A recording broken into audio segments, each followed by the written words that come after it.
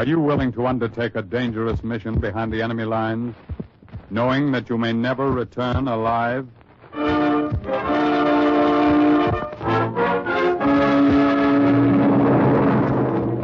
What you have just heard is the question asked during the war of agents of the OSS. Ordinary citizens who to this question answered, yes. This is Cloak and Dagger.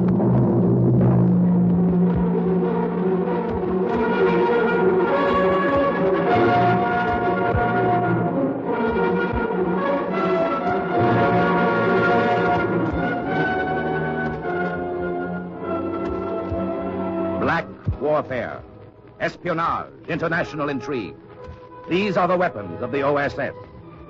In today's adventure, Wine of Freedom. the role of Vince Keller, an American OSS agent who made a sales trip inside Hitler Germany, is played by stage and screen star Mel Ferrer, currently to be seen with Joan Fontaine in the RKO picture Born to be Bad. Today's story is suggested by actual incidents recorded in the Washington files of the Office of Strategic Services. A story that can now be told. Night had started to fall by the time I found the house. I stood out on the pavement and peered at it through the shadows. There wasn't anything strange or ominous about it. It was just a white frame house like the kind you see back in Omaha. Only this wasn't in Omaha. This house was number 28, Ahornstrasse in Osnabrück. And Osnabrück was in Germany, Hitler's Germany. I drew a deep breath and went up the front steps, clutching a briefcase in my hand. It was that briefcase that made me look like a respectable German citizen. I lifted the brass knocker and let it fall a couple of times. And then I waited. Yes? What is it that you want? She was younger than I'd expected, and prettier. And, of course, she was suspicious. You were suspicious of everybody in those days if you were a German, particularly the kind of German I knew she was. Well? Frau Holtzmann? Yes. I'd like to talk to your husband. My husband. Herr Ludwig Holtzmann. Is he in? What do you want to talk to him about? Wine. Oh. Wine. My name is Keller. I've just come from Bielefeld. I'm a wine salesman. Part of it was true. My name was Keller, all right, Vince Keller. And I had come from Bielefeld, but I wasn't a wine salesman. I was an agent of the OSS, and what I had to sell was something stronger than wine. It was organized resistance to Nazism. I'd been at it for about a year then, almost a year since I'd sat in Colonel Metcalf's office in London. Keller, and told him I wanted to volunteer for the job. you're sure that there's no trace of American dialect in your German? Quite sure, sir. My family lived in Germany all through my childhood. I was educated in German schools. Mm-hmm, I see. And, you know what you're letting yourself in for, Keller? If the Nazis grab you... I know, Colonel. But you still want to undertake the mission, hmm? It's important, isn't it, Colonel? If we can stiffen the German underground's resistance to Hitler... the anti-Hitler movement in Germany right now can hardly be called an underground. No, it's merely a handful of isolated individuals in various cities. There's almost no contact between them and no organized activity at all. Well, that won't do us any good when our troops start moving across the German border, sir. Exactly. We need effective allies inside Germany. No matter how few they are, we want them coordinated and strengthened. That's the job we'd like you to do, Lieutenant. It's the job I'll try to do, Colonel, if the Gestapo doesn't catch up with me.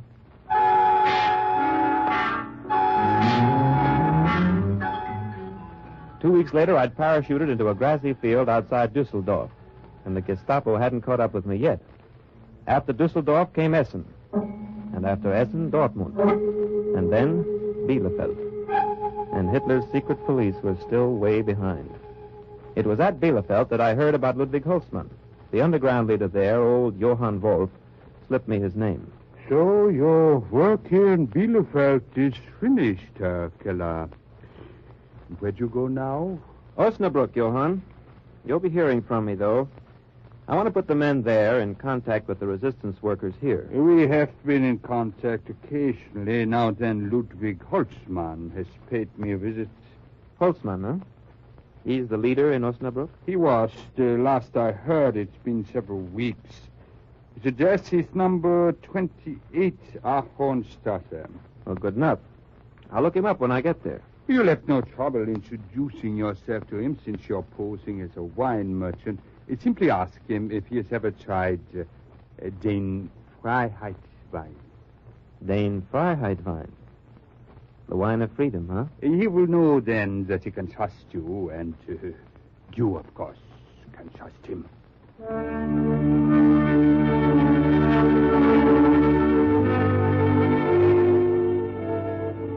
So that's how it happened, that on that September evening, I followed Frau Holtzmann into the living room of her home in Osnabrück.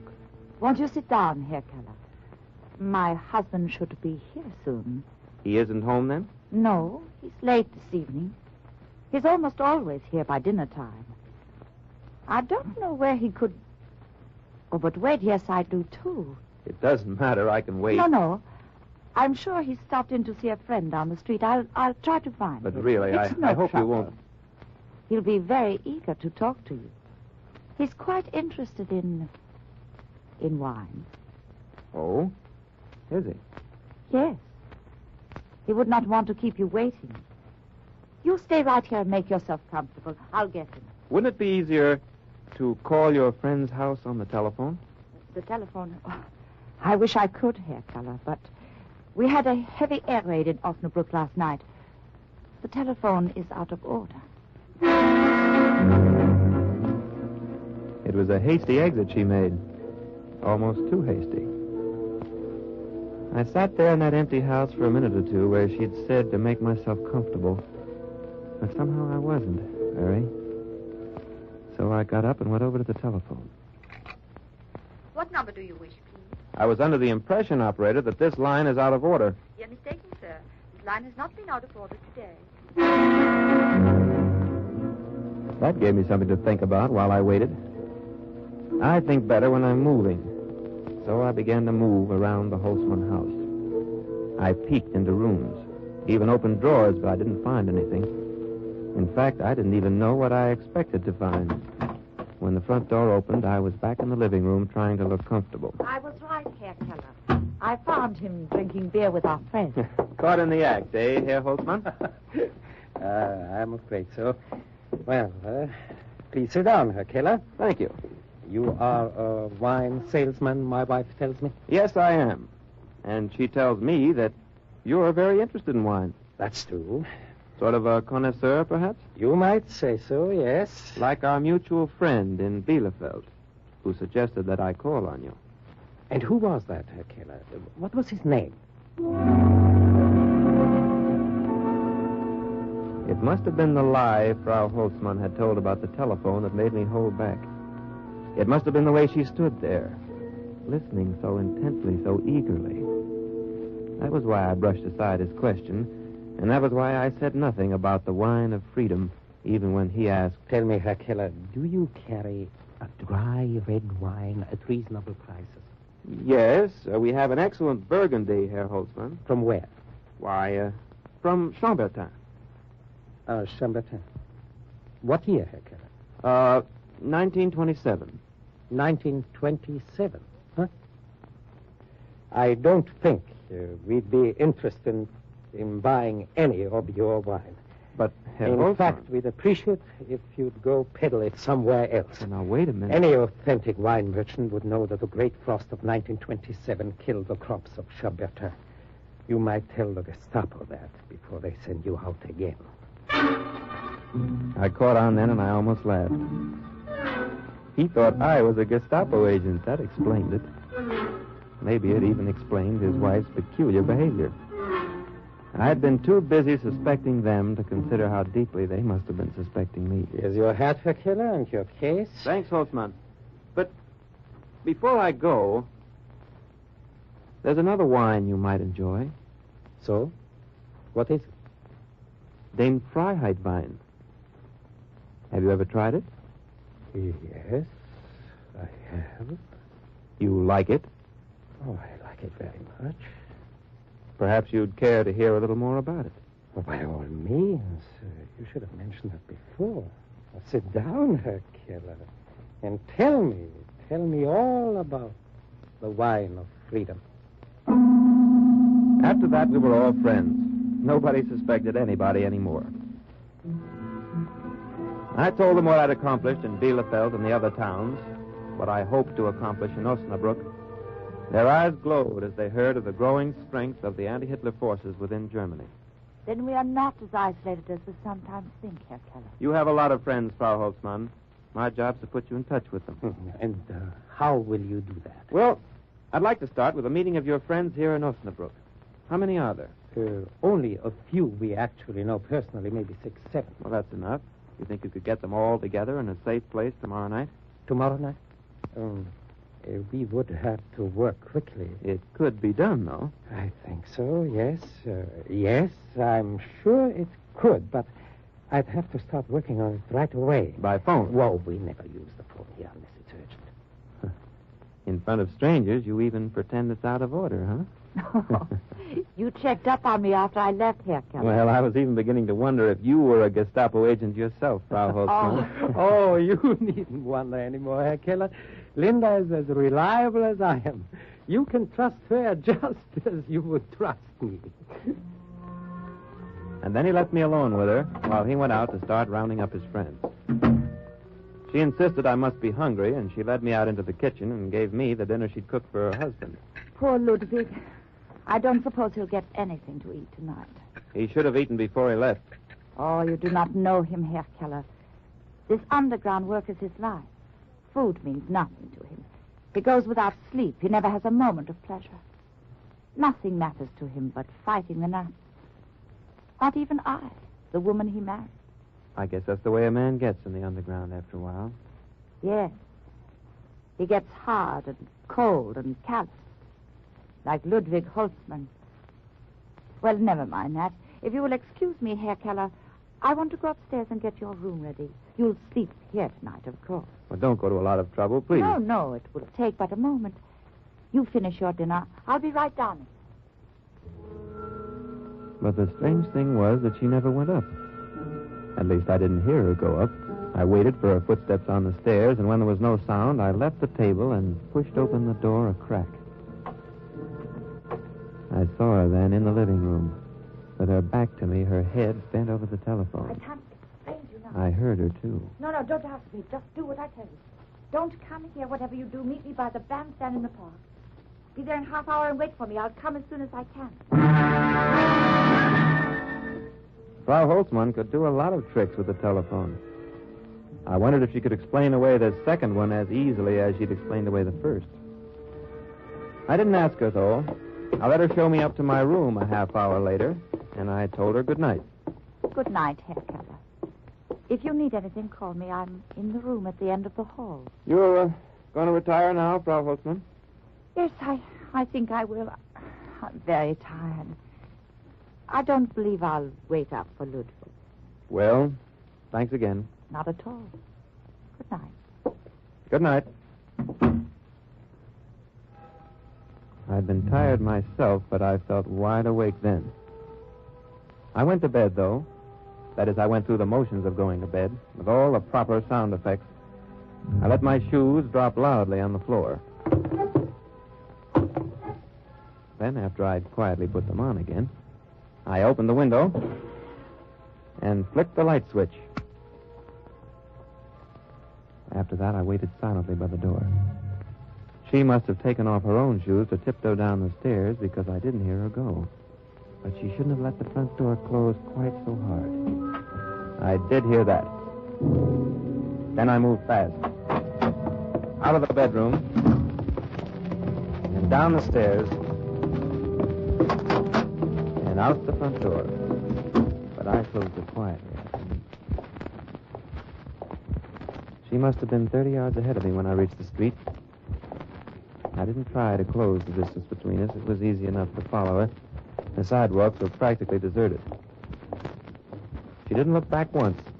A woman who's walking as eagerly, as determinedly as Linda Holtzman was walking doesn't bother to look back. We reached the park in 20 minutes. It was deserted, too. She stayed on the gravel walk, and I slipped through the bushes, and then I did close in on her. She approached the bandstand. A figure separated itself from the shadows and came toward her. Linda. I was crouching behind a shrub 3 feet away by then. Here I am. I saw that the figure wore a Nazi uniform. Oh, What's happened? Why did you call me? I'll tell you. Aren't you kissing me? He kissed her. And they were both lost in it. So lost they didn't even hear the plane start whining through the night. I heard them, but I didn't move. There was something else I had to hear. Something that might prove more fatal than a British bomb. Now tell me, what was the meaning of the telephone call? Oh, this. We'd better get to a shelter. There's one at the other end of the park. Come on, Paul, hurry. But tell me first what has happened. We won't be able to talk in the shelter. It's an OSS agent. What? An American spy. He's at my house now. An American spy here in Osnabrück? Hold it! I don't think. Let's run! No use running now. It's too late. Down, Linda. Throw yourself down. The Nazi was right. It was too late to run. The Tommies were dropping bombs all over town. Linda followed his advice, and so did I. I flung myself on the soft ground behind those shrubs and hung on for dear life.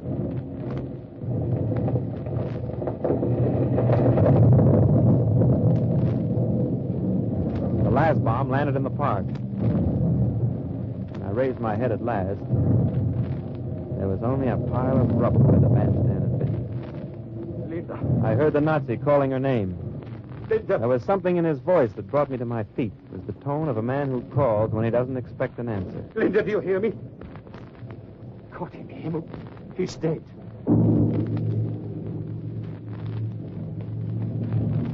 Anything I can do, soldier? There's nothing anyone can do. He's dead. You sure? Yeah. Yeah, quite sure. Come on, I'll get you to a doctor. No, I have no time now for doctors. Later, maybe.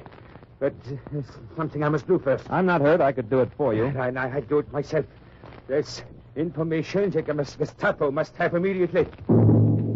He turned away and went lunging off. You don't like to do such things. But if a man's a Nazi and if he's going to betray you to the Gestapo, I raised my gun.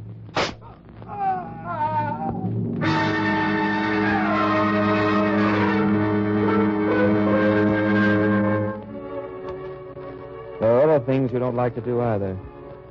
You don't like to tell a man that his wife is lying dead in a park. Or what she was doing there before she died. Not if she was kissing a Nazi soldier and selling the underground movement down the river. But I knew it had to be done. I went back to Ludwig Holtzman's house. He'd already come home and was waiting for me. Ah, Herr Keller, I have news for you. I have news for you, too. Bad news. But mine is good. It's all arranged already. Oh, all arranged. The meeting, you mean? Of course, the meeting tomorrow night at 11 o'clock. There's a bombed-out church on the highway north of the tower. There's no danger of being interrupted because the church is never used anymore. I rounded up every friend I could. There will be 7 at the meeting, possibly 8. Good work, Holtzman. Danke, Herr Keller.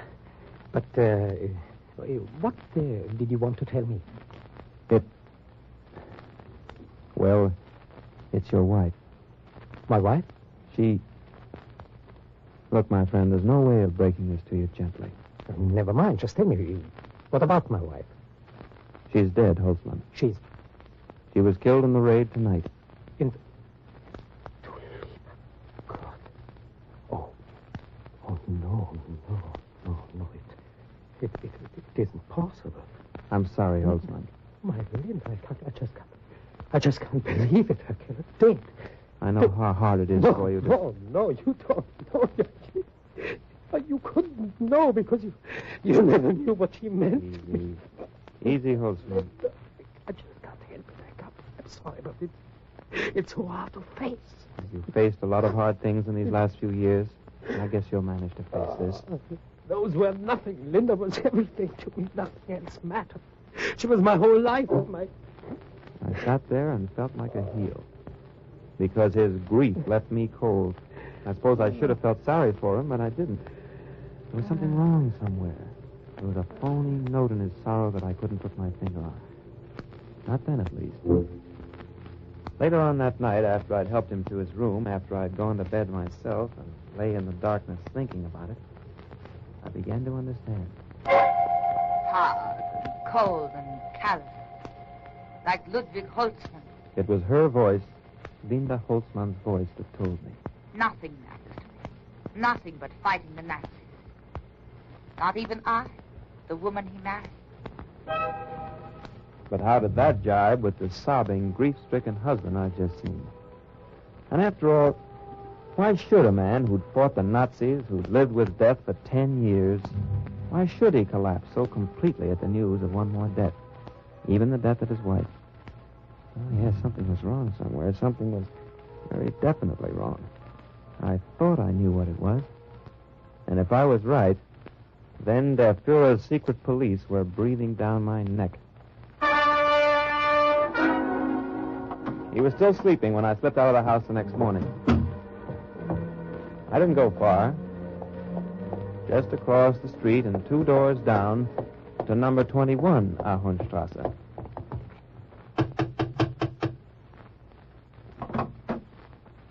Yes? What is it you want? I'm sorry to disturb you so early. I wonder if you could help me. I'm a stranger in town. I'm looking for the Holtzmann residence.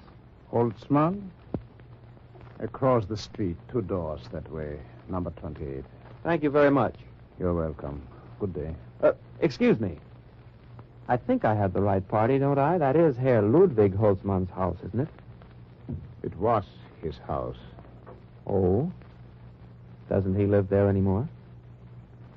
Herr Ludwig Holtzmann died 3 weeks ago.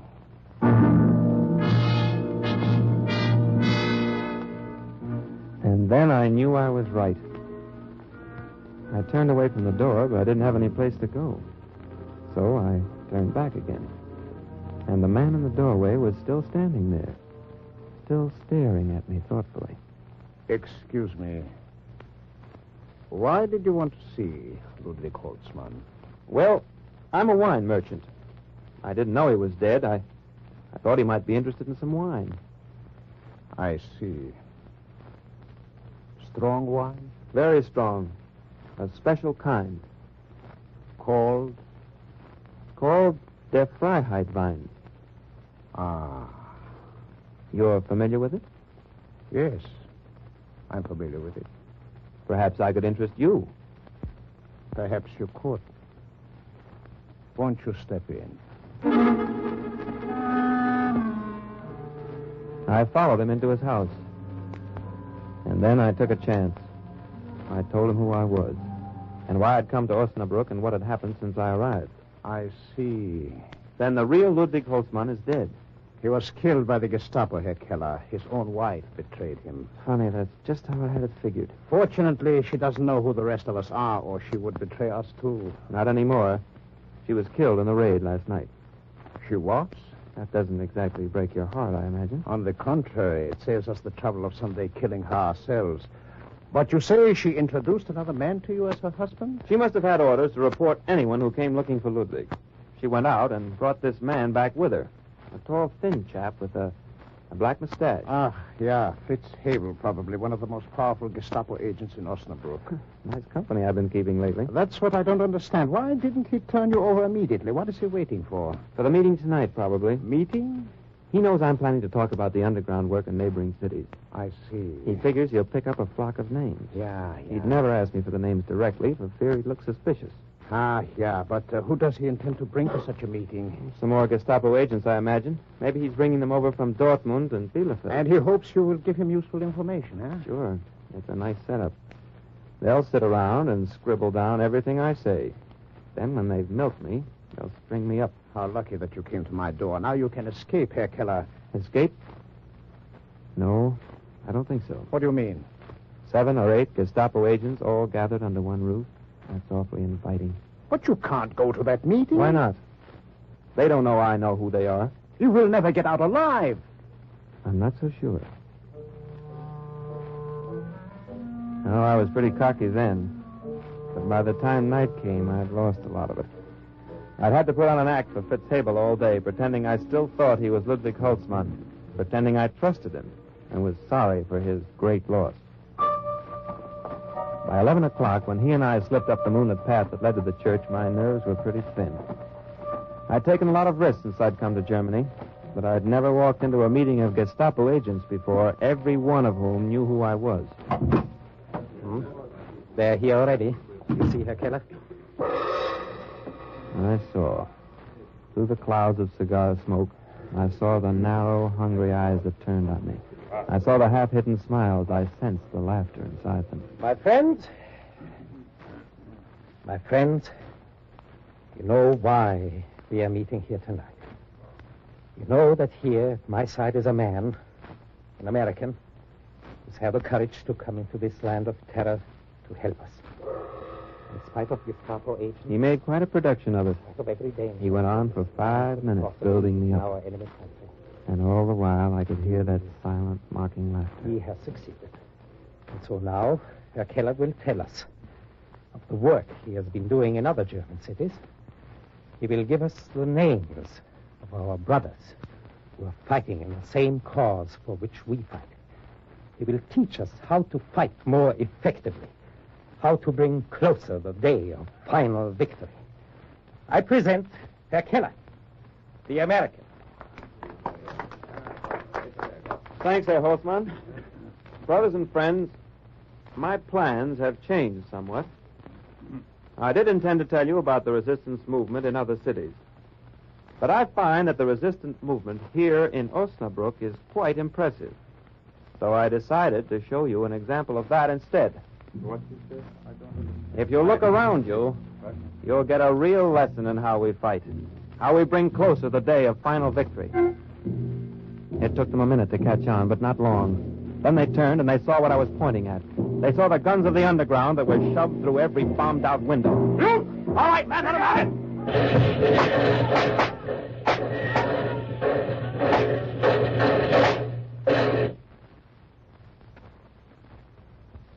They died, all 8 of them.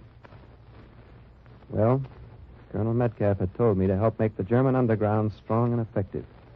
He said it had to be organized.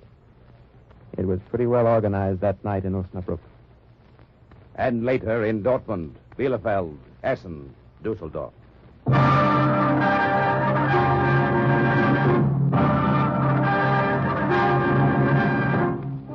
Soon, due in large part to Lieutenant Vince Keller of the OSS, the resistance was well organized throughout Nazi Germany.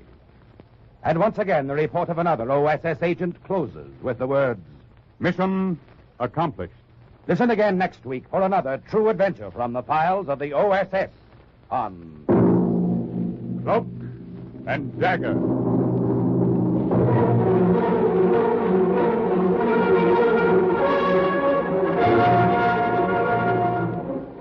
Heard in today's Cloak and Dagger adventure as Vince Keller was Mel Ferrer, star of stage and screen. Hebel was Herbert Berghoff, Linda Francis Robinson. Others were Ralph Bell, Raymond Edward Johnson, Vilma Curer, Ian Martin, and Carl Weber. Script was written by Ken Field, and music was under the direction of John Gart. Sound effects by Chet Hill and Jerry McGee. Engineering by George Vos. Today's OSS adventure was based on the book Cloak and Dagger by Corey Ford and Alistair McBain. This program was produced by Louis G. Cowan and Alfred Hollander. Here is a bulletin from the NBC newsroom. Governor Dewey of New York has endorsed the NBC Republican presidential candidate as General Eisenhower. During the NBC television program Meet the Press, Dewey declared again that he himself will not be a candidate. Then Dewey, as titular head of the GOP, said that he would urge support of Eisenhower if the general will permit himself to be nominated. Keep tuned to your NBC station for the later news. This is NBC, the national broadcasting company.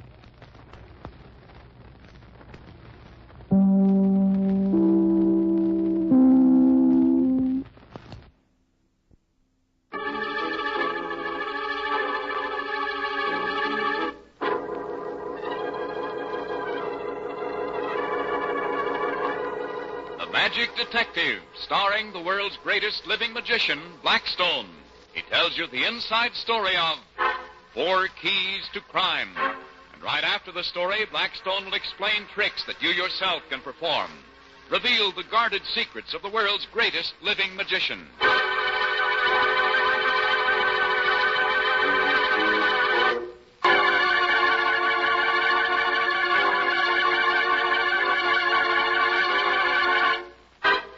now, stand by for Blackstone, the Magic Detective.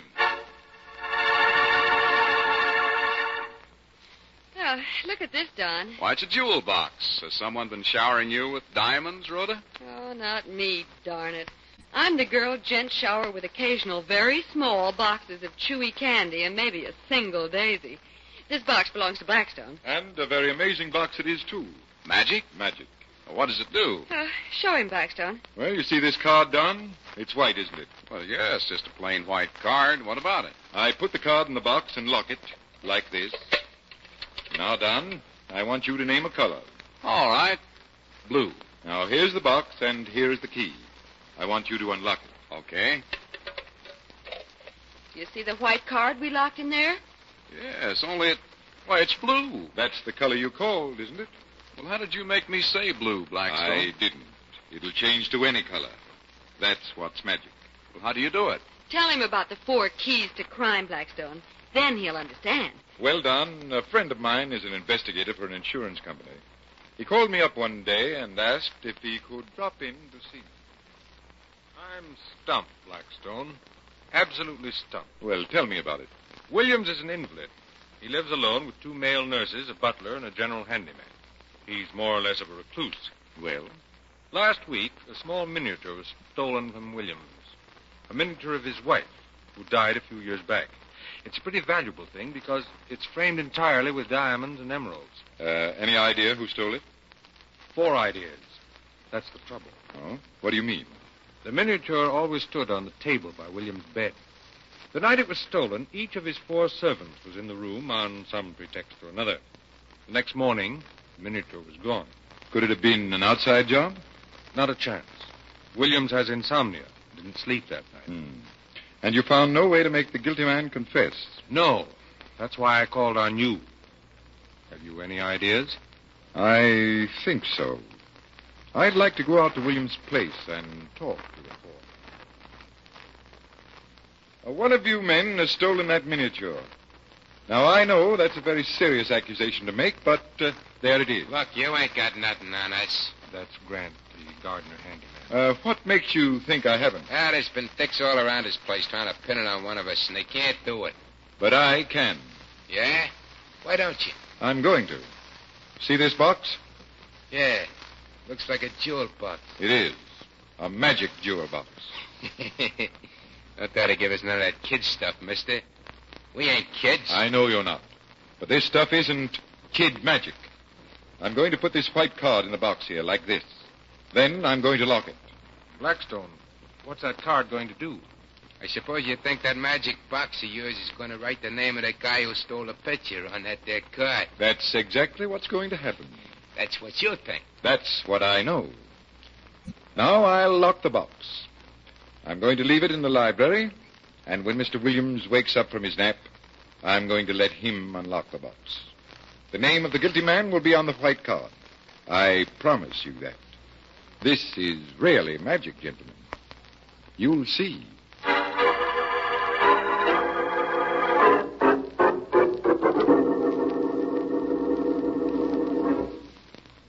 What is it you want me to do, Blackstone? I want you to hide here in the library behind that screen over there. Uh-huh. I'm going to leave the box here on the desk. Unless I'm very wrong, in a few minutes, one of those 4 men will come in and try to steal that box. And I'm supposed to overpower him single-handed? Oh, fine. No. There's just one door out of this room. Daggett and I will be in the garden out there. We'll run in as soon as we hear you scream. The man will try to run, and you'll meet him in the passage. Is that it? Yes. Okay, boss. I hope the guy isn't right-handy with his shooting arms, though. Fingernails can protect a girl just so far. Oh, he wouldn't dare shoot. There are too many people around. Yeah, if you say so. But, boss, have you got a nail file? Yes, why? I thought it might be an idea to get my nails good and sharp, just in case.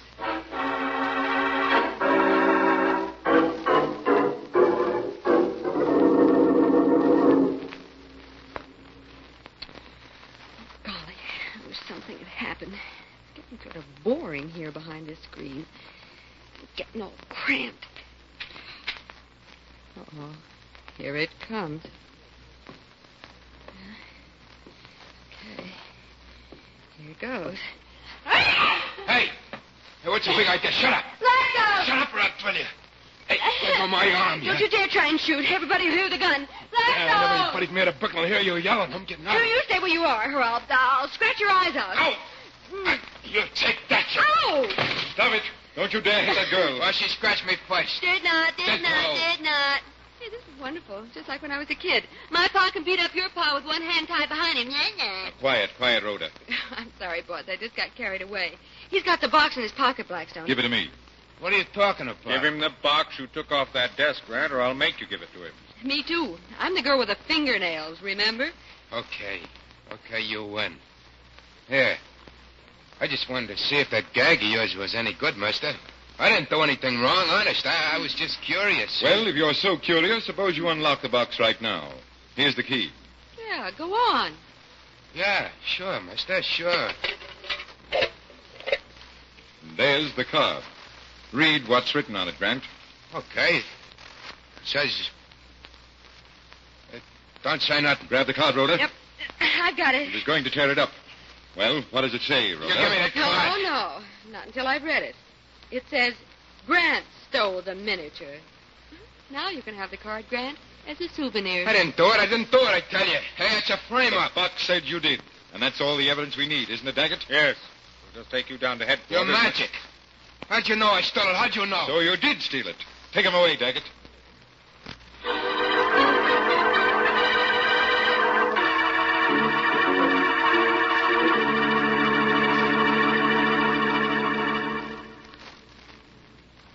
Me and Grant, we want to know the same thing. How did you know Blackstone? I didn't. Yes, but you wrote his name on the card. The card I put in the box was perfectly blank.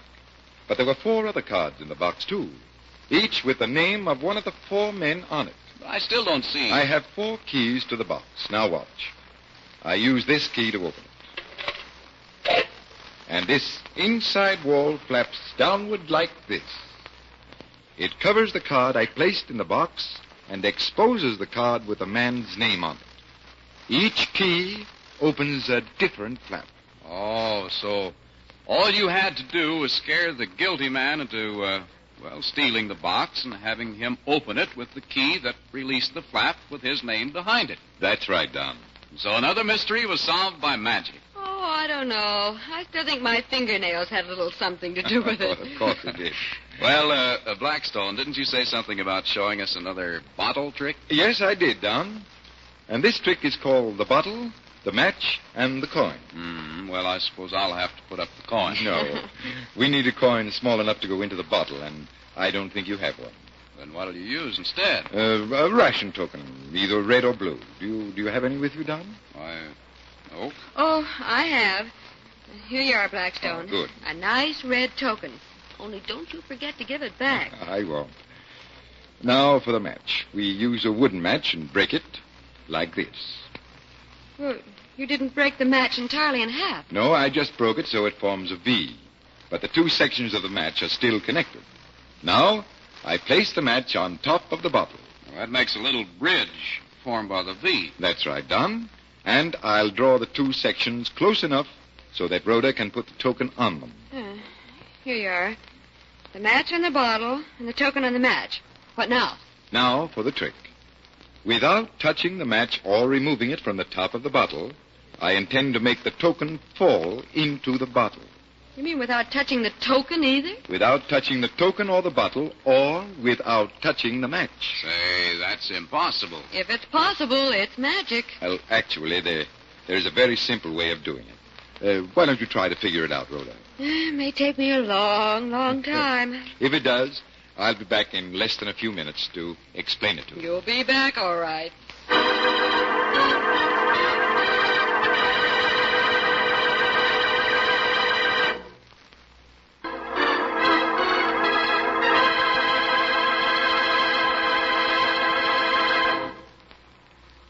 How are you making out, Rhoda? It won't work. What won't work? Blowing the match off the bottle. The token goes with it. But you're supposed to leave the match right where it is. Remember? Oh, then I give up. Completely. I gave up right at the start. Let's see you work the stunt, Blackstone. Very well. All I need is a glass of water. Oh, well, here's one. Good. What are you going to do? Pour the water into the glass? No, I dip my finger into the water, like this. Then I hold my finger above the center of the match. But how is that going to help? You'll see when the water begins to drop. Ah, there goes a drop. Right onto the center of the match. And another drop. Keep watching the match, Rhoda. Why, the V is spreading apart. The water is expanding the sections of the match. And now keep watching the token. Oh, there it goes. Right into the bottle, and the trick is done. Say, that's a dandy, Blackstone. And if you haven't got a token, you can always use a small button. That's right, Rhoda. And this is one trick that nobody will believe until they've seen it done.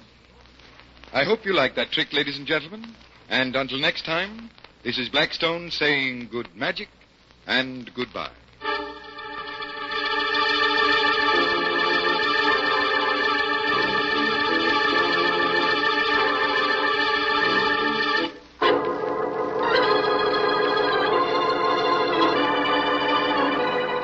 Be with us next time when the world's greatest living magician, Blackstone, tells us the story of the knife from the dark and explains more tricks that you yourself can perform. Listen in again to Blackstone, the world's greatest living magician.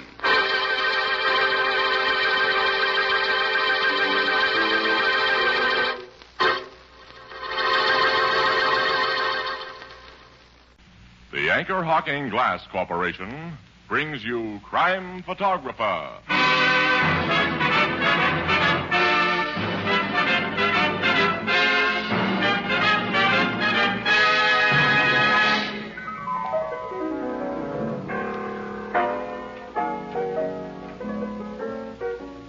Hello, Ethelbert. What are you reading? Hiya, Casey. I'm just brushing up on the baseball scores. Was that so? I didn't know you were a baseball fan. Oh, sure. I follow the Dodgers every year. Who's your favorite team, Casey? Well, I usually root for the Yankees. How about you, Tony? Who, me? Why, naturally, I root for Anchor Hawking, the most famous name in glass.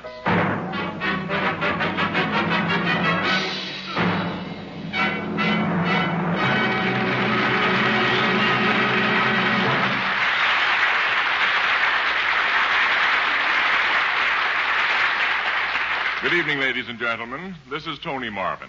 Every week at this time, the Anchor Hawking Glass Corporation of Lancaster, Ohio, and its more than 10,000 employees bring you another adventure of Casey, crime photographer, ace cameraman who covers the crime news of a great city. Written by Alonzo Dean Cole, our adventure for tonight, The Laughing Killer.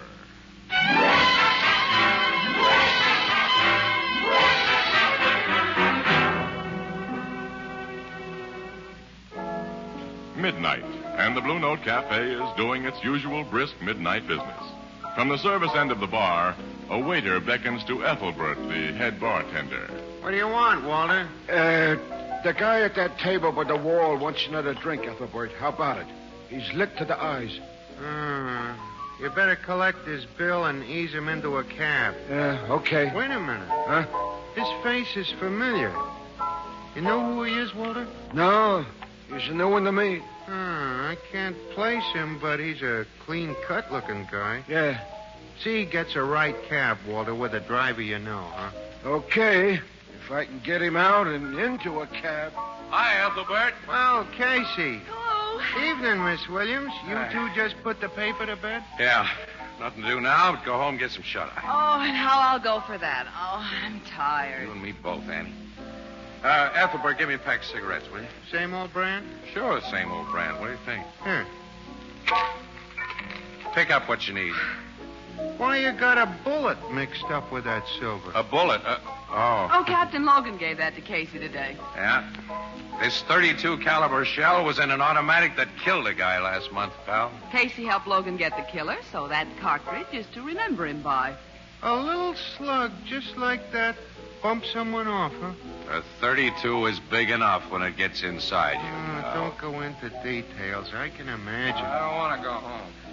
Look. I want another drink. Please, mister. Oh, no, I don't want to go home. One of your customers isn't listening to reason, Ethelbert. Ethelbert, hey. Isn't that drunk Artie Maddox? Artie Maddox? Yeah. Sure, I knew I'd seen him before. When did he get out of the big house, Casey? Last month on parole. I meant to look him up, but I haven't had time. You mean that nice-looking man is an ex-convict? Yeah, and he was sent up for murder, Miss Williams. Well, not quite. That was manslaughter. A lot of doubt that he was guilty even of that, too. That's so. What? His case was hot news before you come to this town, Miss Williams. Artie Maddox was an orchestra leader. He had one of the best sweet bands in the country, Annie. Before he met some dame who calls herself Gypsy Hibbert. Gypsy Hibbert. Oh, the big blues singer. That's right. And you can shorten the gypsy part of her name to plain Gyp. That'd describe her better. What happened? Well, she was singing in a roadhouse, and Artie heard her. He hired her and gave her a feature spot with his band. Then he went nuts about her and wanted to marry her. But she just kind of strung him along in order to meet more important guys. One of which was Phil Blaney. At that time, Annie, 5 years ago, Blaney was the big shot in the gambling racket here. You mean he had the spot that Lou Carboni has now? Uh-huh. Oh. Carboni then was merely Blaney's first assistant. Well, Blaney went for the Gypsy gal in a big way. One night, the cops got a phone call from Gypsy who said there'd been an accident in her apartment. When they got there, they found Blaney with a bullet in his head, and Artie Maddox was in the apartment. He said Blaney had pulled a gun on him, that there'd been a struggle. The gun went off in Blaney's direction. Of course, Gypsy told the same story. A lot of folks, including the cops, were more than half convinced it was she who'd really shot Blaney in cold blood. And that Artie Maddox told the story he did to protect her. Yeah. But she came out of the mess undamaged, and poor Artie went to jail. And he hadn't been in the big house 6 months when Gypsy Hibbert married Lou Carboni, who'd fallen heir to Blaney's racket. Nice girl. Yeah. So nice that even a rat like Carboni couldn't stand for her long. They separated a little while afterwards. Gypsy got a divorce and heavy alimony. Well, Artie Maddox is out on parole now, and that's all. I don't want to go home. Except that he won't stay out if the parole board hears he's getting plastered. If those waiters are going to get him out of here, it looks as though they'll have to carry him out. Hey, maybe I could straighten him out. Oh, now, Casey, don't start one of your Boy Scout acts. Walter will put him in a cab, Casey. Well, what happens after he's put out of the cab? I'm going over there. Go on, I don't want to go home. Now, look here, mister. I'll take care of him, Walter. What? You know this guy, Casey? Sure. Remember me, Artie? Sure.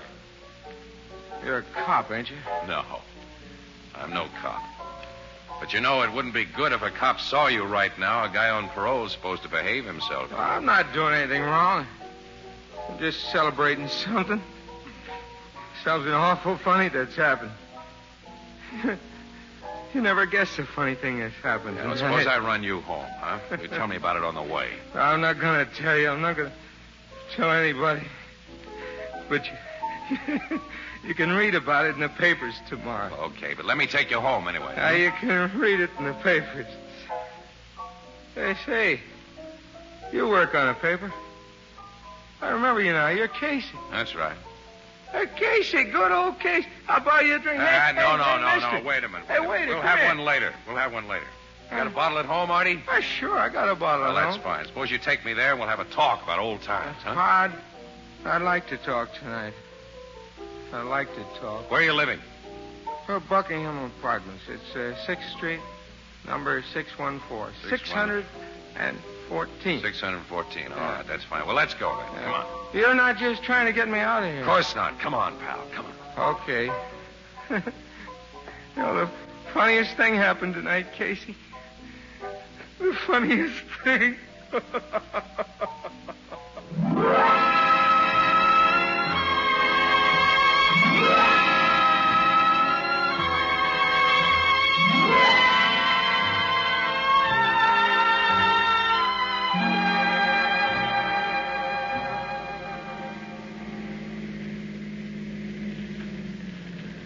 Here's where he lives, Annie. If I can only get him into his apartment. What did he do? Give you the number before he Yeah, left? 2B, second floor. All right, here goes. Hey, you're not going to carry him. It's the only way he can be moved. But this is a walk-up place, Casey. That's the stairs. Oh, poor guy isn't heavy. Open the door for me, will you, Annie? Oh, all right, sure. Oh, I'd better come along and help you with the apartment door, too. Yeah, if you don't mind, honey. Gee, it's an awful cheap-looking place. Well, guys don't usually come out of prison heavy with dough. Well, I wonder what's he living on? Dixie Trumbull, the songwriter, was always Artie's closest pal. Imagine Dixie's putting him up for... He hasn't been on the chips lately either. Here we are. Here's 2B. You have to go through his pockets and find the key. Yeah, I'll prop him up right here. Funniest thing happened tonight. Hey, snapping out of it, Casey. Funniest thing. Uh-oh. Passed out again. I wonder where he carries his key. Annie. Huh? Look at this. Automatic pistol. This was in his pocket. This chump's just out of jail on parole. He's toting a gat. Uh-oh. This doesn't look good, Casey. Looks lousy. Hey, Annie. Yeah? This gun was fired not long ago. Fire? Yeah, smell it. Yeah. Wait a minute. Let's look at the clip. Yeah. One cartridge missing. What do you think? Your guess is as good as mine. Funniest thing happened tonight. Funniest thing. I found his key. Here, Annie, unlock the door, will you? Yeah, okay. I'm going to snap this guy out of his daze and ask him a few questions. All right, switch on the lights. Oh, yeah. Here we are. How are you going to make him talk? There. You find some coffee in that kitchenette, will you, Annie, while I hold this guy up? Yeah. Make a pot of triple strength while you're doing it. I'll be ducking this guy in a cold bath. Okay. All right, now, Artie. You come into this bathroom. Get those clothes off you. Funniest thing happened tonight. Yeah. Maybe it won't seem so funny after you hit this cold water.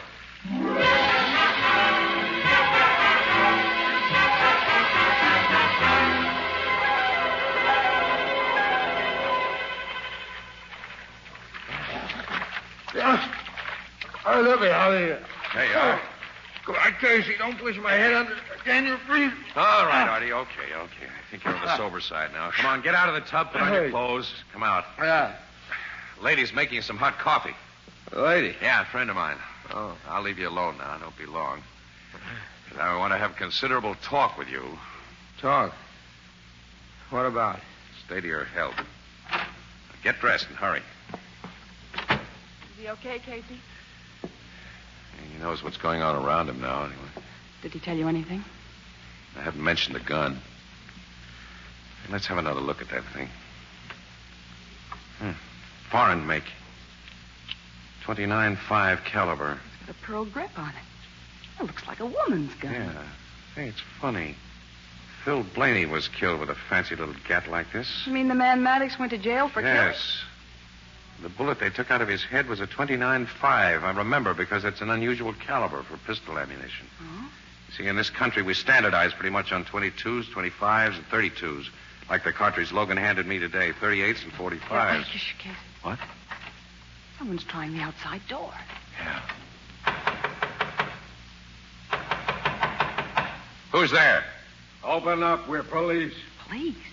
Open up, Maddox, or we'll blast our way in. Hey, that's Sergeant Flanagan's voice. It's the last warning, Maddox. Hold everything, Flanagan. I'll let you in. Casey, what are you doing here? Mind if I ask you the same question? We've come to arrest Maddox for murder, that's all. Murder? Who? Gypsy Hibbard. Gypsy? Yeah. She was killed about 2 hours ago in her apartment. Now then, where's Maddox? Why do you think Maddox had anything to do with it? He was seen leaving the building she lives in. She was shot with the same kind of gat that killed Blaney 5 years ago. A 29.5 automatic. Hey, Casey, Let me do the talking, Annie. The only talk I want to hear right now is the answer to where's Maddox? He's here, Flanagan. Where? In the bathroom. There. Uh-huh. All right, bring him out, Sam. I'll cover you with my gun. Right, Sarge. Hey, Casey, he killed that woman with the gun. Maybe not, Ann. Maybe not. Don't mention that gun In now. the bathroom, Sarge. He's gone. What? Hey, that open window. He must have swung under the fire escape and got away. Casey, you're to blame for him getting away. I am. You stalled me here while he was going out that window. I wasn't stalling you. We'll see what Captain Logan thinks about it. You know, you've got me in a jam, pal. Well, I'll make Logan see you weren't to blame. Where is he? At the late Gypsy Hibbard's apartment, trying to find out just what happened there. Well, let's go. I want to find out what happened at the late Gypsy Hibbard's apartment, too.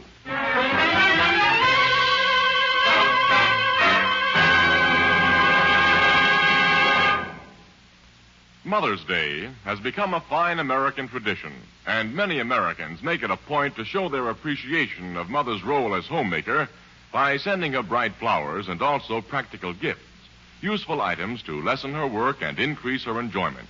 And that's why a complete set of Fire King oven glass is so appropriate. As an experienced homemaker, she'll tell you how much better food tastes when baked in Fire King oven glass, and how tempting is the appetizing, clean look as the piping hot food is brought to the table. And as for cutting down her housework, well, Fire King oven glass cuts dishwashing time by a full 2/3, for you bake, serve, and reheat food in the same casserole or baking dish. Fire King oven glass has a beautiful pale blue color which adds charm to any table. Every piece is guaranteed for 2 years against oven breakage. Now, you'll find complete sets at your favorite chain, variety, hardware, or department store. The ideal gift for Mother's Day or any day. Fire King oven glass is a product of Anchor Hocking, the most famous name in glass.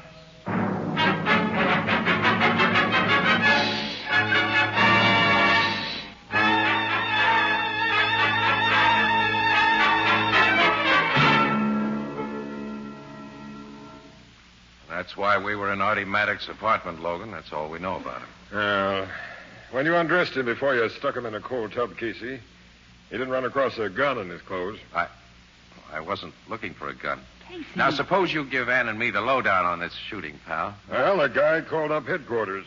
Wouldn't give his name, but he told us to pick up Lou Carboni and ask him why he'd just killed his ex-wife. Ask Lou Carboni why he'd killed Gypsy Hibbard. Yeah. So 2 of my men went to Carboni's home. They found him playing poker with 3 guys who said he hadn't left the house all evening. At the same time he was being checked, I came here to Gypsy Hibbard's apartment. Got the super to let me in and found her lying on the living room floor with a .29.5 slug in her head. And somebody told you they'd seen Artie Maddox leaving the building. Yeah, the superintendent. And checking the time he saw Maddox leave with the medical examiner's finding, the woman must have been shot just a few minutes before. Have you any idea who made that call to headquarters, Captain? Oh, I think Maddox made it. He killed Gypsy Hibbard because she married another guy, Lou Carboni, after Maddox took the rap for her in that Blaney shooting. Maddox hated Carboni, too, for getting the gal he wanted, so he tries to frame Carboni for the murder he's just committed himself. You know, Carboni wasn't on good terms with his ex-wife. He wasn't seen near this building tonight. Maddox was. A real murderer would take good care not to be seen. Yeah. Yeah? Sergeant Flanagan, Captain. Come in, Sergeant. Carboni wants to know if he can go now, sir. Carboni's here? Yeah, I was questioning him in the kitchen before you arrived. I'll talk to him, Sergeant. Yes, sir. Captain wants you, Mr. Carboni. Captain, it's so late. I wonder... Carboni, you can go home now. But don't leave there without letting me know where I can reach you. Very well. Hello, Carboni. Oh. Hello, Casey. Sergeant Flanagan tells me you helped the murderer of my ex-wife make his escape tonight.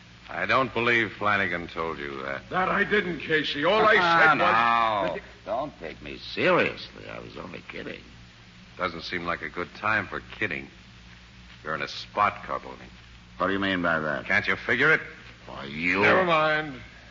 Go on home, Carboni. I'll see you tomorrow. Okay. Perhaps you'd better tell Casey about my alibi, Captain. He has told me. It's a very good one. Good night. Well, Andy and I will be running along too, Logan. It's our bad luck this case had to break too late for a morning paper. That is tough, isn't it? And I expect to have Art Maddox under arrest long before your next edition, so the afternoon sheets will get first crack at that news, too. Where do you expect to find Maddox? There's a general alarm out. We'll pick him up. Say, you used to know him pretty well. Maybe you have an idea where he'd hide out. I didn't even know where he lived until after I ran into him at the Blue Note tonight. Come on, Annie. Casey. Let's go, kid. Good night, Logan. All right. Casey, you suppressed evidence. And you didn't tell Logan about that gun you found. You were swell, kid. You didn't tell him either. Here's the outside door. But we've got to tell him. Otherwise, we're accessories We won't bother with the elevator, Annie. Let's walk down. We're not leaving until you give that gun to Logan. Well, yes, we are. Come on. No. Give him the gun later, after I have a talk with Maddox. Talk with... You know where he'd find it? I think so. Which makes another little item I've suppressed. Why? Well, let's call it a hunch, Annie. I have a feeling that if the cops find Artie before I do, if they have that gun that seems to clinch his guilt, he hasn't got a chance. And he didn't shoot Gypsy Hibbert any more than he killed Phil Blaney. You think Carboni did it? What I'm thinking of now is locating Maddox. Well, where are you going to look for him? Well, he needs a friend tonight, dependable friend. His closest pal is that songwriter, Dixie Trumbull. All right, we're heading for Dixie's place.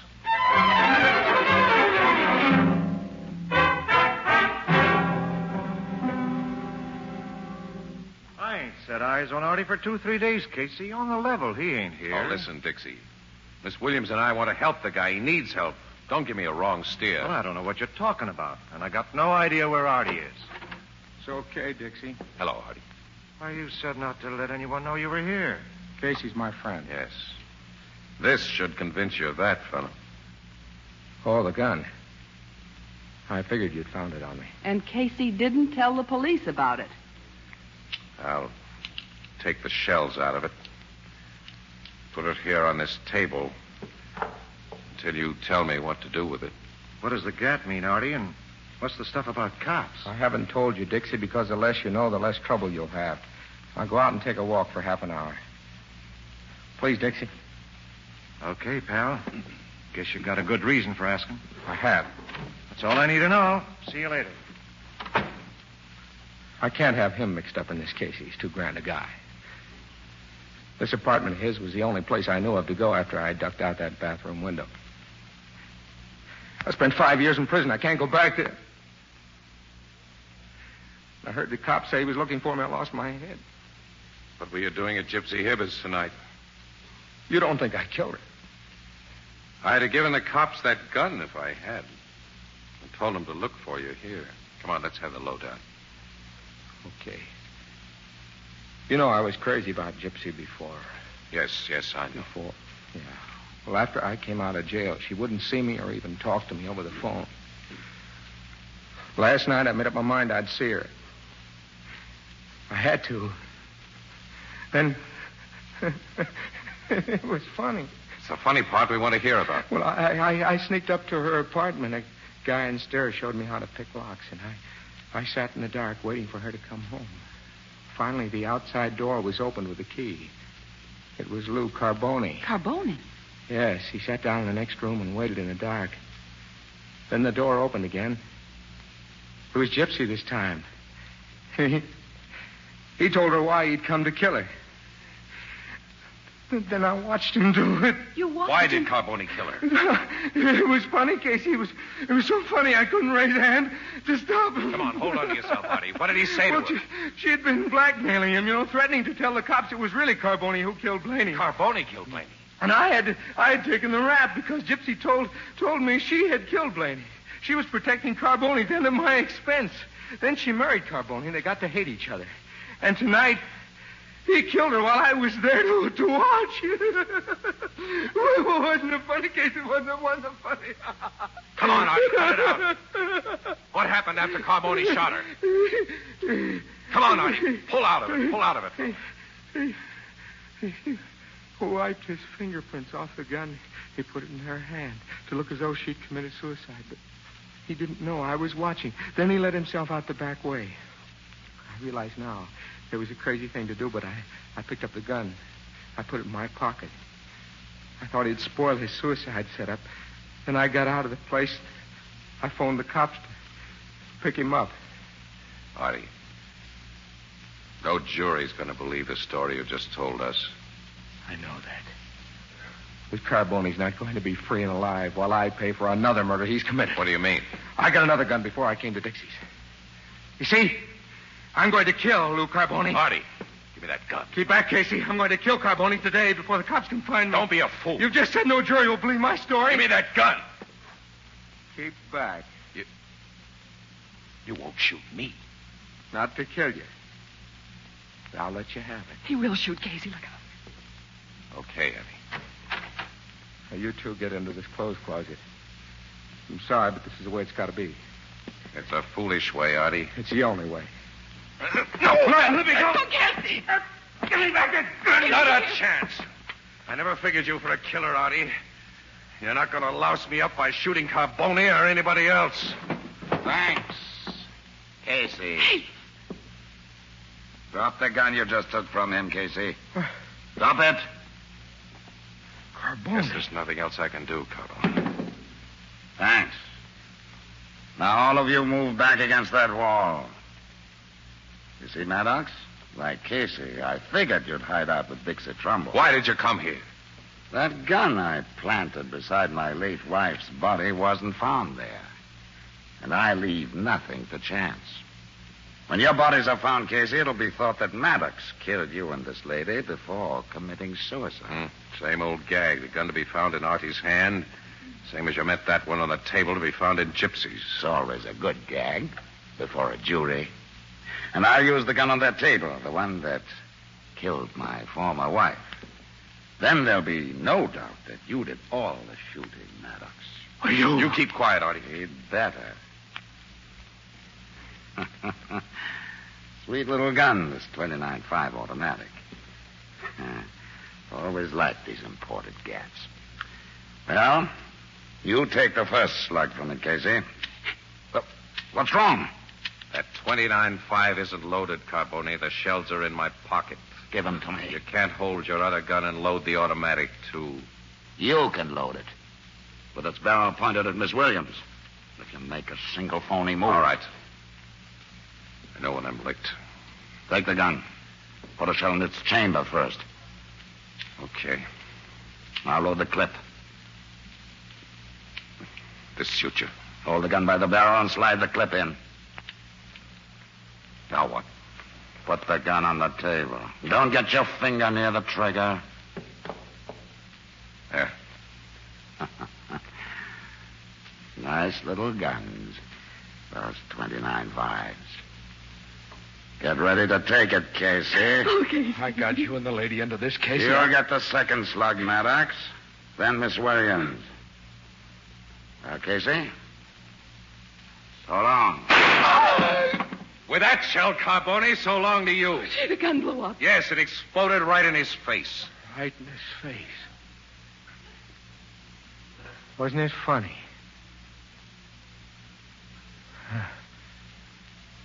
Wasn't it funny?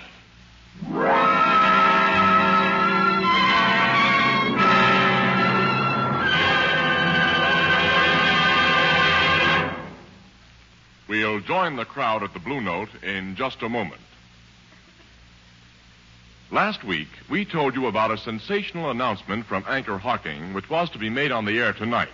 However, we're obliged to postpone this exciting announcement until next Thursday, so be sure to tune in Crime Photographer 1 week from tonight. Now, meanwhile, surveys show that a vast majority of women prefer to buy foods packed in crystal clear glass. They give dozens of different reasons, but practically all say they prefer glass because it lets them see exactly what they buy before they buy it. Of the hundreds of young mothers questioned about baby food containers, 8 out of 9 say they not only prefer, but insist on prepared baby foods packed in glass.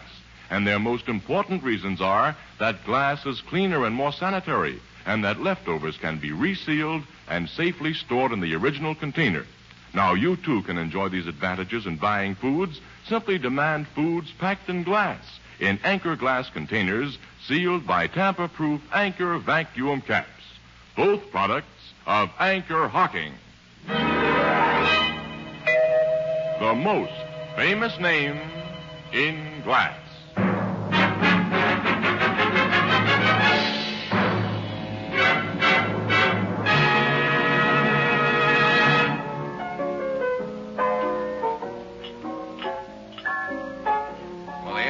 explanation, of course, is very simple, Ethelbert. You see, I forced the .32 caliber cartridge Logan gave me yesterday into the chamber of that .29.5 caliber automatic.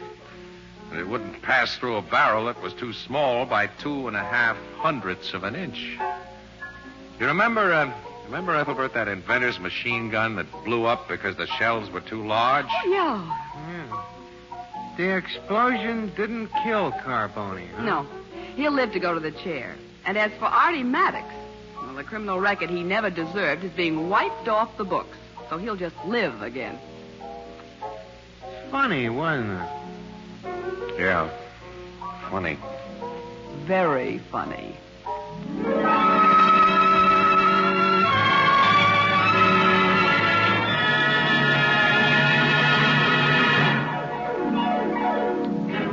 Crime Photographer, starring Stotts Cotsworth as Casey, is brought to you each Thursday by the Anchor Hocking Glass Corporation, makers of Fire King Oven Glass. Anchor glass containers, Anchor caps and closures. All products of Anchor Hocking, the most famous name in glass.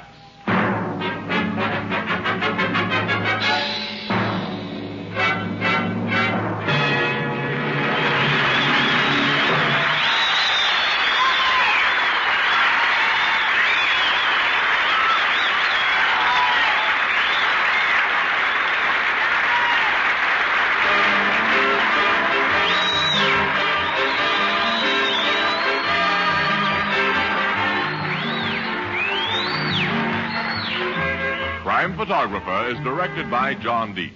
The original music is by Archie Blyer, and the program features Miss Jan Miner as Anne and John Gibson as Ethelbert. The part of Maddox was played by Lawson Zerby, and Herman Chittison is the Blue Note pianist. If you're under 35 and are a high school graduate, you may be able to qualify for a nursing career. As the need for nurses is urgent, check with your local hospital on how to apply for training.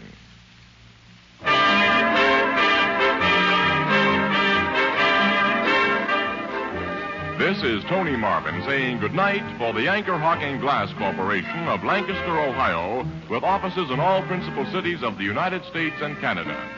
Thursday night on CBS is the biggest show in town, so stay tuned for exciting dramatizations on Reader's Digest Radio Edition, which follows immediately over most of these stations. This is CBS, the Columbia Broadcasting System.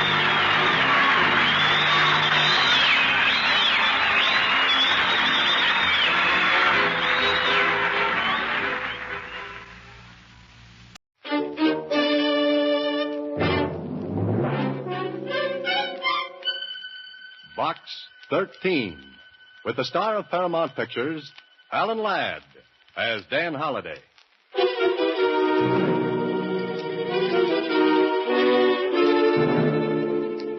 Box 13, Box 13, Box 13, Box 13.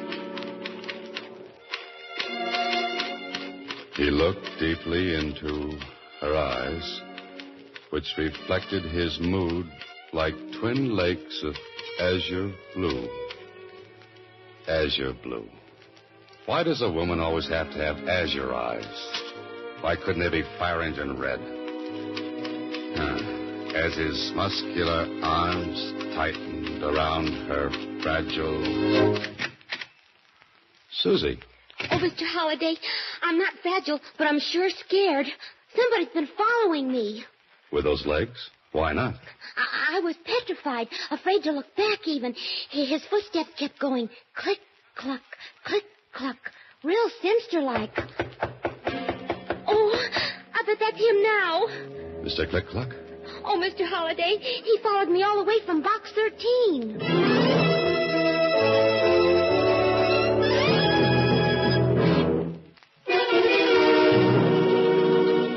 And now, Box 13, starring Alan Ladd as Dan Holliday.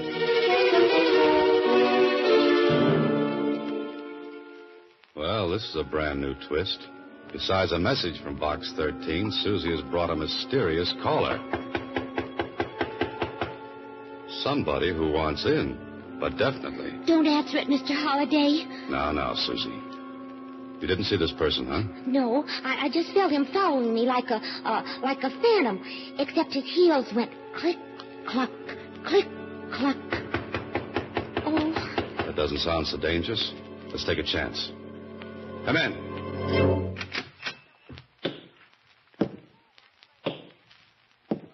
Oh. Silly me. I ought to be ashamed for being such a fraidy cat.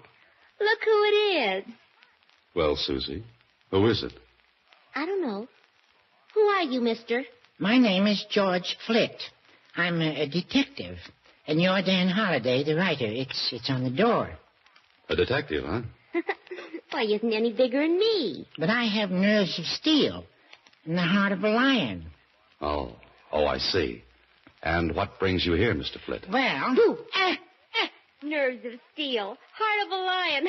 That was no fair, girlie. You took me by surprise. Susie. Now, Mr. Flitt.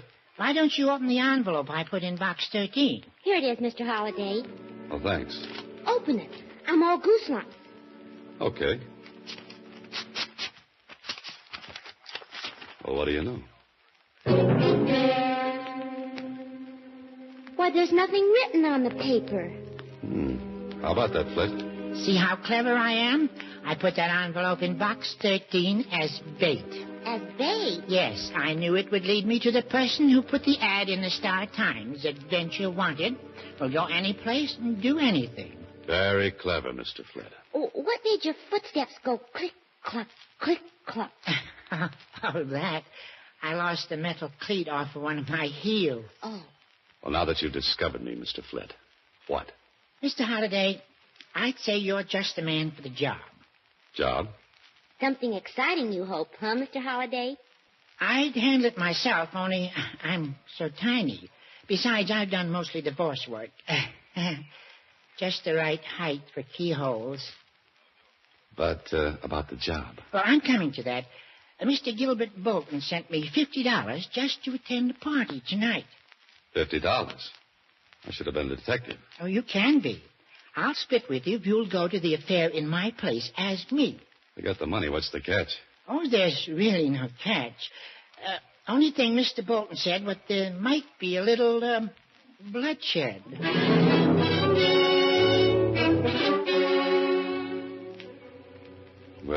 Well, this holiday is the wackiest situation yet from good old Box 13. Yes, Holiday, you must be hard up for story ideas. Hard up for brains, too.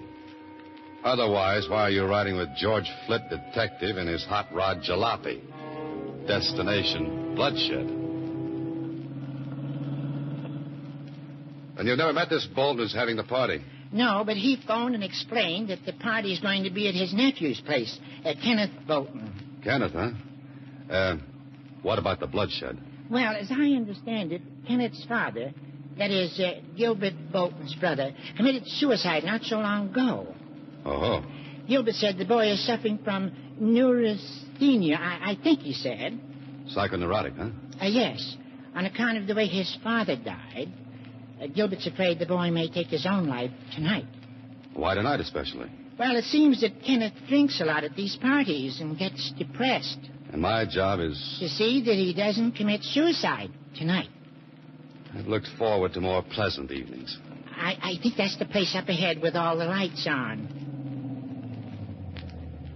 Yeah, that's the address you mentioned. We must be about 15 miles from town. 14 7/10 by my speedometer. Well, Flitt, I may as well take off. What are you going to do? Oh, I'll sit here in my car and listen to the radio, sort of keep my eye on things from the outside. Good idea. See you later, then.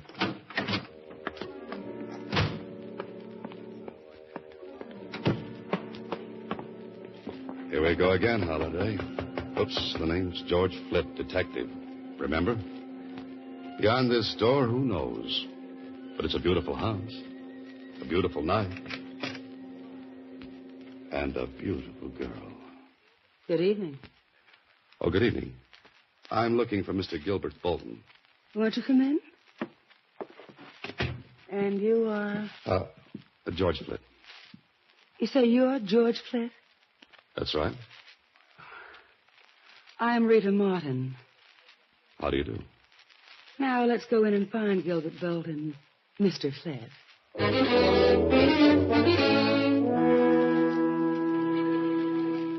Oh, Holiday, here's a jungle cat. A vampire right of Terry and the Pirates. That jet black hair, those heavy-lidded eyes, that glistening crimson mouth. And something else. Yes, heavy, cloying, sensuous.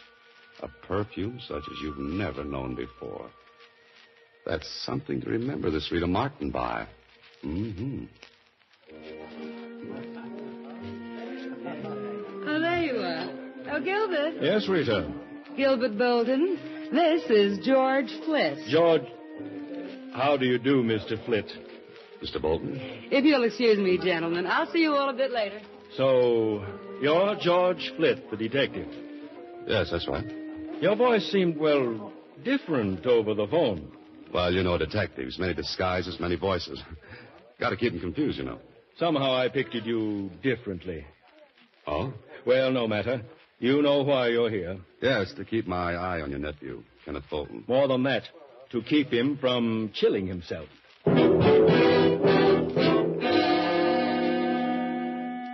The way this man looks at you, Holiday. So cool, so calculating. With piercing eyes that thud against the back of your skull. He could be one of two men. A man of distinction or a man of extinction. Okay, Mr. Bolton, I'll keep your nephew alive. That's your job. But what makes you think the boy wants to commit suicide? Well, since his father, my brother, took his life, Kenneth has been extremely upset. It's only natural, Mr. Bolton. I know, but I've heard Kenneth threaten suicide, and it's got me worried. Anyone else heard him? Yes, Miss Martin. Anyone else? What do you mean, anyone else? I just wondered if anyone else had heard him make these threats. I really wouldn't know. It's enough that Rita and I know about it. How does Rita figure in this picture? Aren't you being a bit presumptuous, Mr. Flett? A detective likes to know these things. Miss Martin is an old friend of the family. Oh, there's Kenneth now. I'll bring him over. Just as Gilbert Bolton passed me, there was something familiar about him. What was it? Who was it? Go on, think, Holiday. It may be an important clue. But here they come. The man of extinction and a typical boy from Princeton or Yale or Harvard. George Flett, my nephew, Kenneth Bolton. Glad to meet you. How do you do? Enjoying yourself, Mr. Flett? Very much. How about you? Oh, so. These parties get to be a bore, huh? Kenneth hasn't been quite himself since the tragedy. Must you always bring that up, Uncle? But you know you've been terribly upset, Kenneth. So I've been upset. Why talk about it? Oh, Mr. Flett. Yes? Will you come with me for a moment? Oh, why, sure. It's so close in here that I thought a breath of air. It suits me. In the garden. The garden it is.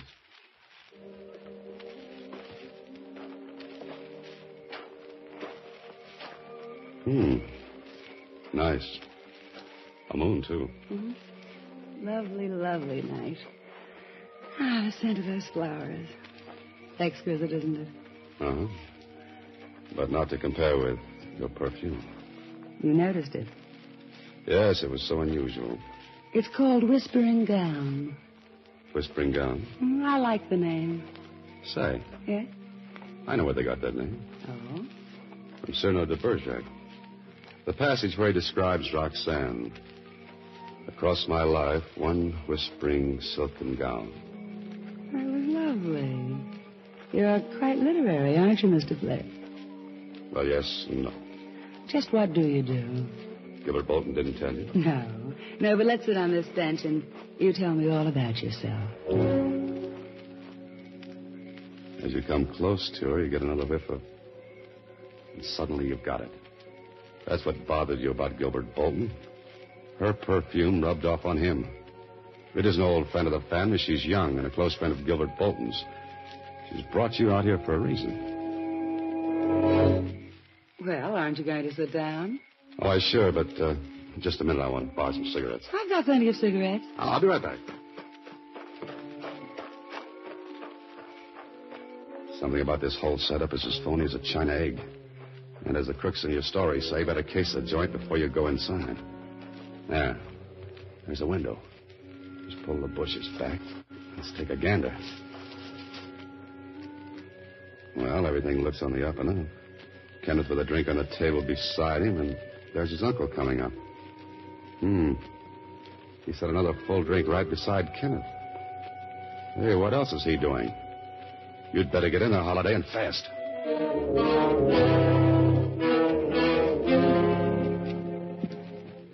Mind if I join you, gentlemen? No, not at all, not at all. You appeared quite suddenly. Care for a drink, Mr. Flitt? Here, I haven't touched this one. No, let me fix Mr. Flitt a fresh drink. I think I'll just have one of these hors d'oeuvres. Here, what's it? My drink. Oh, I'm sorry. Flitt, you awkward idiot. Oh, excuse me. Yes, Uncle. Accidents will happen. I didn't really feel like another drink. It was your idea, remember? Well, Mr. Flitt, were you able to borrow some cigarettes? I was ambushed by hors d'oeuvres. Glad you're here, Rita. I have a proposal to make. Yes? What say we all run up to my penthouse for a while? Oh, sounds good. What do you say, Mr. Flitt? Fine. I think a change of scenery would be nice. Well, you'll enjoy the view overlooking Green Hill Park from the penthouse, Mr. Flitt. Oh, good. What's the address?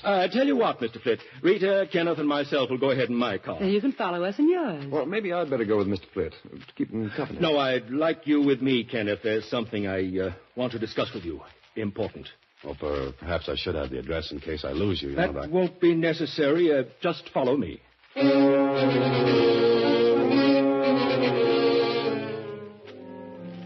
Of course, Holiday, you could be wrong, but it looks like Gilbert Bolton isn't too anxious to have you find his penthouse. But you're a suspicious lad, Holiday. You've created so many diabolical characters for so many fiendish plots. Maybe you've become a little touched. Time's a wasting, Holiday. Get to a phone. There it is, end of the hallway. Now, if Mac's on duty in the morgue of the Star Times, we'll ask a few questions. Star Times reference room. Hello, Mac. This is Dan Holiday. Ah, Danny. What can I do you for? Say, you got anything on the Bolton suicide? Just filed those clips away yesterday. And even if this is a clips joint, I won't charge you a penny. Clips joint. You get it, Dan? Yeah, I get it. What about Bolton? Poisoned himself. Left all his dough to his son, name of Kenneth. Anything else? Well, there was something about Bolton's brother, Gilbert. He sort of taken over and helping the boy. Kid was pretty broke up. Hey, Dan. Hey, did you hang up? No, but someone did. Someone was listening on another extension.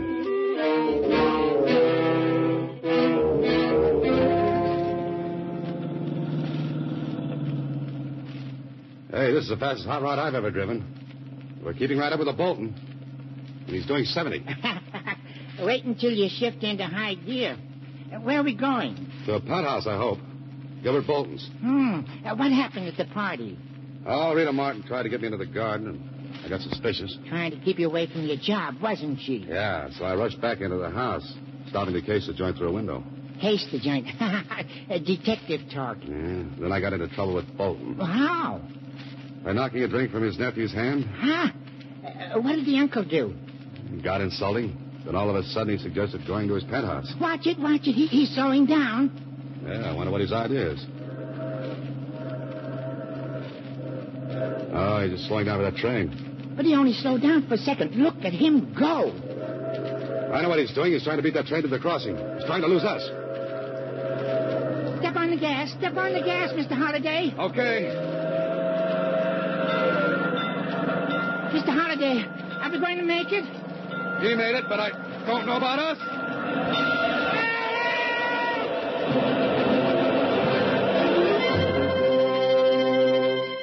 You are listening to Box 13, starring Alan Ladd as Dan Holiday.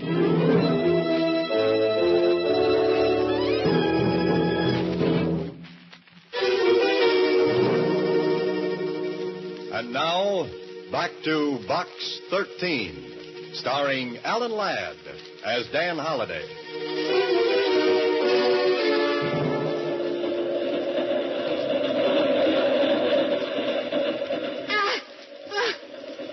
next time I want such a close shave, I'll see my barber. Yeah, me too.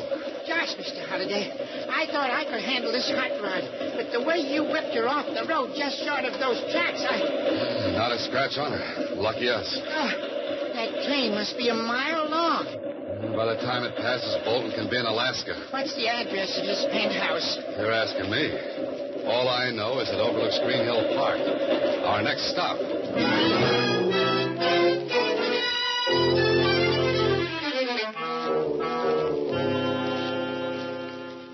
Well, George, Green Hill Park. I bet all these buildings have penthouses. We'll try them all until we hit the right one. I'll go around this side of the park. Okay, and I'll try the buildings around the other side. Bolton's got to be in one.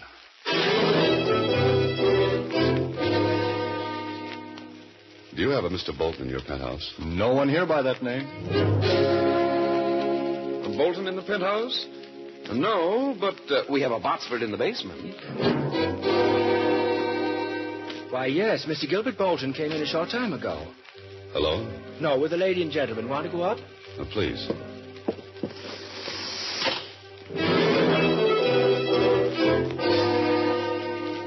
Did Mr. Bolton say anything about expecting more guests? No, sir. Do me a favor. If a little fellow with a squeaky voice shows up asking for Bolton, tell him I'm here, will you? Dan Holliday. Yes, sir. Oh, here you are. Thank you, sir. Your floor, sir. That's the penthouse door over there. Right.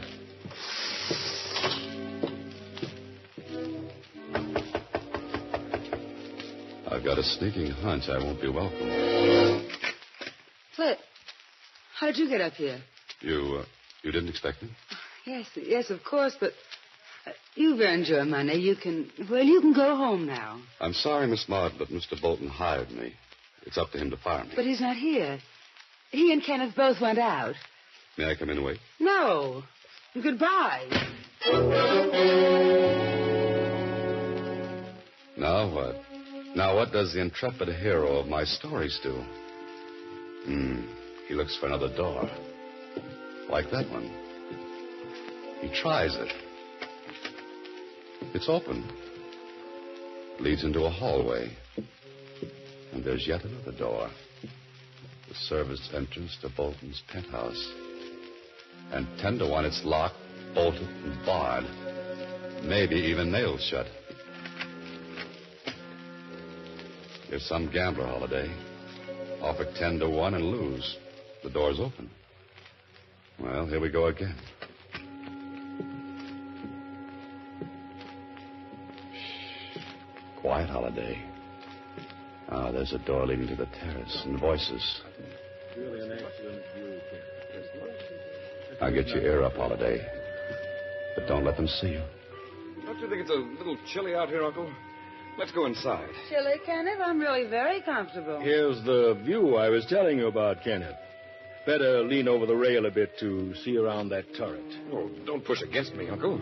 That's a 10-story drop. Now, look over there, Kenneth. Uncle Gil! Kenneth, let's get away from that rail. Oh, Flint, you don't have to throw me back. Better than having your uncle throw you forward. What's the meaning of this outrage, How did you get in here anyway? I'm going to call the police. Fine, and save me the trouble. Look, Kenneth, I was hired to keep you from committing suicide. Suicide? Who, me? Yeah, but instead I'm keeping you from being murdered. Feel in your coat pocket. Ignore him, Kenneth. He doesn't know what he's talking about. A bottle. It's marked poison. Yeah, I saw your uncle plant it in your pocket through the garden window. He wanted to make it look like you poisoned that drink I knocked from your hand. Stop right there, Holliday. This isn't a cap pistol. You too, Kenneth. Don't move. Oh, you must be crazy, Uncle Gil. And you knew I was Dan Holliday all along, huh? Of course. I've seen your picture in the book review pages. And I caught you a telephone conversation with the Star Times. On the extension. You get around. I can't believe this. You, my uncle. What's the play now, Bolton? Well, first I walk over to Kenneth and knock him out with his gun. Nope. Don't move, Holliday. I've still got you covered. Oh? And now that you've knocked out your nephew, what's your next move? Mr. Holliday, before I heave him over the rail to make it look like suicide, I'm going to shoot you. Oh, fine. Then I'll wipe my fingerprints off this gun and press my nephew's hand around the butt. His fingerprints on the gun will prove he shot me, huh? Well, what about a motive? Very simple. You tried to stop him from jumping off the terrace. And you're supposed to invent plots, Mr. Holliday. But they'll trace the gun to you, Bolton. Oh, no. It's Kenneth's gun. I took it from his room. And you wanted a detective on hand to throw off suspicion. Yes, Mr. Holliday. Who'd suspect Gilbert of murder when he'd hired a detective to protect Kenneth? But why? Why do you want to kill your nephew? Let's say I borrowed quite a large sum I can't make good. Oh. Embezzlement, huh? And you need Kenneth's inheritance to keep out of jail. Wouldn't he lend you the money? Not the amount we need. We? Obviously. So we're taking it all. Clever, eh, Holliday? You're killing me. You're so right. Get rid of whoever it is, Rita.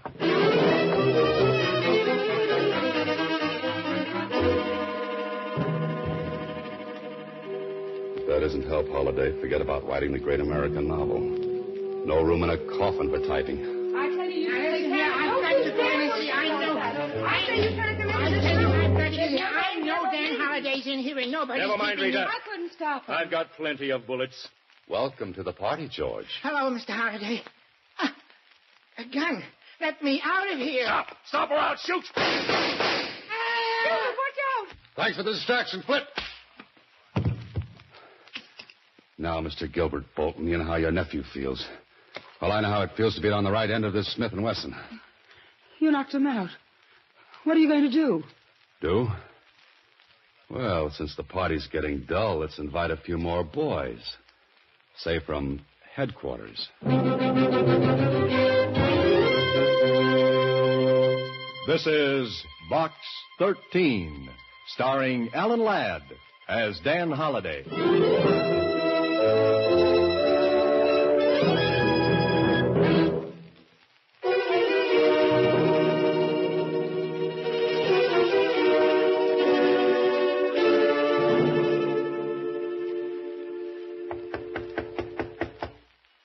Come in. Hello, Mr. Holliday. Hello, Susie.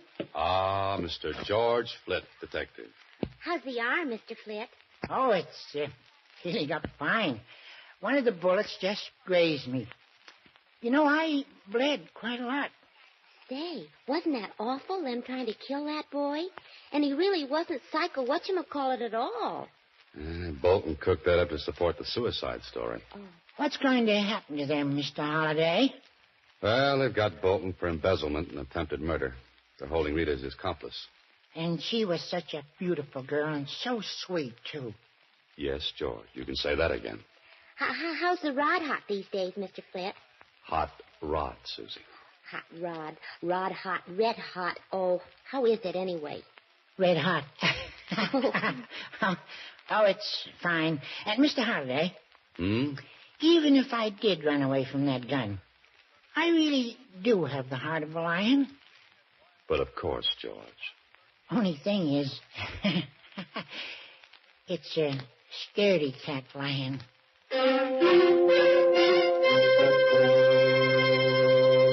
Next week, same time, Alan Ladd stars as Dan Holliday in Box 13.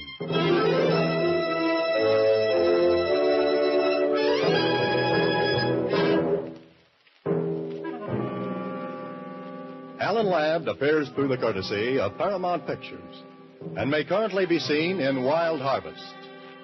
Box 13 is directed by Ted Hediger. Original music is composed and conducted by Rudy Schrager, with an original story by Larry Kraft. The part of Susie is played by Sylvia Picker. This is a Mayfair production.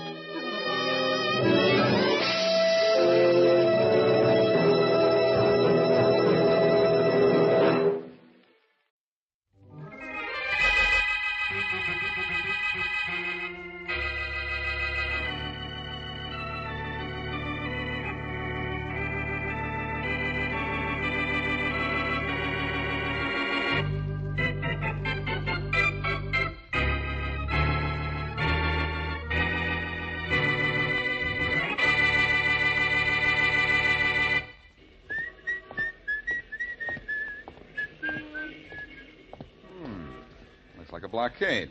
Huh? Okay, blockhead, move out of the way, will you? Why should I? Well, you're too big to squeeze by, and I want in. What do you want in for? I want to see the boss. And I want to go to the White House and see the president. Who are you? Boston Blackie. Yeah? Yeah. Well, why didn't you say so? Come on. Well, my name's a magic word. Yeah, it sure is. This way. Okay.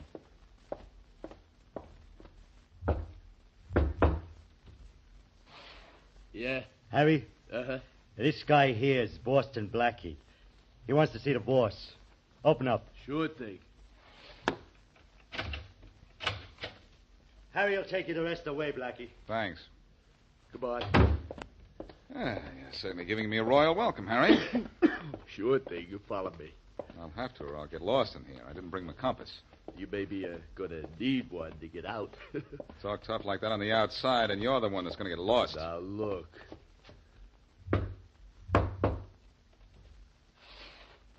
Yes? Boston Blackie to see you, Mr. Buckley. Oh, that's fine. Come right in, Blackie. Boss says come right in. I heard him. That'll be all, Harry. Go back to your post. Sure thing, boss. Oh, Harry, you have a cold? Yeah, but I'm doing something about it, boss. What, coughing? Oh, cool.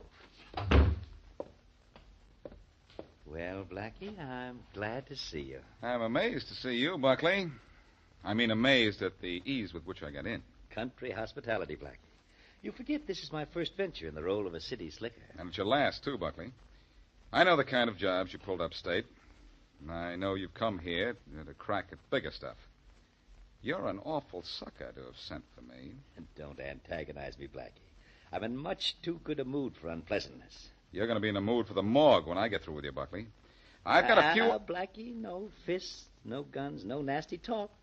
Don't you think it's strange that I sent for you? Don't you have a notion it's because I'm not afraid of you or anything you can do to me? This I got to hear. All right. You see, I formed a protective agency, Blackie. Mm-hmm. And you're the president. But just interfere in my business. Or if you don't keep Faraday off my neck, your girlfriend, Mary Wesley, will go to jail for the murder of a man named Henry Dale.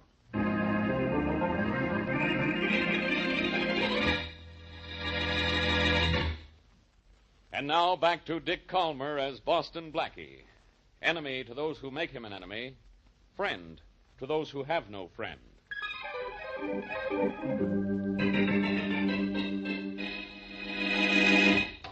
Mary! Mary, where are you? Hi, Blackie. Sit down. Oh, thanks. Oh, see, you're still alive, or haven't you tried to see Mr. Buckley yet? I've seen him all right, but somebody else is dead, so he tells me.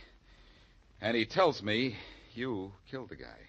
Blackie, you've been hit on the head again. I've been hit right between the eyes because, according to Buckley, you hit a man named Dale with your car 10 days ago. Oh, no. Oh, yes.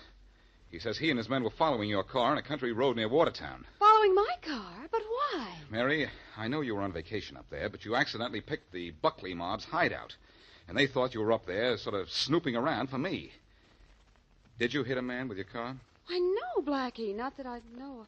Wait a minute. Did Buckley say it was on a foggy night? Yes, a very foggy night, on the road by the river. Oh, Blackie, I did hit something. But I thought it was just another bump on the road. At what time? Oh, I don't know. I'd say it was around 10:30. Uh-oh. It was just after 10:30 that Buckley and his boys found the man on the road. And yours was the only car ahead of them. The man wasn't dead yet, and he said he'd just been hit by a car. Where's your car now? In the garage. Oh, Blackie, I'm sick. There's a dent in one of the front fenders. I had no idea how it got there. Till now. Things are getting pretty bad by the minute, aren't they? Yeah.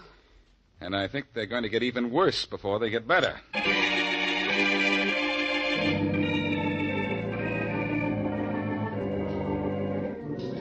So you want me to tell you what made that dent in this fender, hey, Blackie? You guys in the Motor Vehicle Bureau can tell those things, can't you, Wills? Usually. What do you think made it? Well, I'm not the expert. You are. Ah, putting me to a test, eh? Yeah. All right, let's have a look at it. Well, it's a flat dent. Looks more as if something rather heavy and flat pushed part of the fender in. Heavy and flat like what? Well, like a body or a sack of cement. I prefer to think it was a sack of cement. Well, I'll let you know. I'll have a look at it through this glass. It'd please me a lot if you didn't find anything. Blackie, whose car is this? It belongs to a friend of mine. Find anything? Not on the fender. Now, let's have a look at the bumper here. It's Mary Wesley's car, isn't it? How'd you know? No, I just guessed. Sorry, Blackie, but I'm afraid Miss Wesley's in trouble. Uh-oh. What'd you find? Enough to prove without any question that this car hit someone. And I can tell by the look on your face that whoever it hit is dead. That's right, Sergeant. Well, I'll have to hold this car and send a report to Faraday. It's... No, wait. What for? I'll drive it down to Faraday myself. And Wills. Yeah? It's the toughest trip I'm ever going to make.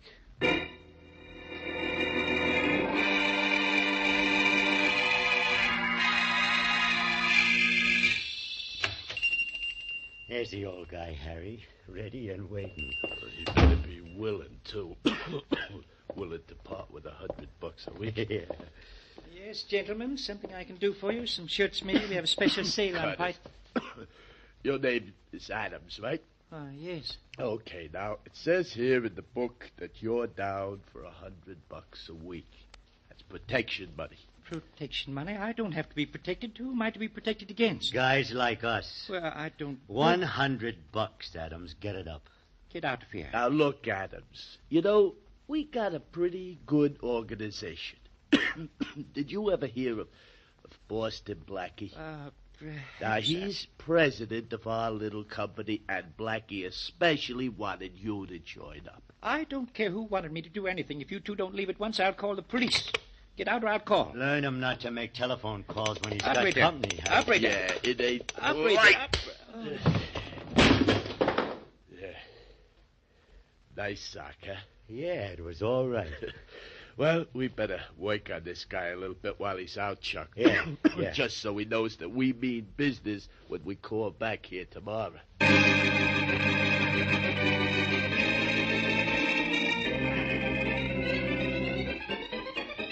What is it, Blackie? Just because you have nothing to do doesn't mean you have to do it in my office. I've got to talk to you, Faraday, my friend.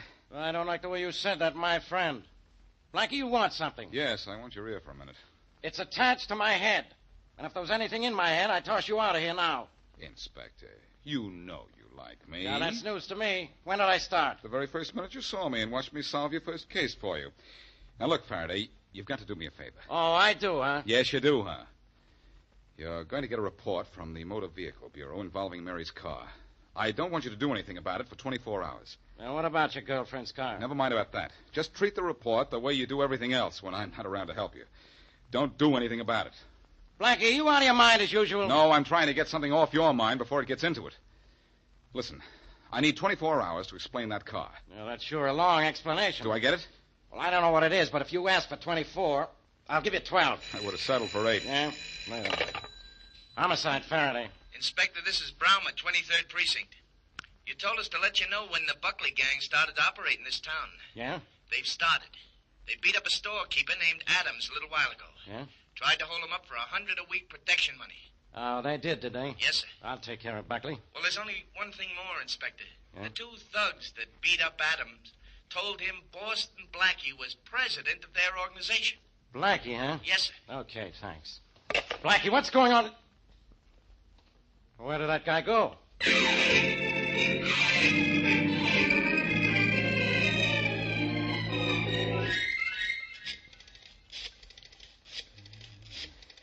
Oh, come on, Mary. Answer in a hurry, will you? Thank you. Hello? Mary, this is Blackie. Listen fast. Yeah, okay. You were right about thinking your car hit a man while you were on vacation. Oh, Blackie, no. Oh, Mary, yes. And it doesn't mean necessarily that you were driving at the time, though. Where did you have your car parked while you were away? I kept it in the town garage when I wasn't using it. Why? Because that's going to make it tougher to prove somebody else drove it, if somebody else did. We've got to get up to that town that you were at right away. Okay, well, I can leave right now. I was on my way to take some dresses to the cleaners. Are you free? Uh-huh. I just left Faraday's office. He'll be surprised to learn. Huh? Mary, this is a beautiful frame-up somebody's pulling. Oh, Blackie, I don't understand any of it. I don't know. Well, you're lucky that you don't. Yeah. You're going to the cleaners, huh? Well, that sounds like a good idea. I want to go, too. There's a spot on the sleeve of my coat. Well, we'll go there together then. Two of my dresses have spots, and they have to be cleaned. Okay. Meet you at the cleaners. Okay. It'll be relatively simple to take the spots off your dresses. What I want to do is to take you off the spot.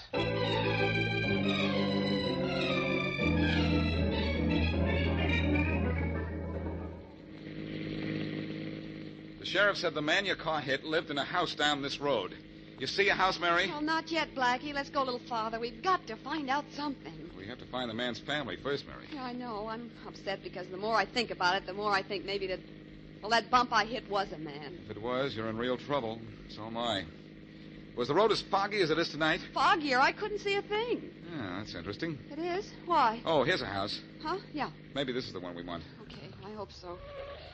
I have an idea. It is, Mary. Apparently there's a link between the dead man and Buckley's mob. He might have been one of them. One they wanted to get rid of. Yeah, and at the same time get rid of you through me. That's right. Oh, Blackie, they wouldn't kill one of their own men just to frame someone for murder, would they? They wanted to get rid of him anyhow. Come on, let's go up the house. Okay. I'll get out your side. Yeah, well, careful. The ground's a little muddy. We're up to our necks in something worse than mud, Mary. Yeah, I can say that again. Took us long enough to find this place. It's after 10 o'clock. Well, let's get out of this mud and into the house. Keep your fingers crossed, Mary. This may still be the wrong house. Yeah, I know. Yeah? Good evening. Are you Martha Dale? Yeah, that's me. Did you have a brother named Henry Dale?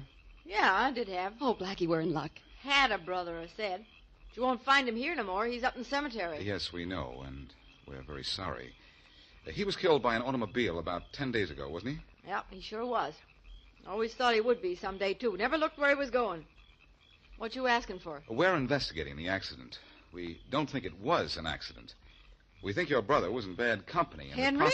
In bad company? That's right. Not Henry. He only wandered off the farm to go fishing down by the river. Except to go to work in the garage. He didn't mix with no company at all, bad or good. Worked in a garage, you say? Which one? Well, there's only one here in town, Allen's. Yeah, that's where I kept my car, Blackie. Anything more you want from me? No, thank you. Okay, then. Guess I'll go back to bed, then. Night. Night. Good night. So the man who was killed worked in the garage where you kept your car. That's something, Mary. Yeah, but what? I'm not sure, but it could mean that they had to kill somebody to frame you and picked on Dale so that he couldn't tell anyone that they used your car for the job. Well, what about the bump I hit, Blackie? Oh, the road we came over was full of bumps. Yeah, that's true. This is a frame-up, all right, Mary, and a very beautiful one for a very big reason. What's that?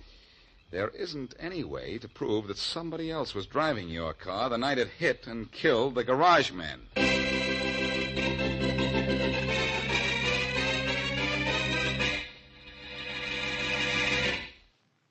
And now back to Boston Blackie.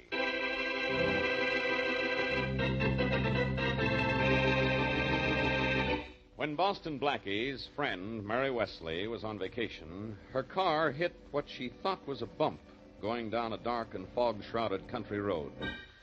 Later, it is proved that Mary's car hit and killed a man.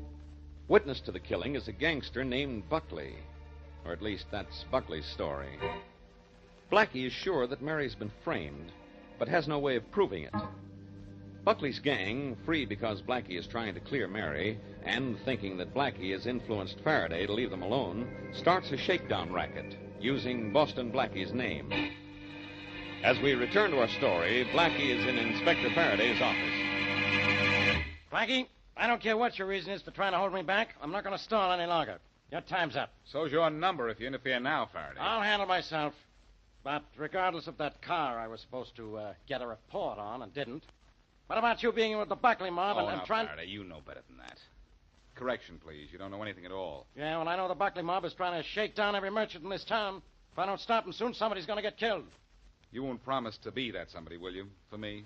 I promise to have the Buckley mob behind bars inside of 24 hours. That's what I promise, and I mean it.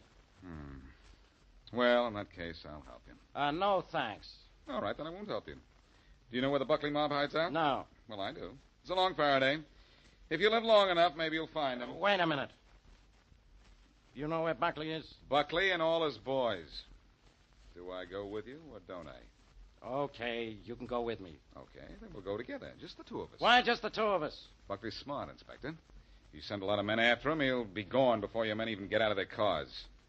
You'd like to send Buckley up the river, wouldn't you? You know I would. Well, let's buckle down to the job of sending Buckley up.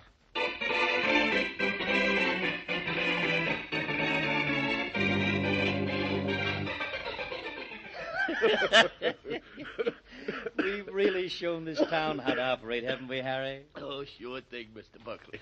Blackie's out of the way. He won't let the cops touch us until he gets his girlfriend out of her little, difficulty. You'll never be able to do that, Mr. Buckley. Yes, we can shake down anybody in town. Say, that cold of yours is bad. Is that medicine helping your cough? Well, yeah, a little, but I gotta run out and get a new bottle. I'll see you in about an hour, huh? This is a special kind, Mr. Buckley. Takes a while to make up, you know. Well, don't hurry. We've got all the time in the world to do anything we like in this town. Why shouldn't we have? Boston Blackie is making sure the police don't bother us.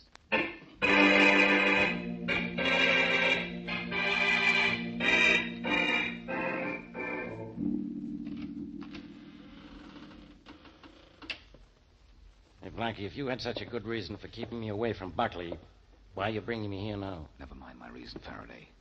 I can't let a mob go to work on a few thousand people just to protect one. Protect one? What are you talking about? Never mind. Let's have a look around for Buckley. Blackie, there's been nobody in this house for 10 years. Nobody but the Buckley mob, Faraday. They're out now, but maybe they'll be back, and we'll be waiting for them. Right here in the middle of the room, I suppose, so they can get good shots at us. No, this looks like a good place to hide right here. How do you know? I was here before, remember? No. Yeah, this is the closet, all right. Yeah? I thought so. Okay, let's tuck in here now. No telling how soon they'll show up.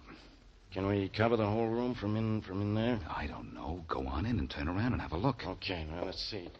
If I stood about here, you stood over here, we could just... Hey, Rocky, what's the idea? The idea is to get rid of you, Faraday, and it looks as if I have. Rocky, let me out of here. You can't handle the whole Buckley mob alone. The Buckleys don't live here anymore, Faraday. In fact, they never did. This is just an old empty house I looked at for a friend of mine the other day. You double-crossing you. Let me out of here, right there. I'll take care of you. I'll let you out of there, Faraday. In a few hours. Talk to yourself in the meantime. You'll get an idea of how boring only you can be.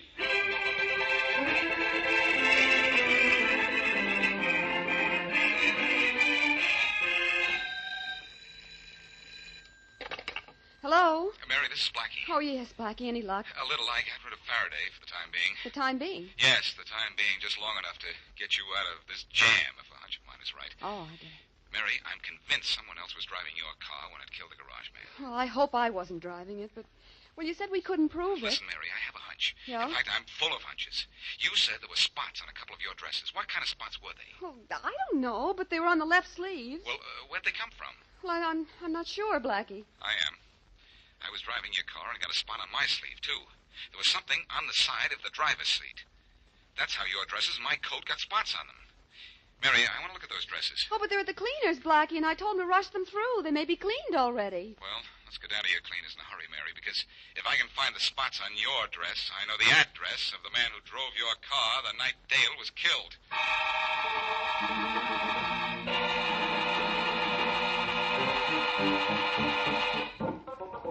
No, Miss Wesley, the dresses are still here. The truck from the central plant hasn't shown up yet. Well, let's see them, will you, please? Better Yeah, still, sure. just show me one of them, the green one. Yeah, sure, Blackie. Just a minute. I have it right here. Blackie, what will this prove? Let's say, what do I hope it will prove? Here's that dress, Miss Wesley. You want to look at the green one, didn't you? Yeah, that's the one. Let's see that spot. Here it is, Blackie, in the back of the left sleeve right It's there. going to be hard to take that out, Miss Wesley. Well, Blackie? I'm not sure. But if what I think is right, this spot is going to get Faraday out of a closet and you out of a jam.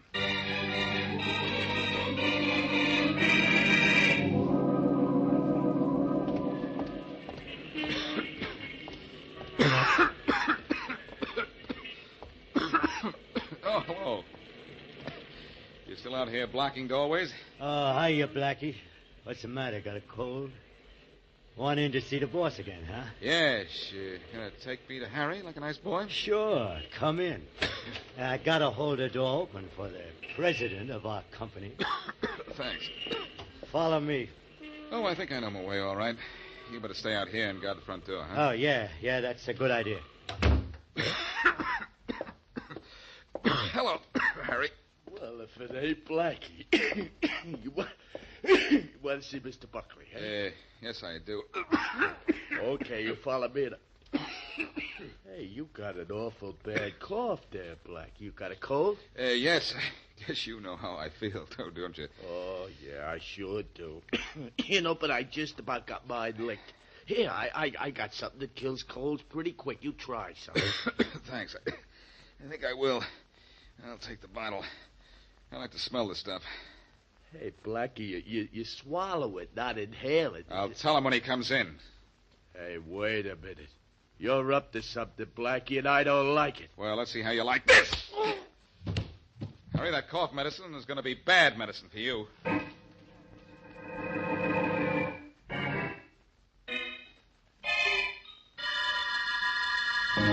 Harry.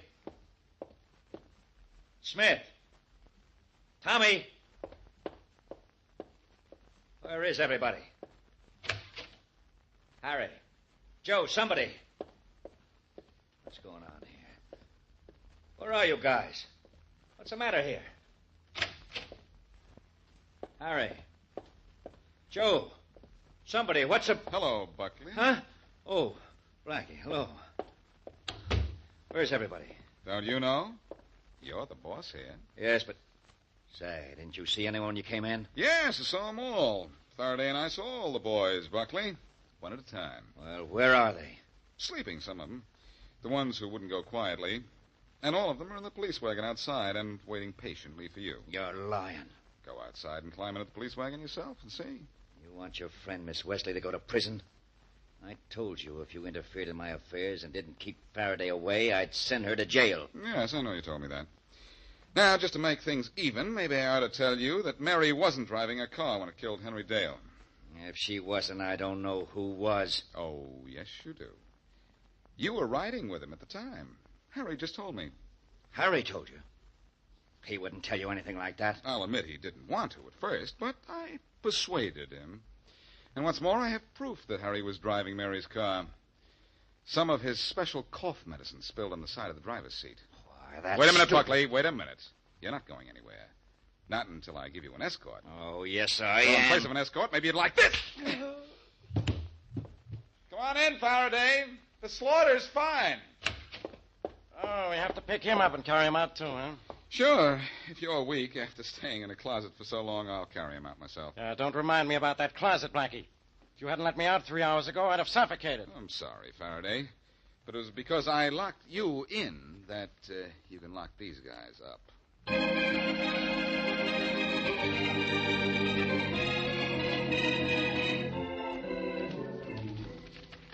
Oh, I see by the papers, Blackie, where Mr. Buckley confessed that he and Harry used my car to kill that man and frame me. Oh, we had him cold, Mary. The police laboratory test showed that it was Harry's medicine that made the stain on your car upholstery. Probably some of it spilled out of his pocket when he was driving your car to kill the garage fellow. Mm-hmm. Feel important, Mary? Well, it isn't often I get my name in the paper. But I'm sorry I caused you all that trouble. It was Buckley who caused me what trouble I had, Mary. If he hadn't spotted you up in the country and thought you were spying for me, he wouldn't have tried to frame you. You know, there's one thing I don't understand, Blackie. Why Inspector Faraday didn't put me under arrest if you took my car to him? Well, it was the strangest thing, Mary. I parked your car on a side street on my way to Faraday's and just couldn't remember which street it was until a little while ago. My, aren't you clever? Well, Mary, the real reason Faraday didn't know about you is that Sergeant Wells, who inspected your car, is a nice guy. Yes? He gave me time to clear you before reporting to Faraday. That let me find out about Harry's cough medicine. You know something, Mary? I know a lot of things. What do you have in mind? I only got hot on this case when I found Harry had a cold.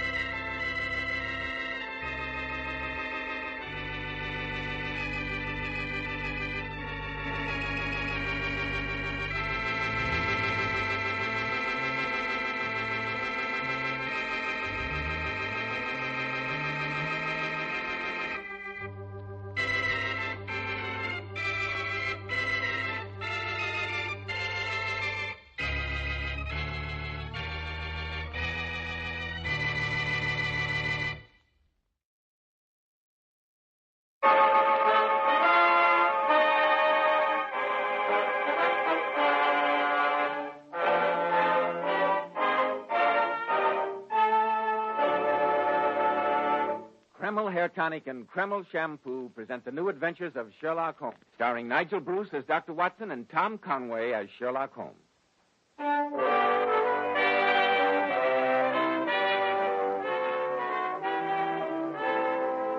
Well, once again, it's Monday night and time for our weekly visit with that excellent host and dean of storytellers, Dr. Watson. I'm sure he's waiting for us in his study, so let's join him, shall we? Good evening, Dr. Watson. Good evening, Mr. Bell. I see you have the old black tin dispatch box out again, Dr. Watson. You've been refreshing your memory on tonight's new Sherlock Holmes adventure? Yes, boy, and while I was going over my notes on the case, I came across this. It played a prominent part in the story that I'm going to tell you. It's the Platinum Cross. Is that some kind of medal, Dr. Watson? It is, Mr. Bell, it is. It's the Cross of St. Hilarious, one of the highest decorations of the small European kingdom of Grosnia. Presented to Sherlock Holmes, I suppose. Yes, Mr. Bell, though before he was awarded it, the two of us went through one of the strangest and in some ways the most embarrassing experiences of our entire career. I call the story The Adventure of the Innocent Murderess. Sounds exciting. We'll be ready for it in just a moment, Dr. Watson. Men, in summer when you go without your hat, does your hair get dry, wild, and unruly looking? After a swim, does it feel sticky and stringy? Then remember, Kreml Hair Tonic keeps dry, wild, sun-baked hair looking perfectly groomed throughout the hottest, stickiest day, as if your barber had just combed it. You see, Kreml contains a special combination of hair grooming ingredients which is found in no other hair tonic. This wonderful, natural-looking hairdressing has just enough light oils to keep hair neatly groomed with an attractive, healthy-looking luster. Yet Kreml never leaves the hair looking or feeling greasy or sticky. It never leaves any unpleasant odor. Kreml always looks and feels clean on both hair and scalp. It leaves the scalp feeling so cool, refreshed, and alive. A recent survey showed Kreml Hair Tonic was preferred among America's most prosperous and successful men, among top-flight executives who know the importance of handsomely groomed hair. Be sure to try it, men. Kreml, Kreml Hair Tonic. Now, Dr. Watson, how about the new Sherlock Holmes story that you call The Adventure of the Innocent Murderess? Well, Mr. Bell, that strange affair began on a spring afternoon at the turn of the century. It was a beautiful day, and for some hours, Holmes and I had rambled about in the park, in silence for the most part, as befits two men who know each other intimately. It was shortly after 5 when we returned to Baker Street, and I remember that as we opened the front door, Mrs. Hudson spoke to us. Excuse me, Mr. Holmes. Yes, Mrs. Hudson, what is it? There's been a gentleman here asking for you, sir. So much for our afternoon walks, Watson. Well, is he gone, Mrs. Hudson? Aye, sir. Didn't you ask him in? I did that, sir. He waited half an hour. A very restless kind of man he was, walking and stamping all the time he was here. And finally, he ups and out. And all I could say wouldn't hold him back, Mr. Holmes. Oh, you did your best, Mrs. Hudson. But did he leave his name? Oh, no, Doctor. But he was a foreigner. I swear I've never seen him here before. He'll be back, I'm sure. Thank you, Mrs. Hudson. Aye, sir. Were you expecting a clown, Holmes? Had I done so, chap, I would not have spent the past few hours wandering about with you in Regent's Park. Oh, I wonder who he is. He left us one clue to his identity. I don't see any clue. This pipe on the table is not one of yours. A nice old briar with a good long stem. Well, can you deduce anything from that? Very little, except for the obvious fact that its owner is left-handed, is a muscular man with an excellent set of teeth, careless in his habits, and with no need to practice economy. Oh, come, Holmes. That's a little far-fetched. On the contrary. But I think that's our client now. Meet him on the stairs, will you, Watson? Yes, indeed. Now we'll have something more interesting than his pipe to study. This way, sir. So I thank you, Mrs. Hudson. That's all right, sir. You are Sherlock Holmes. No, my name is Watson, Dr. Watson. Oh, then you must be Mr. Holmes. Since there are only 3 of us in the room, that would seem an eminently logical conclusion. Please, do not make fun of me. I am bewildered foreigner in your country. Oh, my friend is only joking, sir. Do sit down, won't you, Mr... My name is Priskop. Igor Priskop. And I do not wish to sit down. It pleases me to walk as I talk. It soothes me. And I am in great need of soothment. Mr. Priskop, I shall be delighted to give you any assistance I can. I'm only sorry that I was out when you called earlier. I myself was desolated. But I will waste no further time in desolation. Mr. Holmes, you have in the past performed great service to my country. And what is your country, sir, may I ask? The kingdom of Grozny, my friend. Small in area, but great in tradition. Mr. Holmes, as Igor Priskop says, you have helped us in the past. In a modest way, Mr. Prescott. Though your government was generous enough to award me the Medal of St. Stephen. First class, a high honor. You were also presented with the Medal of St. Arcadu, second class, as well as that of St. Michael and the 7 subsidiary angels. Oh, yes, I got one of those. That one I regret to say is of slight importance. Mm-hmm. But now, Mr. Holmes, I come to you as an emissary of Grozny and ask you for your greatest service. As I recall, Mr. Prescott, my greatest services to Grozny were under the regime of the People's Party. The party to which I belong. And if our newspapers are accurate, that is the party which is now out of favor. I do seem to remember reading something about that in the Times the other day. I am happy to see that you are both so well informed. Let me now explain this situation to you further, my friends. There is now an International Committee of Powers meeting at The Hague. They are trying to decide if the Royalists rightfully control Grozny or if your party does. That is right, Mr. Holmes. In the meanwhile, the Groznian embassy here in London is dominated by the Royalists. Unfortunate for you, I'm sure, but what do you expect my friend to do? He's hardly a politician, you know. I have come to London to make contact with our exiles here. The embassy must not know. No one must know that Igor Priskop is in London. Mr. Holmes, my very life is in danger. For the sake of my beloved Grozny, I want you to let me stay here in Baker Street, in secret. That is an unusual request, Mr. Prescott. A completely impractical one, so there's very little room here. Very little room. I must insist. You, Mr. Holmes, hold the Order of St. Stephen first class. You're a friend of my people. Now, you must help me. You must... Good Lord, he's fainted. Very emotional, these foreigners. No, Watson, no.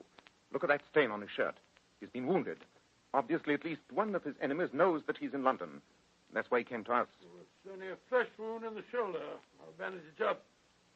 I have some smelling salts here. That'll bring him round. There we are. Hand me that glass, will you, Holmes? He's coming to of his own accord.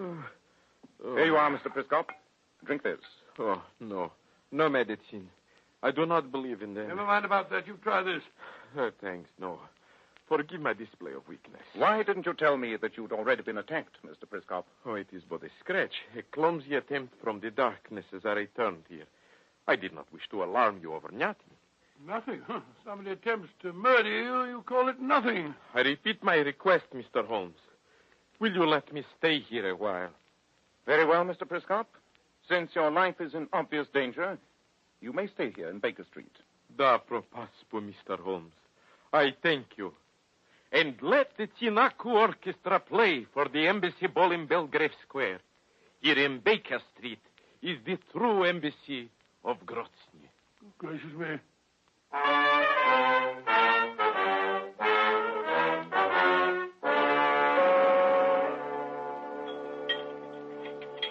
There are 2 nice brown eggs facing you, Watson. Why glower at them? Why not get on with your breakfast? Oh, I've got no appetite, Holmes. The whole routine of my life has been turned topsy-turvy since you let that fellow Priskop stay here. It's a pity that this modest flutter of excitement should upset your lives to such an extent. However, it may interest you to know that my brother Mycroft regards our action in sheltering Priskop as a very important one for England. Oh, has Mycroft been here this morning? Yes, before you were up. As you know, Mycroft is the unofficial oracle of our Foreign Office. He feels that the Groznian royalists are so closely allied to the court of Prussia as to constitute a menace to our country. Good gracious me. However, he also feels that the Committee of Powers at The Hague will rule in favor of the People's Party. If that does happen, the fact that we have helped Priskop will place the Foreign Office in a very favorable position with the new government. I see. Well, that makes it rather different. I think I will tackle those eggs after all. Where is Mr. Priskop now? In the next room, conferring with a political friend of his by the name of Karlu Tarfush. Well, I must say they do have extraordinary names. Karlu Tarfush. Sounds like a double-barreled sneeze. Ah, Mr. Tarfush. Allow me to introduce my friend, Dr. Watson. Dr. Watson, how do you do? And how did you find your compatriot? Oh, in splendid spirits and in splendid hands, Mr. Holmes. On behalf of Grozny, I thank you both for giving him sanctuary. Oh, nothing at all, sir. Nothing at all. Very happy to have been of any assistance. Right. Come in. I must be leaving, gentlemen. Good day to you. And again, my most sincere thanks. Oh, pardon. Got a parcel, gents. It's for a Mr. Prispop or something like that. Oh, here you are, young fellow, my lad. I'll take it. No, I want to give it to Mr. Holmes. Lummy. Just wait until I tell me old mum I've talked to the great Sherlock Holmes. She won't half be proud. Here you are, Mr. Holmes. And here's a shilling for your trouble, my boy. Cool, Bob. Thank you, Governor. Better be careful, Holmes. That package is addressed to Priscop. It might be a time bomb, you know. It's sent from the Weintraub Importing Company. We'll see if Mr. Priscop ordered any delivery from there. There you are, Mr. Priscop. This package just came for you. Were you expecting it? Oh, yes. Apropos, Mr. Holmes. It is from the Weintraub Company. It must be my Vinku. Your what? Vinku. Vinku, the wine of my country. Where would Grozny be without Vinku? The distilled essence and life of whortleberries. No English drink can compare with it. Perhaps you will join me in glass? I think not, thank you. It's a little early in the day. Well, I quite agree with you, Holmes. Then I shall retire to my room alone and sample this Groznian nectar. I shall see you later, gentlemen. How can he keep a clear head if he starts drinking at this time of the day? I doubt if the essence of whortleberries is too potent. At least to a Groznian. Great Scott, there's someone else at the door. We have all the privacy of Paddington Station. Come in. Ah, so. Good morning, young lady. What can Where is he? Tell me where he is. First, tell me who you are, please. Sam Lavry. Lavi Michelso. Where is Priscop? Lead me to him. Mr. Priscop is under my protection. Before you see him, I insist on knowing your business, madam. You are hiding him. But I will find him if I have to search every closet in his house. This door leads to another room. Perhaps he's in there. Come back. Grab her, Watson. No, mistress. Priscop, you traitor! You will betray She's insane. She's insane. There. Justice is done. Do with me what you will. Quick, Watson. How's Priscop? He's dead, Holmes. Shot through the chest, another through the arm. The third shot broke the bottle of wine. Justice has been done.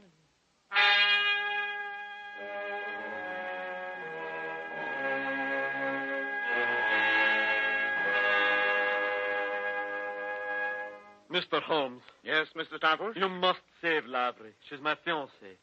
She had good reason to think Priscop a traitor. But she shot him down in cold blood, sir. She did it for Grozny. She committed murder, practically under our very eyes. She must pay for it. And Dr. Watson and I will have the greatest pleasure in testifying against her. Until her trial takes place, I have nothing further to say.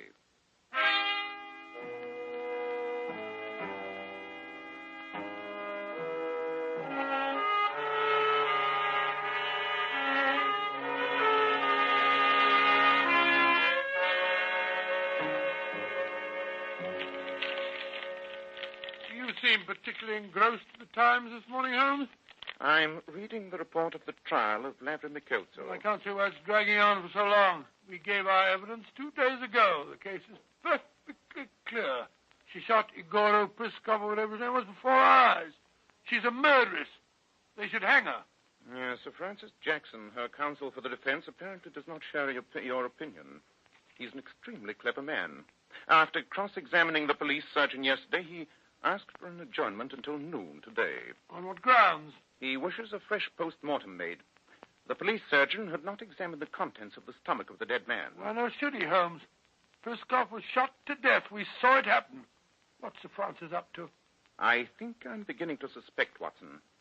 And I pray for the sake of my own reputation that I'm wrong. However, it's no use sitting here in Baker Street surmising. Let's go over to the Old Bailey and hear what the post-mortem report discloses.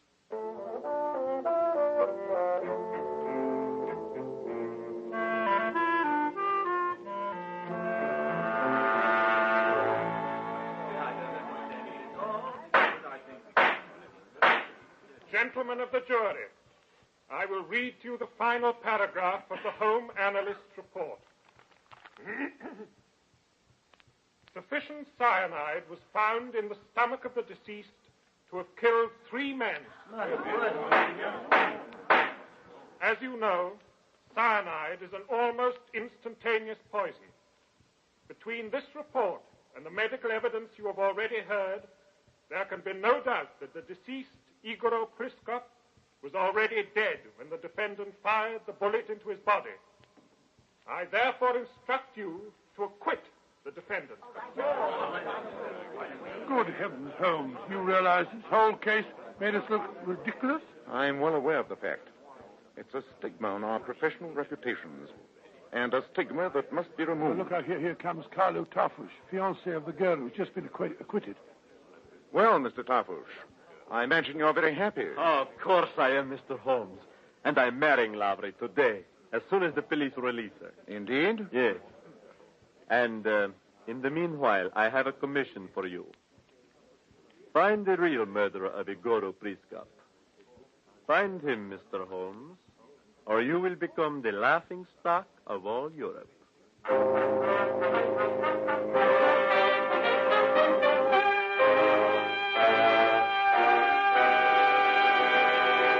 In just a moment, we'll find out if Sherlock Holmes does find the real murderer of Igor Priskov. Men, on hot, sticky summer days, your hair needs extra special care. And when you buy a hair tonic, why not buy one that does lots more than just keep hair looking handsome? Why not get your money's worth and buy Kreml hair tonic? No other hair tonic keeps the hair more neatly groomed and attractive looking. Kreml gives hair such a handsome, clean-cut appearance. It keeps the hair perfectly groomed throughout the hottest, most humid summer day. It never looks or feels greasy or sticky. In addition, Kreml is simply great to lubricate a dry scalp. At the same time, it removes itchy, loose dandruff and leaves the scalp feeling so clean, cool, alive, and tingling. And if your hair is so dry that it breaks off and falls when you comb it, Kreml actually helps condition the hair, in that it leaves it feeling so much softer and more pliable. So buy a bottle of Kreml at any drug counter. Ask for an application at your barber shop. Use this highly specialized hair tonic daily for better groomed hair, a more hygienic scalp. Kreml, Kreml Hair Tonic, a nationwide favorite among America's most successful men. Well, Dr. Watson, it seems to me that you and the great Sherlock Holmes are in a bad spot. A man poisoned and then shot under your very eyes. Yes, Mr. Bell, but I can assure you that Holmes, as soon as he returned to Baker Street from the trial, plunged into a fine frenzy of activity. He was examining the top of the table under his microscope for traces of poison where the bottle of wine had been shattered. You've been hunched over that microscope for hours, Holmes. No results yet? Not as yet. Well, I was just reading the Evening Gazette. There's an interesting article on the Grosvenor situation. Oh, what does it say? The committee in The Hague has ruled for the People's Party. And our friend Carlo Tarfush, the one who married the girl Lavry, is to be the new ambassador here in London. Indeed, how very interesting. Yes, it goes on to say here that they've established that the dead man, Igor Priskov, never was a traitor. The poor girl was deceived by false evidence. The villain who deceived her has fled to Germany. I was right. This stain, beyond question, is that of wine mixed with cyanide. Now to track the history of that bottle. We know that nobody tampered with it after it went from the messenger boy's hands to Priskov's. Therefore... But how are we going to find that boy again? This is a job for my band of street urchins, the Baker Street Irregulars. Round them up, Watson. Tell them I'll give a golden sovereign to the boy that brings him to me first.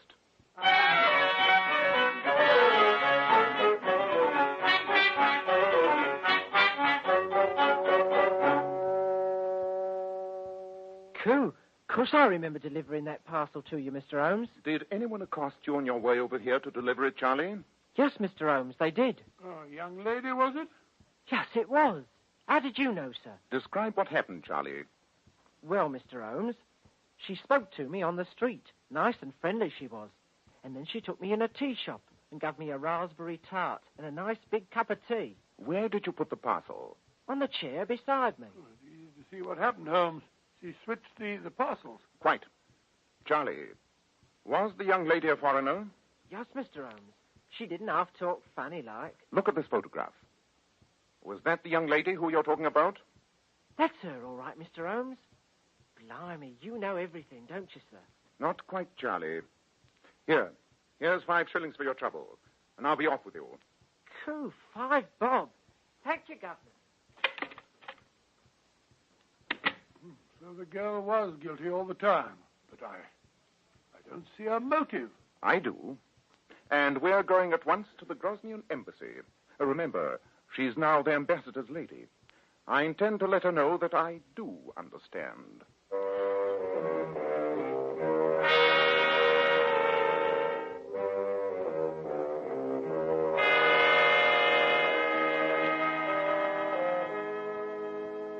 Mr. Holmes, your conversation is very interesting. But surely I do not have to point to an intelligent man like yourself. But I've been tried and acquitted of murder. Under your delightful Anglo-Saxon law, double jeopardy, I cannot possibly be tried again. Oh, just the same, you're a murderess. Am I? You were no passionate patriot.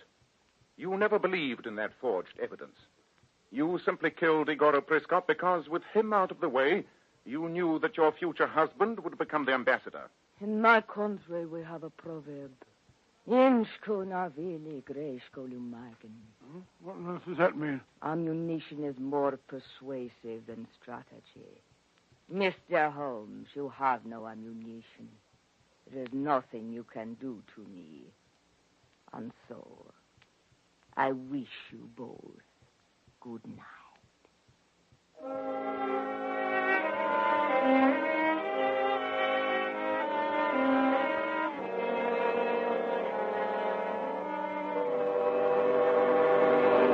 There must be some way of catching her, Watson. There must. Well, you've been outwitted before, Holmes. People forget it. They don't like to remember your triumphs. To blazes with the people. I must account for this to myself. Hand me that evening paper, will you, Watson? There you are. Where was that article on Grosnia that you read to me earlier? Second page, I think. Ah, here it is. But I have ammunition, Watson. The lady was wrong. What on earth are you burbling about, Holmes? We must draft a telegram to Mr. Tarfush, the new Grosnian ambassador. We'll ask him to hold a party of all the most important Grosnian attaches. There, my dear Watson, amid the bright lights and gay music, I shall have the utmost pleasure in proving to the ambassador's wife that she's far from invulnerable.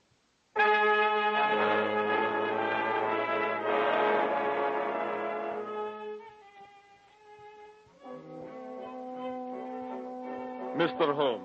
Yes, Mr. Ambassador? The attaches are waiting in the library.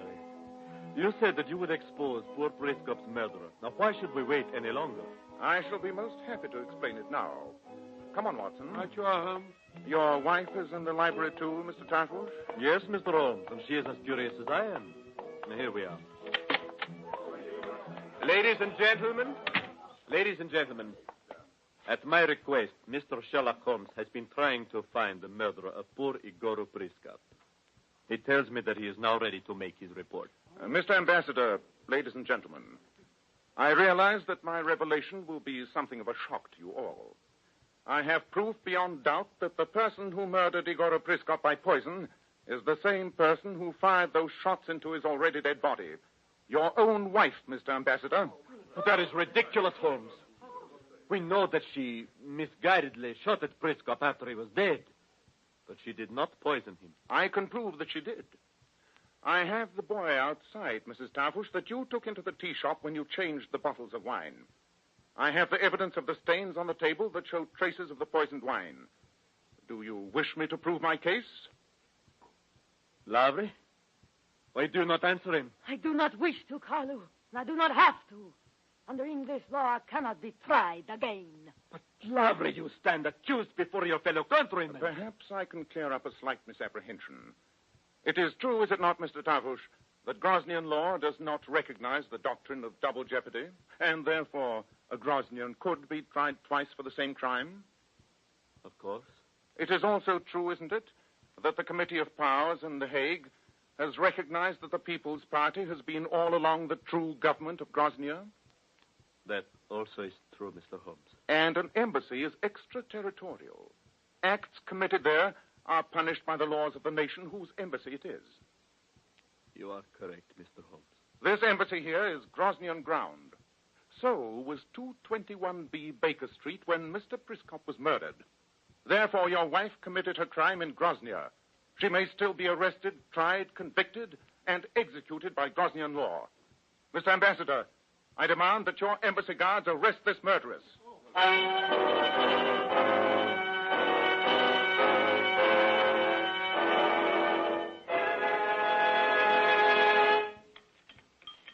Anything interesting in this morning's post, Holmes? Yes, Watson. And when you come to write your story of the Groznian murders, these 3 missives will provide colorful footnotes. Oh, what are they? The first is a note from Karlu Tarpush. He is resigning the embassy and entering a monastery. He says, I served his country but destroyed his life. Well, I'm afraid he loved that dreadful woman. What else did you get? The second is a package from the Groznian government. Lord, Look. What is it? Oh, good Lord, it's a platinum cross. The Order of St. Hilarious. What's the funny-looking thing hanging from it? Looks like some strange animal. Half horse and half something else. That, my dear chap, is known as a hippogriff. A fabled beast with the head and claws of a griffin and the hoofs and tail of a horse. The Order of St. Hilarious is a high order, but St. Hilarious with hippogriff is higher still. I'm very flattered. What was your third communication? A letter from my brother Mycroft.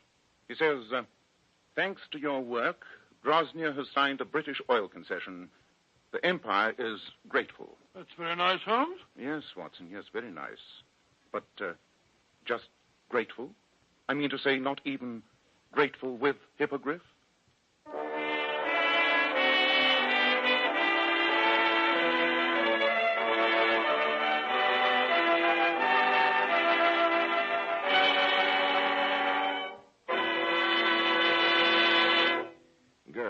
Those famous $1 Million Powers models you see on magazine covers always have to keep their hair shining bright with gleaming highlights. Now, here's how they do it. We glamour bathe our hair with Kreml shampoo. And I want to state right here and now that no other shampoo leaves the hair more sparkling clean. Really, girls, you'll be amazed how Kreml shampoo reveals all your hair's natural gleaming luster. It leaves hair shimmering with brilliant highlights that last for days. Kreml shampoo is not a cream shampoo, not a soapless shampoo, not a harsh soap, not a drying detergent. It's entirely different. After a Kreml shampoo, the hair fairly radiates natural glossy highlights. And Kreml shampoo is one shampoo you can buy which never dries or breaks the hair. In fact, it even has a built-in oil base, which helps keep the hair from becoming dry or brittle. How right you are, Mr. Bell. Kreml shampoo leaves the hair so much softer, silkier, with a lovely satin smoothness. The hair holds a wave better, too. So, ladies, buy a bottle of Kreml shampoo at any drug counter. See how easy it is to have naturally lustrous hair, a vision of shining beauty. Kreml, Kreml shampoo. Now, Dr. Watson, what about next week? Well, now let me think. Next week. Next week, for our final broadcast of the season, I think I'll tell you about one of the most gruesome adventures that we ever encountered. It took place in the famous torture chamber, now a museum, in the castle of Nuremberg in Germany. I call it The Adventure of the Iron Maiden.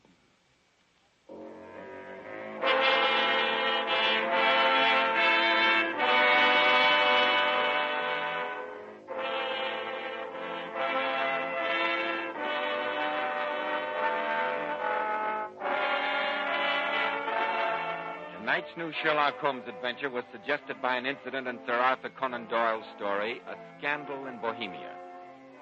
Nigel Bruce appeared by permission of Universal International Pictures.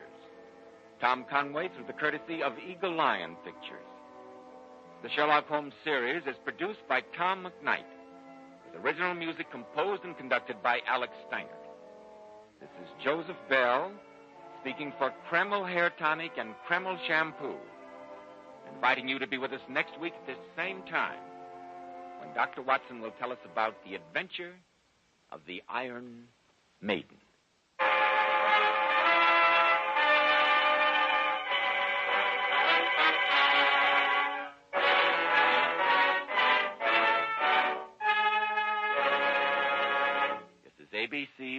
American Broadcasting Company.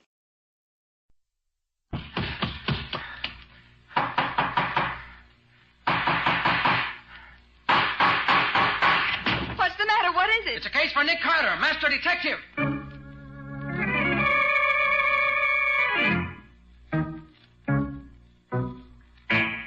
Yes, it's the case of the Poker Murders. Another case for that most famous of all manhunters, a detective whose ability at solving crime is unequaled in the history of detective fiction. Nick Carter, Master Detective.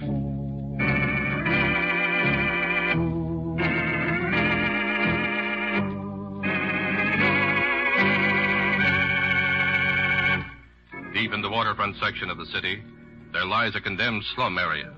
The streets dark and deserted, lined with empty, crumbling tenements. Deep in a grimy tenement deep within, a masked man sits in a hidden room and plays solitaire.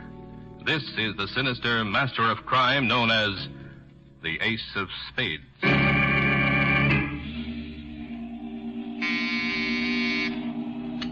Yes? The 6 and 7 are clubs to see you, Ace. Send them in. Well, here we are, Chief. Yeah. You're 5 minutes late. I'm sorry, Ace. The cops are watching this area. We had trouble slipping in. Since when have I accepted excuses? Yeah, boss, we know. What about the other 3? Are they waiting at the rendezvous? Yes, sir. And you've both memorized my instructions? We got them down cold, Chief, but suppose there's a hitch. There won't be a hitch. The Ace of Spades doesn't make mistakes. Of course, if you make one. Oh, no, we won't, Ace. You can depend on us. All right. Now, you two had better get going. Yeah, okay. One thing. What is it, Chief? Don't forget to leave your calling cards. I don't want to disappoint my dear friend, Sergeant Matheson.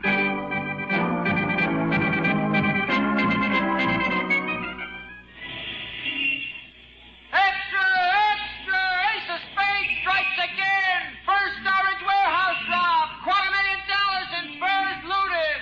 God killed as poker gang makes clean getaway! Extra! Read all about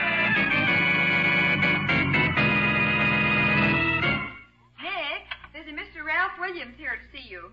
Ralph Williams? Special investigator for Acme Underwriters. Oh. Show him in, Patsy.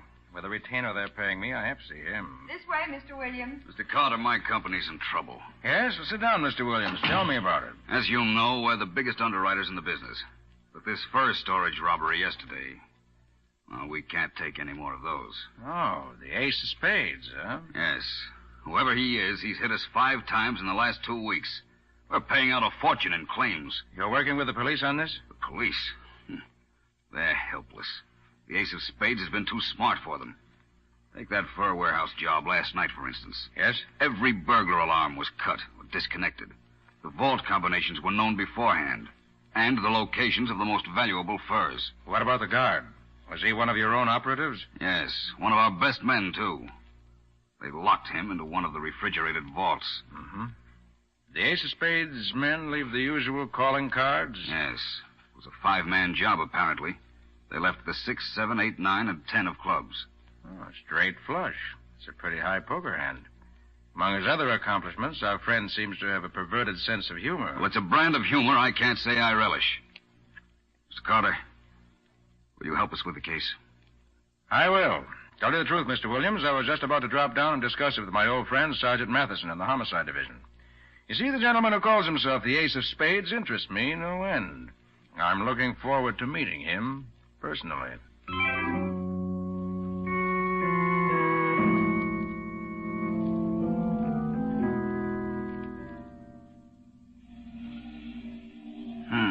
Black 10 on red jack. Red 4, black 5. Yes? The Queen of Hearts is here, Ace. Queen of Hearts. I'll put her on. Ace, I've got to see you at I once. thought I told you never to come down here. I had to come. I just heard some news. Nick Carter. I know. He's been called in by Acme Underwriters. How did you know? I make it my business to know everything, my dear. But, Ace, Nick Carter's clever, dangerous. Yes, I know. It will be intriguing to match wits with him. Now then, my dear, you'd better run along. You've work to do tonight. Aren't you even going to see me? I'm sorry, but I'm busy. I know. You're playing solitaire. Sometimes I think you love that game more than you love me. Come, my dear. There's no basis for comparison. Solitaire, like every other card game, is relaxing. Women, when they're as lovely as you, are exciting. Ace, please. Good night, my dear.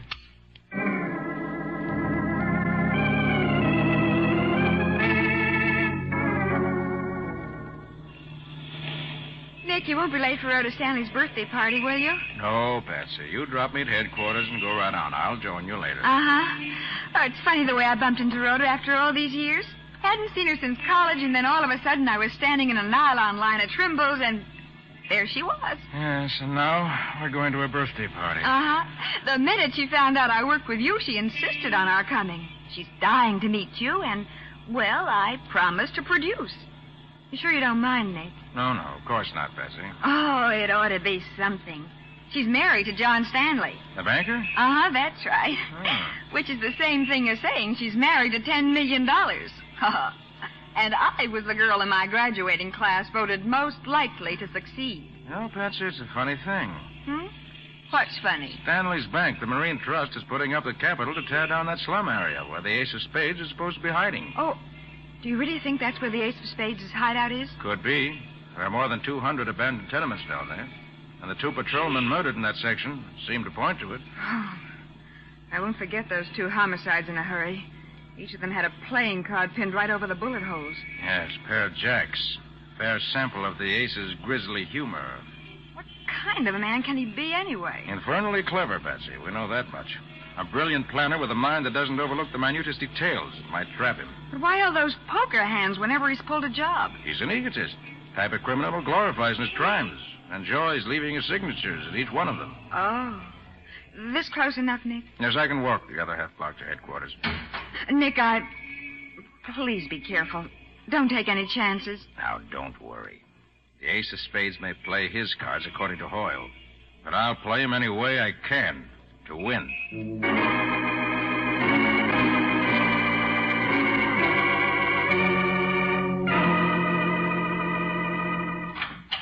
Hiya, Matty. Oh, Nick. Well, to tell you the truth, for once, I'm glad to see you. This Ace of Spades has really got me on the merry-go-round. First, he knocks over 2 of our best cops. Then he kills this watchman on that warehouse job last night, and he leaves nothing. No evidence. Except those blasted playing cards. Yes, I know. Nick, I tell you, this Ace of Spades is like a ghost. This whole case like a nightmare. Matty, have you got the cards his men left? Yeah, here they are. Common pattern. They sell hundreds of decks like this all over town. What about the... Fingerprints? Yes. No, none.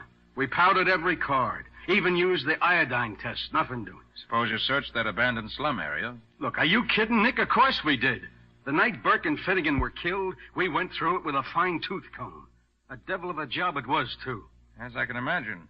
Inasmuch that place has been blacked out ever since the city decided to dismantle their street lamps in the area to save electricity. Yeah. With all these hundreds of empty tenements, the Ace could change his headquarters at will. Why, you could drive a car through there with the headlights turned off and never be seen. Yeah, I know. That's what makes it tough. The place is as black as, the Ace of Spades. I got a couple of men down there now nosing around. Not that I expect to find anything. Homicide, Sergeant Matheson. Nolan's calling in from a call box down in that cemetery, Sarge. Yeah? Shall I switch you on? Yeah, I'll talk to him. Hello, is that you, Sarge? Yeah. What is it, Nolan? O'Connor's and myself saw a light in one of these here tenements. What? Are you sure? Yeah, positive. The light's gone now, but we got the place spotted. Shall we go in and investigate? No. Now listen, Nolan. You and Connor stay there and keep your eyes peeled on that tenement. Yeah? I'll be right down with a squad. Okay, Sarge. We'll be on the corner of the... Hey, Sarge. Nolan!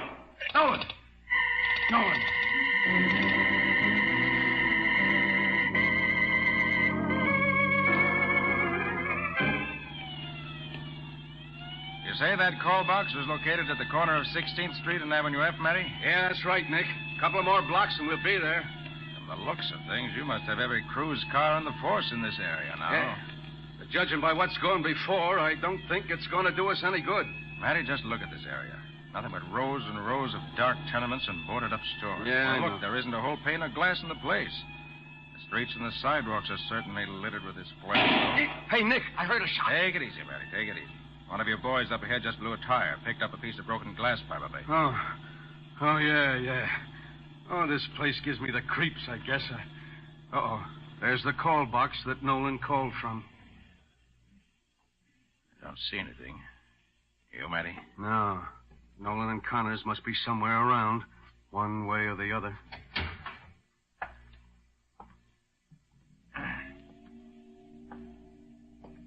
Better hug the walls, Matty. Yeah. Right now we're out in the open like a couple of sitting pigeons. The ace... Matty. Here in this doorway. Nolan and Connors, dead. Yes, riddled by bullets. And look, Matty. The ace left his usual calling cards. The jack of hearts on Nolan and the jack of diamonds on Connors. And Burke and Finnegan drew a pair of jacks, too, when they were murdered down here. 4 jacks. 4 of a kind. Well, whatever the ace of spades is, Matty, he's consistent. He's still killing. And according to Hoyle...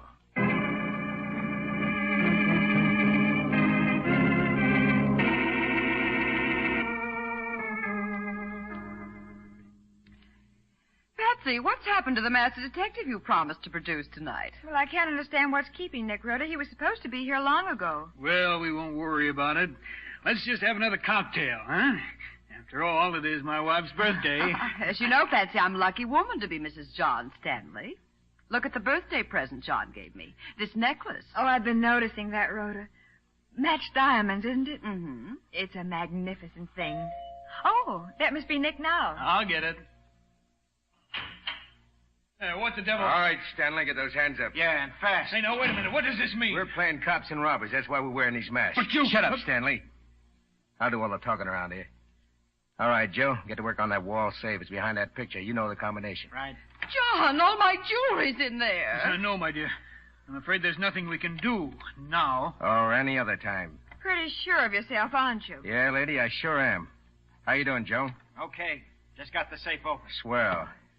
Now, Mrs. Stanley, I'll take that necklace. Oh, John, my birthday present. Will you give it to me, or do I have to tear it off your neck?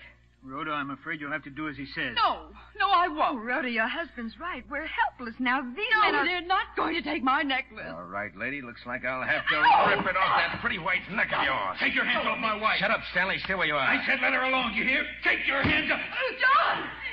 John! Nice work, pal. Yeah. Haven't had a chance to use that blackjack in a long time. You've killed him. He isn't breathing. Naturally, lady. That was no love tap I gave him. No. You got all that stuff out of the safe, Joe? Yeah.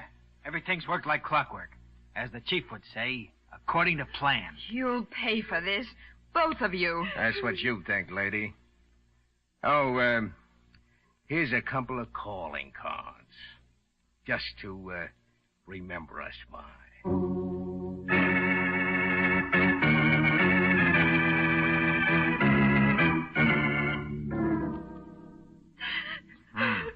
So they left the ace of hearts and the ace of clubs, huh, Patsy? Yes, Nick, and both of the men were masked. We couldn't tell who they were.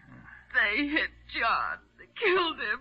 He tried to protect me. Oh, now, Rhoda, don't try to talk. You've had a terrible shock. Just lie back on the couch and try to rest. The doctor will be here soon. John. I'm sorry, Mrs. Stanley. But someday you'll have the satisfaction of seeing those killers go to the chair. Nick, one of those crooks said everything went according to plan. Do you think the ace of spades planned John's murder? Yes, Patsy, I do. But it was so wanton. Whenever the ace of spades kills, he kills for a reason. He isn't the type to kill just for the pleasure of it. Now, Patsy, did you notice anything about these thugs? Anything unusual that might give us a clue? Well, no, they were both masked, about medium height, wore black gloves, and... Wait a minute, Nick. Yes? I do remember something now. When the man who hit John with the blackjack raised his arm, I saw his cufflinks. And what about them? They were little black aces of clubs. Unusual. Did they look expensive? Oh, yes, very. And not the usual kind of thing you'd pick up in a jewelry store. Probably made to order. Patsy, you're magnificent. I am, Nick? You are. You've stumbled on something we've badly needed in this case. A good lead. From now on, we're going to play a little game. A little game? Mm-hmm. Of what? A little game of poker.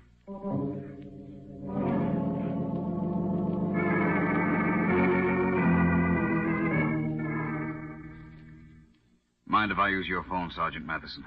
No, not at all, Mr. Williams. Sergeant, my company is demanding action from you and Mr. Carter here. Yes. Now, wait a minute, Mr. Williams. Frankly, we can't wait for anything much longer. You realize the losses Acme underwriters are taking? Hello? Hello, Boulevard Garage. This is Mr. Williams. Is my car ready? What?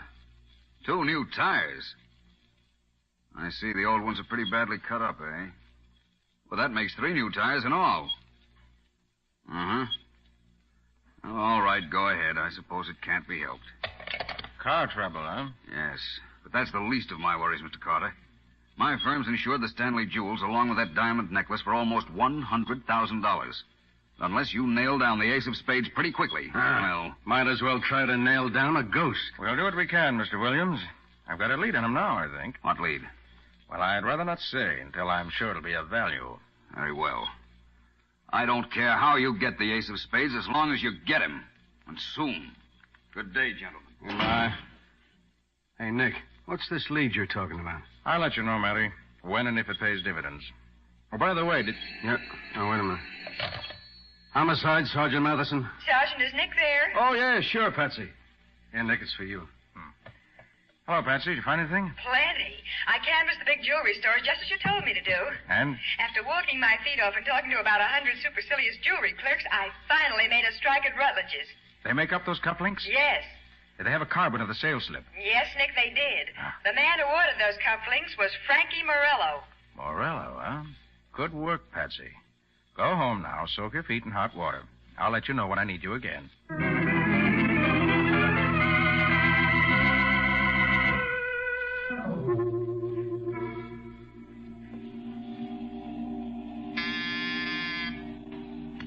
Yes?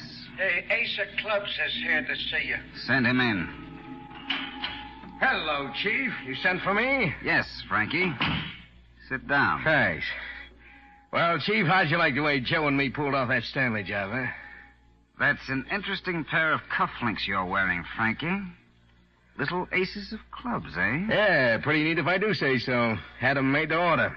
That was very careless of you, Frankie. Ace, what do you mean by that? You wore them on the Stanley job. You gave Nick Carter a clue. You'll find out who you are sooner or later. Yeah, but Chief, Nick Carter's a dangerous man with a clue, Frankie. Now he hopes to get at me through you. It's going to be embarrassing to have you around. Hey, Chief, I didn't wear these cufflinks at the Stanleys. I swear I didn't. Oh, didn't you, Frankie? No, you gotta believe me. Yeah, Ace. Send in the Queen of Hearts. Right. What? Meet the Queen of Hearts, Frankie. You? Yes, Frankie. It's I. Sorry, Frankie. Chief, no. No!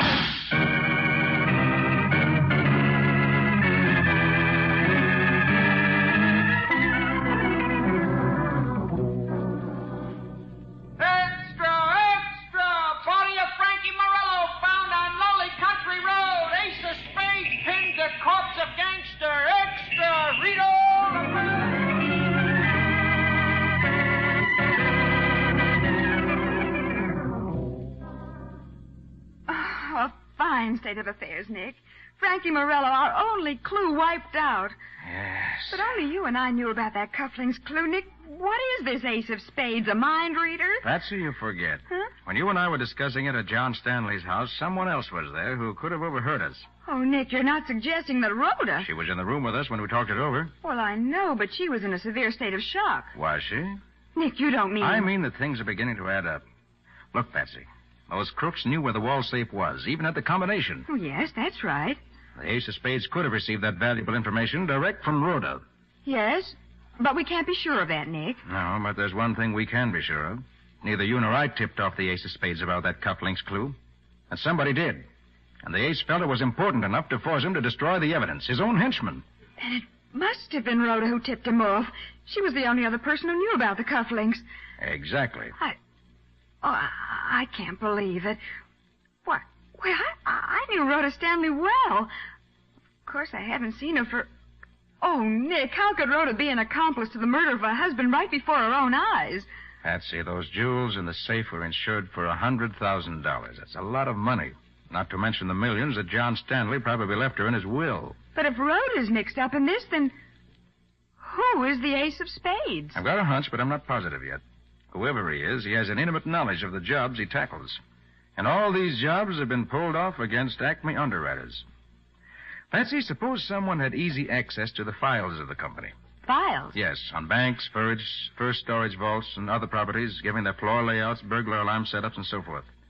A clever crook could pull off a nice, clean job with this information, couldn't he? Yes. Oh, but there might be any number of men who'd have access to this information. Adjusters, executives, insurance actuaries, any number of people on the inside. True, but we can narrow it down further. This man, this ace of spades, would not only have to be an inside man, he'd have to be someone who got around on the outside, too. Knew all these places by actual experience because he'd visited them. That's the only way he could operate the way he's doing. Wait a minute, Nick. You mean... I'm not sure, Patsy, but I hope to know within an hour. Come on, get your hat, let's go. Go? Go where? To the Boulevard Garage.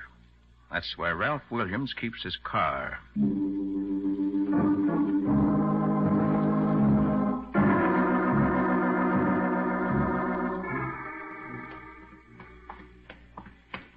Nick, that garage attendant looked a little suspicious when you told him you were a dealer and that Mr. Williams sent you down to make an estimate on his car.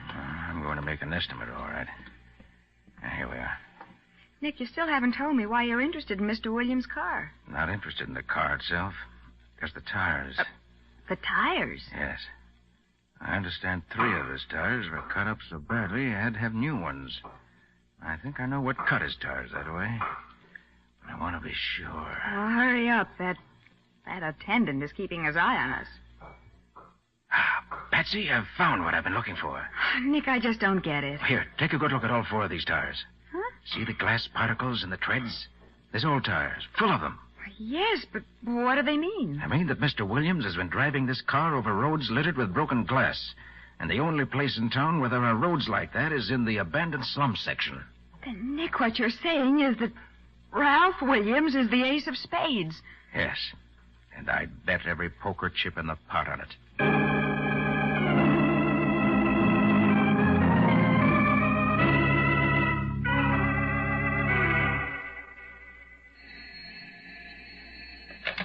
Investigation, Williams speaking.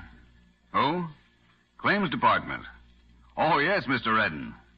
Funny, I was just talking to Mrs. Stanley. She's right here in my office now.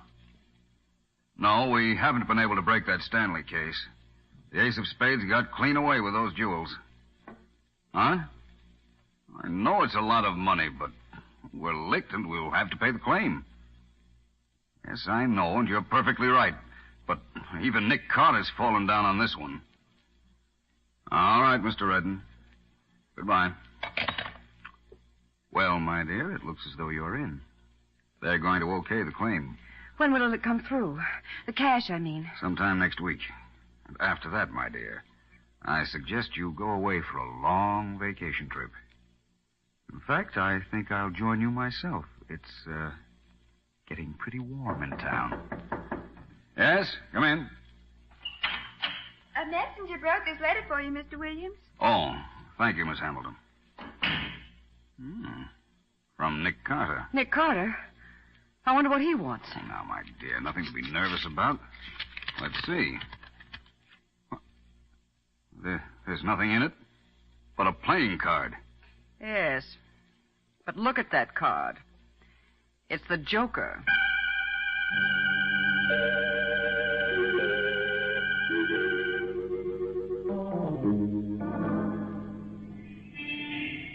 Nick, the messenger left Williams' office 5 minutes ago. I know. It's almost dark. He'll be out soon. When he does, Patsy, we'll tail him. Nick, why did you send him that Joker? Just having a little fun. In the ace's own way. But isn't that dangerous? Shouldn't we have just gone up and got him? What if he gets away? He won't. You forget one thing, Patsy. What? The loot. The ace has almost $500,000 salted away somewhere. And he's certainly not going to leave town without picking it up. That's the big reason why I sent him the Joker. He knows we're on to him now. It'll flush him out. Of course. And he'll lead us right to the hideaway. If everything goes according to Hoyle. Nick, do you think it's in one of those slum tenements somewhere? I'd bet on it. Can't think of a better place to hide anything. Here, wait a minute. Yes. Here comes Williams out of his building now. Yes, and... Rhoda Stanley's with him. They're getting into a taxi. All right, Patsy. Here we go.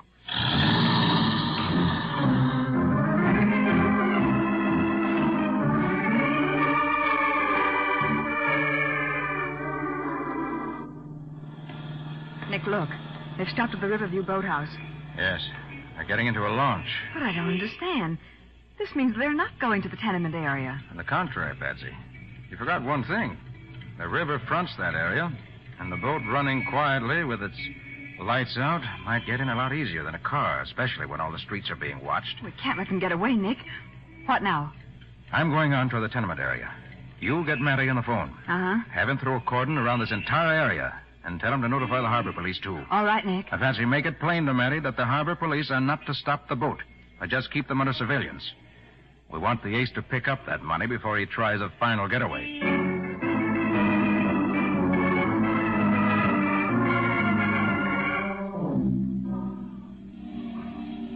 Well, Nick, it worked out just as you figured. The Ace of Spades came off that boat and went into that 5-story tenement right across the street there. Yes, lucky your men were posted onto those docks, Matty. Otherwise, we might have missed him. Well, the Stanley woman's waiting in the boat. We can pick her up later just as soon as we... Hey, Nick. Huh? The Ace of Spades is coming out. Get back into the doorway. He went in empty-handed and came out with a suitcase. Yeah, that's the swag, all right. Well, here goes. Just a minute, Ace. What? No! Drop that gun! Drop it, I say! Nice shot, Matty. Winged him in the arm. Yes, sir. You trumped the Ace of Spades neatly.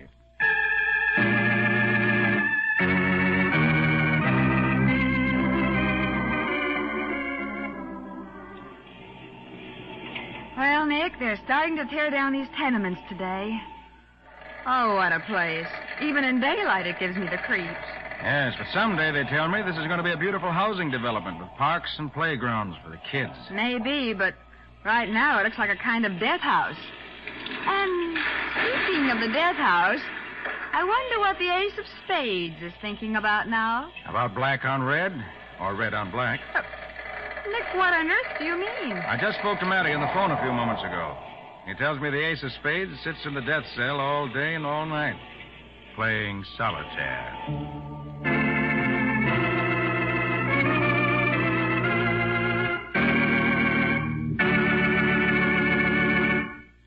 Say, Nick, how about giving us a few of the ingredients that make up your story for next week? Why, sure, Hugh. Take a beautiful young girl who's positive she's going crazy, just as her mother did before her. Then add her boyfriend, who refused to believe she was losing her mind in spite of the evidence to the contrary. Mix them together, and add a country doctor who alone knew the secret behind it all. And you have the tense and unbelievable situation with which Nick was faced. And what do you call this witch's brew, Nick? I call it The Case of the Demented Daughter.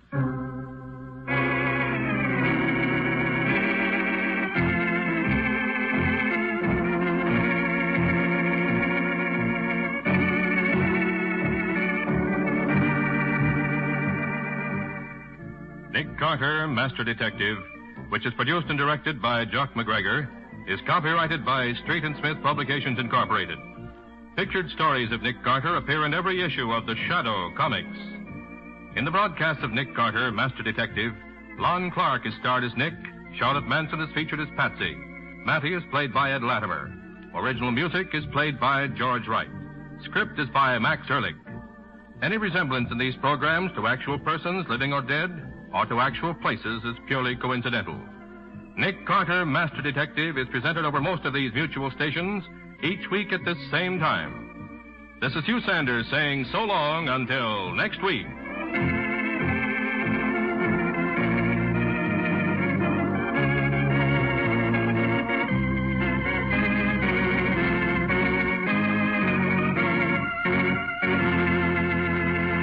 This program was heard in Canada through the facilities of the Canadian Broadcasting Corporation. From Hollywood, it's time now for... Johnny Dollar. John, this is Harry Branson of Philadelphia Mutual. Harry, what are you doing in town? I'm not. At least not in your town. But you've got a case for me. Do you know anything about violins? Oh, don't tell me. So he opened up his fiddle case and out came a submachine gun, that it? John, that technique went out with Prohibition. Now, seriously, this case contains a genuine Amati. Good. What's an Amati? One of the finest, most expensive violins ever made. This one was insured for $30,000. Was? Yes. Now, someone has to find it for us. What's more... Okay, Harry, I'm on my way.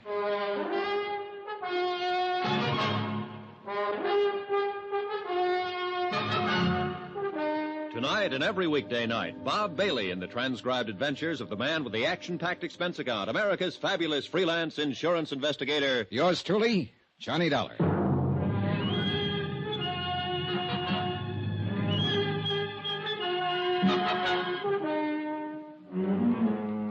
Expense account submitted by Special Investigator Johnny Dollar to the Philadelphia Mutual Liability and Casualty Company.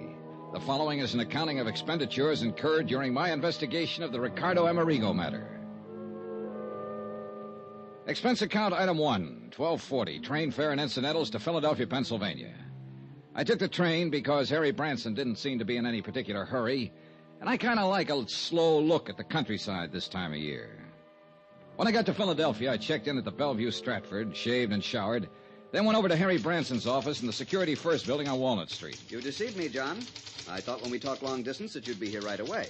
But instead of flying down, you Old took the train. Sobersides Branson Possibly hadn't a loss changed of a bit. valuable time, I don't Hair know. a little grayer than the last But I time hope I'd to seen know him, as soon perhaps. as I hear further from But Amerigo's still the booking same serious lad We'll see who what, if always anything, acted he as can though he tell was us. carrying the weight of the world on his shoulders. Now, I feel a deep personal concern over the whole matter because it was a man I put in this office myself who issued the policies, both of them. 2 policies on this fiddle you were talking about? No, John, one on the Amati violin, $30,000. Yeah? And one on Ricardo Amerigo himself for $20,000. Who is Ricky? Who? Well, isn't that what you said his name is? I'm sure I didn't mention anyone by the... Oh, Ricardo Amerigo, yes. Well, where's he playing? The Purple Cat, or maybe Wee Willie's joint over on John, this man is a concert violinist, or was. He's disappeared. Now, please, no more levity. Sorry, Harold. It's Harrison. Sorry, Harry. All right. I'm quite all right. Now, I realize that you have quite a sense of humor, John, but in a matter as important as this... Yeah, sure. Now, let's have the story. Very well. A few years ago, Ricardo Amerigo was one of the world's leading concert violinists, as famous in London, Paris, Rome, as in the concert halls of this country. Uh-huh. Such virtuosity, almost unbelievable. I shall never forget one evening here in our Academy of Music. He had just finished a perfectly brilliant Wieniawski. Amazing technical performance. Yeah, well... And for an encore, he played Sarasate's Zapatiado. Even more brilliant. Harry... But the audience wouldn't let him leave the stage. Ricardo Amerigo... has disappeared. Oh, yes. And you're in a hurry to get on with the case. I'm sorry. Now, thinking of his superlative performance that night carried me away. Yes, he's dead. Disappeared. And the violin? No trace. Dead? You didn't say that before. I know. You see, there's no proof of death. No body. Disappeared. Well, don't let me shock your finer sensibilities, Harry. Murder? We have thought of that, of course. Who's we? The Port Morris police. Port Morris, New Jersey, that is. Oh. Yes, you see, since Amerigo's car went through the bridge rail, crashed right through it, and plunged into the river, stream... Trying to tie Harry down to pertinent facts that would help me in my investigation was, futile. At least 3 times during the next half hour, he went off on glowing descriptions of violin recitals he had known. Heifetz, Elman, Chrysler, and so on. But he did come up with 1 or 2 things I wanted. First, Amerigo and his fiddle had been driving down from Philadelphia to some spot on the South Jersey seashore. Crossing an old wooden bridge over a little stream, an inlet from the ocean, the car had smashed through the guardrail and gone to the bottom of the inlet. The car, of course, was found. Amerigo and his violin, no. Second, and just as important, the name of the beneficiary of Amerigo's policies. Item 2 on expense account, $1 even. Taxi to the Harnell building, also on Walnut Street, in the office of Peter Corbin, Amerigo's booking agent. The building was plush, but Corbin's office was about as bare as I'd ever seen. An old beat-up desk, a battered filing cabinet, and a couple of straight chairs. That was it. Come in, Dollar. Come in. Sit down. Corbin was chewing the stub of a cigar that he'd forgotten to relight for at least a couple of days. We made with the usual howdy-do's. Well, your man Branson told you exactly right, Dollar. I'm Ricardo Amerigo's sole and only beneficiary. Well, isn't that a bit unusual for a man's agent to be his heir? Or, was it because you were old personal friends? I'm going to give it to you straight. I brought Amerigo over to this country. Myself, my own sole expense. I actually gave him the build-up. I started his whole entire career. I kept him on top, all at my own expense. Well, didn't you collect a regular agent's commission on his earnings? Oh, sure. Plenty more. Why kid about it? Sure, while he was working. What's that supposed to mean? Bottle. What? Yeah, started hitting the bottle. Bad, not good. And believe me, the word gets around fast. Instead of making me money, himself too, of course, he started costing me money.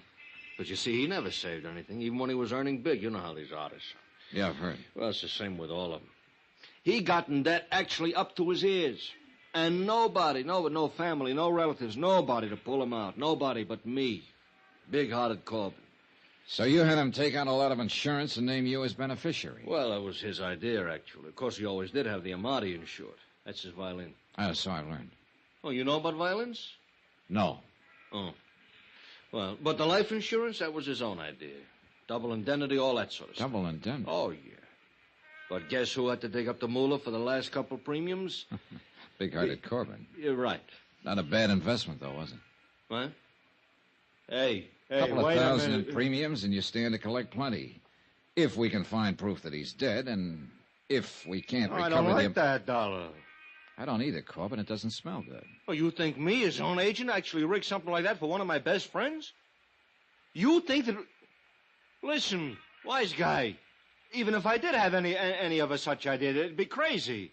Anything actually as obvious as that. Well, sometimes the most obvious is the best cover-up. Oh, get out of here, dollar. Unless you want somebody to start collecting on your insurance. Even if it isn't you, huh?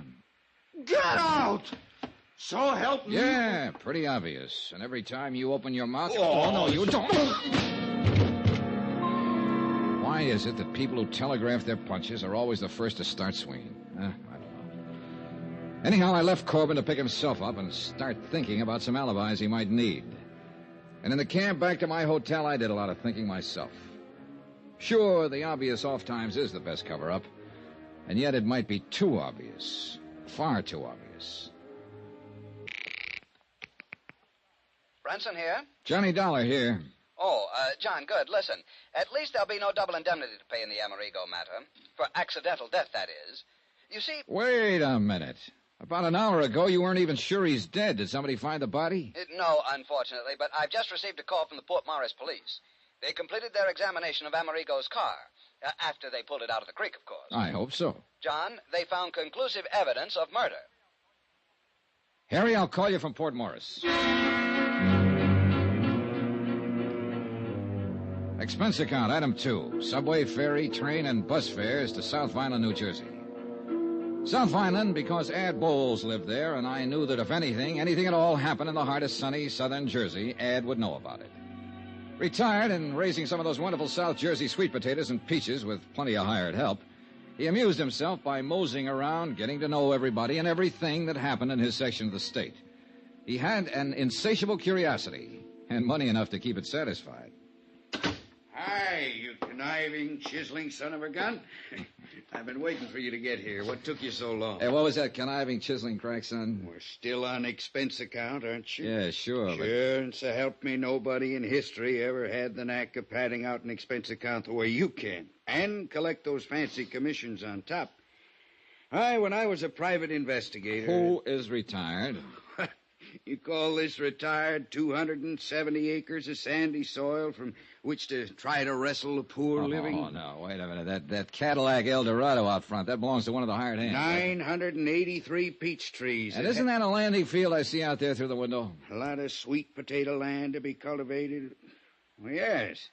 Say, why didn't you fly down or let me know and I'd have picked you up? Look, with all the time I have on my I thought hands... you said you were very busy. Yeah. How long you going to stay? So I can figure out where we'll go, what we'll do. Ed, I'm on a case. Well, sure. Ricardo Amerigo and his priceless fiddle. Oh, no. It was easy. When I heard about him going over the bridge, I contacted Barney Peters of the Port Morris PD. From Barney, I learned all about the next of kin. His agent, that is. Pete Corbin. Right. And that boy at Philadelphia Mutual, Harry Branson. And I knew Branson wouldn't call anybody but you in on the case. So here you are. Still a private eye, aren't you, Ed? Gotta have some way of killing time. And I suppose you have the whole case solved. Yep. Well, according to Harry Branson, who heard from the Port Morris police just before I left Philly, it was murder. Oh, you point killer. I thought I'd be the one to tell you that. No, sorry. The cops knew it first. Second, I told them. Huh? Yeah, I showed him where somebody'd used a hacksaw on the steering arm of Amerigo's car when they dragged it out of the creek. Uh-huh, so that was it. Yep. And who wielded the hacksaw? Well, Pete Corbin. Who else? Why? Who else stood to benefit by Amerigo's sudden trip to the great beyond? No. It's too easy, Ed. What's more, he's the only one who had constant and complete access to Amerigo's car. Why, he not only mothered little Ricky, clothed and fed him and kept him in booze, but he paid his rent, swept out his apartment, serviced his car. No, it's too easy. And Johnny, that car was even kept locked in Pete Corbin's own garage. And Corbin had the only key. Where did you learn that? From Corbin's landlord. By phone, of course. Said he thought Corbin did that so Ricky couldn't go out driving when he was drunk. And me? I think it was the other way around.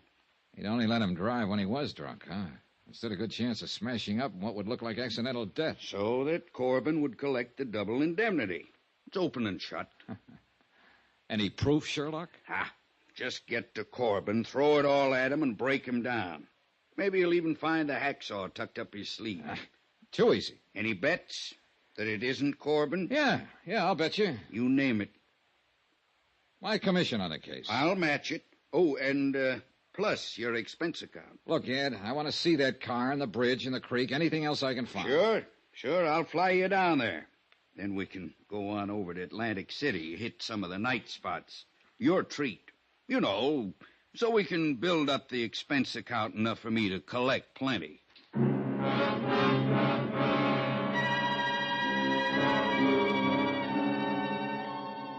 Ed Bowles had been a pretty good investigator in his day, seldom gone off half-cocked. Yet all his evidence was purely circumstantial. And where was the body?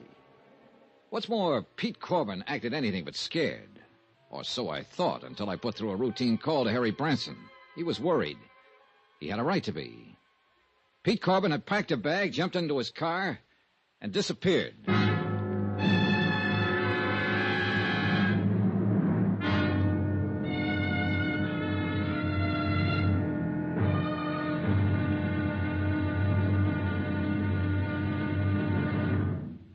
Now, here's our star to tell you about tomorrow's intriguing episode of this week's story. Tomorrow, a soggy day in a soggy South Jersey swamp.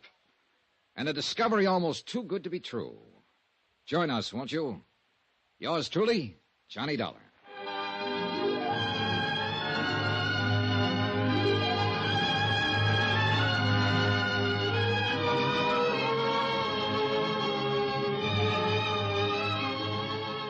Yours truly, Johnny Dollar, starring Bob Bailey, is transcribed in Hollywood. Written by Sam Dawson, it is produced and directed by Jack Johnstone. Be sure to join us tomorrow night, same time and station, for the next exciting episode of Yours truly, Johnny Dollar. Roy Rowan speaking.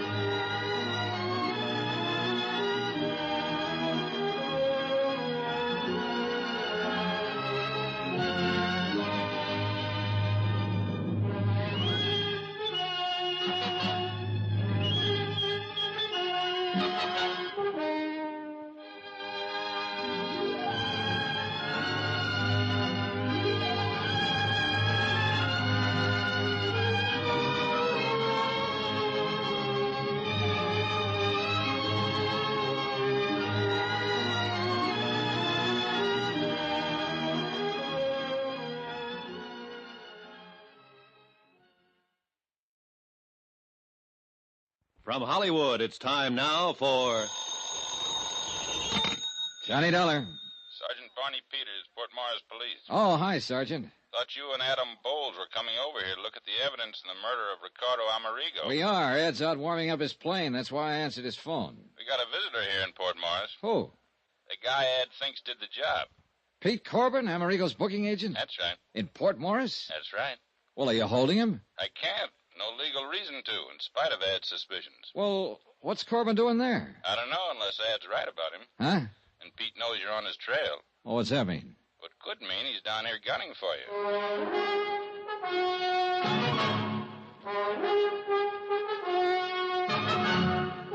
Tonight and every weekday night, Bob Bailey in the transcribed adventures of the man with the action-packed expense account, America's fabulous freelance insurance investigator. Yours truly, Johnny Dollar.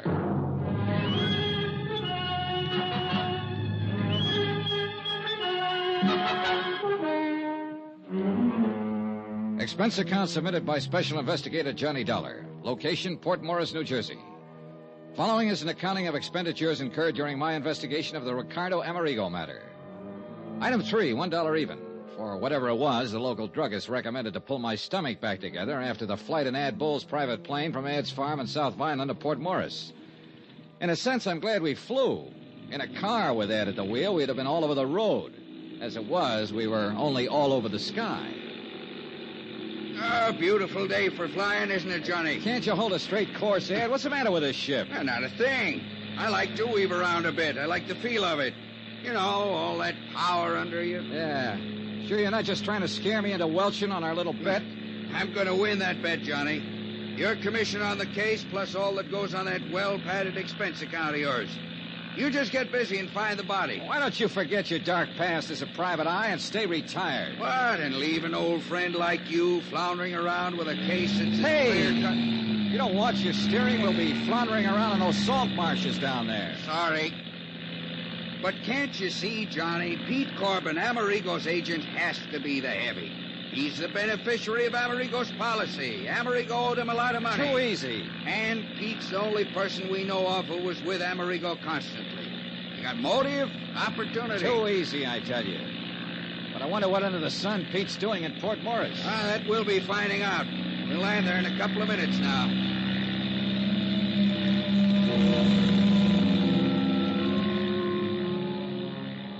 The little town of Port Morris was set on the edge of one of the wide salt marshes that border a lot of the South Jersey shore. Just a vast expanse of salt hay indented with little coves and inlets. Soggy, swampy country. Ideal breeding place for the famous Jersey mosquitoes. And I guess for me, the ideal breeding place for trouble. Sergeant Barney Peters met us at the mucky little landing strip just outside town. And we headed out on a narrow, muddy road across the marshes. Yes, sir, Mr. Dollar. If I were you, I'd try to pin down this Corbin. Where is he now? Back in town. Got Alf McCracken keeping an eye on him. Alf's the boy you saw Amerigo crash through the bridge that night, you know. Barney, I still wish you'd cooked up something to hold him. But what, Ed? Sure, Ed. Every bit of evidence you think you've got on Corbin is purely circumstantial. What else have you got to go on, John boy? Oh, we'll see. We'll see. After I have a look at the bridge Amerigo busted through in his car. It's just up ahead a bit. Crosses the Lucky Hoe Creek. I'd also like to know who could have... Well, I'd like to know what could have happened to his body. To that $30,000 Amati violin. You'll see. Just keep in mind that there's a mighty big flow of water in the creek from the tide coming in and going out. Tell me, Sergeant. Johnny, I checked it. Huh? Tide had just turned, was on its way out to the ocean at the time Amerigo's car went over the bridge. Right, Barney? That's correct, Ed. Right now, though, it's probably about as low as it'll... Whoa! What's the matter? Just pulling over to let this car that's coming pass us. Otherwise, one of us might sheer off into the swamp. Yeah, these roads weren't meant for two-way traffic. John Fool's coming pretty fast for a road like this. He isn't careful. Hey, look, Pennsylvania plates. Huh? He's right. That's Corbin's car. Corbin, huh? Swing across the road. Block him. Quick! Son of a gun. No, where's Corbin, all right? Well, then swing around. Go after him. On this road? He'd slide off into the swamp so fast. By the time we go on up to the bridge and turn, he'll be halfway back to Philadelphia, blasted. Well, we had the bird in hand and didn't know it. What are you going to do now, Johnny? Just exactly what we started out to do. You're losing valuable time. Now, if I were still in this Ed, racket... why don't you stay retired? We drove slowly on up to the bridge, stopped and got out. And although the tide was almost low now, it was easy to see how that rush of water would easily carry a violin or a body or most anything right out to sea. Or could it? The tide was running this same way when it happened. Out. Yeah. And the current was a lot stronger than it is now, so you can imagine what it would... Huh? Yeah. What's the matter, Johnny? Well, that big bird nest, whatever it is, down there at the side of the creek, 50, 60 feet. Oh, that's just where the reeds and hay got matted up. does look like... Hey. Yeah, if that isn't a fiddle case propped up on top of it. Sure looks like Sure one. it is. Sure, the tide was higher then. The fiddle's stuck in those reeds. Wait here. Well, now, Johnny, don't. You come back here. Dollar, it's like quicksand. Stay out of it. You darn fool. It was like quicksand, too. You'll never make it. Black, glowy muck. And I sank into it up to my knees. I almost had to swim through it, hanging onto it, pulling myself along by the reeds and bulrushes. But half of this case hung on that $30,000 Amati violin, and I wasn't going to let it slip out of my hands. A couple of times I dropped into soft holes, almost up to my shoulders, but somehow I kept going. Pulled the fiddle case off the pile of matted weeds and started back. But I'd used up most of my strength, with only one hand to pull myself along. Ed! Johnny, try and grab this rope. Here. Can't reach. Try it again, Ed. Drag it back. Try it again. Johnny, use the violin case. It'll keep you afloat. I'll try. You all right, Dollar? Here, Johnny. The rope again. Johnny!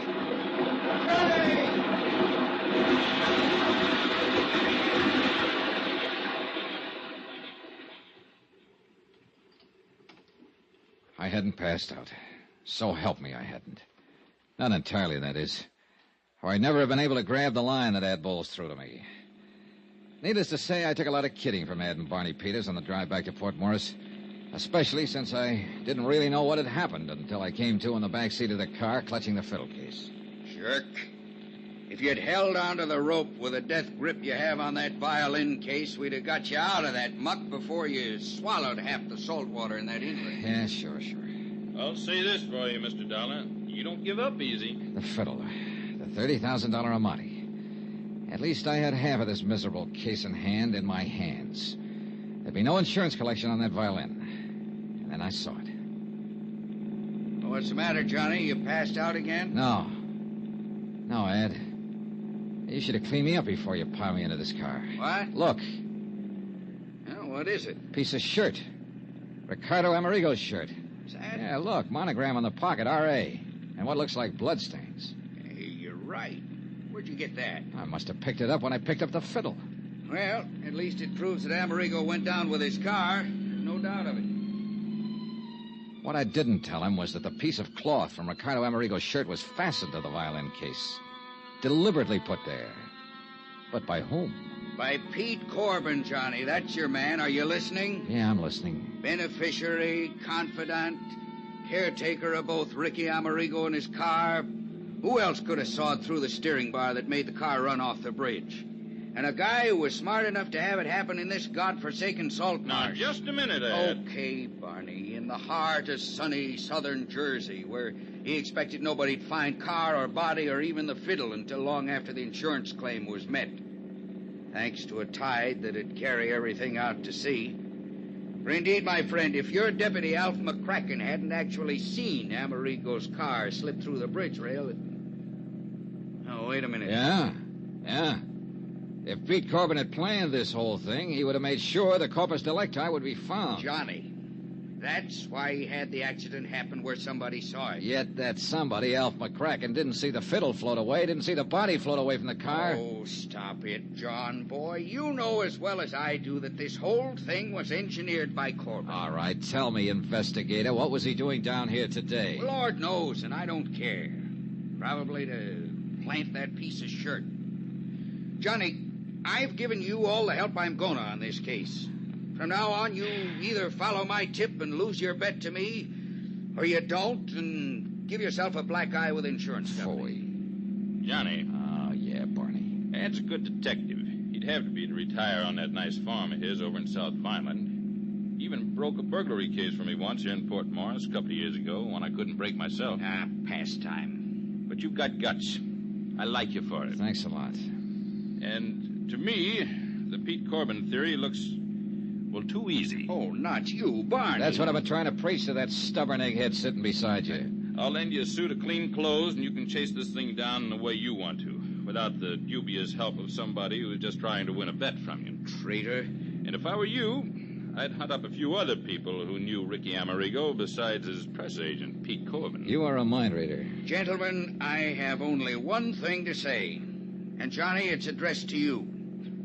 When you finally find that Pete Corbin done it, you know where to send the check to me.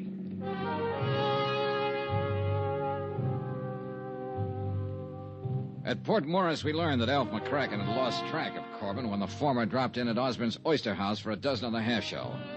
Hadn't even seen him take off in his car, much less leave in a hurry after spotting us on the road to Lucky Hole Creek. I took advantage of Barney's offer, borrowed a suit of his clothes, and accepted a ride from him to the crossroads of Woodbine where I could get a bus back to Philadelphia. Sure, half my job was done. I'd recovered the $30,000 Amati violin. But I could still hear the oh-so-pleasant voice of Ad Bowles, ex-investigator, not so retired. You know where to send the check to me, Johnny boy. Expense account item 5, $4.95. Bus fare from Woodbine to Philadelphia. And believe me, it's a long bus ride. As soon as I got to my hotel and changed into my own clothes, I called Harry Branson at the insurance company. Mr. Branson here? This is Mr. Dollar, Mr. Branson. Yes, Mr. John. Yeah, I'm back at my hotel, music lover. And I've just won the $30,000 Amati. What? Yeah, I got the fiddle for you. Well, thank heaven you recovered it. What of Ricardo Amerigo? Later. Do you want the Amati? I'll be right over.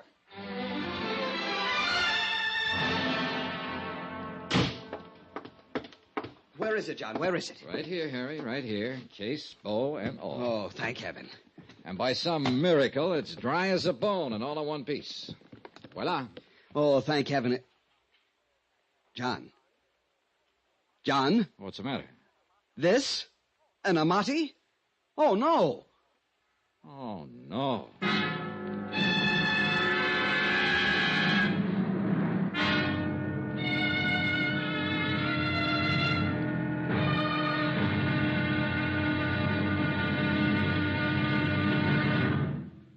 Now, here's our star to tell you about tomorrow's intriguing episode of this week's story. Tomorrow, the results of a poker game.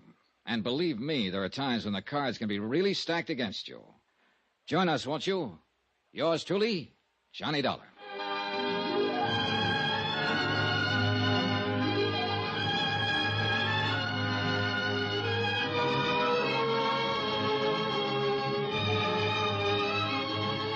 Yours truly, Johnny Dollar, starring Bob Bailey, is transcribed in Hollywood. Written by Sam Dawson, it is produced and directed by Jack Johnstone. Be sure to join us tomorrow night, same time and station, for the next exciting episode of Yours truly, Johnny Dollar. This is Roy Rowan speaking.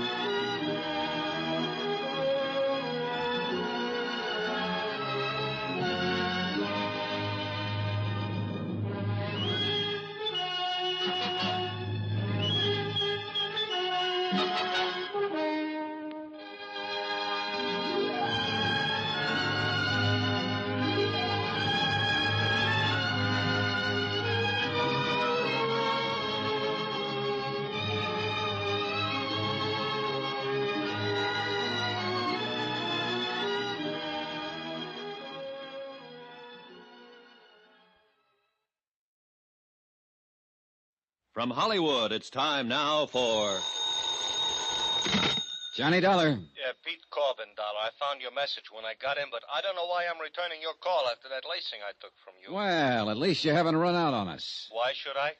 How would you like to explain what you were doing in Port Morris, New Jersey yesterday afternoon at the scene of the so-called accidental death of your client, Ricardo Amerigo? Oh, yeah, I thought that was you I saw in that car down there. It sure was. Are you in your office? Yeah, that's right. I thought you wanted Well, to stay know... there. I do want to know. That and a lot of other things. I'll see you in about an hour after I've made another call. Okay, I'll be here.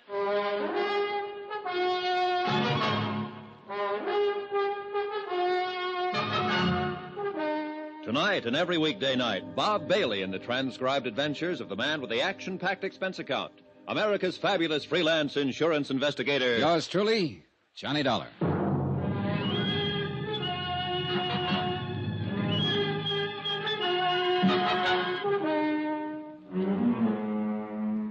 Expense account submitted by Special Investigator Johnny Dollar. Location, Philadelphia, Pennsylvania. To the Philadelphia Mutual Liability and Casualty Company.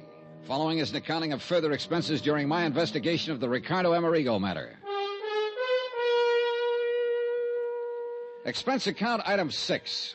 $33.75. Dry cleaning and new shirts, socks, and so on, including one pair of shoes to replace the ones I lost in the South Jersey swamp while rescuing what I thought was a priceless Amati violin in a muddy tidewater inlet called Lucky Hoe Creek. But when I showed it to Harry Branson at Philadelphia Mutual, well, at least he promised to have an expert look it over and pass final judgment. That's the reason for item 7, 85 cents. Taxi to Harry's office in the Security First building. Oh, come in, John, come in. Hi, Harry.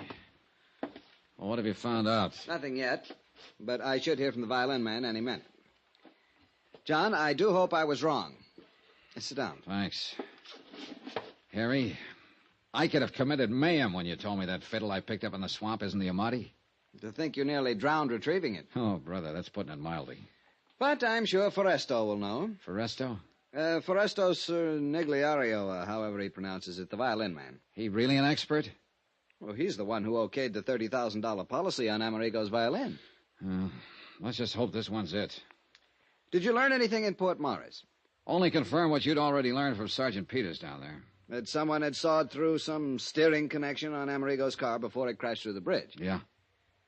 Still no sign of the body? Nope. Oh, a man named Adam Bowles called. Oh, he's an old friend. Used to be a private detective and just can't get it out of his system. Oh. Well, he called me, you know. I know. And I must confess, John, that I'm inclined to agree with him. That Peter Corbin, Amerigo's agent, did it? Agent and beneficiary, John. And apparently the one person who knew Amerigo well enough. I said it to Ad Bowles until I was blue in the face, Harry, and I say it again. Too easy. But who else? I don't know. That's what I came back here to find out. All the evidence. Circumstantial evidence. The kind of man that'd be a fool to let pile up against him if he really was guilty. Even so. Harry, let me do it my own way, huh? What if this Corbin tries to skip out? Then will be the time to... Excuse me. Yes. Mr. Cherniero to see you, sir. Cherniero. I knew that was it. Send him in. Man is here, John. Foresto? Yes, sure. Oh, well.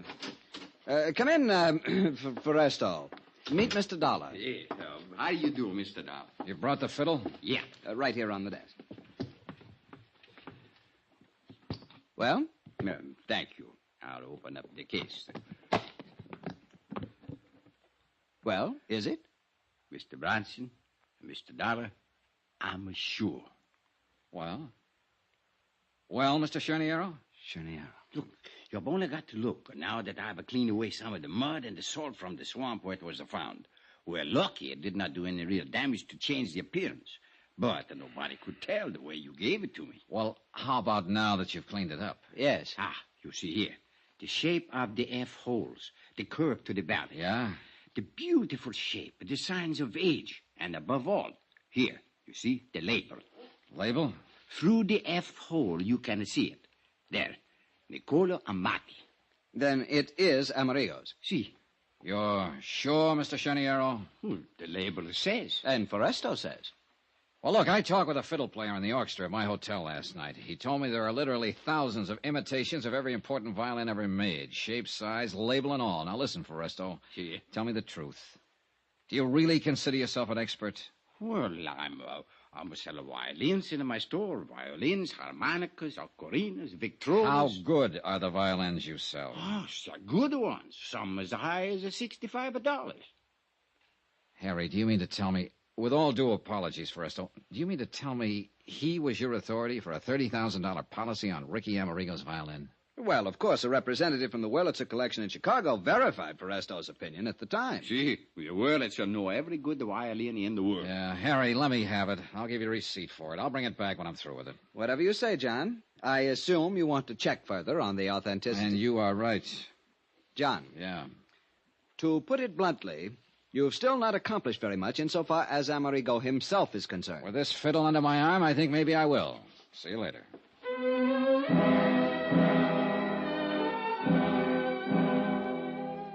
Maybe Harry had been right in the very beginning. Maybe I should have known a little more about music, or more specifically, violins. Or maybe I should have left this aspect of the case to someone else and concentrated on the disappearance death of Ricardo Amerigo. Maybe well... Expense account item 8, 80 cents. Taxi to booking agent Peter Corbin's office. All right, Dollar, let's not waste either your time or either mine. You want to know what I was doing? That's right, Corbin. The Amati. I found it right where you planted it, in that swamp near Port Morris. You actually found it. What do you mean where I planted it? What else were you doing down there in the South Jersey swamps? Is that where you found it? Well, you ought to know.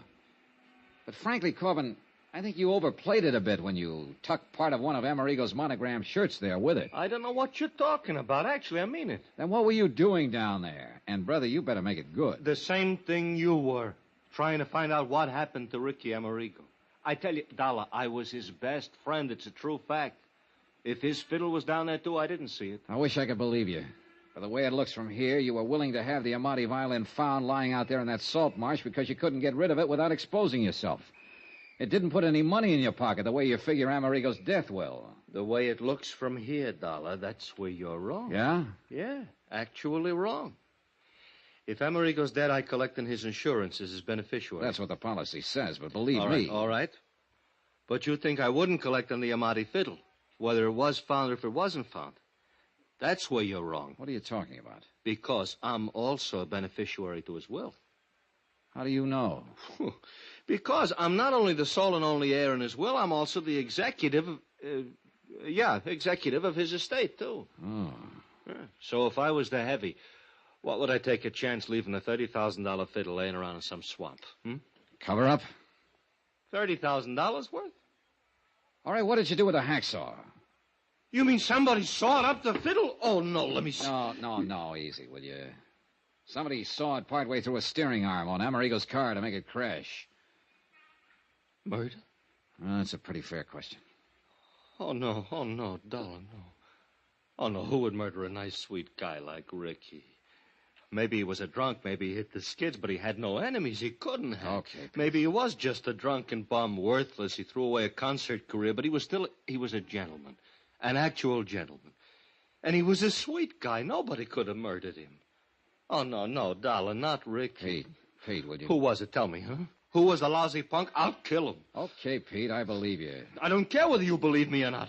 Will you tell me who done it? Pete. Pete, will you listen to me? I'm listening. Now, look here. Look here and tell me. Is this Ricky's Amati violin? Yeah, that's it. Ah, poor Ricky. Poor drunk. You're sure? I'm sure. All right, Pete, I'm going to give it to you straight. All I ask is you now listen tell to me, will who... you? We don't know who killed Ricky Amerigo. We haven't even found his body. The Port Morris police are still trying, of course, but it could have been carried by the tide through that inlet, the Lucky Hole Creek, right on out to the sea. Or, of course, it may appear somewhere along the creek. It'll take weeks to search that swamp thoroughly. No, anyhow, if they do find him, I want to see he gets a decent burial. Will you promise me? Okay, I'll try, but listen, will you? Because of the sawed-through steering arm, his death was made to look accidental. Double indemnity. And you're the beneficiary. He not only wasn't making you any money because his drinking kept him off the concert stage, but he owed you money, plenty. Now, that's a motive. As for opportunity, who else had as much as you? Nobody. But I love the poor guy. I try to keep him alive and get him back on his own. You told me, and I believe you. But the fact remains that the insurance company, the police, even a pretty smart private detective I know, all figure you for number one suspect. And they hope to accumulate enough evidence to move in on you. And you're with them, huh? No. What? Yesterday right here you told me... Sure, I know I did. But I've had time to think it out. Now, pinning it on you is just too easy. Much too easy. I'll say it to your face, Pete. You're no mental giant. But only an utter fool would let circumstantial evidence like that pile up against him and then commit a murder like that. I may be wrong. Lord help you if I am and find out. But I think you're clean. I swear I am. I'm going to play it that way unless I find solid reason to change my mind. Because, Pete. Yeah, Johnny? You're the one person who can help me in this case. I'll do anything. Actually, anything. Just ask me. All right. Now, first tell me where you were last Friday evening when Amerigo's car made that dive off that bridge. Alibi? That's right, brother, and you can be sure I'll check it. At Willie's. All right, who's Willie? Willie Elliott. He's a saxophone player. He's one of my clients. He was a friend of Ricky's, too. Well, where can I find him? What's his address? I'll write it down for you. We had a four-handed poker game. Who else in the game? Jerry Goldsmith, 120. He know Ricardo, too? Oh, yeah. Composer, conductor, violin player. Fiddle player, huh? Who was the fourth? Eric Snowden. Who's he? He's a fiddle maker. He lives at his shop. I'll write that down. Fiddle maker, did you say? Yeah. Here you are. Yeah, he was the sole and only man Ricky would ever let touch his Amati for repairs and fixing up, you understand? Who else were good friends of Ricardo's? While he was making it, plenty.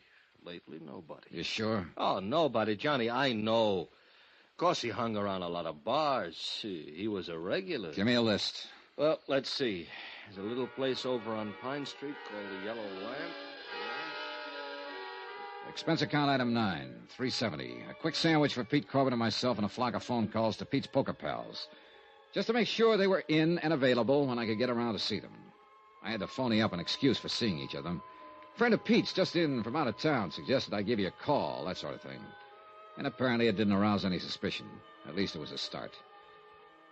And for the first time, call it a hunch or whatever you like, I felt I was going to get somewhere in this case. As it turns out, I was. Believe me.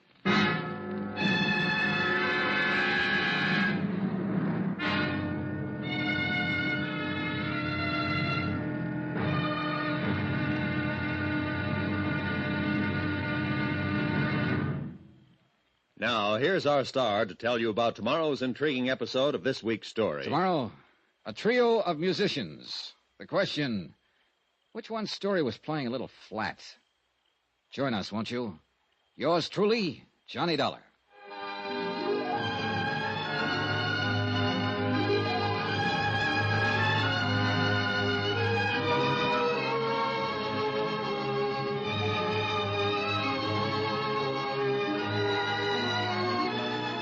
Yours truly, Johnny Dollar, starring Bob Bailey, is transcribed in Hollywood. Written by Sam Dawson, it is produced and directed by Jack Johnstone. Be sure to join us tomorrow night, same time and station, for the next exciting episode of Yours truly, Johnny Dollar. Roy Rowan speaking.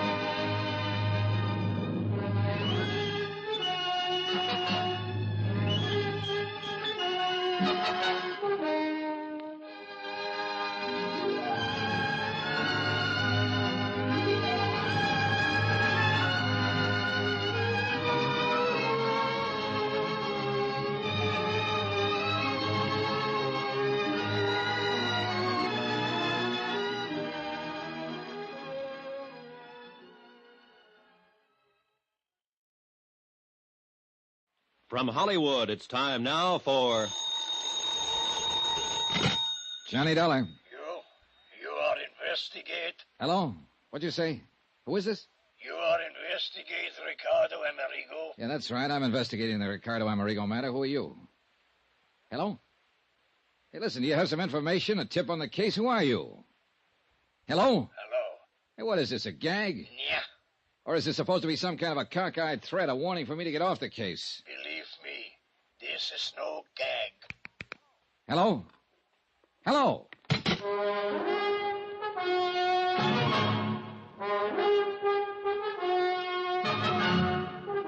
Tonight and every weekday night, Bob Bailey in the transcribed adventures of the man with the action-packed expense account, America's fabulous freelance insurance investigator. Yours truly, Johnny Dollar.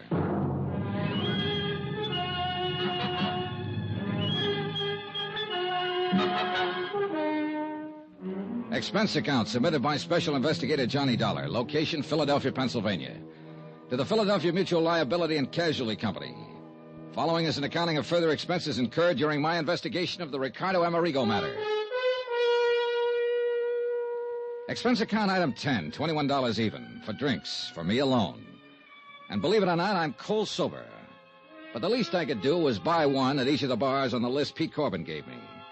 A list of all the places Ricardo Amerigo used to hang out before his disappearance in a South Jersey swamp. In spite of all the circumstantial evidence pointing his way, I still wasn't convinced Corbin had engineered an accident to kill Amerigo. Pete had also given me a list of Amerigo's closest personal friends, 3 of them. I told him I'd see them later. Meanwhile, I hoped to learn something helpful from the places where he apparently spent most of his time during his last few months on this earth. But the result can pretty much be summed up at the last bar on the list, the Hangover Club. There you are. Cost you 80 cents. Here, keep the change. Oh, thanks. Yeah, it's just like I tell you, mister. He'd come in here, buy a few drinks, sit and drink them, leave. Well, didn't he ever talk to anybody? Not even me. Just sit there and get plastered till one of his friends would come in and drag him away. Who? Did you know any of them? Oh, sure. Willie Elliott, saxophone player at the Crystal Room. Oh. Who else? Jerry somebody, fiddle player. Jerry Goldsmith. Yeah, they're on my list. Huh? Anybody else? No. Oh, yeah, wait, sure. His agent, Pete Corbin. Yeah, that's... Hey, if you knew that, why'd you ask me? I've heard the same thing exactly 20 times so far today. Yeah, well, I'll say this for him. They must have loved Amerigo. They might have fought and argued with him when they caught him in here, but it was all for one thing, to try and straighten him out. But, mister, he was too far in. Yeah. Yeah, shame for a talent like him, concert violinist, to hit the skids the way he done, but nobody couldn't seem to help him. The story had been exactly the same in every bar on the list. Apparently, the only friends, the only associates that Ricardo Amerigo had were those Pete Corbin had named. Expense account item 11, 110, cab fare to the apartment of William Elliott over on Callowell Street. Same story. No new names of friends or even acquaintances. He and Corbin and Goldsmith and the old English violin maker, Eric Snowden, had known Amerigo for years, good times and bad. Had all tried to help him, straighten him out, were deeply grieved over his death. Item 12, 570, cab to a suburb called Lanark to see Jerry Goldsmith, where, I'll admit I expected to get the same story, the same names, no more, no less. This time I took the Amati violin with me.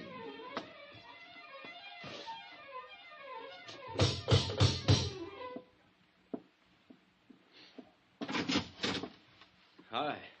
Who are you? I'm Johnny Dollar. Oh, yes, you called. Come in. Friend of Pete Corbin's, you said. Sit down. Mr. Goldsmith, I'll get right to the point. I'm an insurance investigator, and I came That here... violin case. That looks like Ricardo's. It is. And the Amati? Yes. Oh, thank God. I found it down in a South Jersey swamp where Amerigo's car plunged off the bridge. It had been lying there, hidden by the marsh for several days. Is it all right? May I see it? Well, one reason I brought it along was so you could substantiate identification. I make no bones about it, Mr. Dollar. I coveted this violin like nothing else in the world. I've played many fine instruments, Strads, Guarneri, even this, my Stainer. I see. But Ricardo's Amati, there was something between that violin and myself that could exist for no one else. Not even Ricardo Amerigo when he was at his greatest. And when he started his terrible downfall. You, wanted it even more, huh? Yes, more than anything else in the world. Enough to kill for it?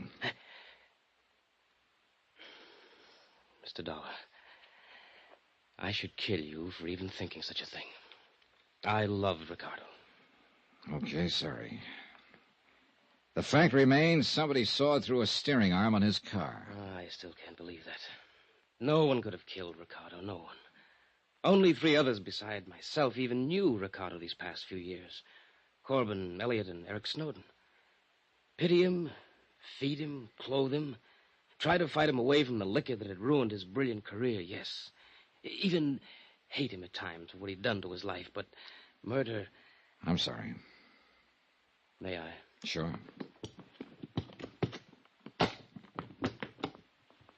It, is the Amati. Yes, I know it as well as I know my own. May I play it? Sure.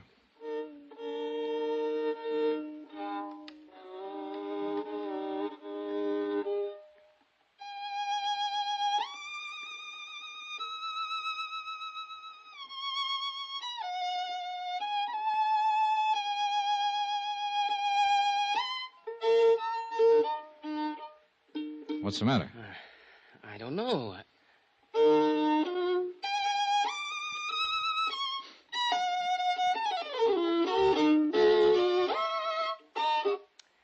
Mr. Dollar, it isn't here. The tone, the brilliance, the response, it isn't here. Something's wrong. You're sure this is the Amati? Oh, of course I'm sure, but something's wrong. Something's happened to it. It isn't the same. Well, you think the dampness of the swamp might have done... No, you can see. It's all right, but it isn't. Well, I don't know anything about violins. There are no cracks, no marks, no damage. Even the sound post. But you're sure it's Ricardo Amerigo's Amati? Yes, I told you so. I couldn't possibly be mistaken. But something is... Mr. Dollar. Well? I don't know. You know something? I don't either. I'm afraid I left Jerry Goldsmith rather abruptly and in a rather distressed condition. But I had plans, and the sooner I could carry them out, the better. Item 13 on expense account, $4.20 taxi fare back into town to the shop of Eric Snowden, violin maker. The only man who'd been allowed to touch Ricardo Amerigo's Amati, except, of course, for the music store owner who'd cleaned it up after I found it in the swamp. Yeah, it was possible he had done something to it that would destroy its tone. But for some reason or other, call it a hunch if you like, I hope not. Snowden's shop was located on a colorful little side street. Really not much more than an alley called Eisminger Street. Right in the middle of one of the busiest sections of the city, surrounded by skyscrapers, office stores, and all the traffic that goes with them. This one little alley. Except for Snowden's place, the tiny buildings packed side by side are all residences, left over from years gone by when this was a residential section, and still unspoiled by the bustling activity around them. Thank you, Mr. Romandi, and I'll be sure to hear you at the Academy of Music Saturday night. Sir! Mr. Snowden? Yes, I'm Eric Snowden, but that violin case... I'm Johnny Dollar. I phoned you. Oh, please come in. Mr. Dollar. That's right. It's Ricardo Amerigo's. It's been found. Please let me... Mr. Snowden, I'm an insurance investigator. Part of my job has been recovery of this violin. It's possible loss was the most heartbreaking thing I ever contemplated, but you found it. I think so. You think? I don't understand. Well, here, take it. Examine it. Yes, but not here. Come, we'll go up to my workroom on the second floor, where I can check it thoroughly. I'll lock this front door so we won't be disturbed. Now, come with me, please. I can't believe it. It's so wonderful you found it. It would have been a terrible loss to the world. Yeah, I guess so. You're not a violinist yourself? No. I'm afraid the only violin music I know is what I hear in... Now, here we are. Oh, quite a shop. Most of the finest violins in the world have been here, one time or another. The Stradivarius of Yasha. It was quite a shop. The violins The of... walls were lined with fiddles in the making, and with tools. Some familiar and some that were... Wait a minute. Hacksaws. A couple of them small and delicate, but one a big one and dirty. As Eric Snowden turned away to open the violin case, I ran my fingers over the blades. There was grease on one. Axle grease. Now here.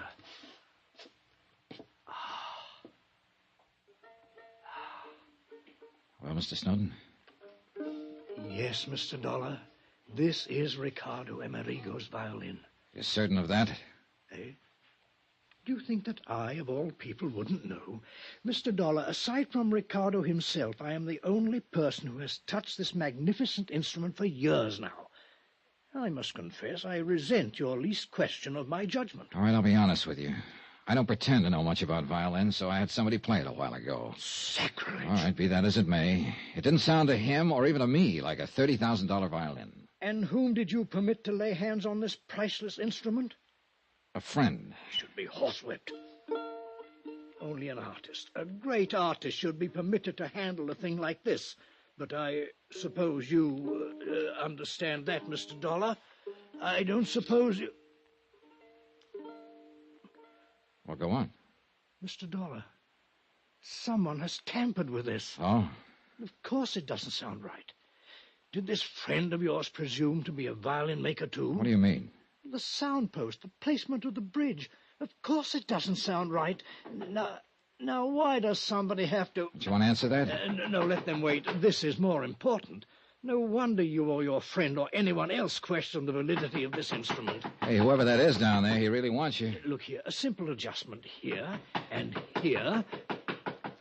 Oh, bother. Go ahead, I'll wait. All right, I shall be right back.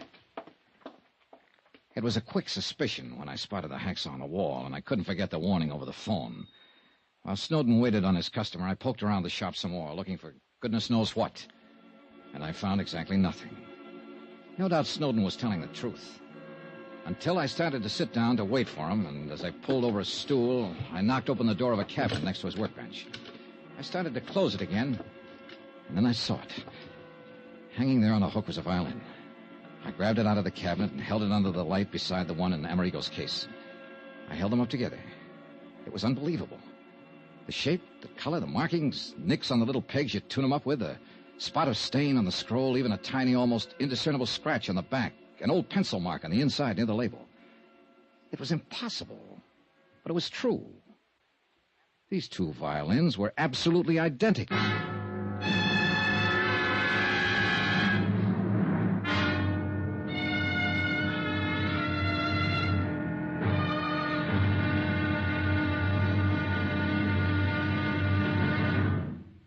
Now, here's our star to tell you about tomorrow's final intriguing episode of this week's story. Tomorrow, well, it's a wind-up. But believe me, a wind-up with a real twist. Join us, won't you? Yours truly, Johnny Dollar.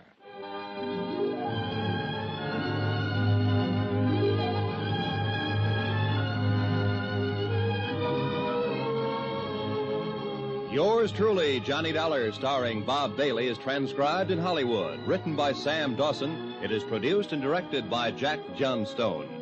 Be sure to join us tomorrow night, same time and station, for the next exciting episode of Yours truly, Johnny Dollar. Roy Rowan speaking.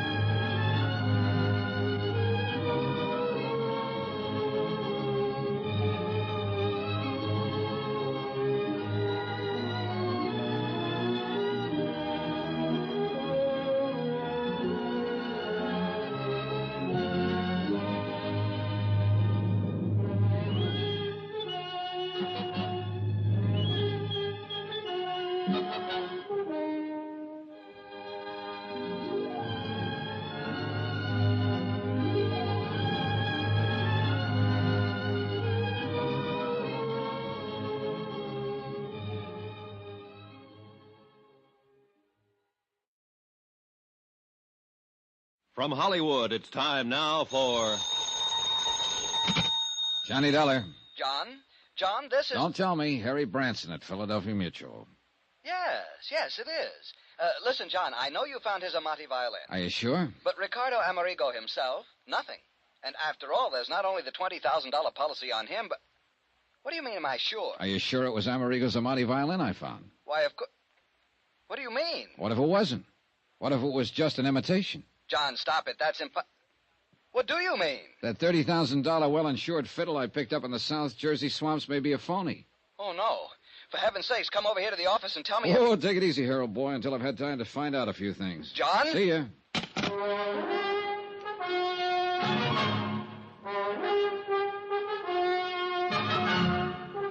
Tonight and every weekday night, Bob Bailey in the transcribed adventures of the man with the action-packed expense account, America's fabulous freelance insurance investigator. Yours truly, Johnny Dollar.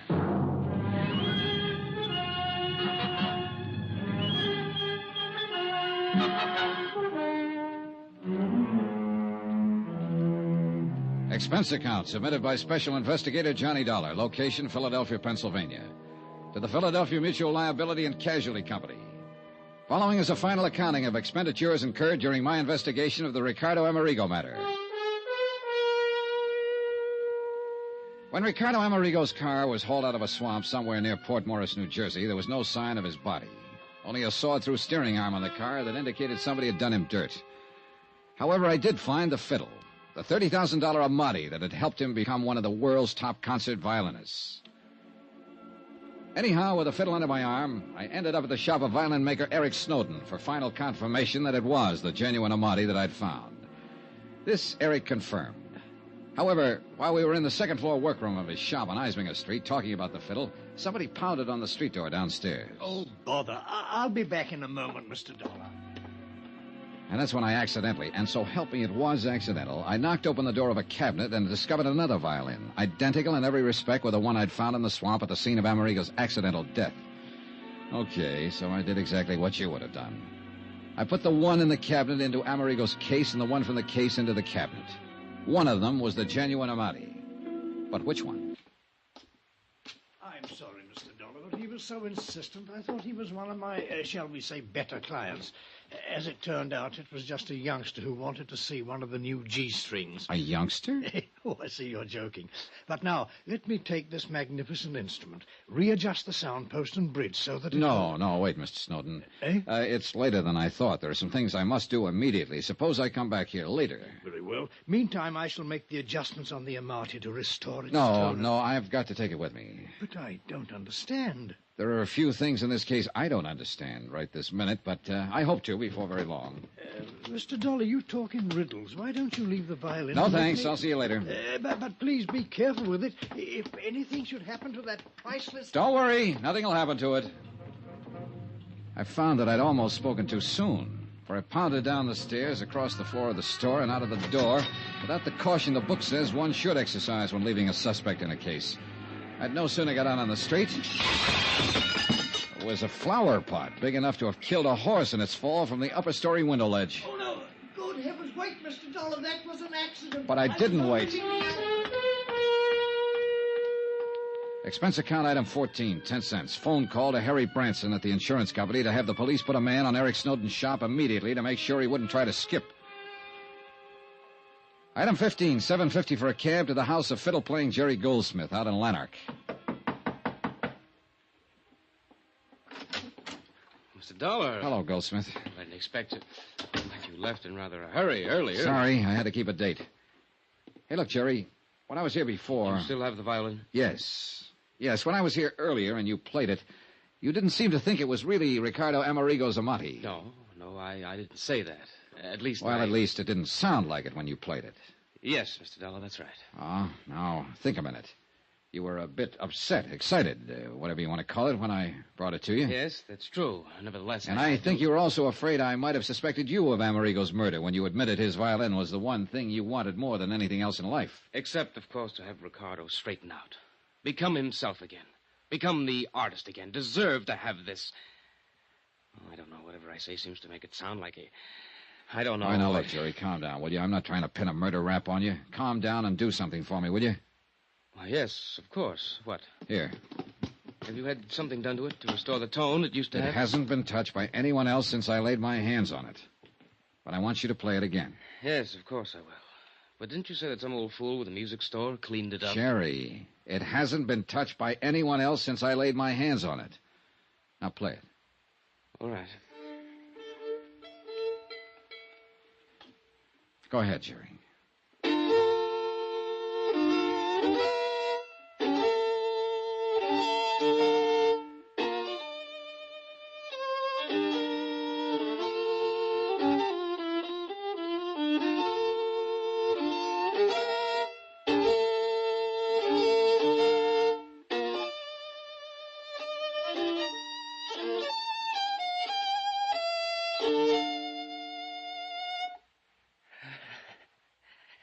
It's the Amati, isn't it? Yes. Yes, it's the Amati. A beautiful, wonderful...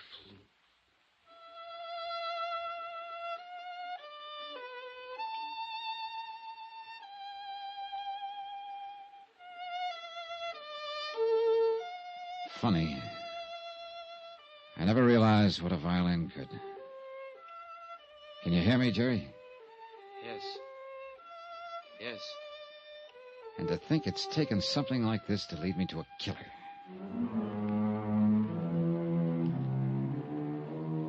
Expense account item 16, $4.20. Cab to Philadelphia Mutual, the office of Harry Branson. But if you're right, John, you mustn't go out there alone. Don't you understand if he's the man who planned the murder of Ricardo Amerigo? He wouldn't stop.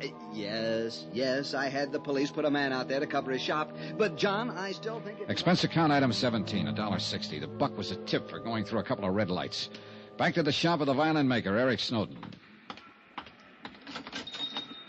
Mr. Dollar. Hi, Mr. Snowden. I'm afraid I left you rather abruptly a while ago. Mentioned, Mr. Dollar, it's you. That near accident when you left that flower pot, I don't know how it possibly could have shifted on the window ledge up there. On the third floor window ledge of this little combination store, workshop, and home of yours. That much I did notice while I was ducking it.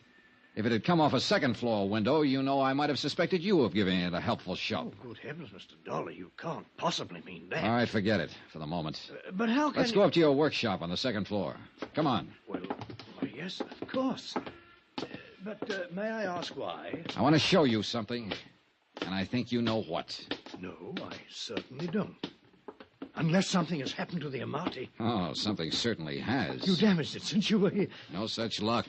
Mr. Dollar, please, what are you talking about? Okay, here. Now tell me the truth. Is this Ricardo Amerigo's Amati violin? Yes. I've told you so.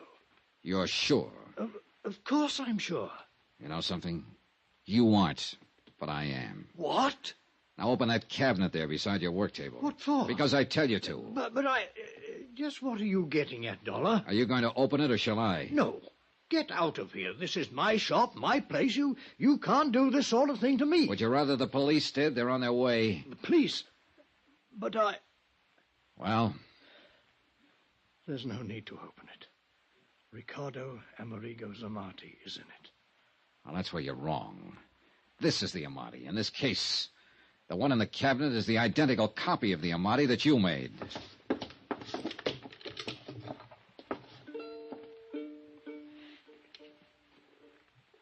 Yes, Mr. Dollar. Why, Snowden?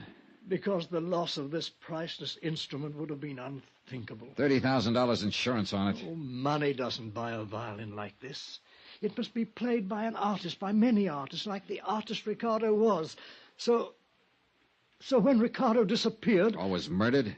When Ricardo disappeared, I had to make sure that the Amati would still... I didn't murder him. Isn't this the hacksaw that cut the steering rod on his car? Well, Snowden, isn't it? Yes. No, I mean... And because of it and your crazy plan to keep the real Amati, you and you alone are going to take the rap for Amerigo's murder. No, please. Ricky. No use, Eric. That's right, Mr. Dollar. I'm Ricardo Amerigo. You're what? The dirty, drunken has-been that started all this. Sawed through the steering rod on my car, wrecked it in the swamp, left some of my clothing there. That phony fiddle was my idea. Not to collect the insurance on it, not that alone. But to make sure it could come back again. Be played again by somebody that deserved to play it. The way perhaps one time I deserved to play it. But, Ricardo... A man disappears, murder, or whatever. There's a fuss about it for a while, and it's over. But this, no, this must live. This violin, you will now. The world will be the better for it. But you... And this apparent murder... The insurance was my last hope of paying back Pete Corbin, my agent, and the others who tried so hard to straighten me out. Pay back some of the money and the heartbreak they spent on me. Or let your insurance company pay them back. Because I never could. I couldn't even leave my hiding place here in Eric's house.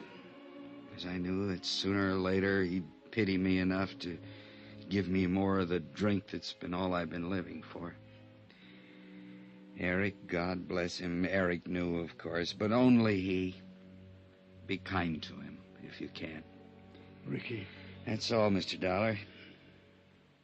Oh, unless... Will you buy me a drink before you call in the police?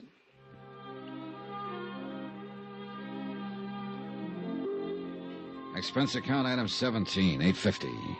One bottle of the best I could buy. before I called in the police. Item 18, hotel in Philadelphia, miscellaneous fare back to Hartford. Total expense account, $182.65. Remarks? No insurance payment necessary on either the Amati or the man. And I guess he really was a man. More than he knew. What the courts will do about him and about Eric Snowden, well, the courts will do. And I'm glad I have to have no part in it. You know, it's funny. Somehow I think I have a little better appreciation for music now than... Oh, well. Yours truly, Johnny Dollar.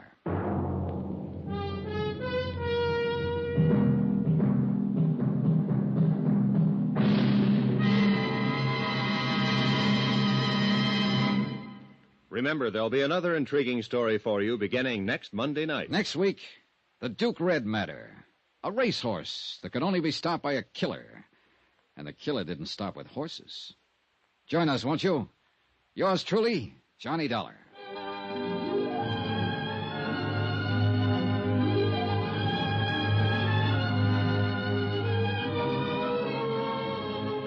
Yours truly, Johnny Dollar, starring Bob Bailey, is transcribed in Hollywood. It is produced and directed by Jack Johnstone, who also wrote this week's story.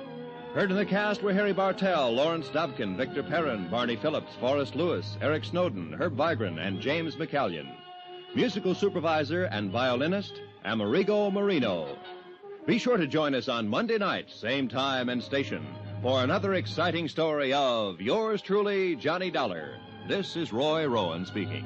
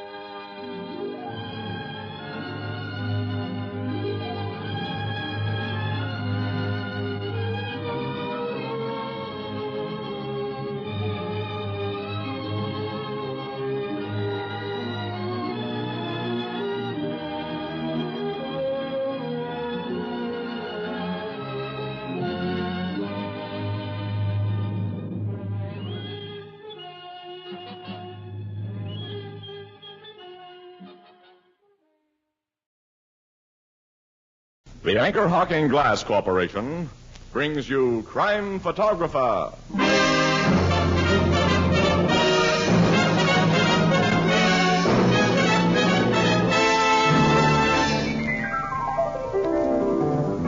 Hello, Miss Williams. Casey? Hi, Ethelbert. Ethelbert, do you know what Casey just wanted to do? What, Miss Williams? Well, they just put in a fresh cement sidewalk next door, and Casey wanted to stop and write his name in it. He'll never grow up. Well, Casey's a great name. Oh, well, I'll go you one better than that. Oh, hello, Mr. Marvin. Sure. What about Anchor Hocking? You know, Anchor Hocking is a great name in glass.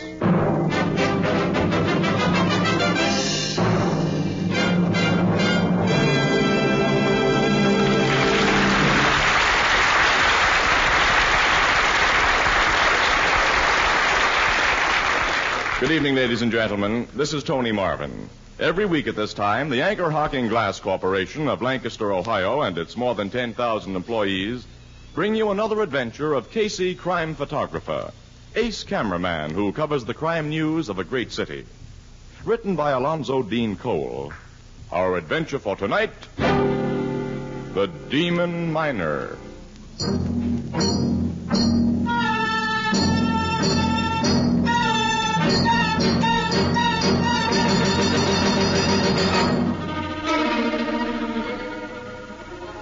Morning. A desolate little graveyard. In the distance, beyond the great tombstones, can be seen the stark outlines of a towering coal breaker and row upon row of coal miners' cottages.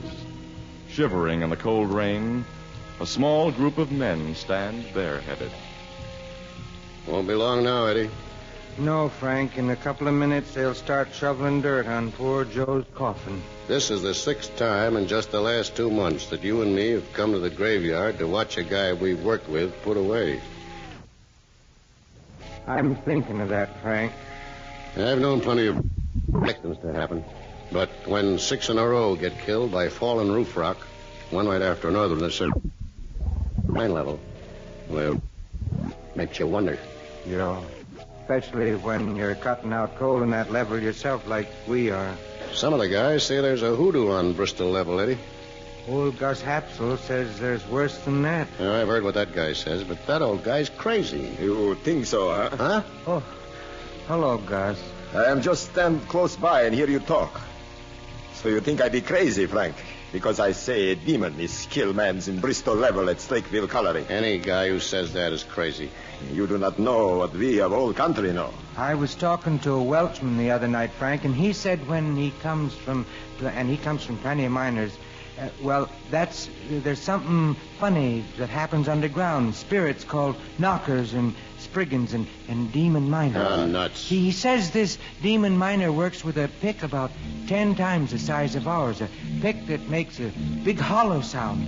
And when guys hear it, it means someone's gonna die. I have heard that pick in Bristol level. Also, I have seen the demon there. I still say nuts. It was when Nick Tanofsky got killed. I'm working place next to Nick. All at once I hear big thump, thump, thump. And I hear Nick yell. I run quick from my place to see what happened. And in the tunnel, number 5 tunnel, I see demon. He's dressed like miner, but his face is white. White? Yeah. He have big fat cheeks, not like a man's. You tell that hooey to somebody else. All right, you be wise guy. But remember what I tell you. Someday in the mine, you will hear and see the demon miner.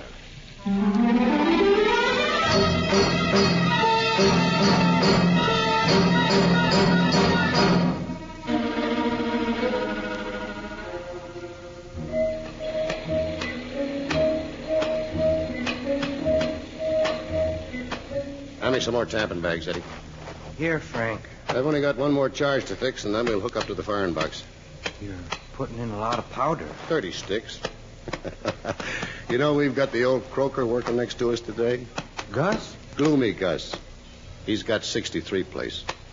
While you were out getting powder a while ago, he came in here to borrow my pick. Said he busted a handle of his. He's as crazy as a bat. He started right in about the evil spirits again. I guess I made him sore at the cemetery the other day. He seems to really believe he saw that demon miner. And he ought to have his eyes examined. Or his head. Hello, guys. Huh? Oh, hello, Douglas. Hello. I just thought I'd tip you fellas off that the inside foreman's down here again this morning checking up. The big bosses don't like all the accidents that's been happening. That don't bother me and Eddie. Oh, I forgot, Frank. You're one of the best boss miners we got here. And, of course, you wouldn't let your little helper Eddie get careless. Now, look here, Douglas. You're supposed to be an electrician. All your cables and connections are out in the tunnel, not in here. Suppose you attend to them. Sociable guy, ain't you, Frank? With people I like. Okay. So long, Eddie. So long, Douglas. Someday I'm going to poke that guy right in the nose. I'm no hypocrite. And I'd like you better, Eddie, if you had a little more guts, enough to tell him off. Well, Oh, I shouldn't have said that. I'm sorry, fella. it's okay.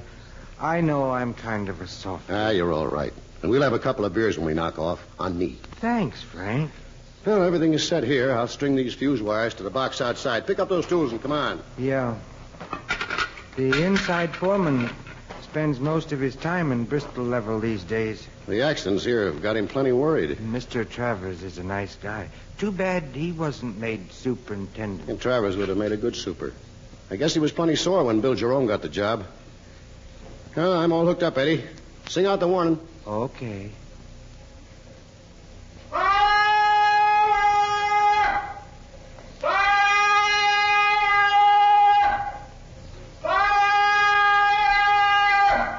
Here she goes.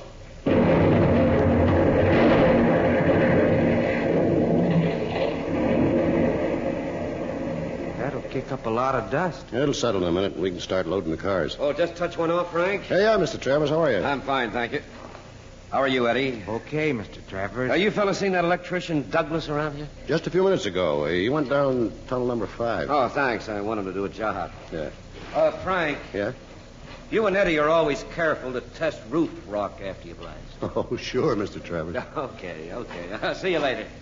He's worried, all right. Yeah, but he ain't as worried as that new super is. Jerome's the guy the big bosses hold responsible for production. And that's dropped off plenty on account of them accidents. Yeah. A lot of guys are superstitious. They won't work in Bristol level anymore. Croaking old gloomy Gus has had a lot to do with that. Well, the dust should be settled by now. Let's go back. Okay. Hand me that safety lantern. It burns all right. No gases here. Coal broke up nice. Gus has my pick. Get it from him, Eddie. I'll use yours to sound the roof rock while you're gone. I'll get your pick from Gus. It's solid here. This is okay. That chunk has to come off. Everything looks all right now. What was that? What makes that knocking? Hey, who are you coming in here? That white face. What is it doing? Don't!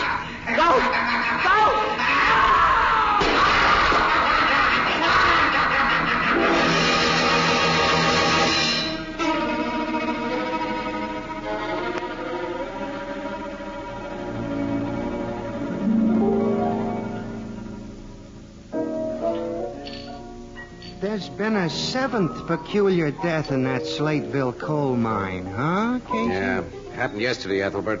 A miner named Frank Adams was killed. Apparently by a piece of falling roof rock, like the other men before him. Yeah, and a few minutes ago, City Desk gave Annie and me an assignment to go to Slateville and look around. Mm-hmm. We're taking an early train tomorrow. Want to come along, Ethelbert? Who, me? After last week, I've had enough excitement. Oh, you're a softy. Well, you write up the story, Miss Williams, and Casey will take pictures, huh? Oh, no, our assignment's a little bigger than that this time, Ethelbert. Yeah?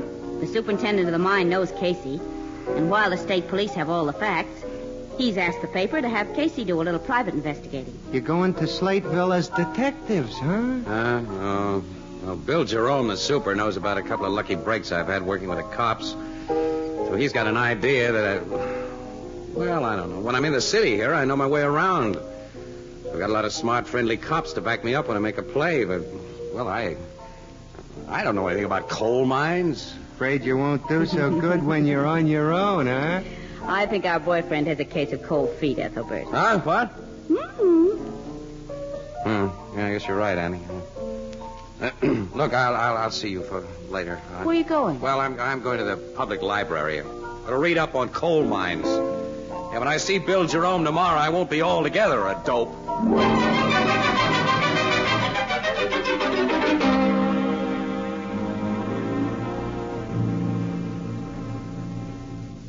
Well, Casey, this latest roof rock accident differed from the previous ones in an important particular. Frank Adams lived long enough to mumble a few words. Yeah? What were they, Bill? White-face demon miner. Demon miner. Say anything else? Nothing that could be distinguished. This Gus Hapsel you mentioned, he described the demon miner before as having a white face, didn't he? Yeah, after Nick Tarnowski was killed. Yes, and this thing was dressed in miner's working clothes and had very fat cheeks. Yeah. Well, who was the first to reach this miner, Frank Adams? Gus Hapsel was. He usually worked next to Adams, but he'd gone to borrow a pick. Gus says he heard Adams scream, and he hurried back. Yeah, was Eddie Bliss the second to reach Adams? Yeah. A few seconds later, he and Gus were joined by one of our electricians, a man named Douglas, and George Travers, our inside foreman.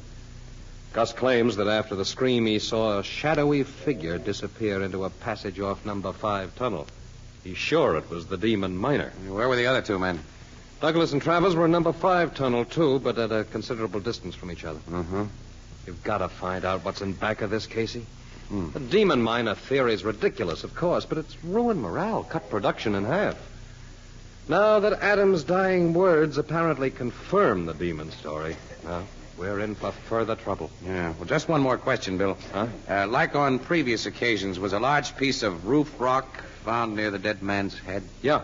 A slab of rock that'd take 3 or 4 big men to lift. 3 or 4? Yes, Miss Williams.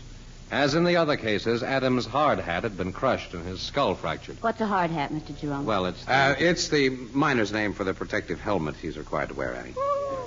Oh. Yeah. I know a little bit about mines and miners. Library. Well, we'll go down to the mine bill to Bristol level. Yeah, I'll arrange for it right away. My inside foreman's waiting in the other office. George, come in, please. Okay, Jerome.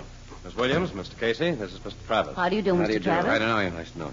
I've told you about these friends of mine, George. They want to get acquainted with Bristol level. I'd like you to be their guide. Well, all right. Mr. Travis, what's your opinion of these accidents and the demon miner? Same as mine, Casey. Both are phony. Why don't you let me speak for myself, Jerome? Oh, George. I never went to college like you, but I grew up around mines. My father was a miner in England. He's told me about strange, unexplainable things that happened there, and... Well, I'm not sure that there aren't demon miners. What? You're not serious. You can quote me if you like. Miss Williams, Mr. Casey, I'll get you overalls, hard hats, and lamps. Travis is a nice fellow, Casey, but he thought he should have had the job I got. I see. Yes. I want to become better acquainted with Travers. Yeah. To meet Douglas, and Eddie Bliss, and old Gus.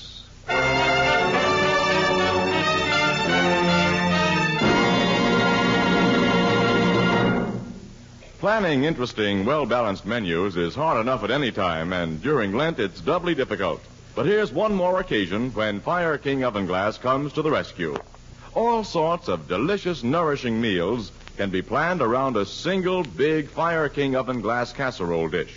Macaroni and cheese, baked with milk and covered with a magnificent crown of golden cracker crumbs. Old-fashioned New England baked beans with a rich brown molasses sauce. Scalloped oysters, and literally hundreds of other mouth-watering main courses. Fire King Oven Glass is a must in American homes for these 4 all-important reasons. It simplifies the planning of meals. It simplifies housekeeping because it cuts dishwashing time by a full 2/3. It saves the precious vitamins which are boiled out of foods in top of the stove cooking. And its cost, well, it's incredibly low. Ask for Fire King Oven Glass at your favorite chain, variety, hardware, or department store. Each piece is guaranteed for a full 2 years against oven breakage. Beautiful, practical, inexpensive Fire King Oven Glass is a product of Anchor Hocking. A great name in glass.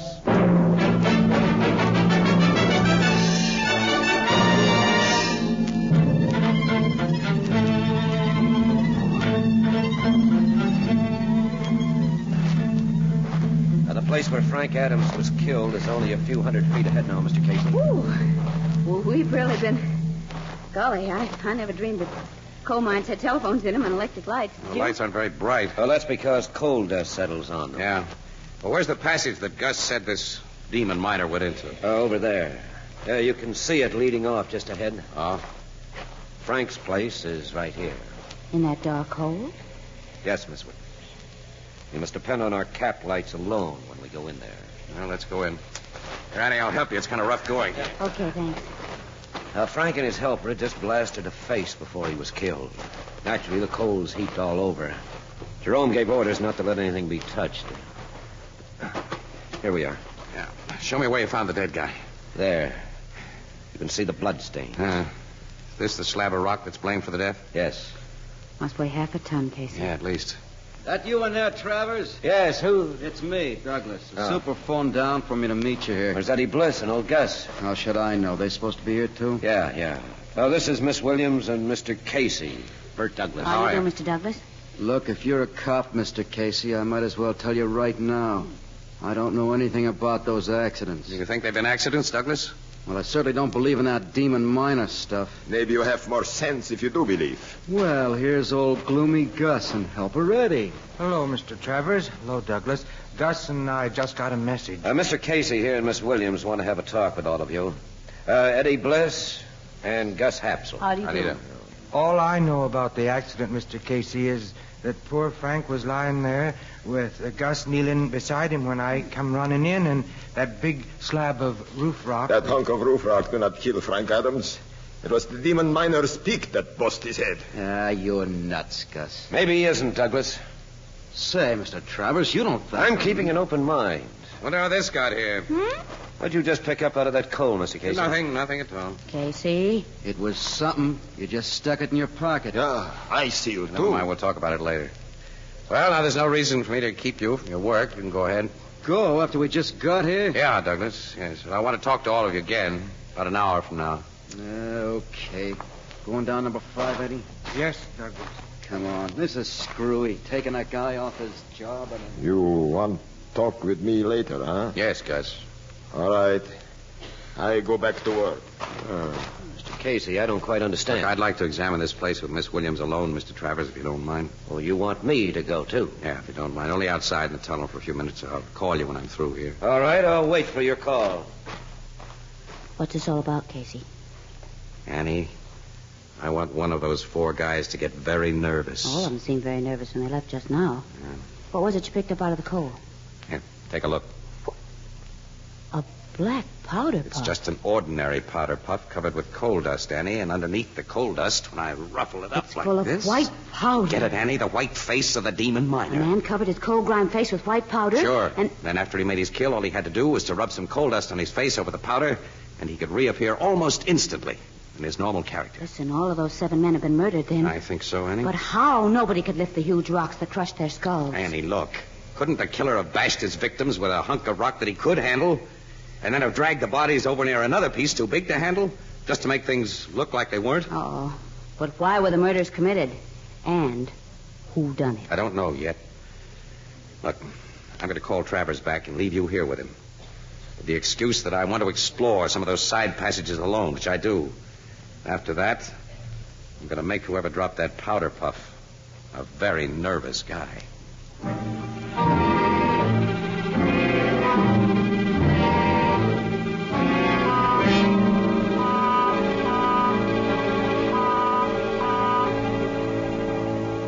Oh, so you're back, Mr. Casey. Yes, sorry, Travers. I had to keep you and Miss Williams waiting over an hour. The time but I- passed very quickly, Casey. Huh? Mr. Travers here has been furthering my education about coal mines. That's good. Mr. Travers, I'm going to throw a question at you.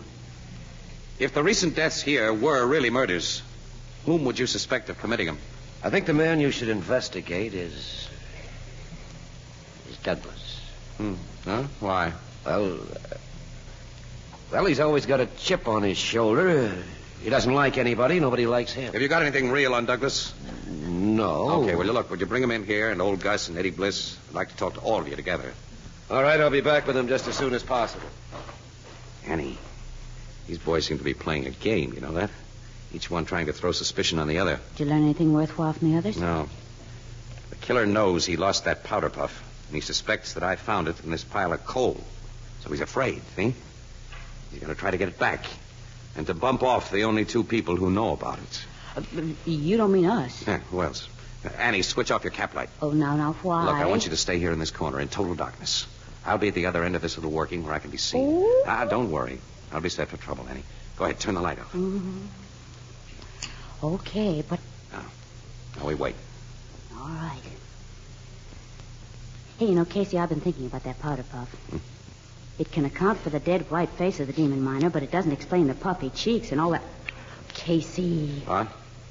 That powder puff you found was mine. What?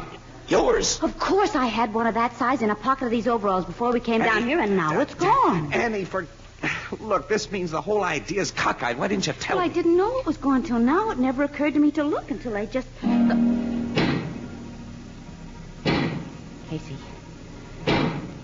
Casey, do you hear that knocking? I sure do. That is the sound of a giant pick. Annie, you stay here. Don't leave me, Casey. It's coming closer. Oh, Casey, that face! Listen, nothing isn't human. It is a demon.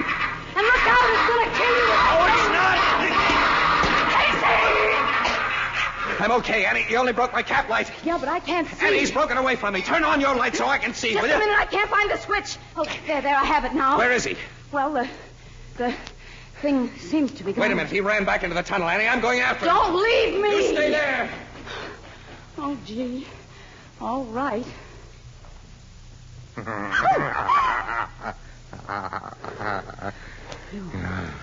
I didn't run into the tunnel.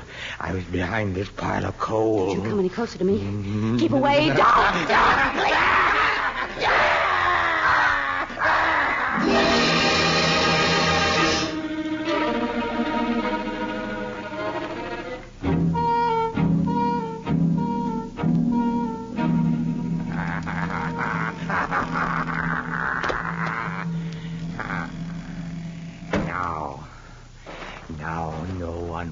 minders.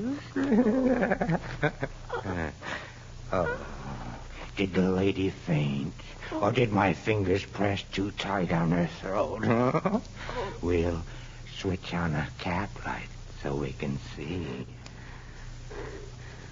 What? The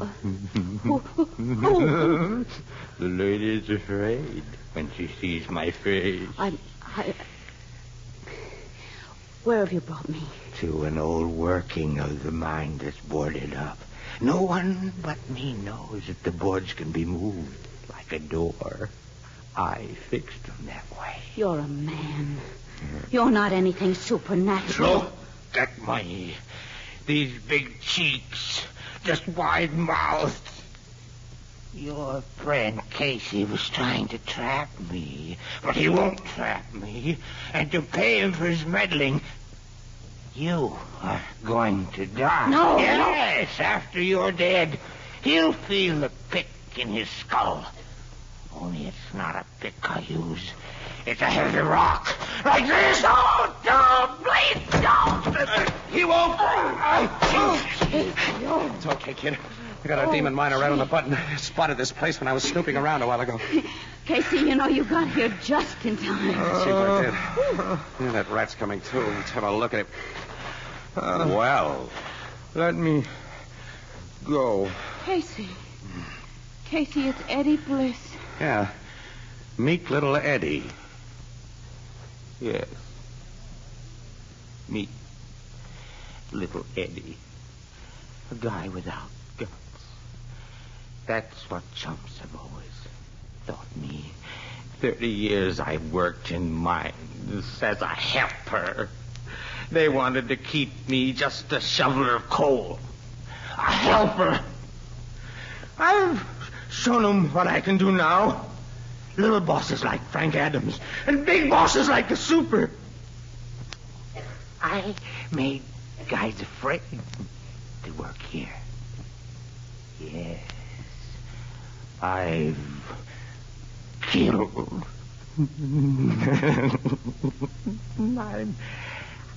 I'm the boss now. I'm the boss now. Casey, they never sent him to the chair. No, it's a squirrel's nest for Eddie. There are still a few things I don't understand about this. Well, I can explain them to you, kid, after I get a camera. I've got to take some pictures of this demon miner.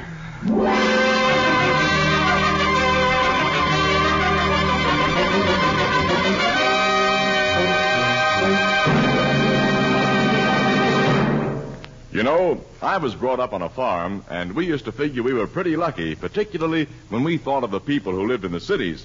Why, all year round we enjoyed fresh food. Fish from the lake below our farmhouse, caught through the ice in the wintertime, and fresh vegetables from the vegetable cellar, magnificent hams and sausages during the slaughtering time after Christmas. Well, now that I've become a city man myself, I find that there's no longer any need to envy the people back on the farm. Crystal clear, sanitary Anchor glass containers bring you all the products of orchard, field, and stream, packed at the very peak of perfection 12 months a year. And then, too, glass lets you see exactly what you buy before you buy it. Glass containers preserve their contents perfectly with no effect on taste or flavor. They're easy and safe to open and can be resealed to protect the unused portions. Anchor glass containers and easy-to-remove Anchor vacuum caps, so widely used for the packaging of foods of all kinds, are products of Anchor Hocking. A great name in glass.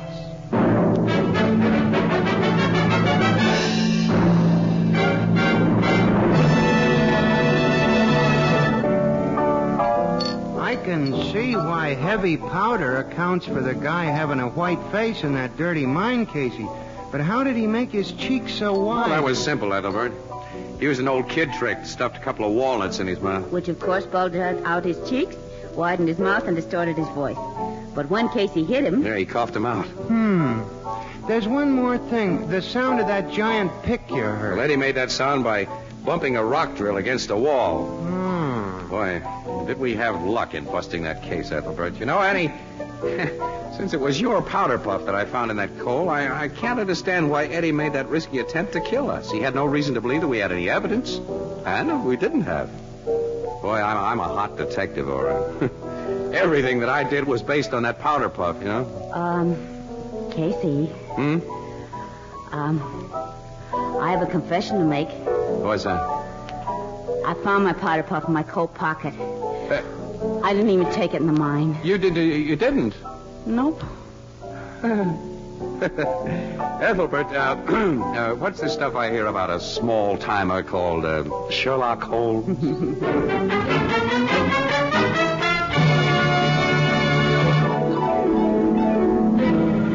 Crime Photographer, starring Stotts Cotsworth as Casey, is brought to you each Thursday by the Anchor Hocking Glass Corporation, makers of Fire King Oven Glass. Anchor glass containers, Anchor caps and closures. All products of the Anchor Hocking Glass Corporation. A great name in glass.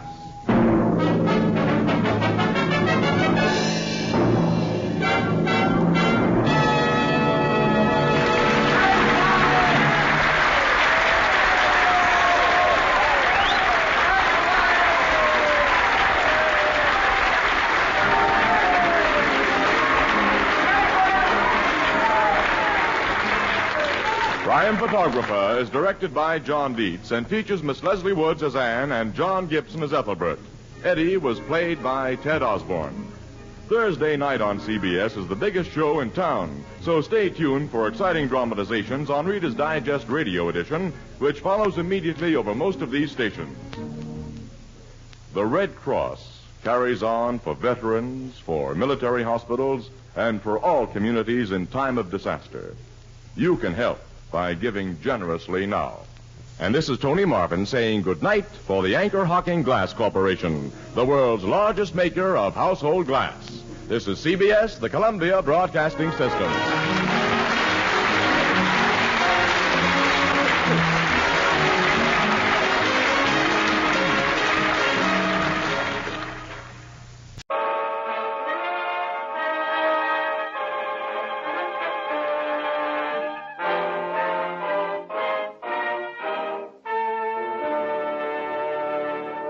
Kreml Hair Tonic and Kreml Shampoo present the new adventures of Sherlock Holmes, starring Nigel Bruce as Dr. Watson and Tom Conway as Sherlock Holmes.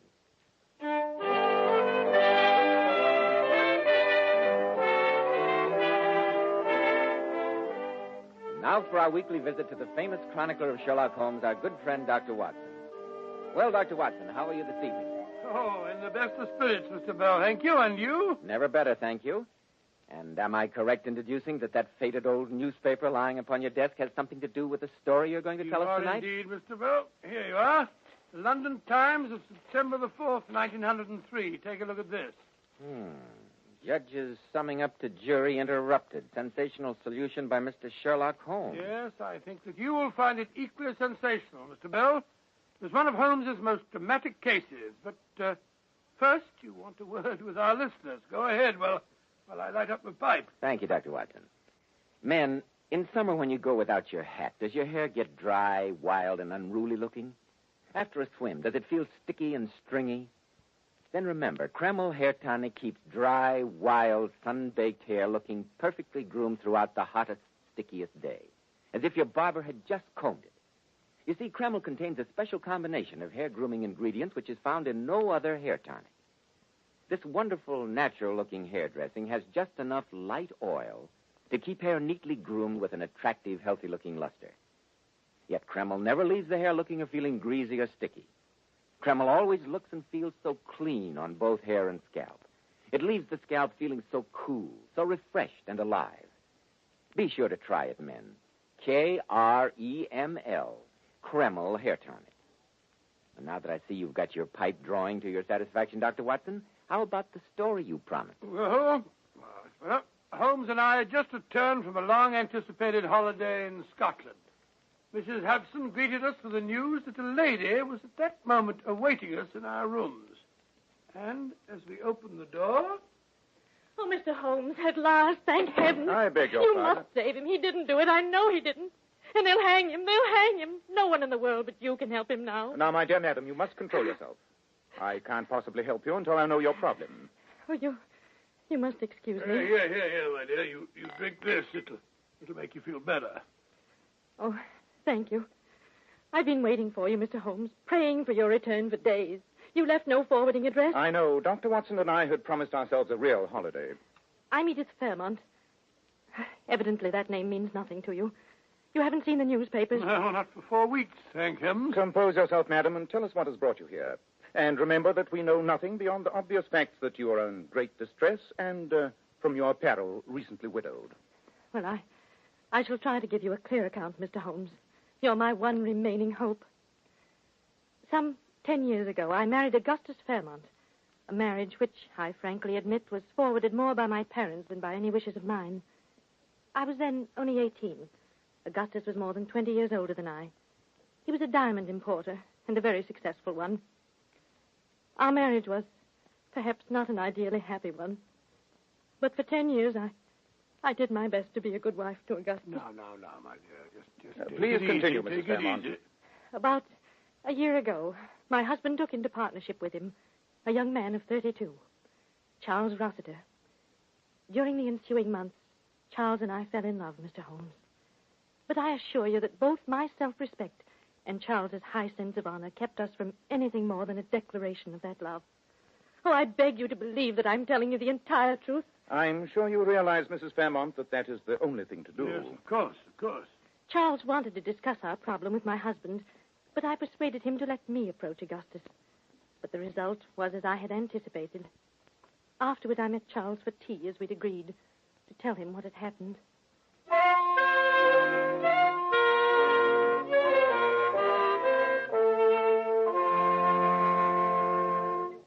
Edith, my dear, I thought you'd never get here. Oh, it was difficult, Charles, even more difficult than we expected. I hate to tell you this, my dearest. You don't have to tell me. I knew as soon as I saw you. Augustus refused even to discuss the possibility of giving me a divorce. You know how violent his temper is. He really frightened me. We should let me speak to him. Oh, I'm glad I didn't. His hatred for you is great enough as it is. But how can he want to hold you tight to him in marriage knowing that you love me? I should think that any decent man... Evidently you don't know Augustus very well. He has an almost abnormal sense of possession. Whatever belongs to him, he'll keep, no matter what the cost. Very well, then. We've tried to do the right thing. Since he won't give you a divorce, there's only one thing left. Leave him. You and I will go to America or the continent and make a new life there for ourselves. I can't, Charles. You know that I love you, but we could never find happiness in that sort of life. I want to be your wife, Charles, to have children. And since that's denied us, we must stop seeing each other. I shall always love you, dear. Edith, you can't go out of my life like that. There's no other way. Goodbye, my darling.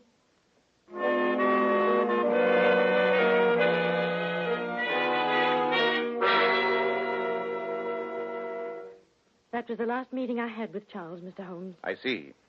Go on, Mrs. Fairmont.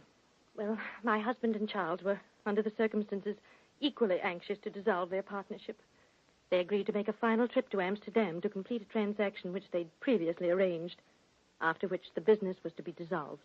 How long ago was this? A little more than a month ago. The day before they left, my husband, telling me that he was unable to find the revolver which he always carried when transporting valuable shipments of diamonds, asked me to buy him a new one. I did so, and he took it with him when he sailed. 2 days later, having completed their business in Amsterdam, Charles and my husband started back to England aboard the night boat from Flushing. My husband had with him over 10,000 pounds worth of unset diamonds which they'd purchased. I assume, Mrs. Fairmont, that this part of your narrative is all hearsay. What I'm telling you now, I've learned from the police. Charles and my husband had adjoining cabins on the boat.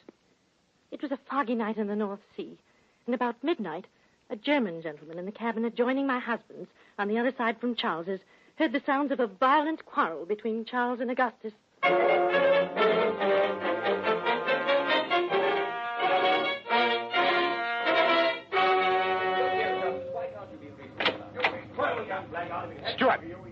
Stuart! Yes, Mr. Smith, what can I do for you? Listen to that bellowing in there. Is this a cattle boat?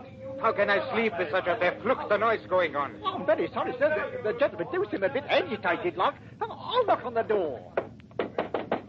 I'm sorry, sir, but there's been a complaint from some of the passengers regarding the noise. Oh, all right. There you are, Mr. Smith. If there's any more disturbance, just ring for me. If there is any more disturbance, I go to the captain. For an hour now I have been trying to get to sleep. What was that? That was a shot, you Dummkopf. Come. It's locked. Well, break it down. Oh, good heavens. That man is dead. Dead as a doornail. It's Augustus. What's happened? You ask what has happened?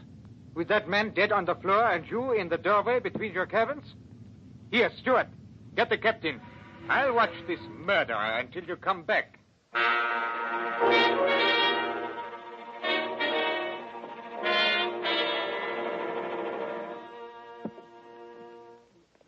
There, Mrs. Fairmont. I can understand what a strain it must be for you to tell all this. Let me get you some aromatic... Oh, I'm all right, Dr. Watson. Thank you. Your husband had died instantly, Mrs. Fairmont? So the police said, Mr. Holmes. Apparently the revolver had been fired at very close range, directly into his head. They said he must have fallen dead on the instant. And the revolver? Well, it was gone, Mr. Holmes.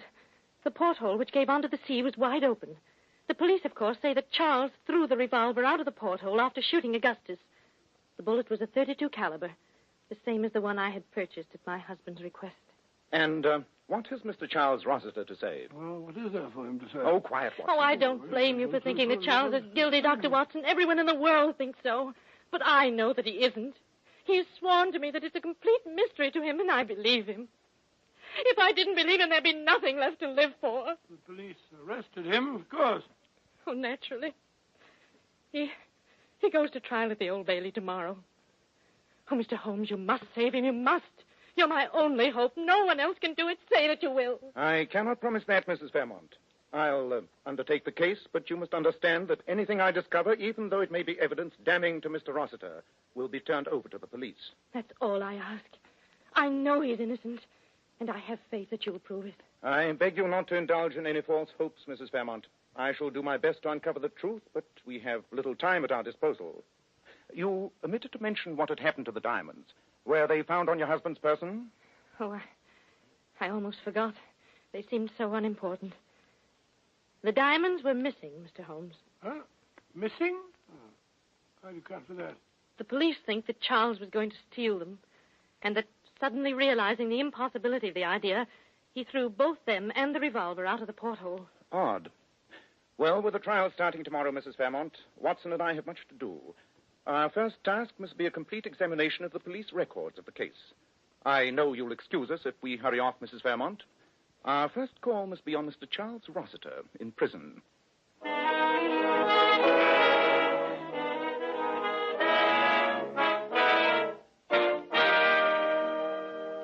And as heaven's my witness, Mr. Holmes, I've told you and Dr. Watson everything I know.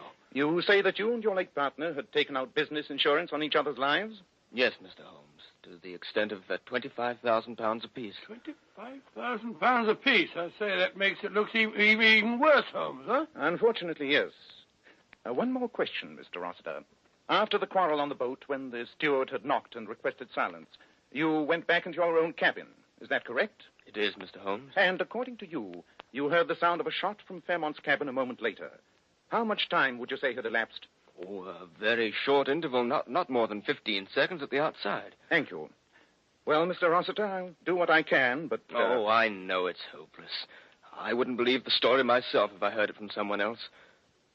Tell me, Dr. Watson, you're a medical man. Could I conceivably have had a lapse of memory? Could I have shot Fairmont without knowing anything about it? Well, it seems to me almost inconceivable. I never heard of a case of amnesia or loss of memory that began and ended all in the space of a couple of minutes. Well, come on, Watson. We must be going. Mr. Holmes, do you think there's any chance? Keep up your courage, Mr. Rossiter. There's always a chance. Water.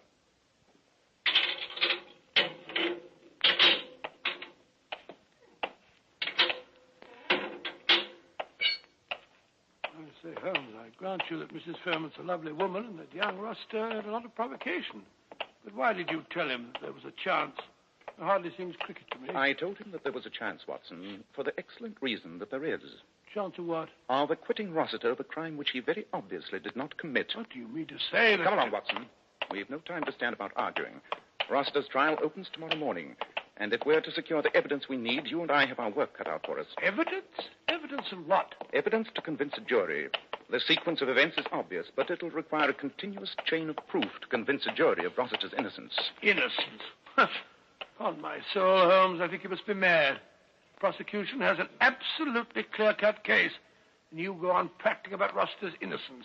If Rossiter didn't shoot Augustus Fairmont, somebody must have. Somebody did, Watson.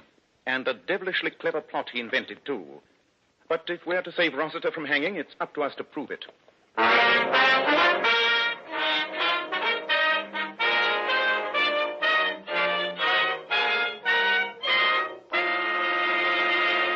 In just a moment, we'll find out if Sherlock Holmes is able to prove it.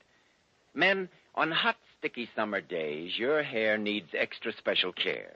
And when you buy a hair tonic, why not buy one that does lots more than keep your hair looking handsome? Why not get your money's worth and buy Kreml hair tonic? No other hair tonic keeps the hair more neatly groomed and attractive looking. Kreml gives hair such a handsome, clean-cut appearance. It keeps the hair perfectly groomed throughout the hottest, stickiest day. It never looks or feels greasy or sticky. In addition, Kreml is simply great to lubricate a dry scalp. At the same time, it removes itchy, loose dandruff and leaves the hair, the scalp, feeling so clean, refreshed, and alive. No wonder Kreml is preferred among America's most prosperous men. Buy a bottle of Kreml at any drug counter. Ask for an application at your barber shop. Use this highly specialized hair tonic daily for better groomed hair, a more hygienic scalp. Kreml, Kreml hair tonic. Now, Dr. Watson, what steps did you and Sherlock Holmes take next to prove Rossiter's innocence? Well, Holmes and I hurried to the offices of Fairmont and Rossiter in Hatton Gardens. Assisted by Fairmont's chief clerk, a little dried-up wisp of a man, we spent the next hour in an intensive study of Fairmont's old checkbook stubs. There's no question of it, Watson. These regular payments, month after month, to Mademoiselle Elaine Dufour can only mean one thing. Oh, I don't see why. She might have been an old nurse of his or something. Really, Watson. Huh? One does not pay one's old nurse £50 a month over a period of years. Oh, perhaps you're right. Thank heaven we found Mademoiselle Dufour's address. Why? Because you're leaving for Paris tonight. Huh? And I want you to bring back Mademoiselle Dufour no matter what means you use to persuade her. Oh, really, Holmes? What are you going to do? Be doing while I'm off on this wild goose chase? I have a few things to look into, Watson. Quite a few things.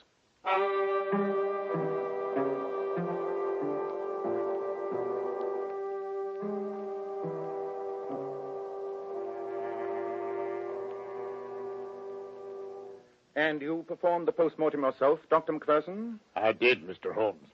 And I'm prepared to stake my professional reputation that Augustus Fairmont would have been dead within a year, no matter what had been done. That disease had progressed too far for surgeries to have been any use whatsoever. You told the police this, of course. Naturally. They weren't interested. All they cared about was the bullet which finished the fellow off.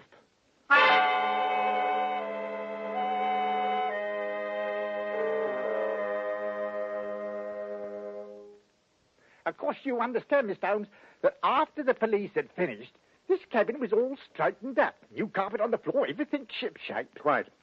And Mr. Fairmont's body was lying right here.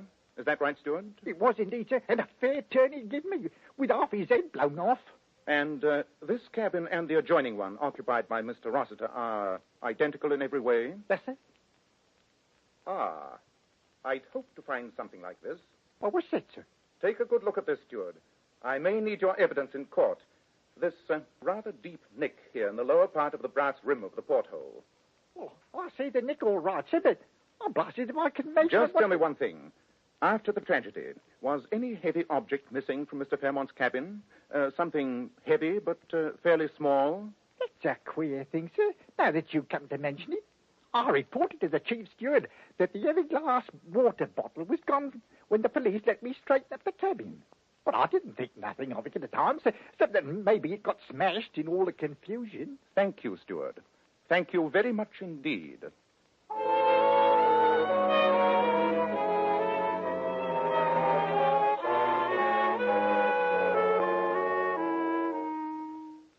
And you asked me to come back to England with you, Dr. Watson? Yeah, I do indeed, Mademoiselle Dufour. To go into court and tell everything? I know nothing about your English laws. Perhaps I render myself liable to prosecution. All this for the sake of a man whom I have never seen. Not only for his sake, Mademoiselle, but also for the sake of the woman who loves him. And, most important of all, for the sake of right and justice. To save a man from hanging for a crime that he did not commit. There's no way in which I can force you to come with me. I can only most earnestly beg you to do what we both know is the right thing.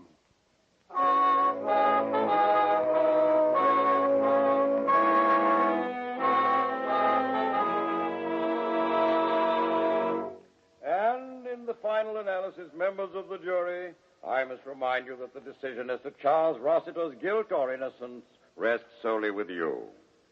Under the law, my province as judge is merely to assist you in reaching a just verdict. And this I have endeavored to do by summing up for you the evidence to which we have been listening during these last 3 days. The prosecution has endeavored to prove to you that this man, who has not denied his love for Mrs. Fairmont, knew that they could never be together so long as her husband should live.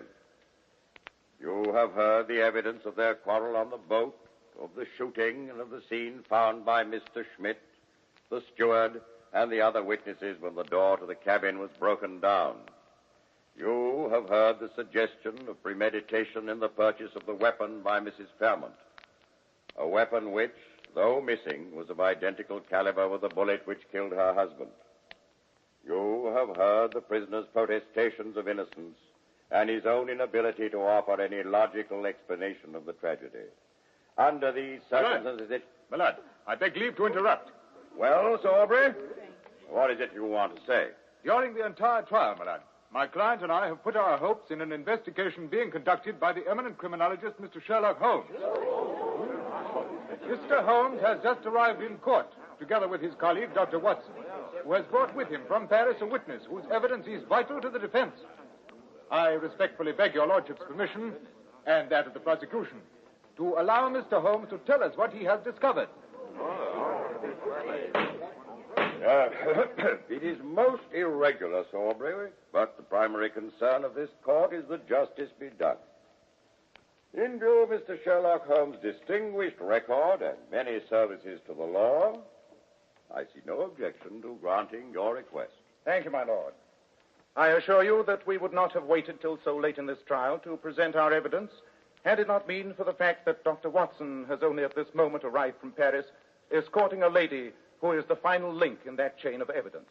Proceed, Mr. Holmes. The late Augustus Fairmont, married to a woman more than 20 years his junior, was a man with a very great sense of possession. Whether or not he loved his wife, he was determined that no one else should have her. And when his wife freely and honestly confronted him with her admission that she loved another man, Fairmont could think of nothing but revenge. I'm willing to allow you a fair amount of latitude, Mr. Holmes, but this seems to have no bearing on the case. With your lordship's permission, I hope to establish its bearing in just a moment. I have here in court Dr. Macpherson, who conducted the post-mortem upon the late Mr. Fairmont. Dr. Macpherson will testify that Augustus Fairmont was suffering from an incurable disease which would unquestionably have killed him within another year. Silence! Silence in the court! Also in court and ready to testify is Sir Edward Penrose of Harley Street, to whom Augustus Fairmont went for an opinion just a little more than 6 weeks ago. Sir Edward informed Fairmont, who had never before suspected the presence of this disease, that he would be lucky if he lived for 6 months, and that there was nothing to be done. Now, Fairmont faced with the knowledge that he would die, probably painfully and lingeringly, within a few months at most. And the bitterness of this knowledge must have been increased 100-fold by the realization that his death would remove the last barrier to the wedding of these two people who loved each other. Bravo, Holmes. Quiet in the court. Oh, sir. Then Augustus Fairmont evolved in his twisted mind a perfect plot. He would die, not lingeringly and painfully, but instantly. And in dying, he would make sure that Charles Rossiter, the man he hated, would be hanged for his murder. With his partner, Rossiter, Fairmont sailed to Amsterdam. But when he had purchased some 10,000 pounds worth of diamonds, the thought crossed his mind of making a final provision for the woman whom, for many years, he'd been seeing in France. She's here now, due to Dr. Watson. And I will ask her to rise. Mademoiselle Dufour, is it not true that Mr. Fairmont provided for you during the last 6 or 7 years, and that he visited you frequently during his trips to the continent? That is correct, Mr. Holmes. Now, will you please tell the court what you received in the mail from Mr. Fairmont the day after you read of his death? I received a package containing a small fortune in unset diamonds, together with a letter from Auguste, saying that I would not hear from him again, that I should make no inquiries concerning him, and that these diamonds would provide me with sufficient funds for the rest of my life. Thank you very much, Mademoiselle Dufour. Wyatt! Wyatt in the courtroom! I think that will be all. Oh, magnificent, my dear. I'm very, very proud of you. Well done. Very well done. Provided for the woman with whom he had so long a friendship. He did this with the knowledge that he was to die that very night. On board the boat, he purposely entered into a noisy argument with young Rossiter, an argument which ended with the steward knocking on the door. A moment later, Rossiter returned to his own cabin and shut the communicating door. The instant he had done so, Fairmont took from its place of concealment the revolver which, with studied malice, he had caused his wife to buy. This revolver Fairmont had previously prepared for what he was about to do by tying a stout string from its trigger guard to the heavy glass water bottle he had taken from his cabin wall. It was the work of but a moment, after Rossiter had closed the door, to suspend the heavy bottle outside the porthole which gave directly upon the sea. Then Fairmont raised the revolver to his head and pulled the trigger.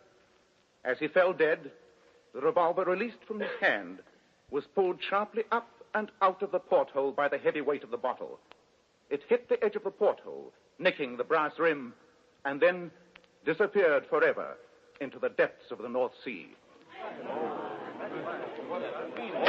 Unless this demonstration is stopped instantly, I shall have the courtroom cleared.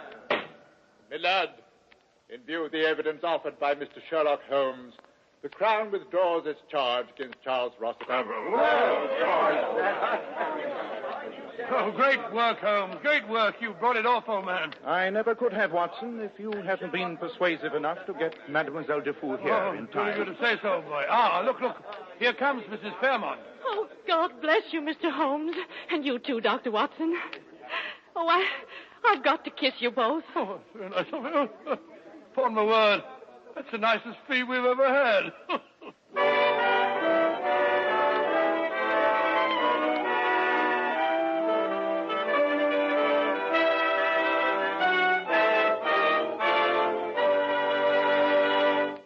Now, friends, our guest star, one of the greatest authorities on feminine beauty, that king of glamour, John Robert Powers. And you know, Mr. Powers is famous for his $1 million Powers models. Gorgeous girls you often see on magazine covers, in the movies, in exclusive fashion shows. Ladies and gentlemen, by special transcription, Mr. John Robert Powers. Good evening, friends. I have a little surprise for you this evening, as I brought along one of my most attractive Powers girls of all times, Ellen Allardyce. And perhaps we can get Ellen to tell us how she keeps her hair so bright and shining. Will you, Ellen? I owe all that to you, Mr. Powers. Do you remember how you told me to always wash my hair with Kreml shampoo? I certainly do, Ellen. I tell all my Powers girls to use Kreml shampoo. I'm thoroughly convinced that no other shampoo leaves the hair more radiant with such natural, brilliant luster. And Kreml shampoo keeps it that way for days. What I like about Kreml shampoo is that it never dries the hair. That's right, Ellen, because Kreml shampoo has a built-in oil base. This oil base actually helps keep the hair from becoming dry and brittle. I know it. Kreml shampoo always leaves the hair so much silkier with a lovely natural satin sheen. And I love the way Kreml shampoo whips up just lots and lots of luxuriant active foam, even in the hardest water. Ellen, I think every girl owes it to herself to try Kreml shampoo. I feel certain she'll be in for one of the greatest beauty thrills of her life.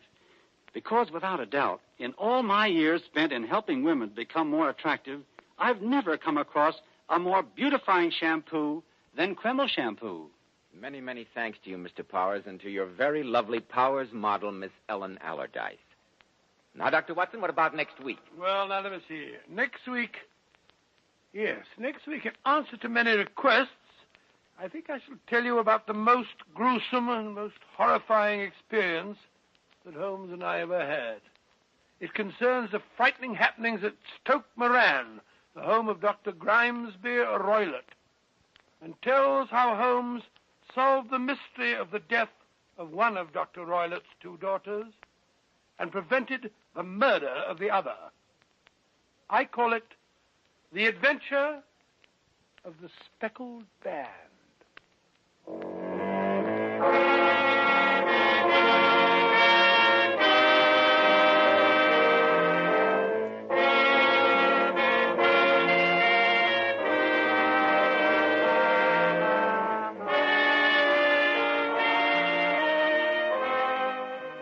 Tonight's new Sherlock Holmes adventure was suggested by an incident in Sir Arthur Conan Doyle's story, The Problem of Thor Bridge.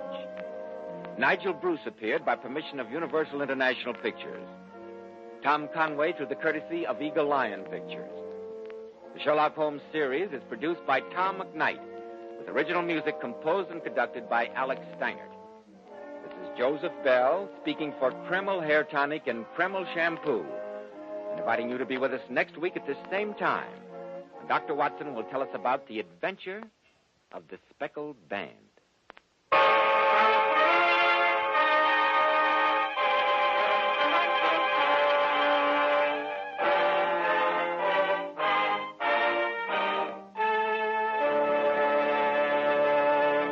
This is ABC, the American Broadcasting Company.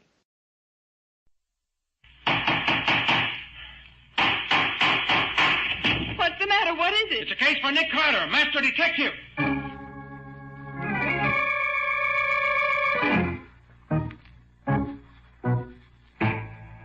Yes, it's another case for that most famous of all manhunters, the detective whose ability at solving crime is unequaled in the history of detective fiction. Nick Carter, master detective.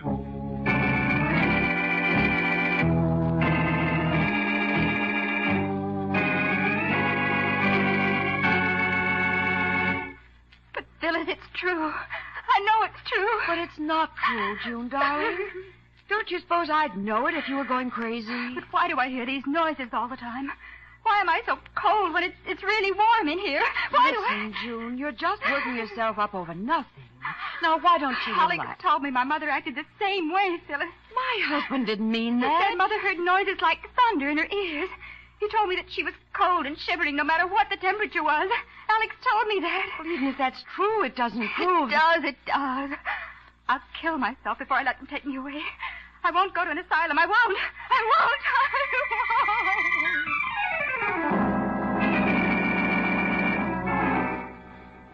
A young girl convinced that she is going insane. A fiancé who is not convinced, who doubts that it can be true in spite of the evidence. An appeal to Nick Carter, master detective. The uncovering of a strange and unnatural plot. Not for money, not for power, but for hate. This is the story unfolded in The Case of the Demented Daughter.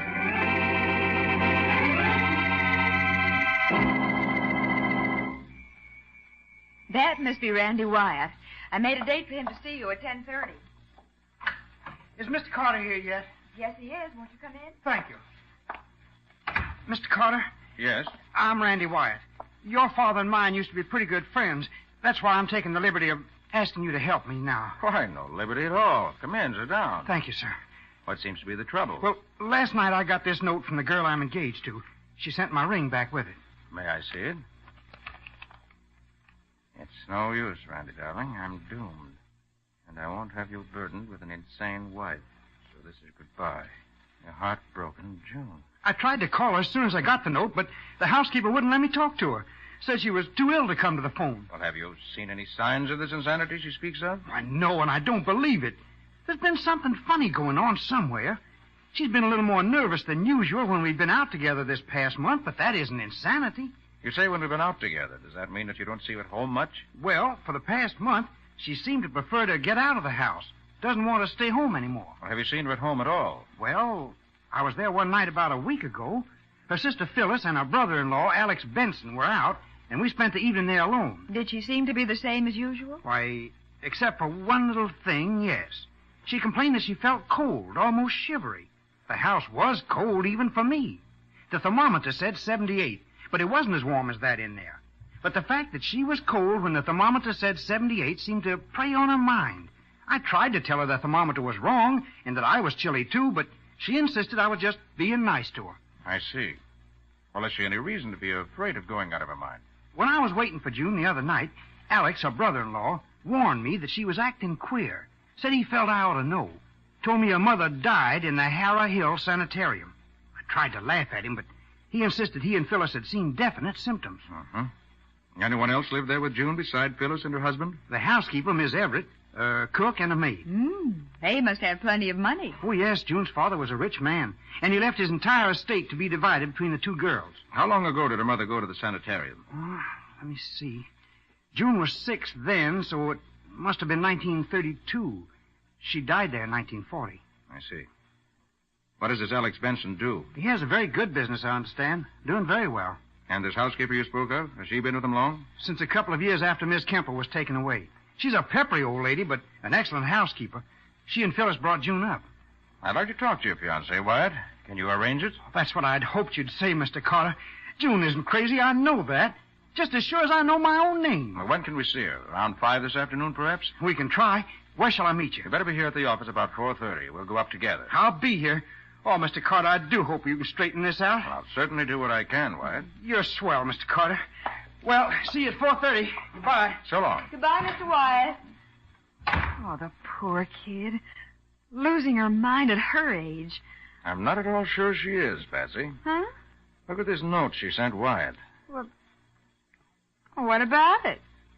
Writing looks awkward, but she was probably upset. Well, look closely. See how the pencil bears down much harder in some places than in others? Yes.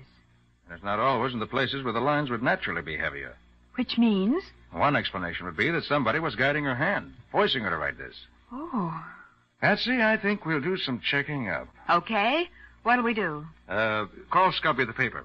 Ask him for a full report on both Phyllis and Alex Benson. Uh-huh. The society doings and any other information he may find in the morgue. Yeah.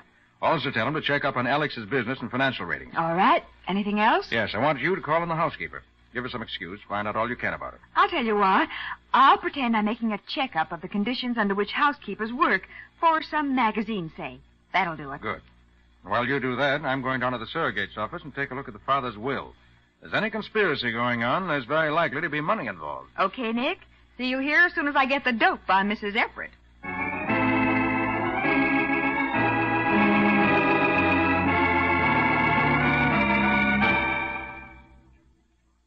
As I told you when you called, young lady, I can give you only a few minutes. Well, I'm glad you could see me at all, Mrs. Everett. We can sit here in the breakfast room. Thank you. Now, ask your questions and I'll answer them if they're not personal. Well, they are personal, but only in a general way. How long have you been here? Since 1936, the year after Mrs. Kemple died. Uh-huh. Had you worked previously? I had. 14 years. 2 jobs. In each case, I left because I was offered more money. If somebody offered me more money than I'm getting here, I'd leave tomorrow. Uh-huh. Are you married, Mrs. Everett? I was. My husband died. Any children? I have not. I hate them. How do you find working conditions here? I've seen better and I've seen worse. How do you get along with your employers? Mr. Kemple was a fine man. We got along well. Oh. Do you mean you're having trouble with Mr. and Mrs. Benson? No, Phyllis and Alex are all right. We got along well enough, but that June, I can't stand her. I never could. Oh. Do you have any special reason to feel that way? Or is it because you don't like children? She's a brat. Always was. Used to play tricks on me when I first came here. Left a toy wagon for me to stumble over when she was little, and I fell and broke my ankle. I'd have left here then, but Mr. Kemple offered me so much money I couldn't afford to go. But I made that June pay for what she did. Why, I'm talking too much. What else do you want to know? You wouldn't want to tell me what they pay you here, would you? I wouldn't. I told you not to get personal. Now, I got to go. Good day. Goodbye, and thank you, Mrs. Everett.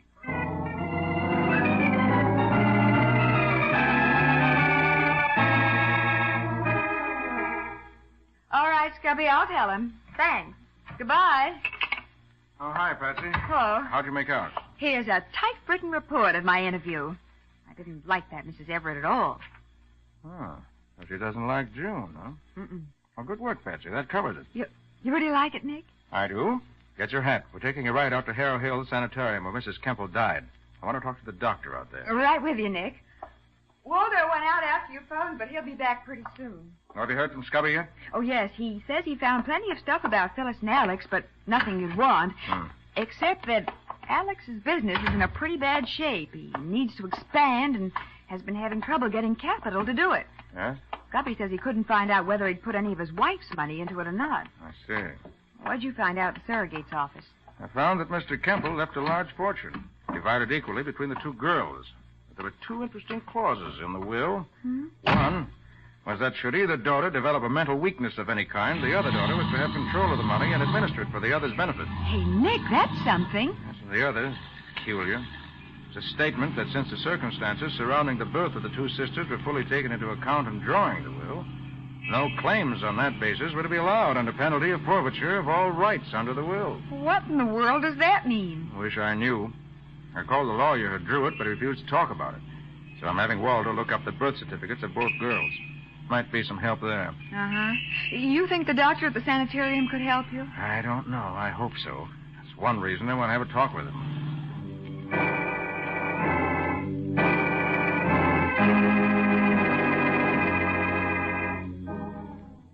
I'm sorry I can't be of more help to you, Mr. Carter, but my knowledge of the Kemple family is limited to Mrs. Kemple herself, as I said. Doctor, tell me, did Mrs. Kemple know what was happening to her? Oh, yes. Some years before it actually happened, it became evident that sooner or later she would have trouble. Hers, as I said, was a case of schizophrenia, split personality. And in her case, the other side of her was homicidal. But you say it can be inherited, Doctor. It can be, but fortunately, it rarely is. Well, thank you for your time, Dr. Lennox, and for your information. I think it'll help us to get to the bottom of this.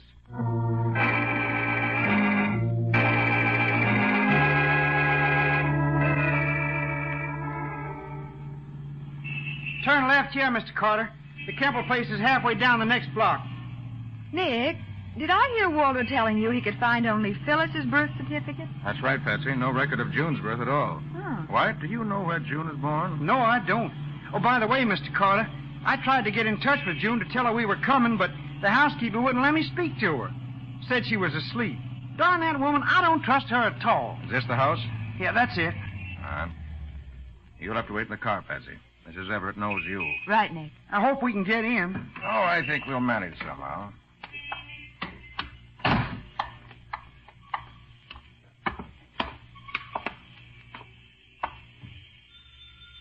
If Phyllis is here, she'll let me in. Maybe there's nobody here.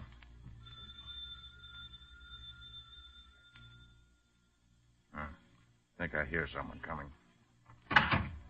When there's somebody sick in the house, you ought to know better than to make so much noise. Mrs. Everett, I'm sorry, but we must see June Kemple at once. She's in her room and in no condition to see anyone at once.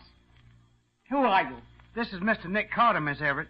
Please let us see June. What's a detective doing here? I'm not here as a detective, rather as a friend. May we see June? Very well. She's in her room. You can go up, but make it as short as you can. She's sick. Thank you.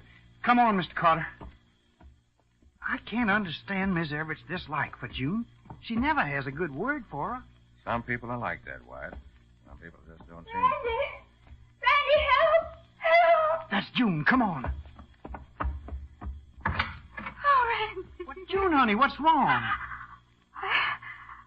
I couldn't open the door. I couldn't make my hands open the door. It was probably stuck, June. No, it wasn't the door. It was me. My hands. Why, what do you mean by that, Miss Kemple? It's just the way my mother acted when she was sick. Alex told me about it last night. She couldn't make her hands do what she wanted. I tried to open my door, and I couldn't. I just couldn't. I had to try and try before I could get it open. Oh, Randy. It was like a nightmare. Oh. horrible nightmare. Come now, honey, don't cry like that. I just can't stand it. Please, honey. What? Look here. What is it, sir? Notice this? Why, well, that's wax, isn't it? It is.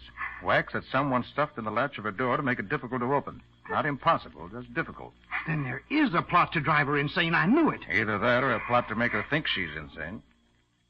Nothing very mental about a piece of wax and a door lock. Listen, June, honey, marry me right now. Let me get you out of this house. You'll be safe once I get you waiting here. Oh, no, Randy, I can't. It wouldn't be fair to you. Listen. Someone just came in. I'm glad you got that. Randy Wyatt and the detective are up talking to June, and she shouldn't be seeing anyone. She's sick. I tried to keep them out, but I couldn't. I'll go up and see what they're doing. Is everything all right, June? Yes, Miss Benson. There's nothing wrong with June. I'm surprised you felt you had to see her when she's so ill. Miss Benson, this is Mr. Carter, a friend of mine. How do you do? I wanted him to see June. Well, now that you've seen her, you better go. Come, June. I'll take you back to your room. You better lie down and be quiet. All right, Phyllis, but it's no use. It's no use. Well, Mr. Carter, I guess we... Yes. Come on, White.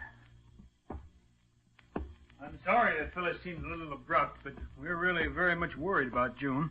As I told you, Randy, she's exhibiting all the symptoms her mother had just before she was taken away. Alex, this is Mr. Carter. He knew my father years ago. How are you, Mr. Benson? How do you do, sir? Mr. Benson, do you happen to know where June was born? June? Yes. No, I don't think I do. Oh, wait a minute. It seems to me I've heard Phyllis say that she was born in Barnstable. And where's that? It's about an hour out of the city, I believe, on the River Turnpike. Phyllis, wasn't June born in Barnstable? Yes, she was. Oh, Alex, I don't know what we're going to do with that girl. She's possessed with that one idea. And since Mother... Oh, I don't know what to do. Come on, Mr. Carter. We better get out of here. Yes. Our work is finished here. For now.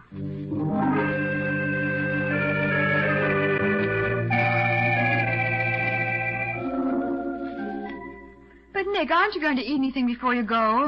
We'll grab a sandwich and a cup of coffee on the way. Why, Sim Carter, But, you Nick, used to go... what are you expecting to find in Barnstable? June was born there. If her birth certificate doesn't give us a clue to that clause in Kempel's will, I'll find somebody there who can. Patsy, you wait here at the office for me.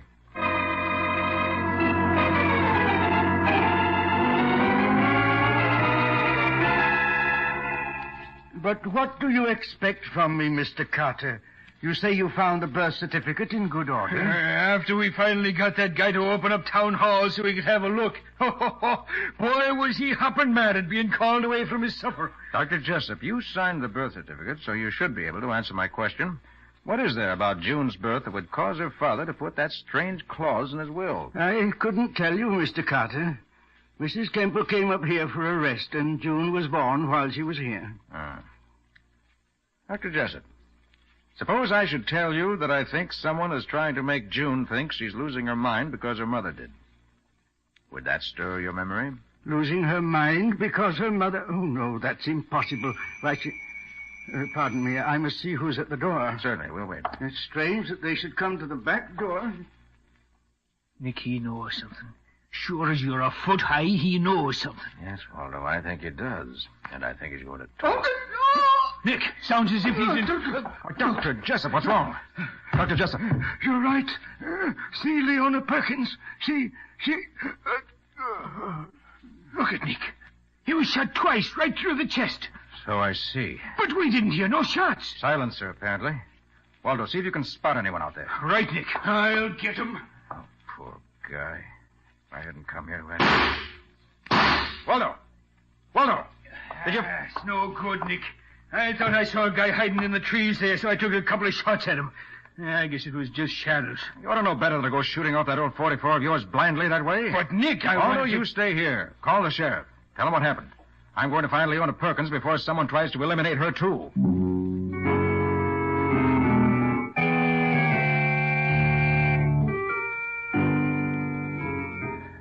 You got that, Patsy? Tell Matty to have his man keep constant watch on the Kemple house. And tell me just who goes in or out. Uh-huh.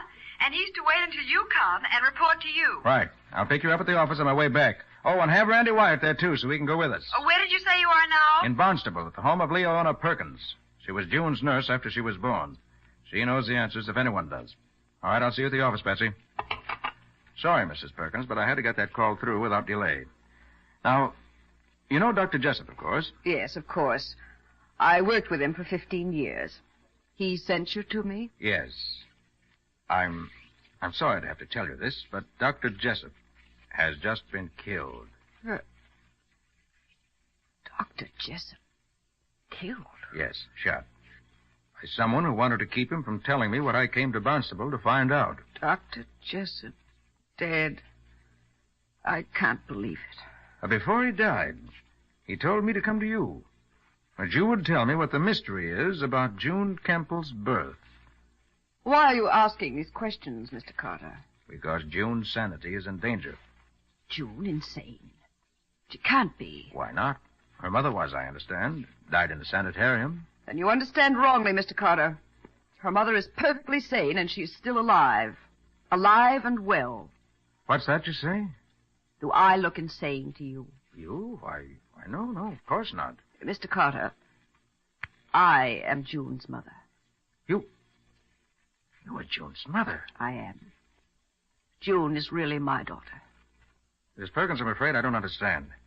Why was she brought up as the Campbell's child? Mrs. Campbell had one daughter, and she wanted another, desperately. But she knew she was gradually going out of her mind.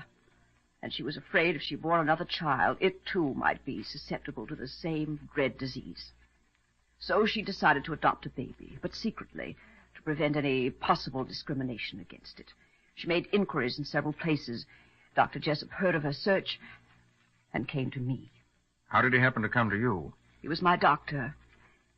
My husband had just been killed in an accident, and my baby was to be born in 3 days. We were very poor, and I was frantic with worry. I had no money, Mr. Carter, no relatives. I'd never worked a day in my life. I could see no way to provide for the child who was coming. And you agreed to give up your baby? Yes. In a moment of weakness, I did. When June was born, Dr. Jessup registered her as being born to Mrs. Campbell instead of to me. Oh, perhaps it was wrong of him, but he felt it was the wisest thing to do. You've never seen her since? No, Mr. Carter. Bitterly as I've regretted my decision, I'd sworn I'd never try to see her again. And I never have. Did anyone else beside you, the doctor, and the Campbells know of this? No, not a soul. Even Phyllis was never told. She believes June to be her own natural sister. I doubt that she does now. Mrs. Perkins, you must go back to the city with me at once. Not only June's sanity, but her life may be in danger at this very moment.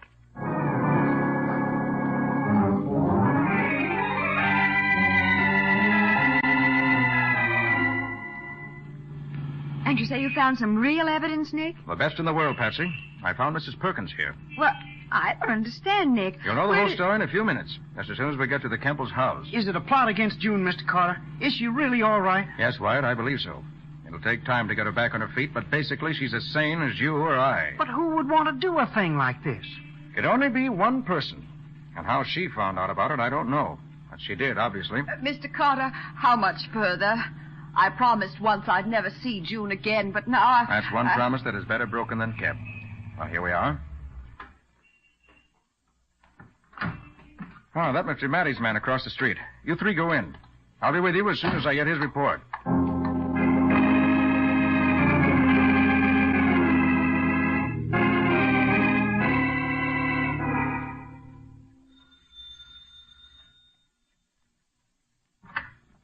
I must protest, Mr. Carter. This is outrageous. Sorry, this Mrs. time of Everett. night. It has to be done this way. Everybody's here, Nick, all except Phyllis. She's been in bed with a migraine headache ever since dinner. Oh, well, we'll go ahead without her. Okay. June, Yes. you say various things happened to you that seem to indicate that you're losing your mind.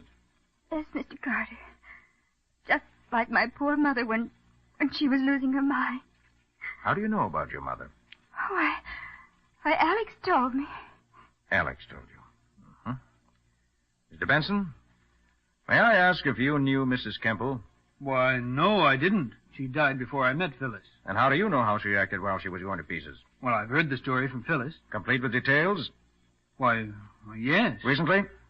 Why, I guess she has told me more in the last few weeks than she ever did before, but what are you getting at? I won't let them take me away. I'll kill myself first. I will. Steady, June, steady. That won't be necessary. There's nothing wrong with you mentally, and there never has been. But all those queer things. Every single one of those things is a trick, suggestion, planted in your mind. But my mother died in that place. No, June, you're wrong. She didn't. Why, Nick? June's mother is alive and well today. I'd like to introduce her to you. Mrs. Leona Perkins. Why, Nick, this is the most fantastic story I ever heard. Are you sure? I am. I have positive proof. Dr. Jessup's story and Mrs. Perkins' story, which can be backed up with documentary proof. And if you want something you can see for yourself, look at June's little finger. I've just now noticed how she has the same peculiar little crook at the end of it that Mrs. Perkins has. By golly, Nick, you're right. It's just the same. You're my mother. My real mother. Yes, June, darling. Your real mother. Oh, Mother. Mr. Carter, who in heaven's name would want to do this to June? A person who was afraid that she might be susceptible to the thing that killed her mother, and consequently hated the person who wasn't. A person who wanted to prove that it was someone else, not her, who was the weak one. Carter, do you realize what you're saying? Unfortunately, Benson, I do. But you mean that Phyllis... Phyllis? Oh, of course he doesn't, Alex. That's sheer nonsense. Mrs. Benson, didn't you help June write the note that broke her engagement to Randy Wyatt? Yes, at her request. After you talked me into doing it. And didn't you suggest that June heard things and felt things, and then when you got her believing she did, didn't you suggest to Alex that those things were a sign of mental weakness? She did. I can tell now. She was always asking me if I didn't feel this or hear that. I thought she was trying to help me, but... I was trying to help. Where have you been the last 2-3 hours? In my room with a headache. No, you weren't. You drove to Barnstable, shot Dr. Jessup so he couldn't tell me the secret, and came back here. My man saw you come in. You sneaked in the back door and up to your room, changed your shoes because they got muddy in the doctor's backyard, and then you came down here to brazen it out. Randy, if you look, I'm sure you'll find the muddy shoes in her room, and you'll find the motor of her car still hot. And probably you'll find a gun in her car, too. I'll take a look right now. Stay where you are, all of you. You may find the muddy shoes, but I've got the pistol right here, and I'm going to kill you all.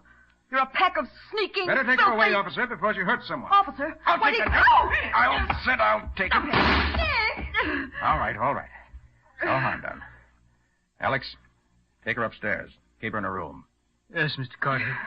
Come on, Phyllis. Sure. Lock me up. Just the way they locked my mother up.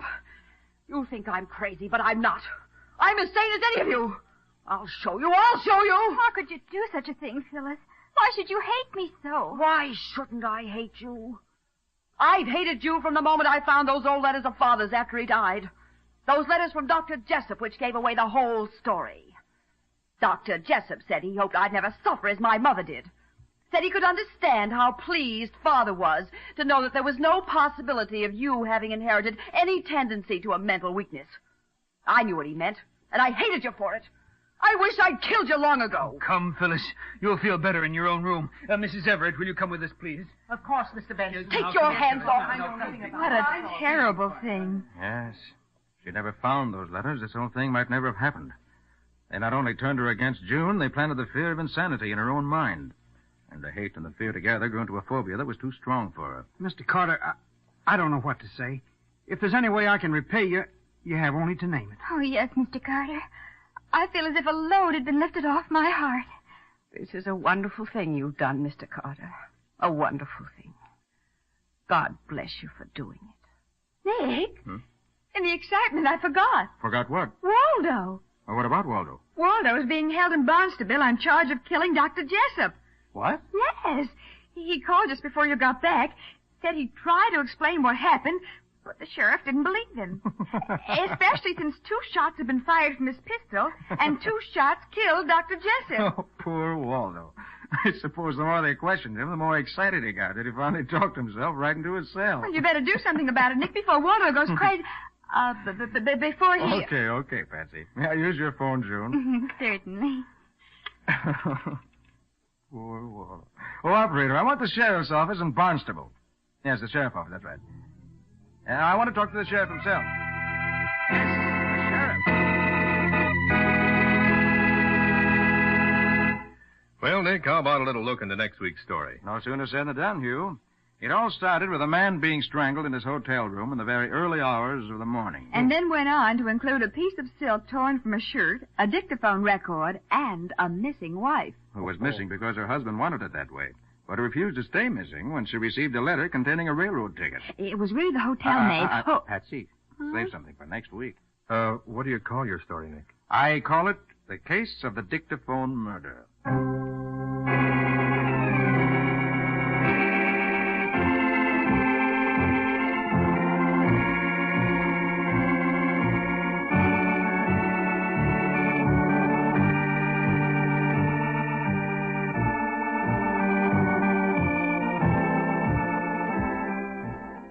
Nick Carter, Master Detective, which is produced and directed by Jock McGregor, is copyrighted by Street and Smith Publications Incorporated. Pictured stories of Nick Carter appear in every issue of The Shadow comics. In the broadcast of Nick Carter, Master Detective, Lon Clark is starred as Nick, Charlotte Manson is featured as Patsy. Original music is played by George Wright. Script is by Jock McGregor and Peggy Mayer. Any resemblance in these programs to actual persons, living or dead, or to actual places is purely coincidental. Nick Carter, Master Detective, is presented over most of these mutual stations each week at this same time. This is Hugh Sanders saying so long until next week.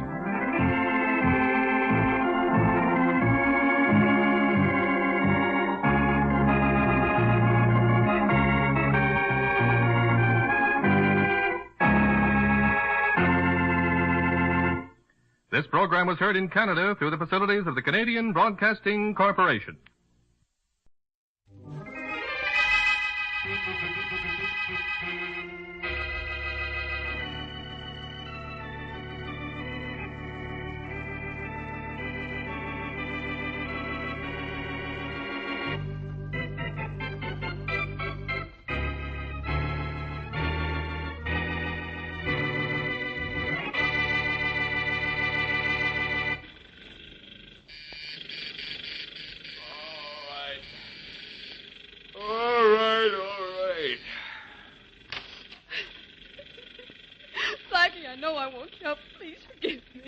It's all right, Mrs. Randolph. Come in. How's Mr. Randolph this morning? Well, he's still desperately ill, and that drilling down there in the street like he's driving him out of his mind. It is an awful racket. It's even bothering me. In fact, the only thing that bothers me more is Inspector Faraday. Could you do me a favor? Certainly. You know my husband's too sick to be moved to a hospital. And you have influence in town. Couldn't you phone and It's see... as good as done, Mrs. Randolph. Come in. Come right in. I'll call Tom Jackson. He's street commissioner and ought to be able to have that noise stopped immediately. Oh, thank you, Blackie. I knew you could do something. I better phone Tom this home. He's never in his office at this hour. Probably wake him up, but after all, he's a public servant. And we're the public, aren't we? Yes, and you will have that drilling stopped until my husband's out of danger. I certainly will try. Okay. Hello? Tom. Speaking. I hope I got you out of bed. This is Blackie. You didn't get me out of bed, but you did wake me up. I was at a meeting till 4 o'clock this morning. I'm sorry, Tom, but look, there's a sick man in my apartment building, and some of your boys are breaking up the street down below us. It's driving the poor I know what man you want. almost... Okay, I'll handle it right away. What's your address? The Sunset Parkway, number 51. All right, So wait a minute. Is it just 7 o'clock, or has my watch stopped? It's 7 o'clock, and I want that drilling stopped. Blackie, there's something wrong somewhere. There hasn't been any order to repair anything on Sunset Parkway. And even if there were, they wouldn't be drilling at this hour of the morning. It's against the law. What? Oh, there's something wrong, Blackie. But I'll look into it right away. Never mind, Tom. You go back to sleep. I'll look into this myself.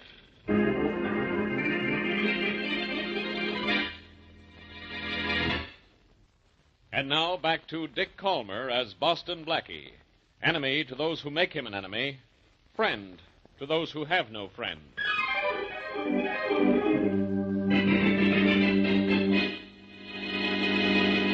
The drilling out on the street will cover us. Go ahead with your drill, Larry. We're working on schedule. Okay, Mr. Beecher.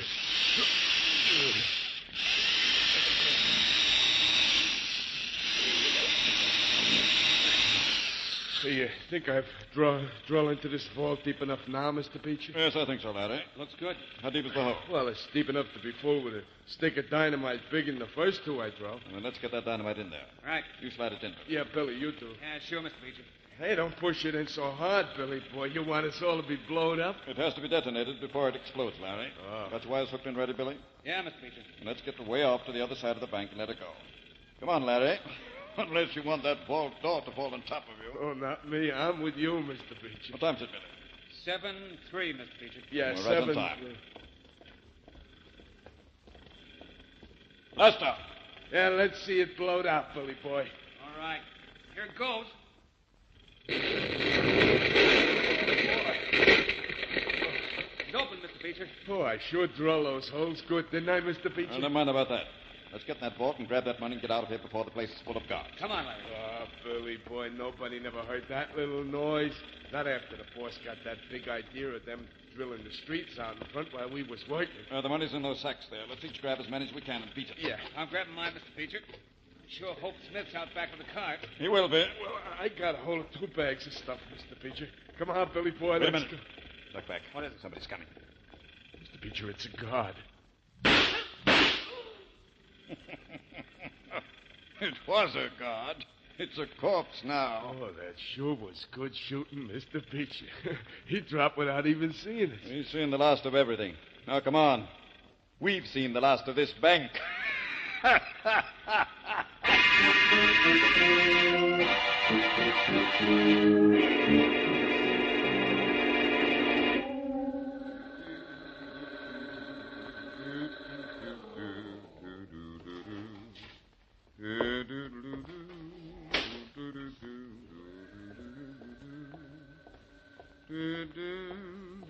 Good morning. Good morning, Blackie. Well, you're out early this morning. I'll call for your car right away. I'm not ready for my car yet, Harry. Say, what happened to those men who were breaking up the street out here a few minutes ago? Oh, they just left, Blackie.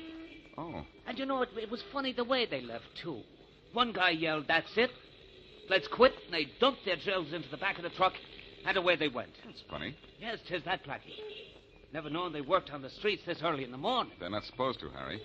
And I just found out they're not supposed to be digging up Sunset Parkway at any time of the day. Oh, no, Blackie, if you think anything's maybe mysterious, I got their license number for you.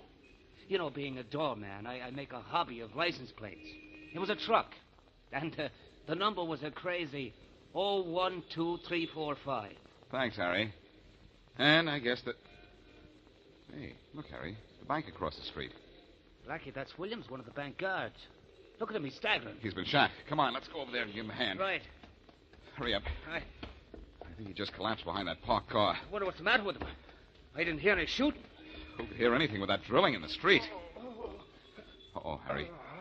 He stopped a couple of bullets. Williams, this is me, Harry. Harry? The doorman is number 51. You know me, don't you? Harry, the bank, they blasted the vault. They got away out the back, Harry.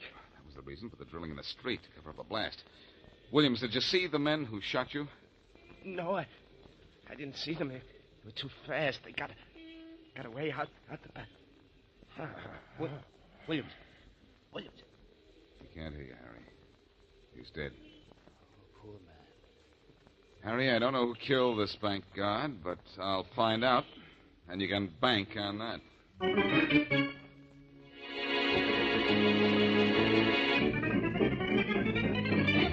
Blackie, get out of my office. Don't you ever get tired of saying that, Faraday? The only thing I get tired of is you. Well, then it's time you retired or got smart or something and listened to me. I've been trying to tell you something. I know. You're trying to tell me my business. Oh, only how to run it. The Parkway Bank was robbed this morning and a guard was killed. I know the Parkway Bank was robbed this morning and a guard was killed. You didn't tell me that. No, but I told you the license plate on that street commission truck parked in front of the bank is a clue to the killers. You must be slipping, Blackie. Haven't you ever heard of phony plates? Yes, but these plates weren't phony. They were too distinctive. All right, so they were distinctive. So what? So those plates will lead us to the truck, and that truck will lead us to whoever stole it. I think it was stolen by someone who works for the street commission. Isn't it enough to have you mixed up in this? You want to mix me up, too? You don't need any help in being mixed up. Yeah?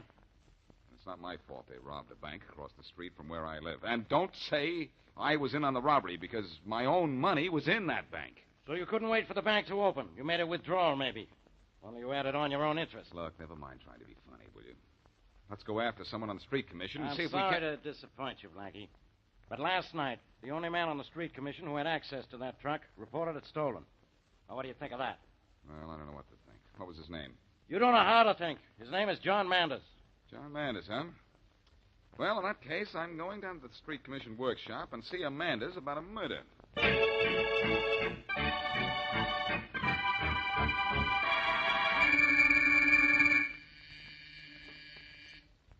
Come in. Hello, Blackie. Hello, Murray.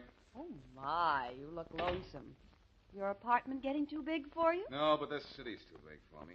I've been all over town checking with every crew of street repairmen, and nobody's seen John Manders since late last night. Well, I phoned his home as you asked me to, and his wife says that she hasn't heard from him since late last night either.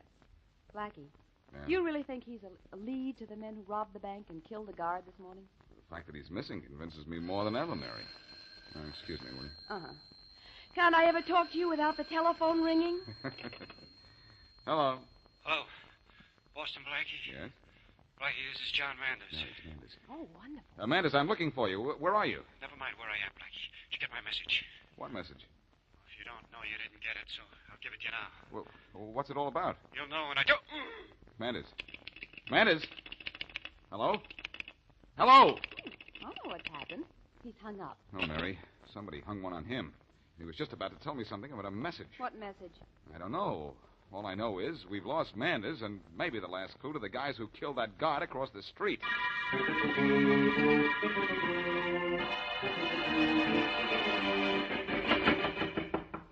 Billy, that ought to be Larry bringing Manders in. Go open the door.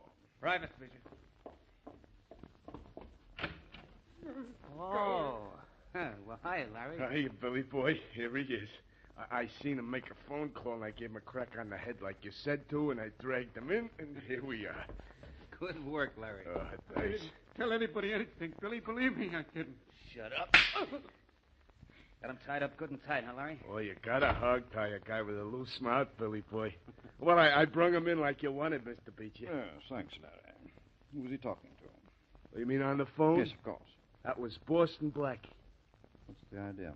Yeah, what's the idea, Manders? You forced me into this. I didn't want to join you. I told you I didn't want any part of the robbing of the Parkway Bank. I told you it might be a killing when you killed the guard. I sure did, Manders. He got in my way. I kill anybody who gets in my way. You sure do, Mr. Beecher. Yeah, you do, Mr. Beecher. And guys who double-cross you, too. Look, I did what you told me to do. I let you steal that truck and help with the digging on the Parkway. I did everything just You as you tried told to me reach Boston Blackie. What did you tell him? Nothing. I didn't have a chance to. What were you going to tell him? What's the difference? I didn't do it, did I? Maybe and maybe not. I want to know what you said, or what you were going to say. And if you don't start talking, you're going to start dying. What do you mean, start dying? People who get in my way die quickly. People who double-cross me die slowly, Billy. Billy, drag this over. Yeah, sure, Beecher. Shut up. Look, I just got an idea. Yeah? Larry, you go out and get some brick and mortar. Brick and mortar, We're going to yeah. put our squealing friend in this little alcove here. Build a wall in front of him and let him suffocate quietly. Nicely and slowly. Well, it'll be more easy to just drill a hole in him with a bullet and dump him somewheres, Mr. Beecher. Easier, yes, Larry. But no matter what you do with a body, it always pops up to cause you trouble. This body isn't going to pop up till this building falls down. Hey, that's not a bad idea, Mr. Beecher. Yeah, it's not a bad idea, Mr. But Beecher. we'll kill him before we wall him up, won't we? No. Just knock him out and seal him up alive. Alive? He'll die more slowly that way. It'll be a lesson to him. And a lesson to you two men, too. If you know what I mean.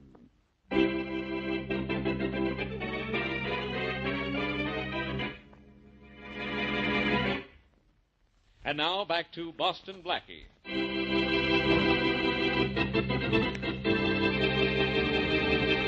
The Parkway Bank across the street from Blackie's apartment building is robbed, and the guard shot and killed.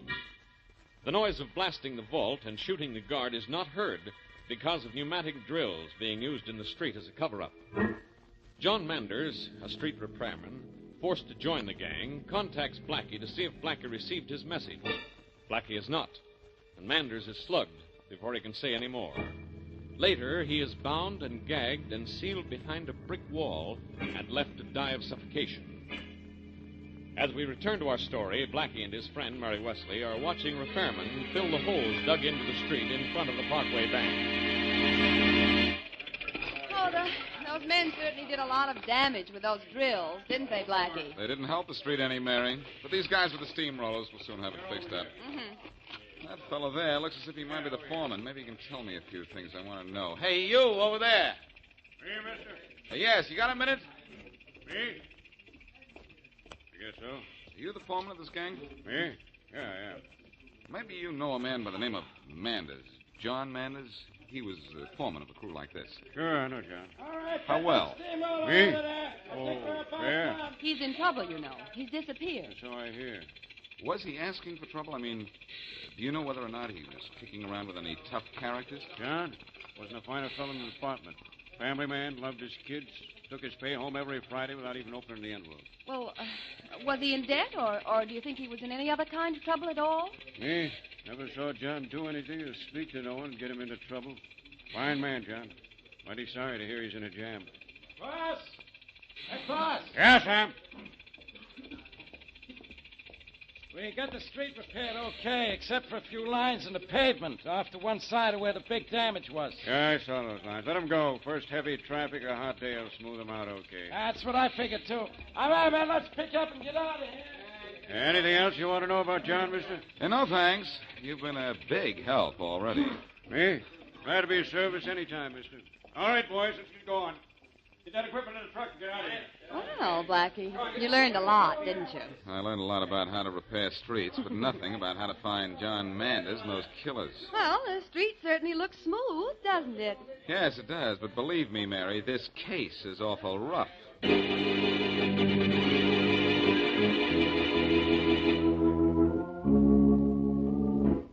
Oh, that's mighty pretty, Billy boy. Looks good, huh? Oh, Billy boy, you're building the best brick wall I ever seen, I'm telling you. You like it, do you, Larry? Yeah. I should have been a bricklayer, I guess. Yeah, Let him you put should. those last bricks up there, Billy. It's taking you over an hour already. You want them sealed up good and tight in this alcove, don't you, Mr. Preacher? Yes, good and tight. Well, I had to lay the wall 2 bricks wide so he can't kick it out while it's still wet. All right, Larry, get the plaster ready. Yeah. We'll plaster this thing over, and it'll look just like the rest of the room. Well, you're going to let me smear some of the plaster on, ain't you, Billy boy, huh? Sure. Well, there's the last brick in place, Mr. Beecher. Yeah, last brick, Mr. Beecher. I wonder how long Manders will live back there. A few hours, maybe. I wonder if he's still out from that tap on the head I gave him. Well, I wonder what it was that Manders was trying to tell Blackie. Probably about us. But we don't have to worry about it. He didn't have time to tell Blackie anything. And now no one will ever find Manders behind that wall. Not till they tear this building down. And we'll be dead by the time they do that. Dead from old age. Well, we're leaving town, ain't we, Mr. Beecher? Oh, no. I think we ought to, Mr. Beecher. Yeah, I think we ought to, Mr. Beecher. The cops are looking for us for killing that guard. And we may have Blackie on our necks pretty soon, too. Yeah. One more job, and then we'll decide. A bigger bank this time, though. Tell the boys to get the truck ready. We'll use the same trick of digging up the street to cover the blast in the bank. And any necessary shooting. All right, Mr. Beecher. And then we're leaving town, huh, Mr. Beecher? If our take is big enough. If not, we'll stick around until we're really rich. You don't think we ought to worry about Blackie? Yeah. No, why should we, Billy? Manders never told him anything. In a couple of hours, Manders won't ever be able to tell anybody anything.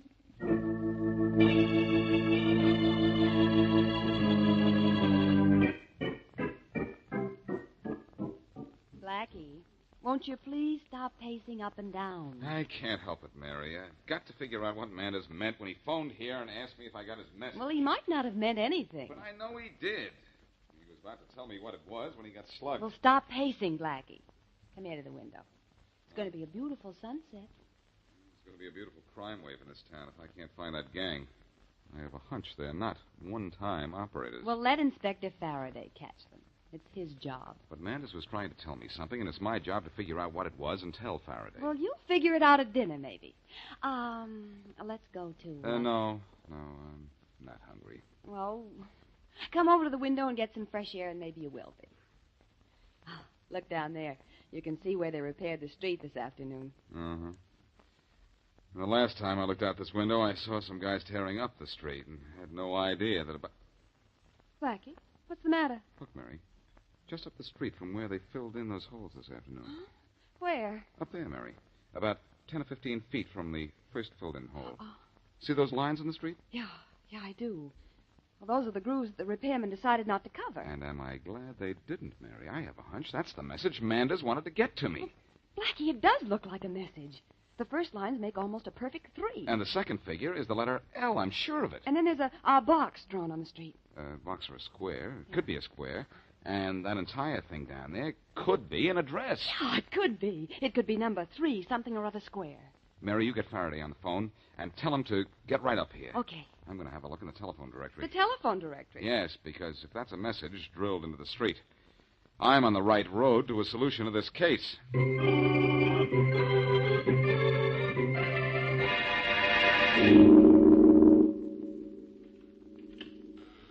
Shh, Faraday, can't you even open a door without making a noise? What do you want me to do, Blackie? Carry an oil can with me in case of rusty hinges? I think we're walking into an empty house anyhow. This is number 3 Lincoln Square, the only address that fits that 3L Square message on the street in front of my building. Huh? What was the matter with number 3 Ludlow Square? It's a vacant lot. And number 3 Lawrence Square? No such address. And number 3 Lord Williams Square? It's a hamburger stand. Mary and I checked all possibilities, Faraday, and this is the only one that fits the description of a hideout. Your men have had time to surround the place now. Let's go in. All right. But I'll bet we don't find anything except dust. That scrawling on the street in front of your building didn't mean anything. Shh, come on. Here's another door. Now, you open this one, so you can't gripe at me if it creaks. Oh, brother. Hey, I hear somebody coming into the room from the other side. So do I. Duck back. Quiet. You be quiet. Can you see who it is? Not yet. You said the place was empty, huh? Well, just... Those are my men, stupid. There's nobody else here. Faraday, I still say that was a message on the street, and... Now what? I just heard a car pull up in back of the house. You stop this nonsense. Well, boys, we did it again. You heard that, didn't you, Faraday? I sure did. Duck out of sight, everybody. Okay. Quick, man, get down. Behind anything, stay there. Get back at this door with me, Faraday. If you're pulling your stomach, there'll be room. Don't talk to me. The way your neck is always sticking out. We need the truck and those bills and tools out in the bushes and back, boys. Job tonight was so easy, I think we'll stay in town. Pull a few more. Yeah, sure, Mr. Beecher. Well, I'm sure glad we didn't have to shoot nobody like we had it that first time, Mr. Beecher. Well, nobody got on our way this time, lad, eh? And what's more, we didn't have Manders to worry about. You shouldn't have forced Manders to join us, Mr. Beecher. No, you shouldn't have forced Manders. Those straight guys aren't ever any good. No, they're too Sunday school. Come on, Faraday, we've heard Hey, enough. Let's grab it. Come on.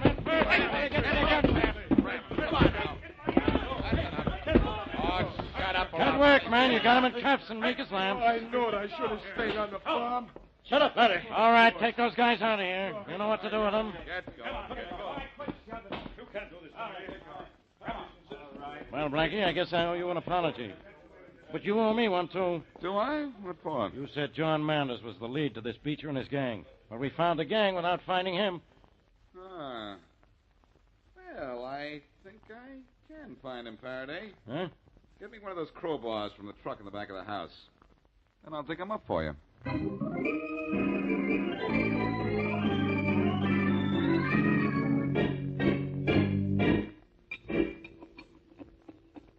Blackie, what makes you think you'll find something behind this wall?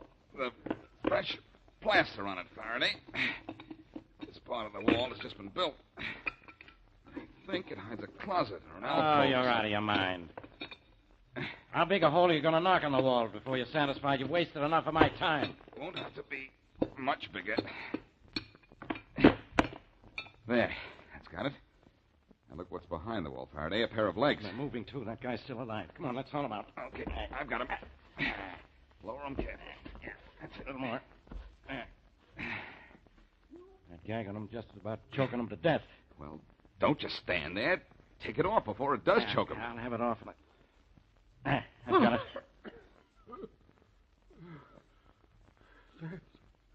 Thanks, you guys. Thanks a lot. I was just about done for. I'm Boston Blackie. Are you John Manders? Yeah. You got my message? I sure did. The Beecher and his mob almost got you first. What were you doing mixed up in this mob, Manders? I was forced into it. They said they'd kill my kids. if I didn't go along with him. Sit up, Manders. I'll untie your hands. Thanks. That story doesn't make much sense, Manders. Why did they run the risk of taking a stranger into the gang? The trick was to tear up the street in front of the bank. They were blasted, and they wanted a regular crewman on the job to show his credentials in case someone from the street commission came along. That makes good sense, Faraday. There you are. Your hands are free now, Manders. Thanks again, But, Manders, how did you have sense enough to drill a message in the street? And how did you know I'd get it? Well, I didn't know what to do about tipping the police, Blackie, till I saw where we were pulling the job.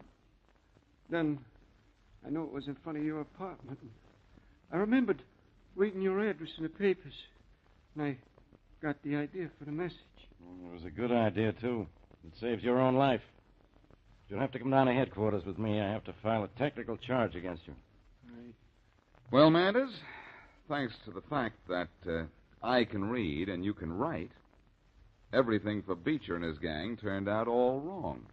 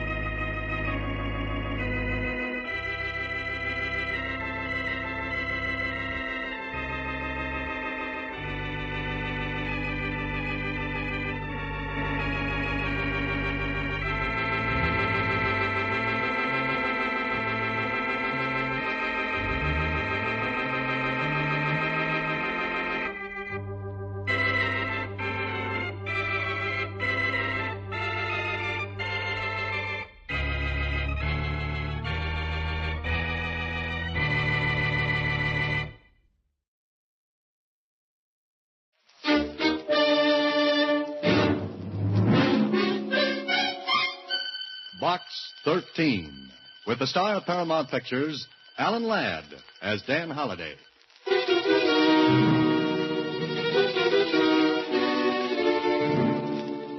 To Box 13, care of the Star Times. Carl! Carl, what are you doing? Nothing. I ain't doing nothing. It's Just a book, Holiday. Somebody sent a book to Box 13. Why?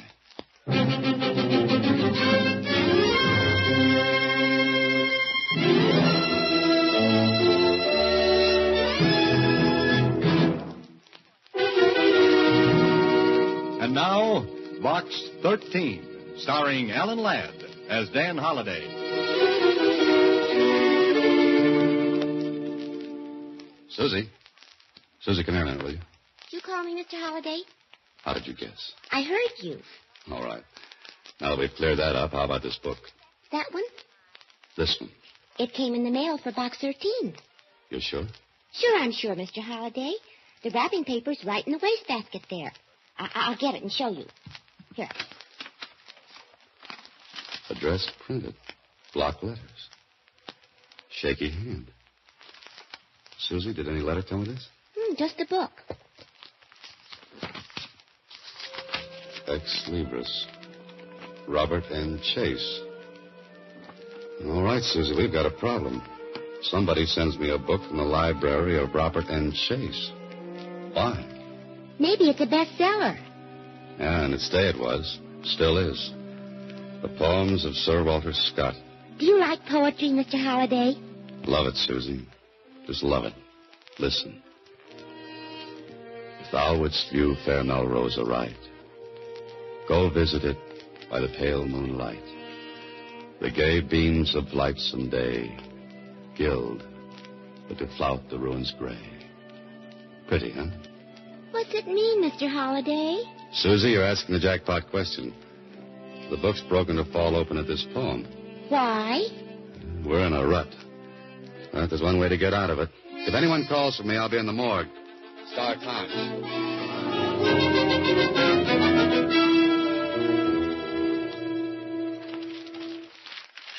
Sure. Robert N. Chase. We've got plenty about him, Holiday. Well, let me have it. You ought to remember him. Vaguely, I do. All right, Mac, what have we got? Headlines. Lots of them. Headlines, huh?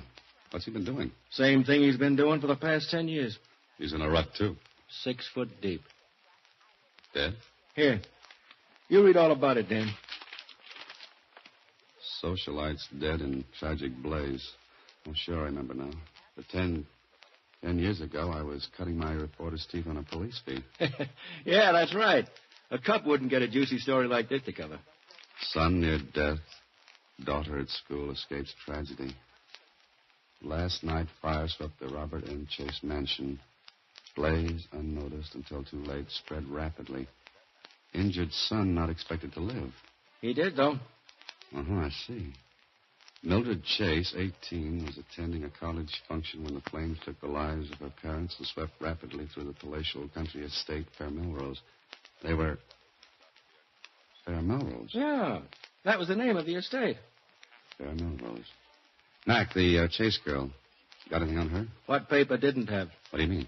You know, too much dough, spoiled kid, wrong company. She ran smack into the gossip stuff almost every week. Know where she is now? Well, she dropped back after the fire. It kind of cooled her off. You've been a good girl ever since, is that it? Well, that's it. I tell you what, Dan, drop upstairs to see Mona in society. She can give you the dope. All right. Thanks, Mac. Say, you must come and visit my morgue sometime. I like this one. I only read about characters. I don't have to bump into them. Ah, but mine move around, Mac, and sometimes too fast.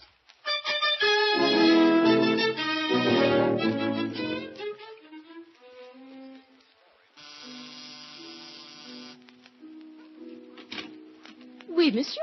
Ah, free French are engaged. You wish to see someone, monsieur? Yes, Miss Chase. Miss Mildred Chase. You have an appointment? Is that an offer or a business question? Monsieur, if you will tell me... Colette, what is it? There is someone here, mademoiselle. I don't wish to be disturbed. I'm sorry, monsieur. But Mademoiselle Chase, she is not home. Oh, I see. Then you've got a talking piano. Oh, please, monsieur. I cannot let you in. You are mademoiselle. Yes, I did.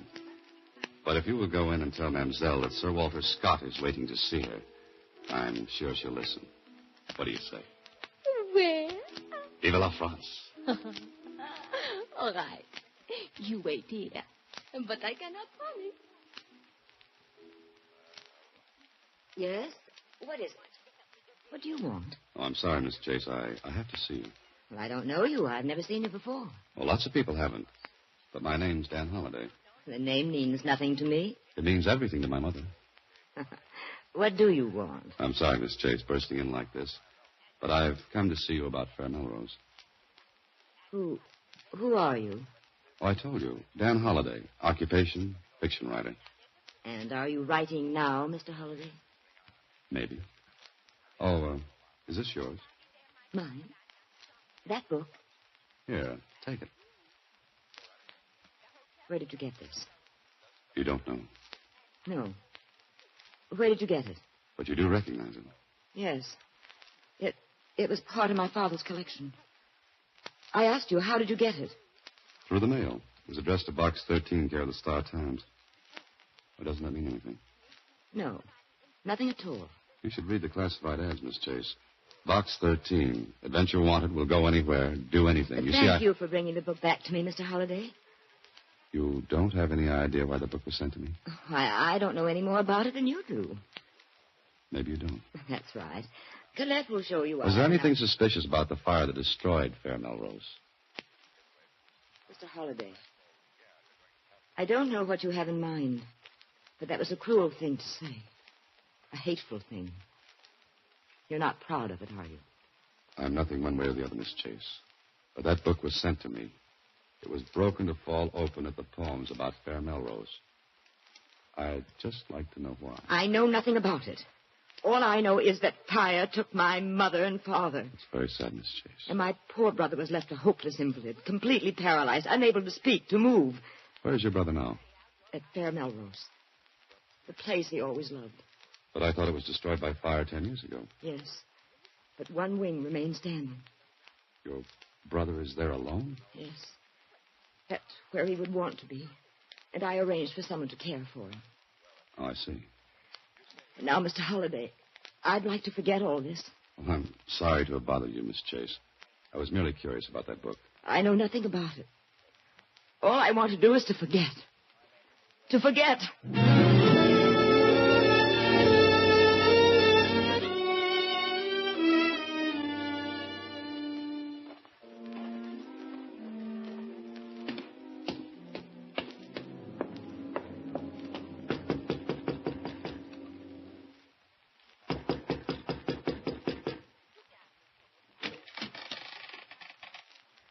What you want this hour of the night?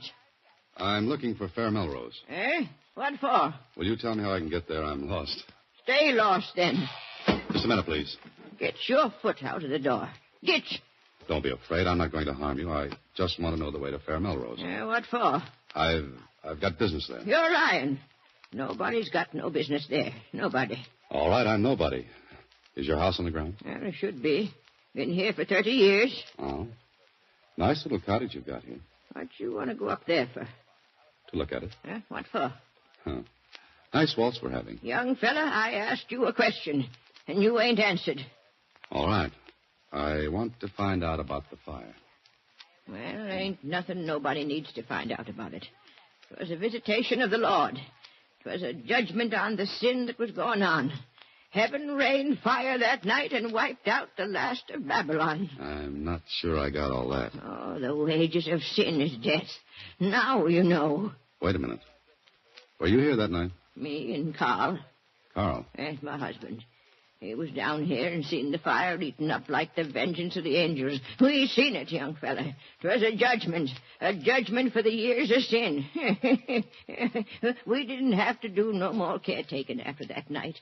Providence took care for us. You and Carl, caretakers, is that it? That's right. Only one wing to take care of now. Only one wing, and him. Oh, the brother. Yes, him that can't move or talk or hear. And that's where they brung him, and that's where he stayed. Now, you get. I talked enough. I wonder. How do I get up there? You're still going up, huh? More than ever now. Which way? Straight up the canyon, turn left at the top of the hill. Thanks. Well, maybe you should have picked a lighter night. Yes, one with a moon. Maybe she's right, Holiday. It's definitely no night for a picnic. Who said it's going to be a picnic?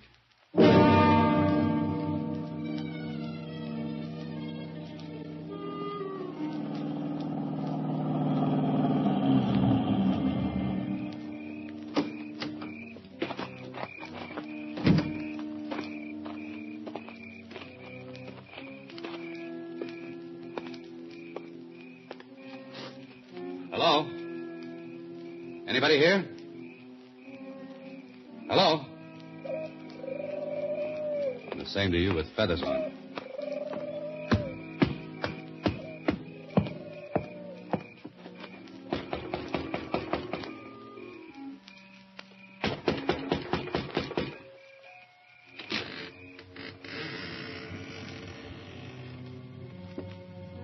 Hello?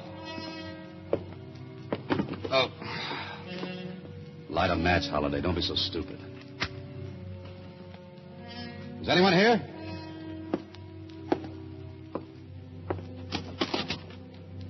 Mr. Chase? Oh, Mr. Chase. Holy mackerel. Who are you? Answer me.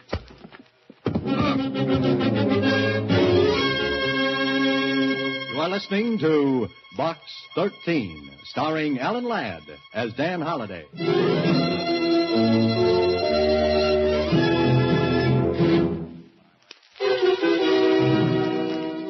And now, back to Box 13, starring Alan Ladd as Dan Holliday.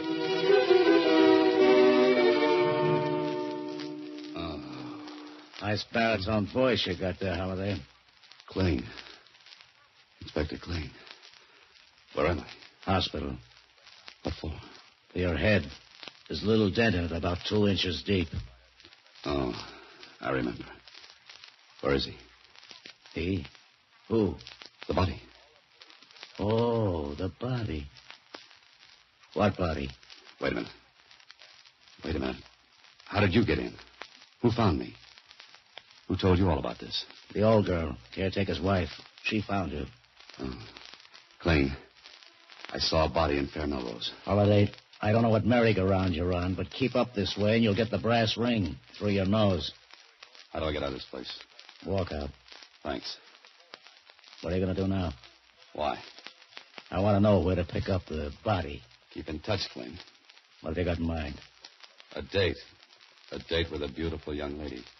Slightly hysterical and more than a little mysterious. But interesting.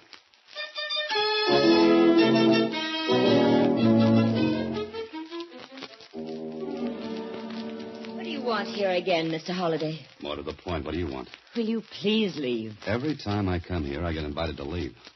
I don't know what you're doing, Mr. Holliday, but it's none of your business. You ought to... I went to Fair Melrose last night. What for? I wanted to see it. And your brother. You mustn't see him. Why not? What did he do, Miss Chase? Please leave him alone. All right. Did you go to Melrose last night? No. I haven't been there for 10 years. You weren't there the night of the fire either, were you? No, I wasn't. All right. I'll take your word for it. Now, mind if I ask you one more question? If you'll go, I'll answer it. It's a deal. What are you afraid of? Nothing. That's your answer? Yes. I'd almost forgotten that horrible night until you came here. For 10 years I've lived away from it, keeping it away from me. Now you've brought it all back. Don't you have any pity? Lots of it, Miss Chase. For a lot of people. Particularly you. What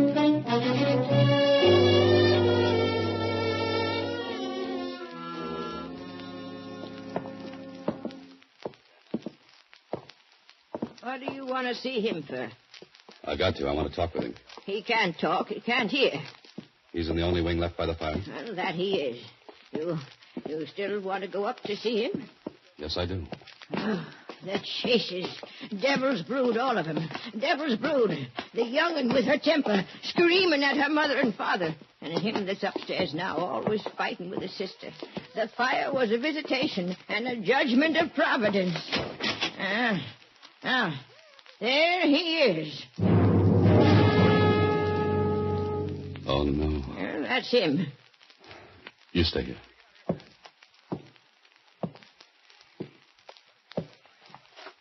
Mr. Chase. Mr. Chase. Can't hear you, can't hear you, can't. Shut up. Mr. Chase, I'm Dan Holliday. Box 13. Box 13, do you understand? Nodding his head. That's all he can do. Mr. Chase, you wanted to see me. You sent me that book. You had Carl send it to me. Is that right? Nod your head if that's right. Good. Now, why? He can hear. You can hear me a little, can't you, Mr. Chase? Good. Why did you send me that book? Why did you want me to come here? He wants me to look around, Bertha. At what? At what? Ain't nothing in here. Ain't nothing. Look, Mr. Chase. I'll walk around the room. I'll watch you. When you want me to stop, nod your head. Understand? Good. Now watch me.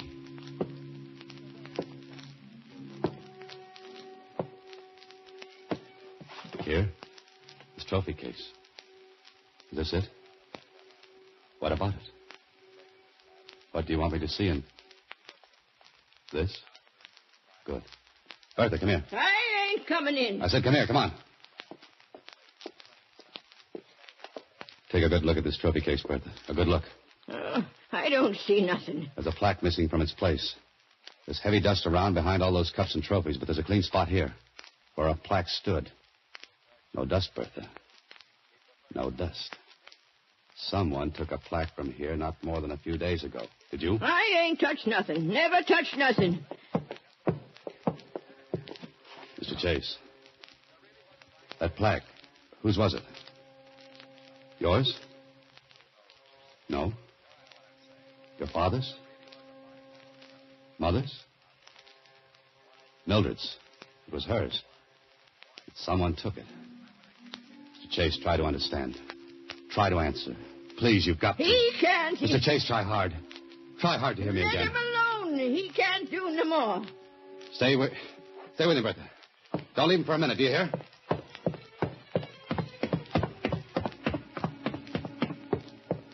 Oh, hello there.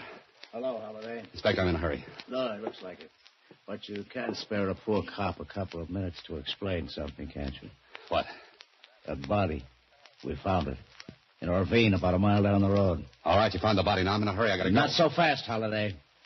There are a couple of questions I'd like to ask you. Later, Kling, later. You know where to reach me. Holiday. Come back, Holiday. I say come back here. Right be care of box 13.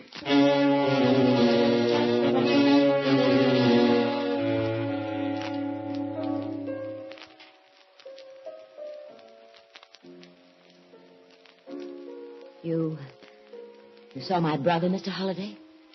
Yes, I saw him. Oh, please keep playing.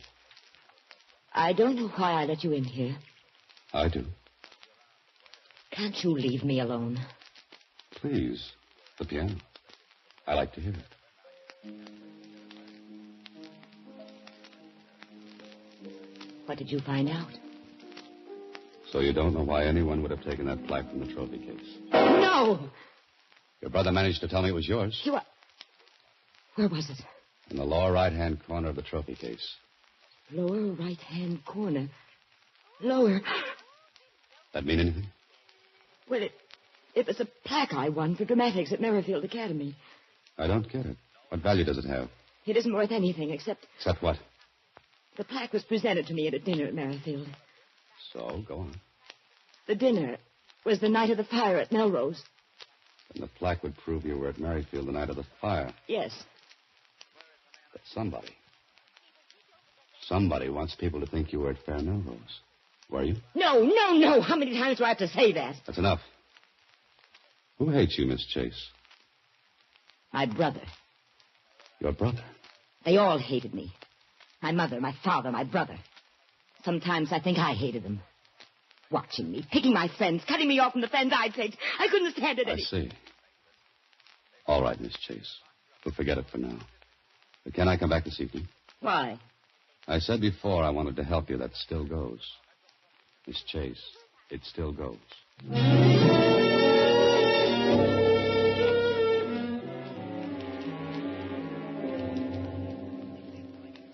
Please sit down, Mr. Holliday. Thanks, Miss Chase. Do you have anything to tell me? A few things, yes. But first, is there anything you want to tell me? Tell you? Why, no. You sure? Positive. What could I tell you? A story. I don't know what you mean. All right, I'll explain.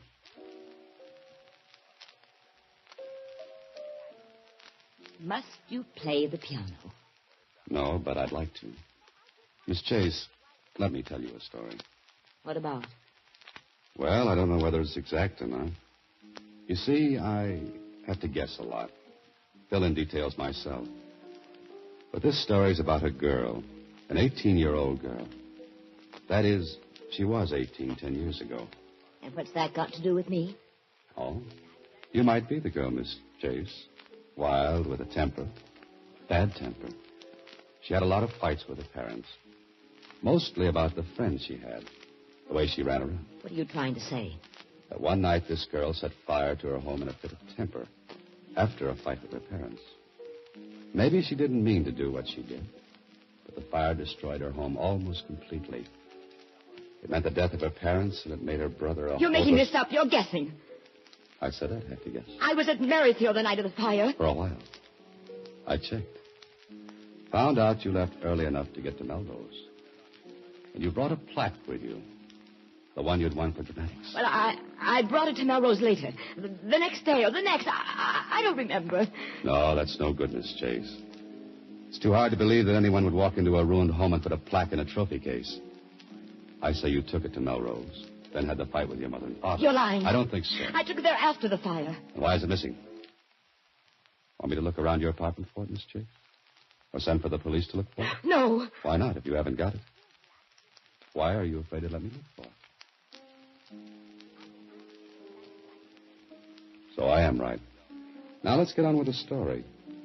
For 10 years you held the secret. There's nothing to connect you with the fire at Melrose except that plaque. For years that fire's on your mind. Day after day you have to live with the secret, wondering if there's anything that will connect you with that night. But there's nothing. There's nothing. Then you remember that plaque. It will prove that you were at Melrose. Because the date engraved on it is the same as the date of the fire. No. I tell you it's not true. So there's only one thing to do. Get that plaque out of Melrose. But you didn't count on one thing. Your brother. Day after day he saw that trophy case. Day after day it was the same. Never changing. Like the four walls he had to stare at. But suddenly it's different. There's something missing. He racks his brains and he remembers. He remembers the plaque that was there. When he was able to read, he must have read about the fire. How you escaped the tragedy by being at school that night. How lucky everyone said you were. He read how you were presented with a plaque for dramatics. And his tortured mind puts two and two together. And he arrives at the conclusion that you were at Melrose. Home. The night of the fire. Well, Miss Chase, did you like that story? There's nothing you can prove. Maybe not. But how about Carl's murder? You killed him. Because you thought Carl was me last night. No. What are you doing? Calling the police. But for them now, I think they'll prove you killed Carl. They're good at that sort of thing, Miss Chase. Very good. No, please. What do you want? Money? I'll give you money. Anything, only don't call them. Why not? Please. Hello, Inspector Clinton. They hated me, all of them. Okay, I hold hated on. them, and you. I hate you. Look out. Oh, no. Hello, Kling. Holiday. Come to the Sunview Apartments now. I just rang down the curtain on a 10-year dramatic act.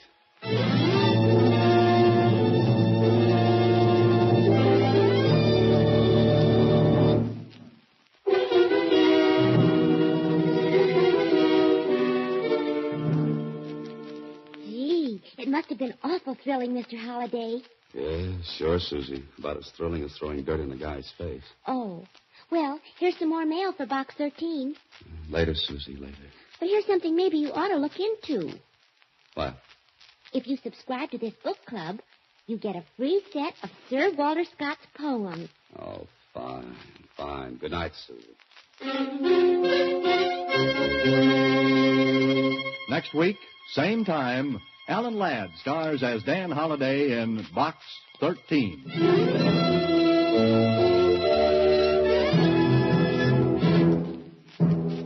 Alan Ladd appears through the courtesy of Paramount Pictures and may currently be seen in Wild Harvest. Box 13 is directed by Russell Hughes.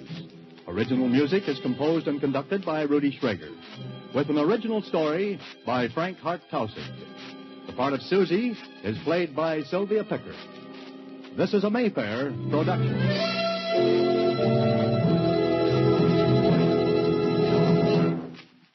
Old Dutch Cleanser, famous for chasing dirt, presents Nick Carter, famous for chasing crime.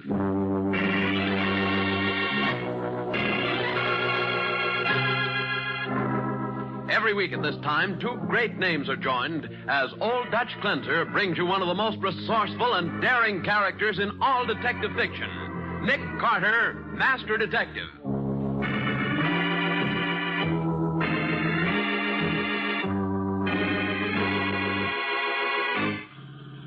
All set, Patsy, for our little accident?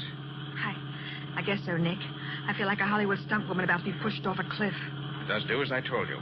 There shouldn't be any danger. The Underwriters Association's going to feel awfully bad about having this nice new car wrecked. Not if it gets results, they won't. All right, hold tight. Here's the curve. And here we go.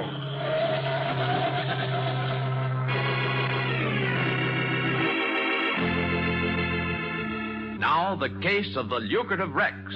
Today's exciting Nick Carter adventure brought to you by Old Dutch Cleanser. Our story begins with a young couple, Bob and Peggy Anderson, trying out their brand new car.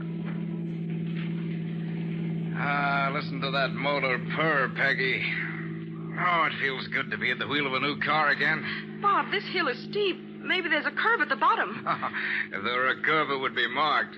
You don't see any marker, do you? No, but... Bob, there is a curve. What? Guys, hold tight, Peggy. The fence! We're going through the fence!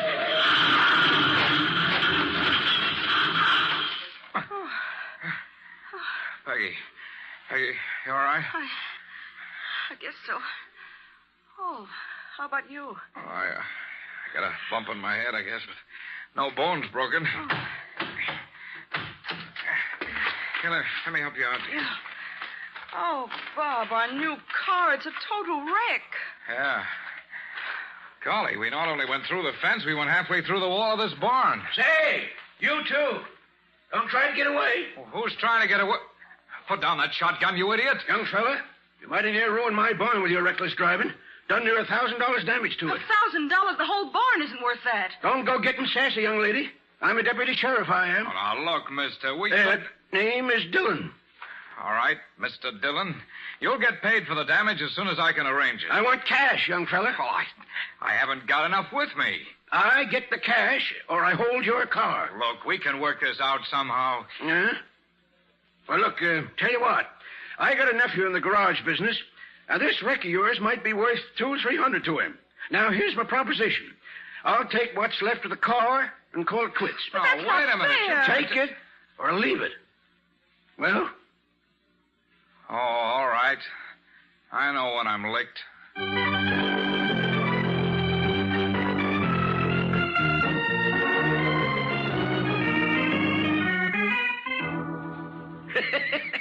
Yeah, Base. Another wreck this afternoon. Mighty nice new Royal Coupe. Here's the bill of sale. Good work, Dillon. Arranged another wreck by taking down that sign that says warning curve ahead, did you? I sure did, Rocky. Okay, Dillon. Make out that bill of sale to Elmer Eustace. Same as usual, huh? Right. And, Rocky. Yeah? Look in the files and see if we got a wine-colored Royal Coupe, model 76. Okay, Ace. Got a customer for a new job. Just itching to pay a big price.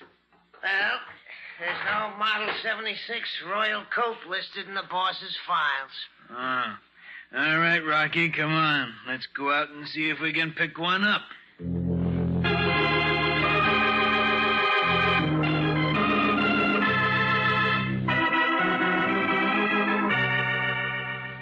Well, there are the records, Mr. Carter.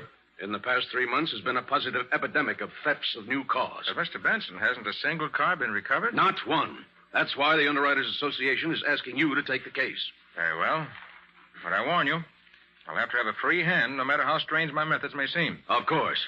Now, what can we do for you first? I'd like a list of all the cars stolen in the last 3 months, together with the names of their owners. Certainly. Oh, Miss Collins. Yes, Mr. Benson. Have you the car theft file? Oh, yes, Mr. Benson. I thought you'd want it. Here it is. Oh, thank you. That's all right now, Miss Collins. Yes, Mr. Benson. Here you are, Mr. Carter. Anytime you want me, day or night, please call me. If I'm not in, call Miss Collins. Oh, here. Here's her home phone number, and here's mine. Thanks. Now, if you'll excuse me, I've got some work to do.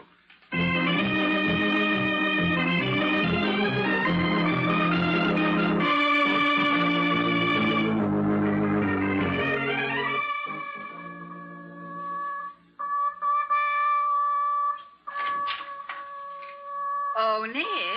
Oh, yes, Betsy. If you can bear to give up playing with those radio sets for a minute, Mr. Benson from the underwriters is here. Good. I was just going to call him. All right. Show him in, Betsy. Right, Nick. Mr. Benson, will you step in here? I'll say I will. Mr. Carter, do you realize that it's 48 hours since we gave you a free hand on this case? And in that time, you haven't lifted a finger. Oh, yes, I have, Mr. Benson. In my own way, of course. Do you know that another one of our clients had his car stolen last night? Yes, I know, and I'm sorry. But I couldn't do anything last night. Now I can. Well, that's something at least. I'll need 3 cars from you. 3 new cars. 3 new cars? What for? That I can't tell you. But give me the 3 cars, and I think I can promise you action in a hurry. Well, all right. I guess it can be arranged. I'll have them here this afternoon. But frankly, Mr. Carter, we want results.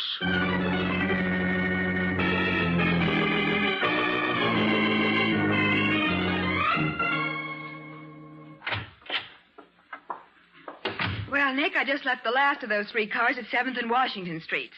Now maybe you'll break down and tell me what this is all about. Why, Patsy, I thought you'd figure the whole thing out by now. Oh, all I know is that you had me park those 3 beautiful new cars in different parts of the city, and that they're supposed to be bait for this car-stealing gang.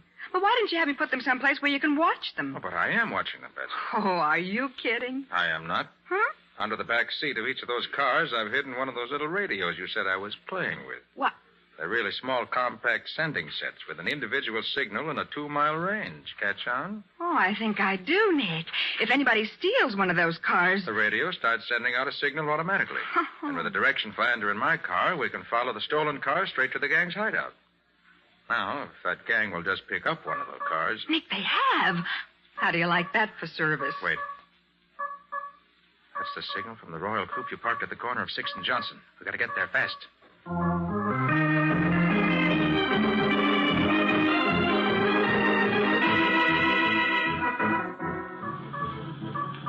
It must be straight ahead of us, Nick. The signal's been getting louder ever since we turned that last corner. Yeah. Thieves are taking it out this road. Must be headed for someplace in the suburbs. But there's nothing in sight, except that big truck up ahead. Why don't you pass it? Because that wouldn't do any good. Huh? What do you mean? I mean, the stolen car's on that truck. What? Under that big canvas. Why, I never thought of that. Neither did I. Not until I saw that the truck was the only thing in sight. Pretty clever way of transporting a stolen car, isn't it? Oh, I'll say it is. A freight train coming. Yeah, I better stop back here. I don't want to get too close to the truck. They might see... Nick, the truck's not stopping. Great Scott. They're going to try to get across the tracks in front of the train. Oh, Nick. Confound it, they made it. But we can't. And look at the length of this train. It must be a mile long. Worse than that, it's stopping. How do you like that? I don't. Before this darn thing gets out of our way, that truck will be so far away we won't be able to pick up the radio signal. Certainly looks as though luck's against us.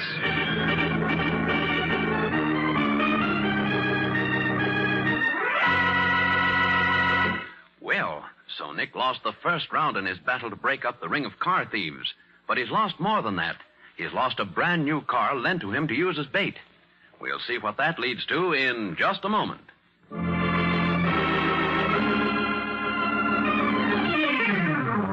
Now, back to the case of the lucrative Rex. Today's Nick Carter adventure brought to you by Old Dutch Cleanser. It is the following afternoon, and Nick and Patsy in Nick's car are cruising around town, hoping to pick up a signal from one of the other cars they planted as bait. Hadn't been for that doggone freight train, I might have the gang rounded up by now. Nick, listen. Huh? That's the signal from the radio in the Royal Coupe that they got away with. Yeah. It's getting louder. Now it's getting faint again. And did you notice that it got louder just as that wine-colored Royal Coupe ahead passed us? Say, that's the car that was stolen from us. It's not getting away from us again. Or to force it to the curb. Hey, pull over. What's the big idea? Pull over and stop. Why, you stupid! Watch out! Say, what's going on here? You tried to wreck me. No, I didn't. I just want to stop you. It's a stolen car you're driving. Stolen car? You're crazy. I just bought it an hour ago. Paid spot cash for it. Maybe, but it's still a stolen car. Now, see here. I'm Judge Pearson, and if you think Judge Pearson, my name is Carter, Nick Carter. Oh, sure. I've heard of you, Mr. Carter. But I still say I bought this car legally. Look, here's the bill of sale. Mm-hmm. Sold you by a man named Elmer Eustace. Address 3192 Grand Avenue. Bill of sale's in order, all right. Well, the engine number it gives is wrong. But it can't be wrong. Look at the number on the engine and see for yourself. Thanks, Judge. I will. This is the car, all right. I recognize that tiny scratch on the door. So do I. The engine number will clinch it. Just let me get the hood up. Mm-hmm. Now, let's see. D477789. Why, that's the number on the bill of sale. But that's not the motor number of the coupe that was stolen from us. No, it's not. And it's obviously the real motor number. Hasn't been tampered with in any way. Well, are you satisfied? Yes, I guess I've made a mistake, Judge. I told you so. Next time, better make sure of your facts. Well, Nick, you let him go. You didn't even look to see whether the radio was under the back seat. Didn't have to, Patsy. That's the car that was stolen, all right, even if the engine number is different. Well... Patsy, listen. Go down to the Motor Vehicle Bureau and find out who originally registered a Royal Coupe with motor number D477789. Right. Where are you going? Going to drop in on Mr. Elmer Eustace, the man who sold that car to Judge Pearson.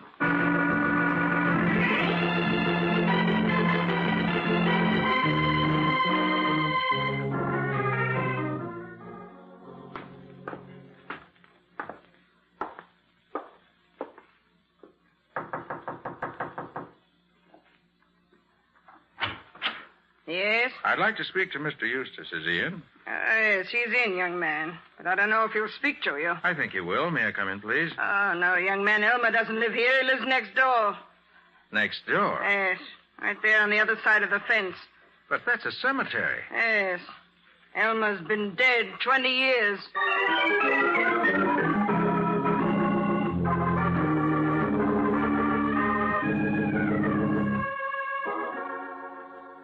So Elmer Eustace has been dead for 20 years. Yes, Patsy, very dead. Huh. And what did you find out at the Motor Vehicle Bureau? Oh, well, the car you asked about was registered several days ago by a man named Robert Anderson. He lives only a few blocks from here, so on the way back, I stopped in to see him. What did he say? Well, his story, Nick, is that he bought a wine-colored Royal Coupe and wrecked it the same day. Huh. He gave the wreck to a man named Frank Dillon to pay for damage the car did to Dillon's barn when it ran off the road. The car, I mean, not the barn. That backs up my theory completely. Hmm? Patsy, how would you like to join me in a nice cacophonic auto accident?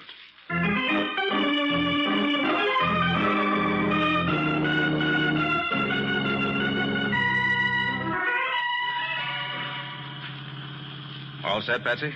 Well, I guess my football helmet's on's had enough, Nick. I feel just like a movie stunt girl who's about to be pushed off a cliff. Well, just hold tight. There won't be any danger. You hope. Oh, look.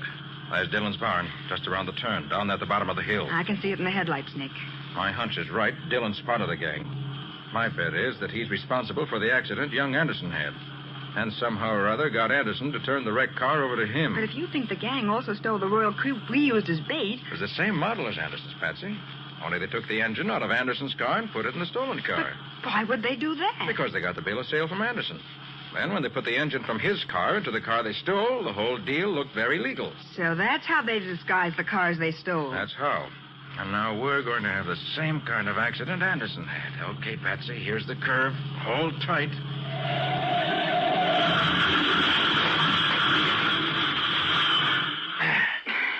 Are you all right, Patsy?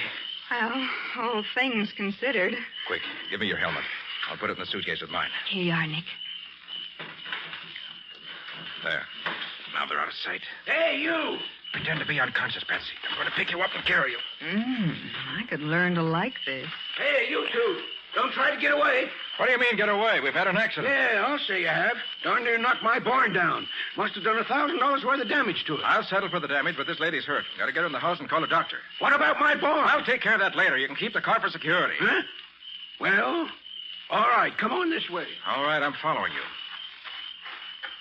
And keep on following him, Carter. What? This is a gun against your back, so no funny business. All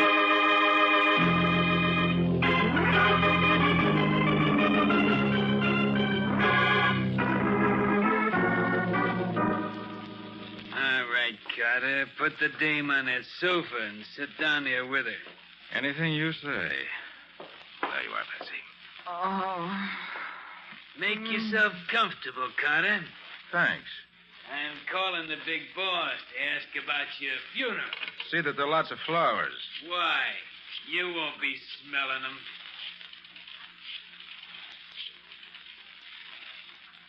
Hello, boss. This is Ace Williams. Listen, Rocky and me are at Dillon's. We were giving him his payoff tonight when in walks Nick Carter. Yeah, tried to pull a fake accident, but me and Rocky got the drop on him. Now, look, boys, I got an idea.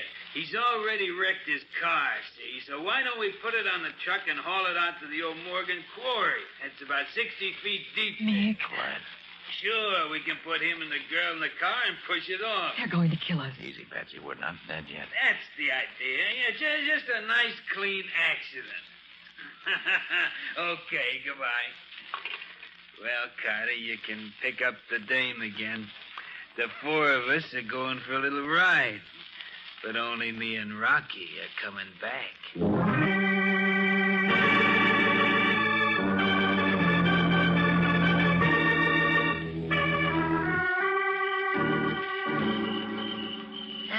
Gee, Carter, you sure make a pretty picture standing there on the edge of the quarry holding that dame in your arms. Hey, Rocky, give me a hand back here. Yeah, okay, Ace. I'll be right with you. Nick, they've got the car balanced right on the edge of the quarry. Means they won't have to push it very far once they get us inside. Oh. Patsy, how about a little swim? But why, Nick, are you... The quarry's almost filled with water. You can see it ripple in the moonlight. Yes. It's only about 20 feet from the top. Okay. We're going to pull a fast one on these thugs. Okay, Carter, we're all set. Now, if you... That's what you think, Ace. Hold tight, Patsy. Hey! Hey, you can't! Hey, Rocky! They jumped into the quarry. All right, Patsy? I guess so. Take it easy now. Make as little noise as you can. They can't see us, but they might judge where we are by the sound. I think you're a wise guy, don't you, Carter? Let's see how you like this. And here's some more for good measure, Carter.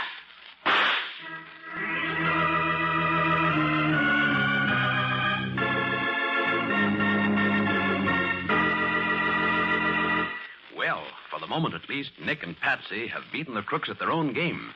But they're not out of danger yet. We'll see what happens next in just a moment.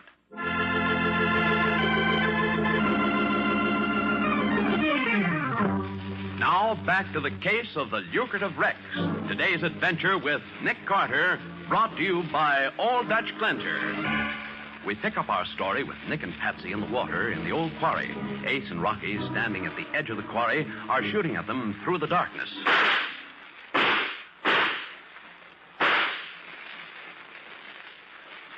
They stopped firing. They haven't hit us. That doesn't mean they won't. Stay close to the edge of the quarry, Patsy. They're right over us. Can't see us as they move to the other side. And suppose they do? My guess is that they have no more bullets. I counted the shots. There were 12, 6 apiece. Maybe they're reloading. You better take that chance. Nick, ledge of rock here. Swim. We can pull ourselves up on it. Okay, the wood is cold. Oh, Nick. Yeah, you'll never get out of there alive. What are you going to do? Shoot us with empty guns? You ain't got no gun either, Carter. That's why you're wrong. I always carry a little spare in a waterproof case. Quit your kidding, Carter. You're done for. Call this kidding? Hey, Ace! Yeah, I've got a gun. I'm beating it. Yeah, so am I, Rocky. But don't worry, they'll never get out of there. They'll drown like rats in a trap. Nick, is he right? Maybe we can't get out of here. Maybe not. But we're going to try.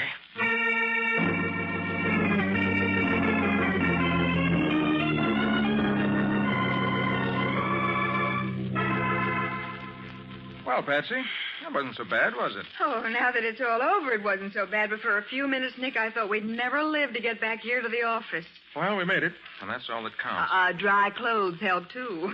I'm glad I have these extra things here at the office. What now, Nick? I've got an important phone call to make. As soon as I'm through, I'll get going again. Okay.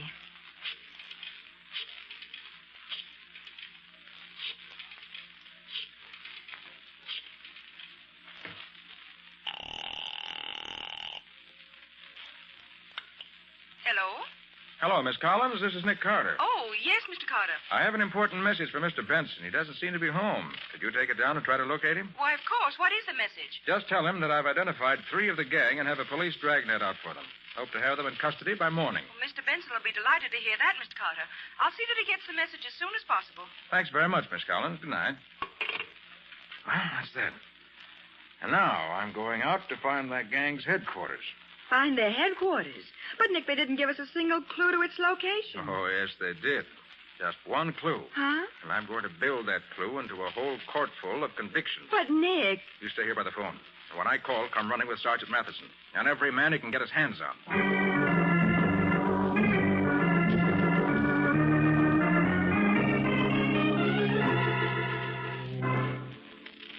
Look, you two, the boss will be here in a minute, and I'm doing the talking, you understand? Yeah, sure. Yeah, we understand. Yeah,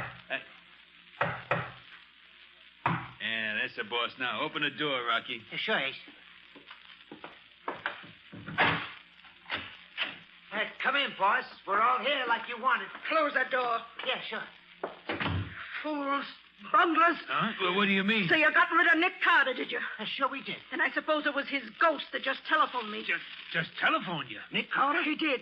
And he's identified all 3 of you. But it ain't possible. You didn't kill him. So now I gotta kill you. All of you. Oh, Mrs. Eustace, now wait, listen. You failed and you put me in a dangerous position. If I let you live, you know what it'll All happen. right, drop that gun, Mrs. Eustace. Hey, Carl, where did she come from? Pretty good act you put on this morning when I came out to question you. But I didn't stay fooled. You cowards. If one of you won't do something... I'll shoot the first man that moves. We ain't moving, Carter. Good. I'll drop that gun, Mrs. Eustace. Kick it over this way. That's better. Hey, look, Carter, how'd you find us? You'll find out, Ace. But first, if Mrs. Eustace doesn't mind, I'd like to remove her wig. It is a wig. This is going to be quite a shock to Mr. Benson, isn't it, Miss Collins? Hey, what's this Miss Collins stuff? Yeah, I thought she was Mrs. Eustace. She's both. You see, boys, by wearing this gray wig, Miss Collins became Mrs. Eustace. Well, I'll Of course, be... by the time Miss Collins gets out of jail, she won't have to wear a wig. Her own hair will be gray.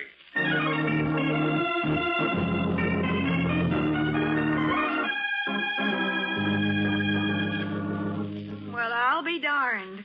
So Miss Collins was the mastermind of the car-stealing ring. That's right, Patsy.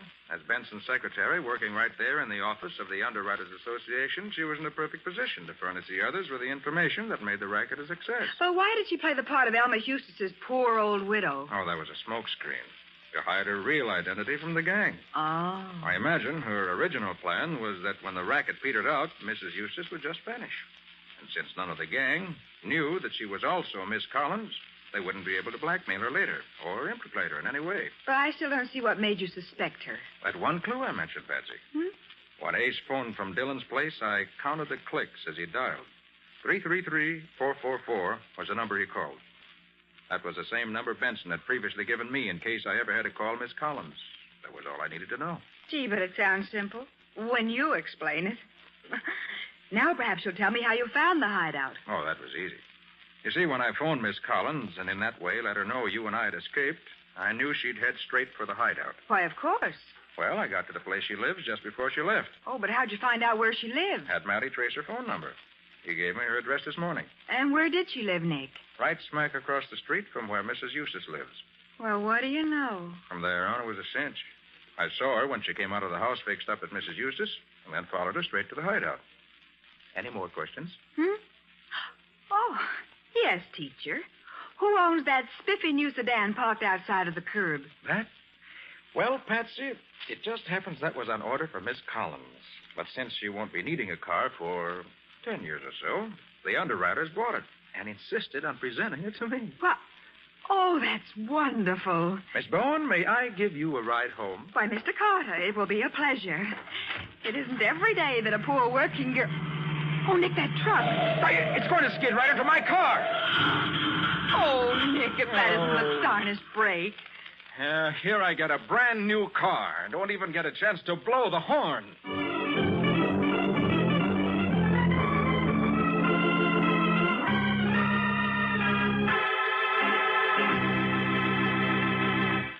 Well, Nick, can you tell us the story Old Dutch Clenter's going to bring us next week? Most certainly, Bob. Next week, we're going to meet one of the deadliest killers I've ever fought. He was armed with a miniature pistol, and he was an excellent shot. But he used that little pistol once too often. And in the wrong place. Nick trapped him with a trail of phosphorescent blue spots. Sounds deadly. What do you call the story, Nick? I call it The Case of the Luminous Spots.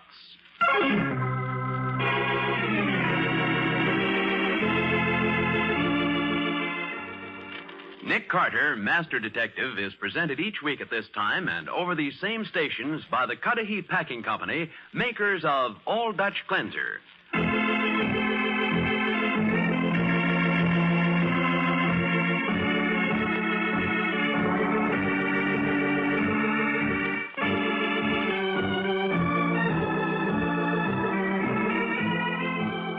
Nick Carter, Master Detective, produced and directed by Jock McGregor, is copyrighted by Street & Smith Publications, Incorporated.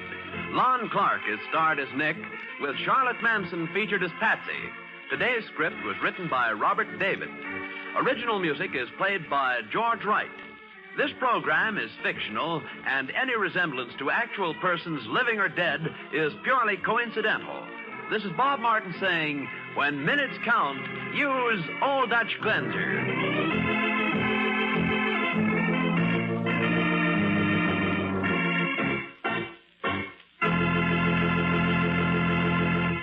This is the Mutual Broadcasting System.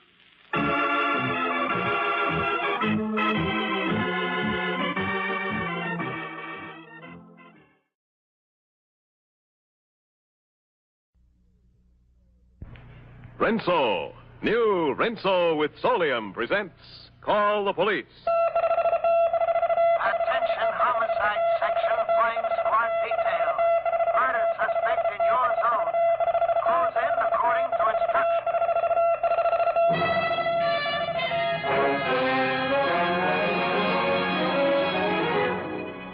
Between you and the evil outside the law stands the policeman of your community. He gives up his safety that you may be safe. And sometimes he gives up his life to protect yours.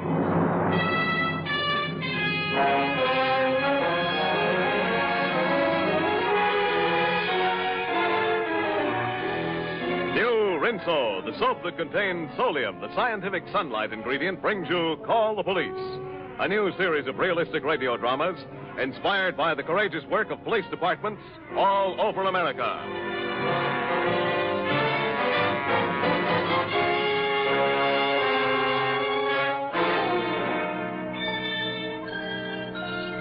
This is Commissioner Bill Grant. Putting the cuffs on a Jack the Ripper takes plenty of hard labor and all the breaks, as was demonstrated in number 3461 from the Ashland Files. Never to be forgotten is the case of the unknown strangler. The opening of this giant-sized comedy took place at 7:15 on the evening of July 2nd in a third-floor flat. Just a song. Miss Francie Abley, 47-year-old spinster who earned a small living teaching singing, was making herself a bite of dinner in her modest 2x4 kitchenette. Oh, dear. There goes the doorbell. Probably somebody to inquire about lessons. Just a moment, please.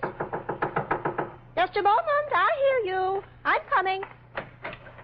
Won't you step in? I'm preparing a little food in the kitchen, so if you'll excuse me. Let me by. Will you let me by, please? I'm going to scream for help. Do you hear me? I'm going to scream for help!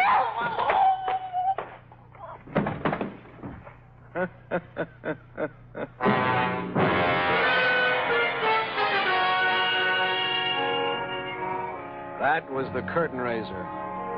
We found the dead woman 2 hours later, and nothing, absolutely nothing, to give us any insight into the motive behind the crime. 56 hours later, the curtain went up on the second chorus of the Dance of Death. On the night of July 6th, an aging lawyer by the name of Joel Crocker creaked up the steps to his ancient office.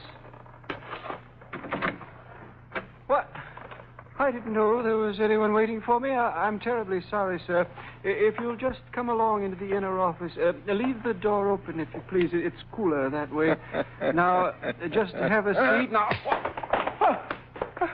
how dare you?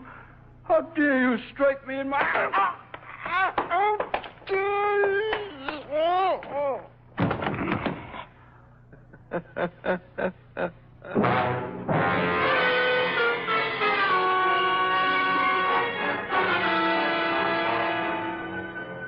And now there were two. Two crimes as alike as a pair of peas in a pod. Illogical death without reason or motive. The newspapers didn't catch on for 12 hours. Then suddenly they made the tie-up between the Abley and Crocker murders, and every sheet in town was off to the races. Unknown strangler takes double toll. Police helpless to stop homicidal murderers. Where will the killer strike next?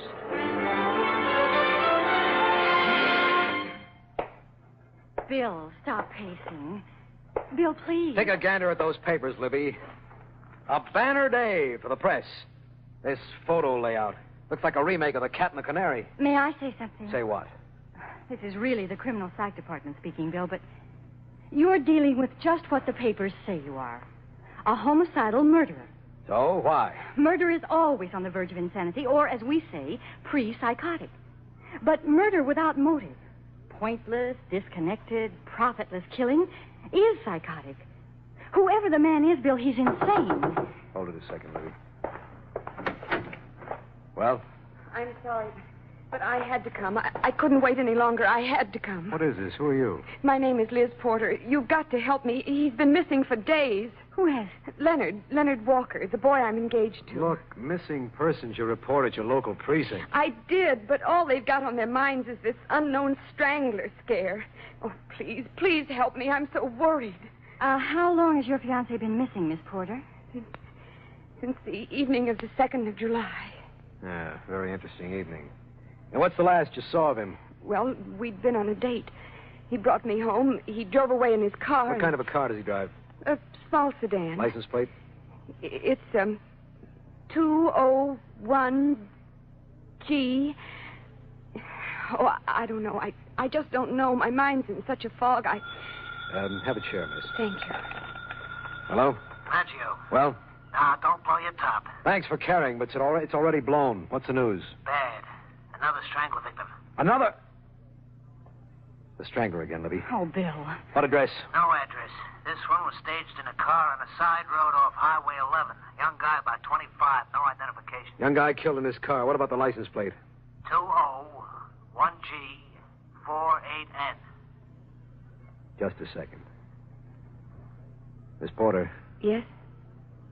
Could your boyfriend's license have been 201G48N? Miss Porter. She recognized the numbers when I said them. And she was right to faint. It was Leonard Walker, all right. He'd been sitting up straight in his sedan for 4 days and nights, with the strangler's fingerprints around his throat.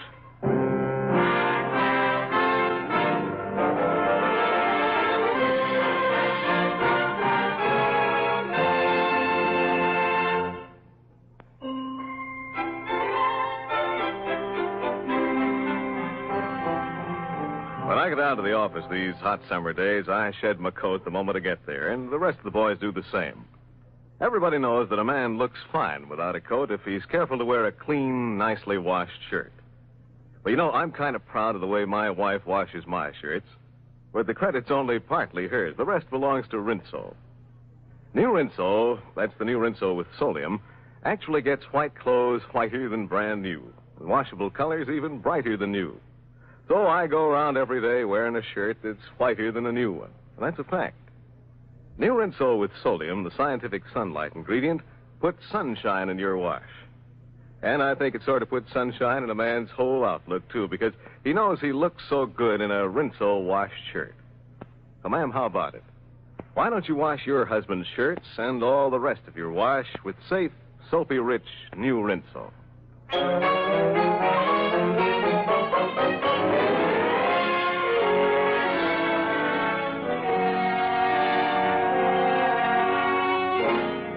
Number 3 for the unknown strangler was a young man named Leonard Walker. 3 motiveless, clueless murders in as many days. I channeled every available man into the hunt for the strangling maniac, but got nowhere until... Bill. Yes, Levy? Remember I told you yesterday I thought I knew the way out of this? Well, now I'm sure I do. I'm all ears. I want you to meet someone, Bill. He's outside now. His name is Dr. Bernard Rayburn. He's an expert on abnormal psychology. What can I lose? Show him in. Won't you come in, Dr. Rayburn? Thank you. Dr. Rayburn, this is Commissioner Grant. How are you, Doctor? How do you do? Miss Tyler seems to think you can give us a lead on this strangler, Doc. I can tell you that he's an obviously schizophrenic type. Meaning? Among other things, that even he, very probably, doesn't know that he's the strangler. How does that work, Doc? On a principle of phasial changes. One minute the man may appear quite rational, whereas at the next he can become a monstrous personality. And remember nothing at all of his actions when he shifts back again to the rational phase. Yeah, I get the picture. And it's a tough one to deal with. Yes, I agree, Commissioner. But I think by an analysis of his crimes, one might arrive at something very like an identification. And you? Could you make that analysis? I can't promise you anything, but if you'll give me your records and notes covering the murders, I'll try to assemble some facts. They may even include a fairly dependable sketch of the killer's physical appearance.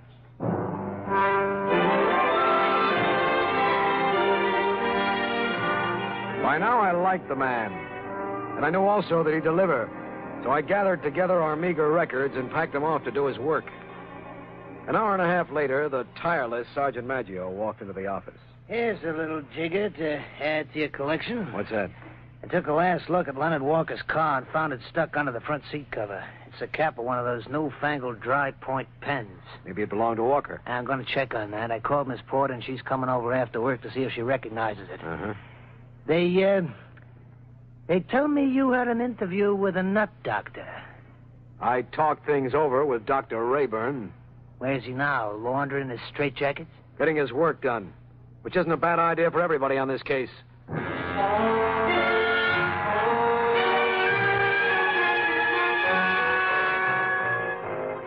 The next day was the 8th of July, and a very eventful day it was.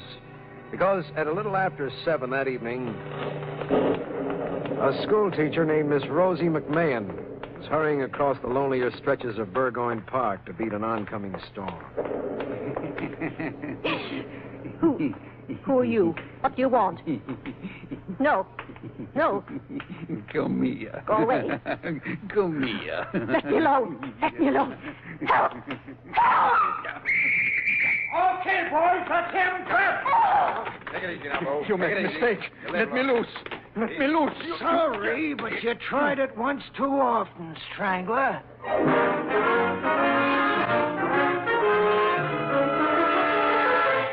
When they brought him in, I took a look at him, and I was amazed.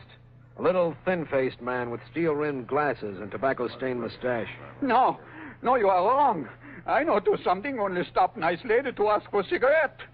Hinderman do no harm. No, too bad about Hinderman. Sugar wouldn't melt in Hinderman's mouth. But take a look at what we found when we went over him. What's that? Key ring. Man can carry key ring? Man can also explain why his ring features this particular key.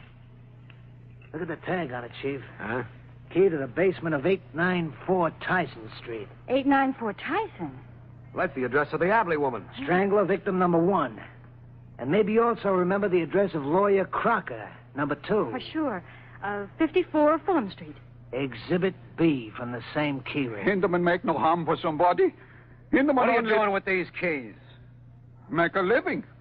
Only make a living. He says he works as a part-time janitor in both buildings.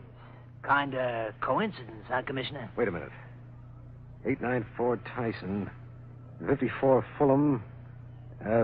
Where does Leonard Walker's girlfriend live? That Miss Porter? Dale Avenue, the Horton Apartments. And this last chivalry takes place in Burgoyne Park. So? Libby, give me a map of Ashland. There's one here on the wall. That'll do, thanks. Well, what are you doing, Chief? Plotting a new civic project? I'm drawing. What? The area of the Stranglers' activities. Bounded on the north by Fulham Street. On the south by Tyson Street. On the east by Dale Avenue. And the center of the territory is Burgoyne Park. You got something. I got at least geography. The Strangler has operated in this penciled section. Every murder has either occurred in this area of these 3 blocks or has been tied up with it one way or the other.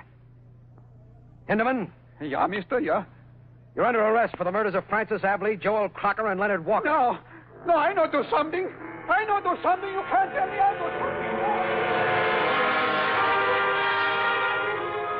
something. We lifted the hysterical Hinderman into my office. And Libby pointed out that we get nowhere with him until he had recovered a little. According to her, an injection of liquid Nembutal would tide him over his panic. And this she brought from the lab. I don't hear. You can't do All right, that Bill. to me. I know. Help him onto the sofa. Okay, that's right. Yeah, get the needle ready. He's in bad shape. All right, I will. Commissioner, Miss Porter. you sent for me. Oh, just a minute, Libby. It was about this fountain pen cap found in Walker's car. Was it his? No. No, that wasn't Leonard. Okay, thanks. Obviously, it belonged to the Strangler here. Now, if you'll just wait outside The until... Strangler. Hinderman. You know him? Know him? Why, yes, of course I know him. He insulted me once outside my apartment house. He killed Annie. He did it. He did Easy, it. Miss Porter. He did it, I tell you. Get out of here, Libby, will you? Come on, Miss Porter. Now try to calm down, please. Maggio, help Miss Porter downstairs and put her in my car. I'll drive her home myself as soon as we finish inside. Okay. Come on now, Miss Porter. Everything's going to be all right. Let's get back to Hinderman. All right. Where were we, Bill? About to give him a shot. I don't want you to Okay. get... No. Now, here's a needle. Hold his wrist, I Bill. don't want you to... Okay. There we are. There we are. All done. All done. I'm going to get the desk at City Hospital and have him taken to the ward, Bill. He'll be better off there until he's well enough to answer questions.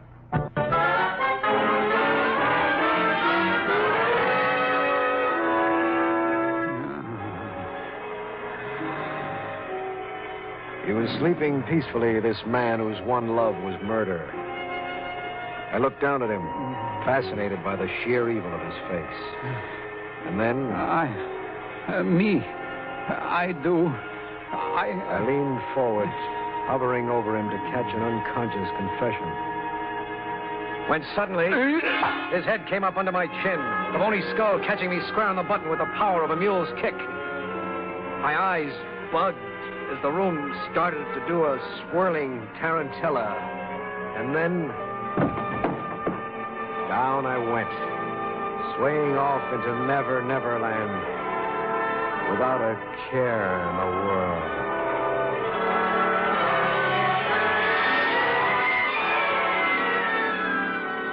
When I came to, the couch was empty. Hinderman had been on his way for who knows how long.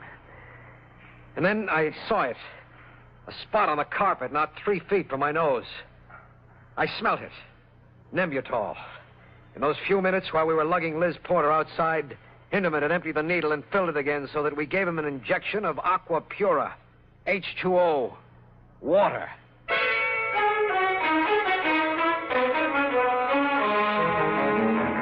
When the full impact of what had happened hit my muddled brain, I grabbed the phone and began to shout, turning every able-bodied gun-toting man in the force into the chase and hem-stitching the borders of Ashland with a ring of squad cars. After that, Libby and I staggered out for something to revive us. She was trying to cheer me up, I remember, telling me not to despair when suddenly, just as we neared the car...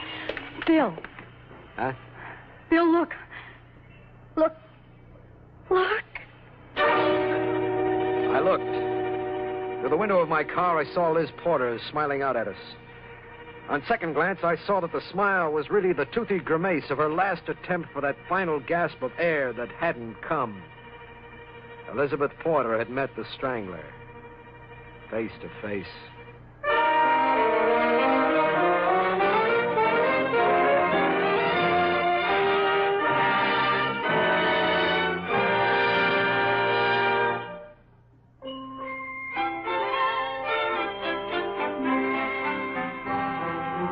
Getting the whitest, brightest possible wash you can is much more important than ever these summer days.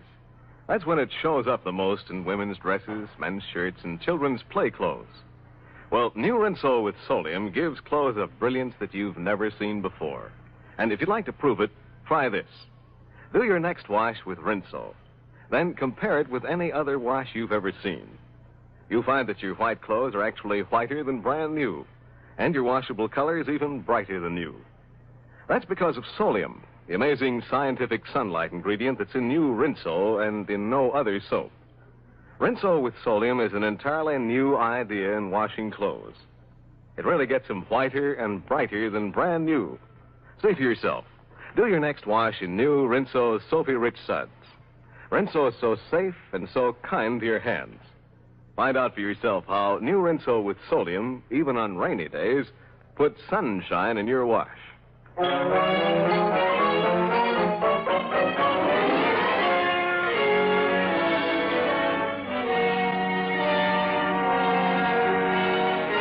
There was no reviving Liz Porter. 4 days, 4 murders, and the Strangler was still ranging the town with his fingers curled like the talons of a buzzard. What are we going to do, Bill? Call the governor. I'm putting this in his lap. It takes 1,000 more men to cover this city. I need the militia. Bill. Bill me no bills. Death has come to stay, baby. Hello, State Capitol? No, Commissioner. This is Dr. Rayburn. Oh, hello. Hello, how you doing, Doc? Fine. I've got some material for you, as I promised. On the Strangler? Yes. We know who he is, Doc. Congratulations. But he slipped us. Now, this may help you pick him up again. Come on over.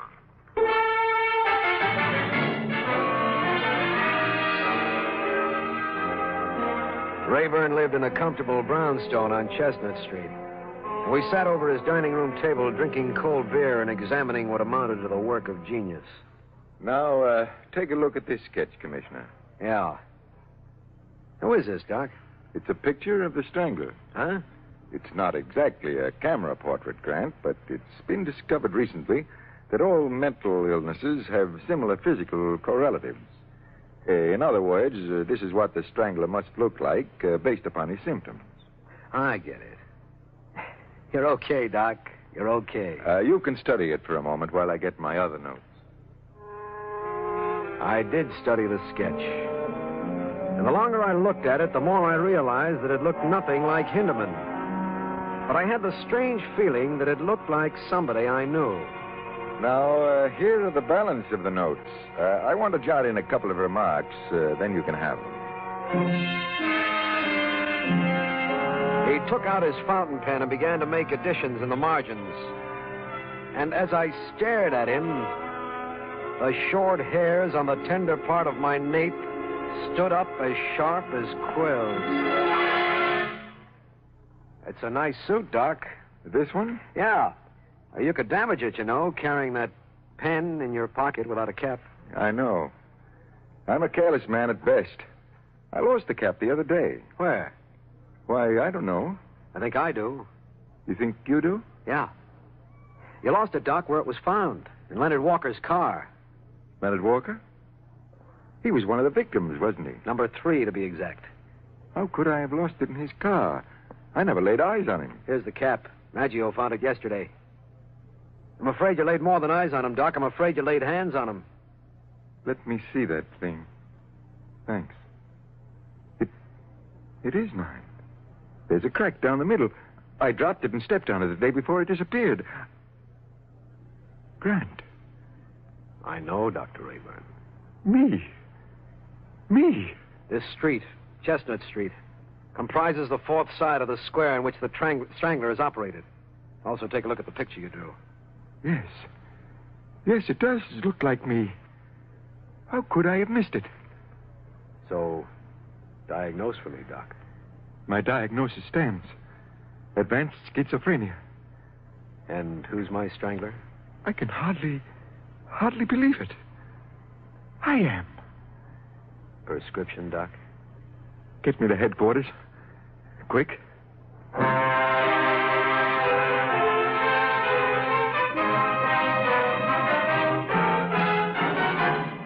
We said nothing on the way downtown. We said nothing as we started up in the elevator. I looked at him, feeling sorry for a nice guy who was very, very sick. And what I saw as I looked meant nothing to me. I'd never seen a facial change occur. And it's difficult for anyone to see, so I wasn't prepared when the elevator stopped. After you, Doc. Turn loose! Turn loose!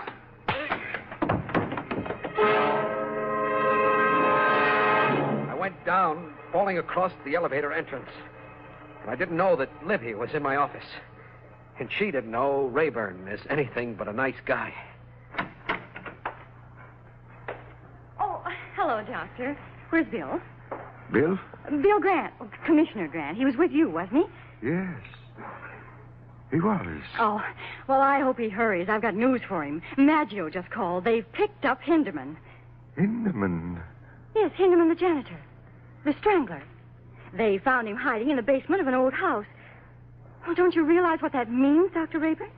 Everything you and Bill have been through, it's all over. Finished. Finished?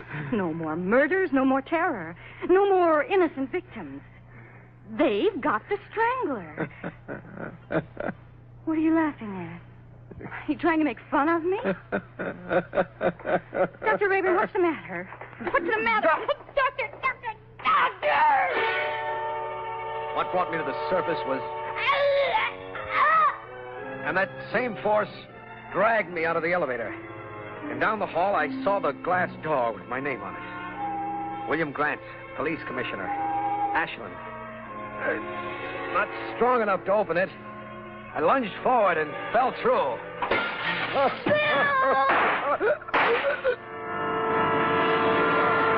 He swung around. And in that moment, as he tottered back, a change occurred. Dr. Rayburn snapped back, himself again. And there was more surprise than accusation in his eyes as he said, Why did you do that, Grant? Why? Why?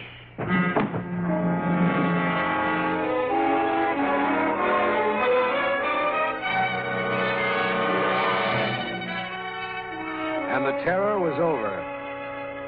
And Libby and I, we tried to forget. So, Hinderman was all coincidence. Sick enough, but definitely not the killer. That's about it. Now, let's not talk about it, huh? This thing. It can happen to anybody, and you never know a thing about it. It doesn't happen unless you're the type, sweetheart. And you get warnings, don't worry. Such as? Well, you take me. Hmm? The last year or so, I've felt a peculiar sort of thing. Tightening of the pulses, heightening of the blood pressure, quivering around the heart. Really, Bill? Yeah. It comes on at certain times. What times? Times when I look at you, baby. Bill. Oh, now, stop. Stop. Oh, Bill Grant.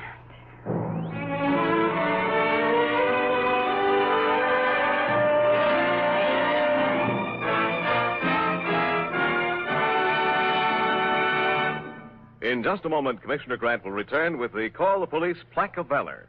This week presented to a police officer who single-handed captured a group of armed bandits. But now, you know, millions of women say that there's nothing like Rinso's safe, soapy-rich suds. So safe for clothes, so easy on your hands. Next time you go to the store, be sure that Rinso heads your shopping list. Remember, the Rinso you get today is new Rinso, the only soap that contains the scientific sunlight ingredient solium. Rinso with solium puts sunshine in your wash. And mark this, Rinso is used by more women than any other wash day soap in the world.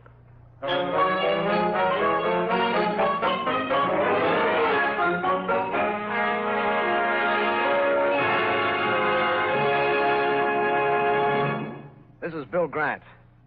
It's with considerable pride that I present this week's Call the Police Plaque of Valor and Cash Award to an heroic Deputy Inspector of Police, James MacArthur of Cleveland, Ohio. MacArthur's deed of valor was reported by San Giaimo, chief police reporter of the Cleveland Press. Shortly after midnight, the police broadcast announced that a robbery was in progress in a coffee shop in downtown Cleveland. MacArthur, who was cruising in the district, sped to the scene of the holdup. Without thought to his personal safety, he ripped open the door and confronted a group of armed bandits. As MacArthur stepped into the room, 3 bullets whizzed past his head. He drew his revolver and fired. One of the gunmen went down, wounded. The other 3 tried to escape, but MacArthur blocked their exit at gunpoint. The 4 bandits were sentenced to 10 to 25 years in Ohio State Penitentiary. His swift action, his cool courage, and gallant devotion to duty are in keeping with the highest traditions of the police forces of America. Congratulations to Deputy Inspector James MacArthur, Chief George J. Matowitz, and the entire police department of Cleveland, Ohio.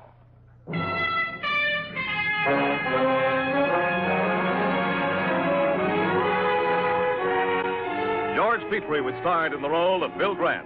Music was arranged and conducted by Ben Ledlow. This is Hugh James reminding you to be with us again next week when Lever Brothers Company, makers of new Rinso with Solium, bring you another exciting police case. Listen next week to... The Case of the Mandarin's Macaw. Doctors proved it. Lifebuoy Health Soap with its purifying ingredient Get Skin Cleaner stops BO as no other leading soap can. Doctors compared Lifebuoy and other leading soaps in 820 tests. These tests prove a daily Lifebuoy bath Get Skin Cleaner gives top 24-hour protection against BO. Refreshing, mild. Lifebuoy Get Skin Cleaner.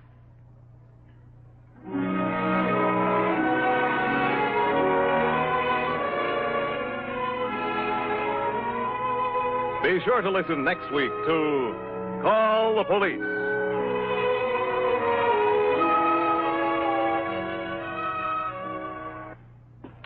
This is NBC, the National Broadcasting Company.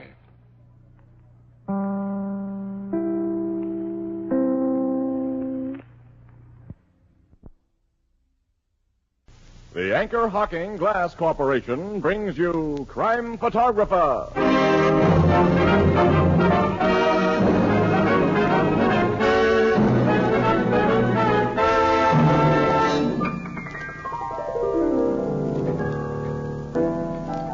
Ethelbert. Oh, hello, Casey. What's Tony Marvin worrying about over there? Why, he's writing a holiday poem. And he's stuck for something to rhyme with Christmas stocking. But, Ethelbert, are you kidding? Certainly not. Oh, you mean Anchor Hocking. Oh, gee, fellas, that's wonderful. Anchor Hocking, a great name in glass.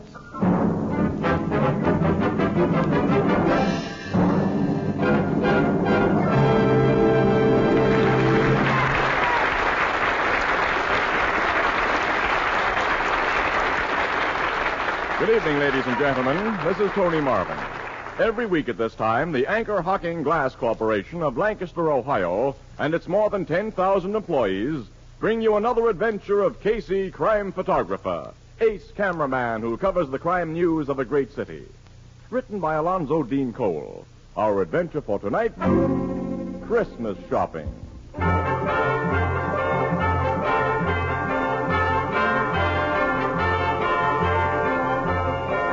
Late afternoon, a crowded aisle in one of our city's largest department stores. Making slow headway through the jostling shoppers are...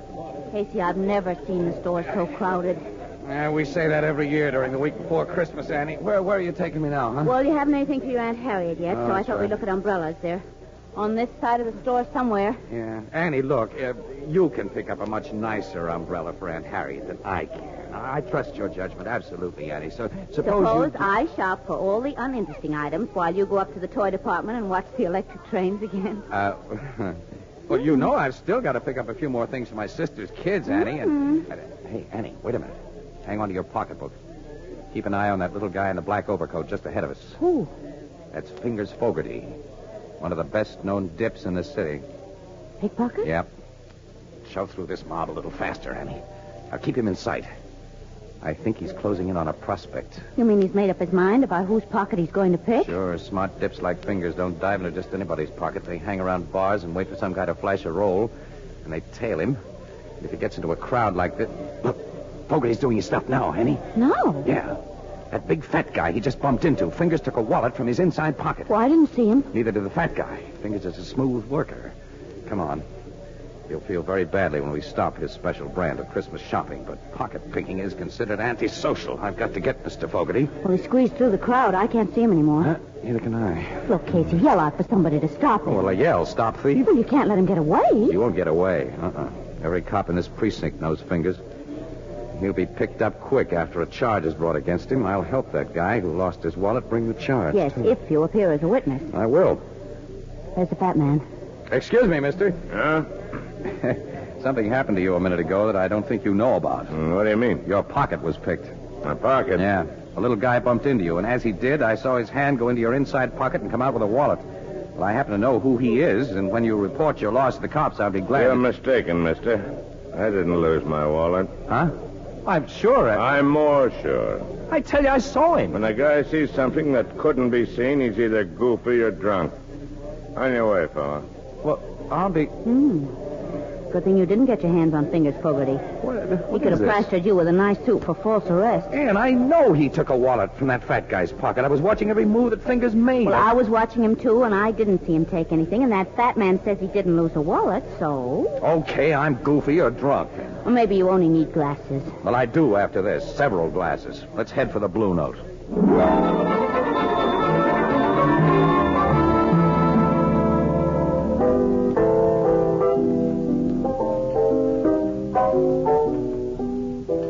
You and Casey get your Christmas shopping done this afternoon, Miss Williams? Well, I accomplished quite a lot, Ethelbert, but not Casey. He got sore, and after that, nothing would please him. What'd you get sore about, pal? Nothing. Oh, he had a little eye trouble. Oh, gee, that's too bad. Did you see spots floating in front of you, Casey? My eyes are okay. Now, fill that glass up again, Ethelbert, and don't ask so many silly questions. Mine, too, Ethelbert. Right away, Miss Williams. Oh, now, Casey, don't you think it's about time you snapped out of your grouch? Well... It's pretty silly to get yourself all burned up just because you made a mistake. I didn't make a mistake, Annie. Fingers Fogarty took a wallet from that fat guy's pocket. What burns me up is I didn't find out why the fat guy denied it. Well, how could you find out? Oh, I don't know. But I'm supposed to be a newspaper guy, Annie. Well, we may have missed a story with pictures. Here's your refreshment, folks. Oh, thanks, Ethelbert. Say, have you stopped into your office since you finished shopping? Hey, bartender, who's the boss here? Well, what do you want? You want to buy a nice Christmas tree? You got some nice ones? A wagon full of them, fresh from Nova Scotia. Let's see one. Well, I'll be right back. Say, Casey, have you two stopped in at your office since you finished your shopping? Certainly not. This is our day off. Then you ain't heard the big news yet. What? Big news? One of your police reporters, Jake Birkin, was in a few minutes ago and tipped me off about it. Gee, he was all excited. What happened, Ethelbert? About half an hour ago, the cops arrested the kidnapper and murderer of Gregory Walters. They did? Where? Well, where'd they get him? Well, like you know, before the Walters family paid over that $50,000 ransom to the kidnapper, the FBI made a list of the serial numbers on the bills, which they circulated all over the country. Of course, we know all that, Ethelbert. How's this tray, mister? Nice and bushy, huh? Let's see one a little taller. A little taller, okay. Ethelbert, will you tell us about that kidnapper? Well, I'm getting to it. Well, come on. Well, a guy walks into a tavern over on 36th Street tonight, orders a drink, and hands the barkeep a $20 bill with one of them hot numbers on it. The barkeep checks the number, calls a cop, and when the cop searched the guy, he found about $500 more of the ransom dough in his pocket. Well, Ethelbert, who is the guy who had the ransom dough? The cops identified him yet? Well, they knew him as soon as they laid eyes on him. But Ethelbert, who is he? Please. Hey. Is this tray big enough, mister? Let's see. Well, let's see one a little thicker around the bottom. Thicker around the bottom. Ethelbert, will you please Casey tell and us? I know him. He's always been a small-time crook, and I was surprised to learn he was mixed up with anything so big as kidnapping and murder. Oh, say, will you tell us? I am telling you. It's that little runt, Fingers Fogarty. Fingers Fogarty? Yeah, the dip. He had Walter's ransom dough on him? About $500, just like I said. Naturally, Fingers denies having anything to do with the kidnapping. He said he lifted the dough out of the pocket of a guy who was Christmas shopping in S.J. Franken's department store. Franken's? Around 4 o'clock this afternoon. Casey Franken. And that fat guy denied he's been robbed. Do you think he was the I one? can't see Fingers as a kidnapper. He's always been just a slimy little sneak thief. Hey, what's this about a fat guy, Casey? Annie, come on. We're going to tell Logan what happened in Franken's. Well, what did happen, Well, never mind. Casey? You'll hear it later, Ethelbert. So long. So long. Hey, is this one big enough for you, mister? I tell them two a whole complete news story in 2 short words, then they run off and leave me out on a limb. What limb? Too big? Oh, you. Oh, no, we've got to have a really big tree.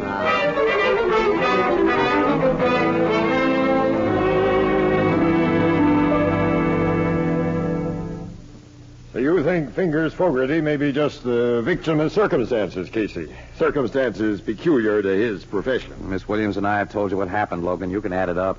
Captain, have you got anything on Fogarty outside of the $500 found in his pocket? Not yet, Miss Williams. The joint he lives in is being searched, but we don't think he was chump enough to hide the rest of his ransom money there. If he lifted the 5 C's from that fat guy, he has no rest of the dough to hide. Now, look, Casey.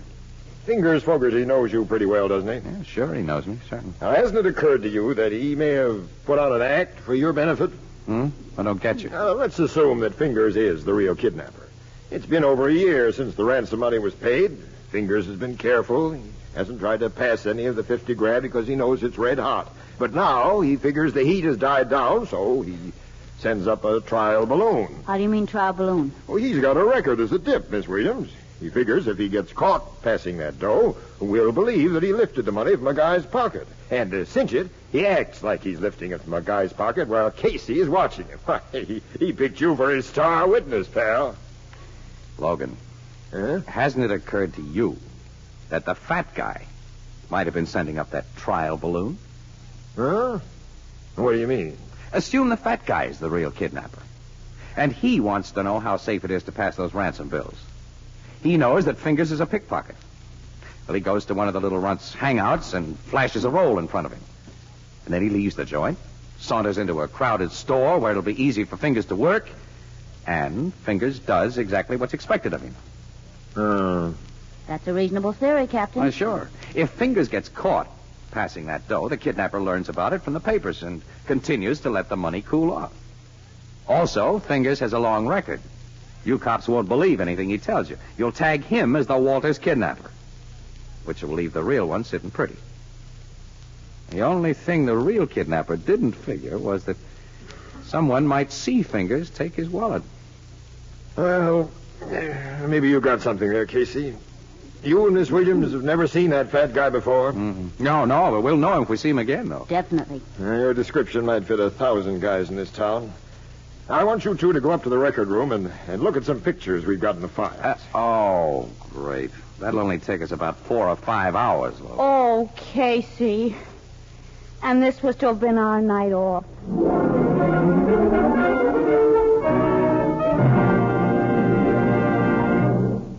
Perhaps you'll forgive this last-minute reminder, but there are now exactly 4 more shopping days until Christmas.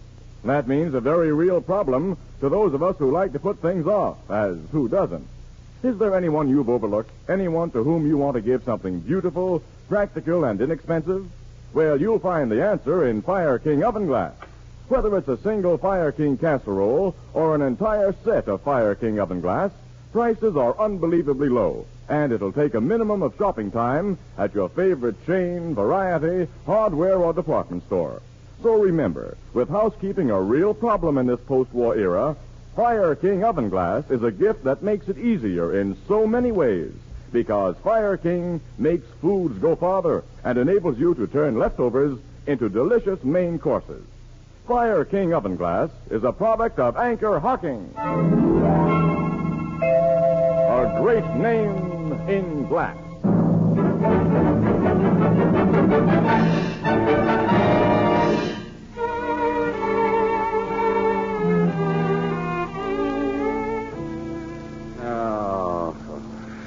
I don't recognize any picture here, Logan. Oh, me either. Oh, golly. Captain, why don't you have some good-looking crooks in your files? I'm going to have nightmares looking at pictures of so many ugly men. You should see the women. Logan, you know, there's one picture here that bothers me. It resembles the guy a lot, but well, look at the description that goes with it. Nick Pensa, Woolstock Prison, discharged 1944, armed robbery. Age 30, height 5 feet. Well, you said your fat guy was a 6-footer and at least 45 years old. Yeah. He weighed a good 250 plus, too. This Nick Pence's weight is given as only 135. Well, they can't be the same man, then. No, not a chance. Funny, though, there is a resemblance. Well, we need more than that. Let's all go home and get some sleep. Me for that. Me, too. I'm so tired I can't think. I'm falling over. I'll murder anybody who wakes me up before noon tomorrow.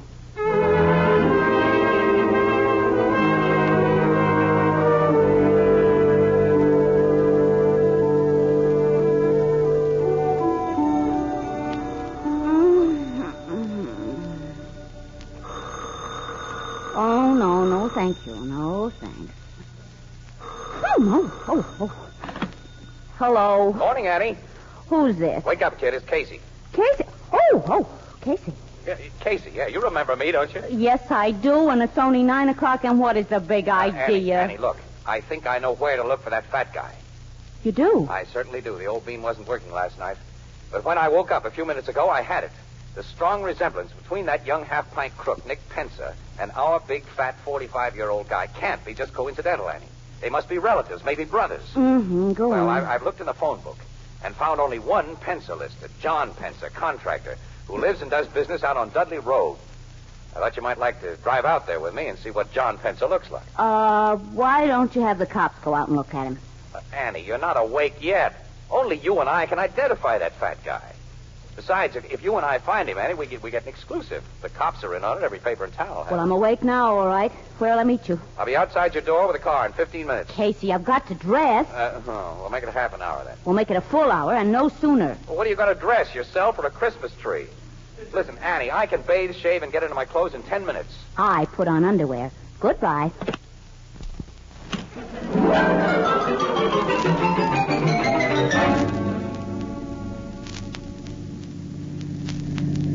We're getting close to that address, Annie. Yeah. This isn't a very attractive neighborhood. No. John Pensa, contractor, can't be much of a concern. And John Pensa, contractor, may be no relation whatever to the Nick Pensa in the police files. The name's very unusual, Ann. I have a hunch. Uh-oh. There's the place. Yep. I'll stop here so we can look the joint over. Well, there's a concrete garage attached to the house with a good-sized truck inside and room for another. Concrete mixer in the workyard. Oh, Casey, established businessmen don't go in for kidnapping. I think we're on a wild goose chase. Annie, that guy coming out of the garage. What about him? He's just a skinny little... Annie, you need glasses and a more photographic memory. He's the man of that police picture. Of course, Nick Pensa. Now I know my hunch was right. He's looking over here. Well, he's never seen us before, but I'll get rolling anyway. Now, how can we find out if he has a fat brother? Well, I'll drop into one of these neighborhood stores and make a few inquiries. Then what?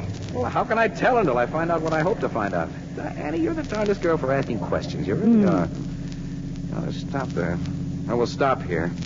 We'll go into this little drugstore right here. The druggist usually knows everybody in the neighborhood. Come on. Okay, but I think it would be simpler and more sensible to make inquiries at the precinct police station. I don't want the cops in on this until we know where we stand. Here, let me do the talking. It's your party, wise guy. You handle everything. What can I do for you young people? Hello, Pop. We're going to have, what kind of ice cream soda do you want, Annie?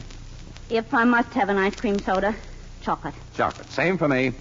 2 chocolate sodas. That's right. Oh, by the way, I'm looking for a party in this neighborhood by the name of Pensa. I imagine you know the family well. Pensa? Yeah. Never heard the name before. You never heard of it? Change my order to raspberry. Yes, miss. 1 raspberry. I'm just a stranger here. Come down from upstate to handle this place while my son's away hunting. Maybe my granddaughter can tell you what you want to know. Say, Katie. Yes, Grandpa? Come here. Fella's looking for a party by the name of Penner. Penner? No, not Penner. Pensa. Oh, I know the Pensas. All of them. You do? That's swell. Eh? Mr. Pensa lives down the street. Over his office. He's a contractor. What's he look like? Is he... Is Mr. Pensa short and skinny, and his first name's Nick. Well, Nick Pensa's not the contractor. Yes, he is. Ever since he got out of prison a couple of years ago. You say somebody's gone to prison, Katie? No, Grandpop. They've come out. That serves him right, then. The man's reformed now. Oh, that's bad, very bad. Grandpop's a little deaf. Yeah, I can see that. Sister, I understand that my friend, Nick, has a brother or a cousin. No. Maybe an uncle? No. Here's the sodas. Who gets the raspberry? He does. Here you are, mister. Thanks. And, Mr. Casey, you have earned it. Sister, you mean Mr. Nick Pensa has no relatives at all? He's got a sister and a nephew. Oh, that's a great help. How old's the nephew? About 10? No, ma'am. It's the funniest thing. Mr. Gus Pensa is a lot older than his uncle. Huh? Mr. Gus is Mr. Nick's partner, I think. And he comes in here all the time. What does Mr. Gus Pensa look like? Well, he's tall and fat, and in the face he looks like Mr. Nick. Annie, give me that chocolate. You take the raspberry. Here's Mr. Gus now. Oh, Casey. He's our fat guy. Mr. Gus, these people were just asking about you. They're Oh, that's bad. Is that so? He recognizes us, Casey. Yeah. Wasn't it lucky I dropped in here when I did to find friends of Nick's? Grandpop, go back to your back room and put me up 2 bits worth of turpentine. 2 bits worth of turpentine? Go along and help him, Sissy. He can never find anything. I'll show him, Mr. Gunn. So you two were asking about me. You've been told that we were. I noticed a car outside with a press sign on it. Yours? Yeah. And you were looking for me because of what you happened to see in Franken's yesterday. If I said no, you wouldn't believe me. Right. This hand in my pocket has a gun in it, mister. So do exactly as I tell you. Okay. Remember, and don't pull anything. Here's a bottle of terps. Thanks, Grandpa. Here's your 2 bits. Come on with me, folks. You said you wanted to pay Nick a visit. Casey. We got no choice, Annie. Right. So long, Grandpa. Hey, ain't you folks going to finish your sodas? No, we lost our appetites. You didn't take even a sip of your raspberry, mister. That's what you think, sister. Get into your car. Both in the front seat. You drive, fella. I'll sit in back with this gat. Well, I drive, too. Just down the street to Nick's place. Mine. He and I are partners in everything. And he'll be tickled to see your old friend.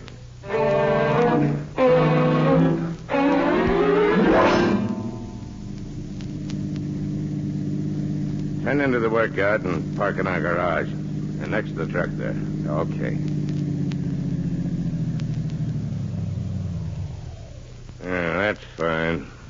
Now what do we do? You and your boyfriend don't do anything, lady. And to make sure you don't... You hit Casey with your gun. And you get the shape. That'll keep the two of you quiet for a while. Nick! Nick! Yeah? What do you want, Gus? Come into the garage, quick. Okay.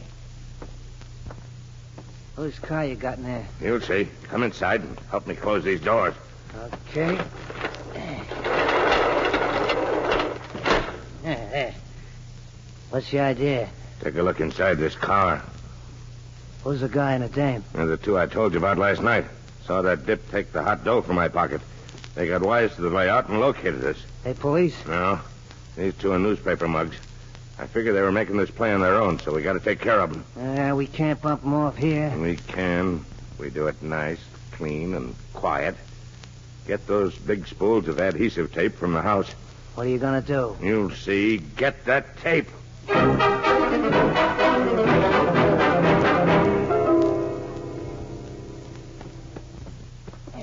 Yeah. Got the gal all tied up, Gus. And help me with this guy. Yeah. Wrap some more tape around his ankles. Okay. Yeah. He's fixed now and solid. All right. Now climb into that truck and start the motor, Nick.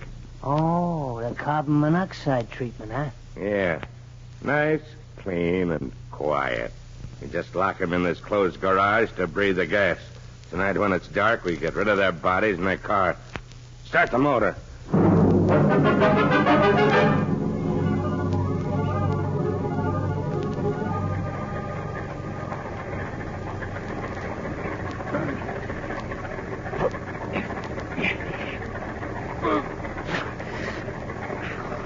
Ann, I worked the tape off my mouth against that fender. Nod your head if you're okay, kid. Good. I'm going to try to pull the adhesive tape off your wrists with my teeth. I'm getting lightheaded. Gas is beginning to work. I got the tape. Now pull and turn your wrists. Pull more, Annie. There, that did it. Your hands are free. Pull the tape off your mouth now. Okay. I see the gas. Keep your head down low, kid. Try to hold on. I will. Pull this tape off my hands.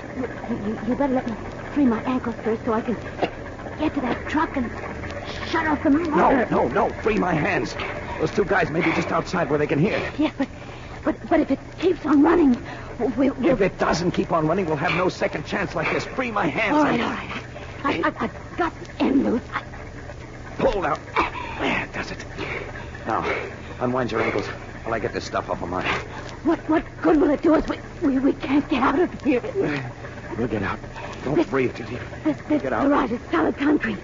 And I heard them lock those heavy doors when they went out. So... There, I got my ankles free. Hang on, kid. I'm picking you up. What are you going to do? I'm putting you in this truck. This truck? Why? It's taking us out of here. Keep your head down. Okay. I'm driving through those doors. Okay, we're through. Pure air. Wait a minute, look. Also, those two Pensa guys, they heard us. Yes, and they have guns, too. Step on the gas, Casey. Drive past them. Let's get away. I can't. You can't. What's the matter? Stall the motor. Duck, they're shooting.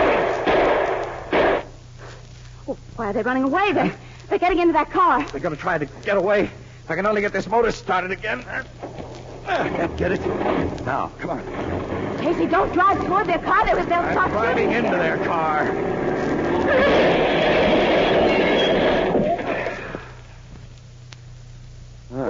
This 10-ton truck does a nice job when it hits a tin can like that. Oh, Casey. My nerves will never be the same again. I'll never recognize mine either. Come on, let's call City Desk. Get the cops out here so we can get to the Blue Note. I need another pair of glasses. The kind you fill.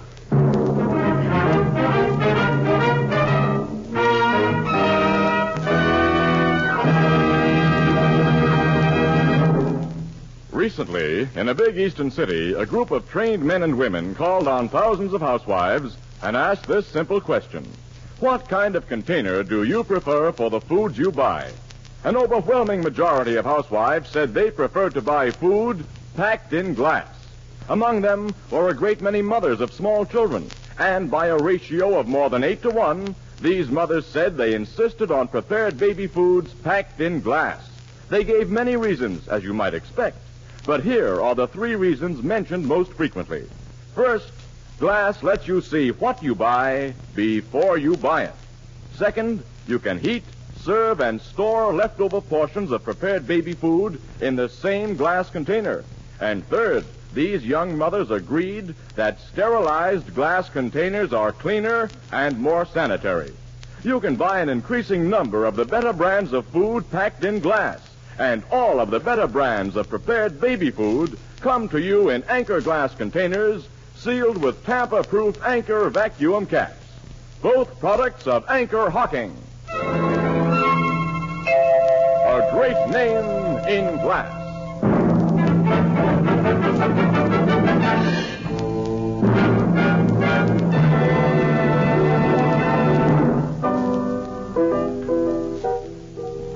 You didn't kill them 2 kidnappers when you threw that truck at them, Casey? No, Bethelbert, no. The cops pulled him out of the wreckage in fairly good shape, considering. They'll be able to walk to the chair. How about the ransom money? Did the cops find it? Yeah. Gus, the fat guy, confessed the Walters kidnapping and told where he and Nick had hidden the dough. Gee, and all because you and Miss Williams did some Christmas shopping. Say, what happened to the little dip, Fingers Fogarty? Well, in trying to clear himself of the kidnap and murder charge, Ethelbert, Fingers made so many admissions about his own specialty that the cops can keep him in jail until 1999. Gee, 1999, huh? Good heavens, Casey, what's that coming in the door? What on earth? Hey, what do you say, mister? That's the biggest tree I got on the wagon, okay? Yeah, uh-huh. Yeah, now that's what I call a real Christmas tree. Ethelbert, what are you going to do with such a big tree? Well, you couldn't get a little tree in that big room.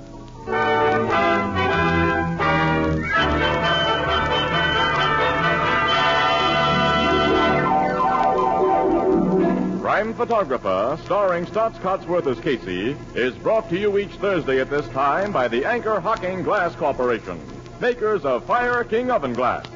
Anchor glass containers, Anchor caps and closures. All products of the Anchor Hocking Glass Corporation. A great name in glass.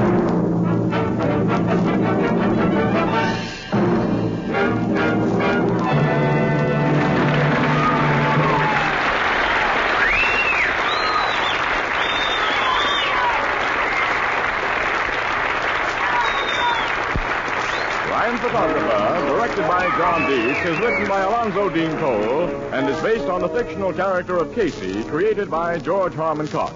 The original music is by Archie Blyer, and the program features Miss Leslie Woods as Anne and John Gibson as Ethelbert. Herman Chittison is the Blue Note pianist. Thursday night on CBS is the biggest show in town, so stay tuned for exciting dramatizations on Reader's Digest Radio Edition, which follows immediately over most of these stations. Now, for our sponsor, the Anchor Hocking Glass Corporation, and all of us on the show, this is Tony Marvin wishing every one of you a joyful and happy holiday at this Christmas time.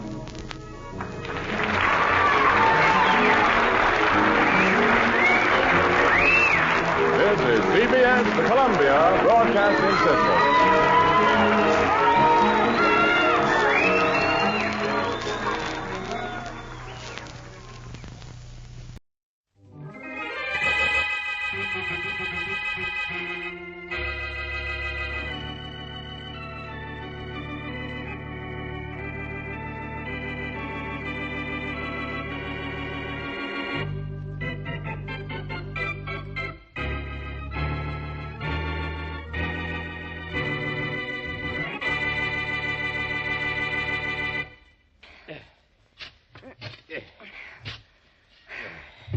What are we digging, Joe?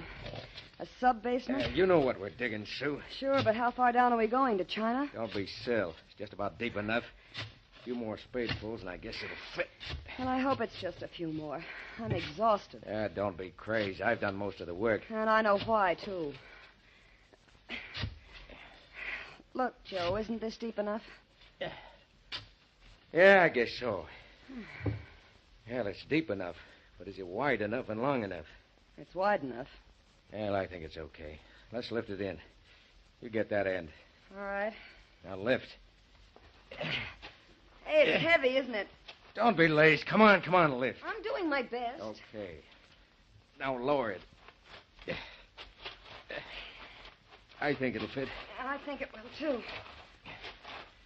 Whoa. Oh, he's right. Yeah, it fits, Sue. Just fits. Now what do we do? Cover it up and forget about it? Now, don't be silly. Just covering it up with dirt won't hide it for long. I'm going to pave the entire basement floor tomorrow. Then she'll not only be a couple of feet underground, but under half a foot of concrete, too. You're going to do a good job of hiding Sally's body, I'd say. You bet we are. Maybe my wife did show up at the wrong time. But what's left of her will never show up.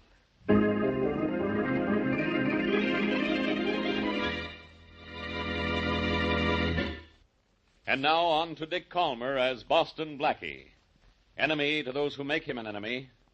Friend to those who have no friend.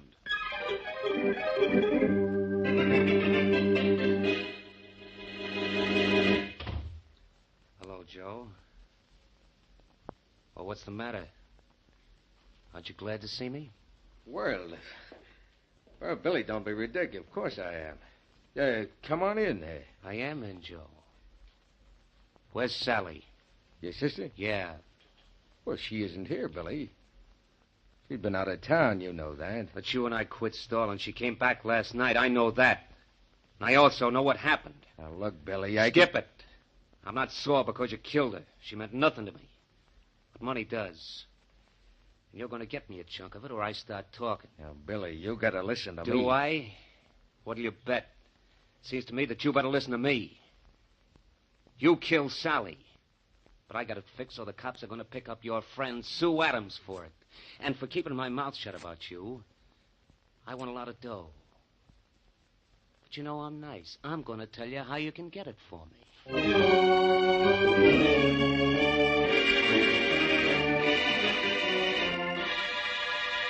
All right, Mary. Have a nice trip, and I'll be a good boy while you're going. Uh-oh. There's the doorbell. Well, I'll try to be a good boy. Goodbye. Bye. Coming. Yes? Is this Boston Blackie's apartment? If it isn't, I'm in the wrong place. Oh, you're Blackie? Uh-huh. And apparently you're in trouble. Come in. Thanks. I'm Sue Adams, and I am in trouble. But How did you know? Oh, I'm a genius at telling what people are thinking. And also, you're twisting that handkerchief so hard, it's going to be shredded in a minute. Oh, I'm sorry. Well, don't apologize to me. Say you're sorry to the handkerchief. But what kind of trouble are you in? Blackie, I'm afraid I'm going to be killed. Well, apparently you're letting it scare you to death. Don't do it. That'll save someone a lot of trouble. Please, Blackie, I'm serious. I'm sorry. But so many people imagine that This isn't imagination. You see, I helped him do it. Helped him do what? Bury his wife. Huh? What him buried his wife? Joe Lang. He buried his wife, Sally, in the basement of his home last night. This morning, he paved the floor of the basement with concrete. And you helped him? I helped him to bury her. Who helped him kill her? Joe said he found her in the basement, already dead. But I know he's lying. What makes you think so? Because he said he'd go to the chair if his wife's body were found. He said he'd see that I had to be buried, too, if I ever told what I knew. So you've come right to me to tell me all about it, huh? That's asking for it, isn't it? No. I think Joe intends to kill me anyway. He invited me to his place in the mountains, and he's never done that before. I know he wants to take me out there to kill me. Well, you're in a spot, young lady. And in this case, the best spot for you is police headquarters. I'll phone it. Come in. Hello, Blackie. Well, think of the inspector and up he pops. Hello, Faraday. Hi. Well, what do you want me for this time? Murder, arson, or help? I don't want you for anything, Blackie. But is this girl Sue Adams? Yes, I'm Sue Adams. I got a phone call saying I might find you up here. A phone call from whom? A fellow named Wilson. Forget it, pal. Faraday, this girl wants you for protection. Oh, she does she, Blackie? Well, maybe I want her. For murder. What do you mean, maybe? I mean, I got a phone call from Billy Wilson, the dead woman's brother.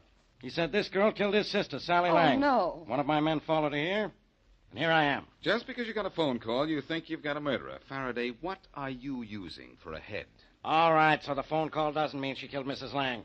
But it means she knows something about it. Sure she does, and she's told me everything she knows. She helped Joe Lang bury the body. Oh. And it's Joe Lang who murdered his wife. Oh. But before you have a murder case, you've got to find a body, you know. Oh. And that's why you need me, because I know where it is.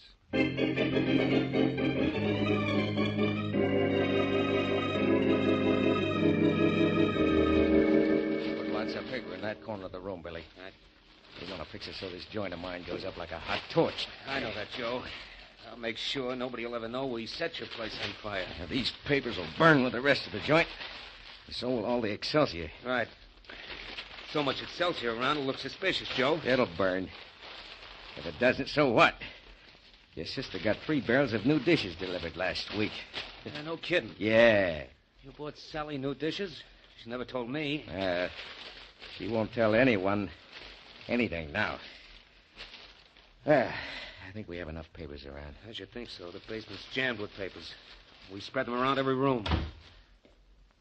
Joe. Yeah. Joe, I just heard a door slam. So did I. There's a front door, too. Quiet, I'll see who it is. Okay.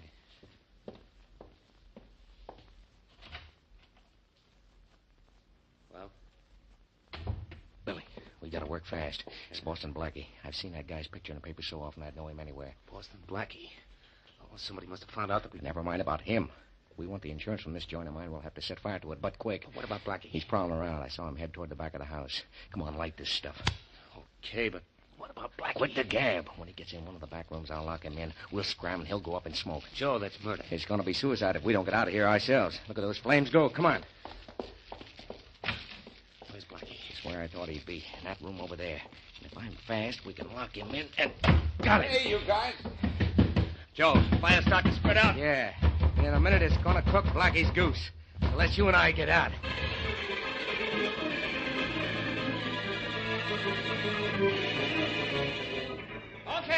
Okay, men, let's pack up and shovel.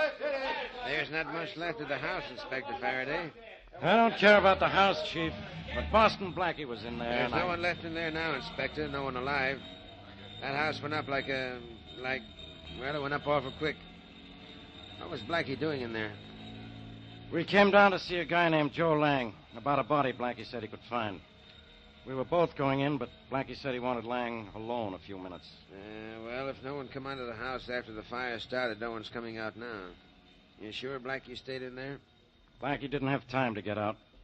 He hadn't been inside more than a minute when I saw a flame shoot out of all the windows, so I beat it down to the corner and turned in the alarm. Blackie might have come out while you were turning in the alarm. If he did, he would have been here when I got back. No, I guess he got caught in there. That's tough, Inspector. Yep. Well, we'll be able to check through the ruins pretty soon now, Inspector. Okay. I want to make sure about Blackie. Sure of what, Faraday? That I'm dead or alive? Blackie, you're alive? A little smoky, Inspector, but alive. Why, I ought to... So I worried you, Faraday, but I just had to wait until I heard you say something nice about me. You never do if you think I'm alive and might hear about it. Yeah, you'll hear about this, Blackie. How'd you get out of that house? Through a window? No, the flames were at the windows before I could get to one. And the only door in the room was locked. How'd you get out? Faraday, have you forgotten? Has a locked door ever stopped me? No, but I sure wish this one had. Faraday, you say the nicest things. I know, Blackie. Did you find Sally Lang's body? And if you did, who killed her? I didn't have a chance to find it, and I don't know who killed her. A big help you are. Oh, don't worry, Faraday. I'll find out. It could be, you know, that Sally's killer just burned his house behind him.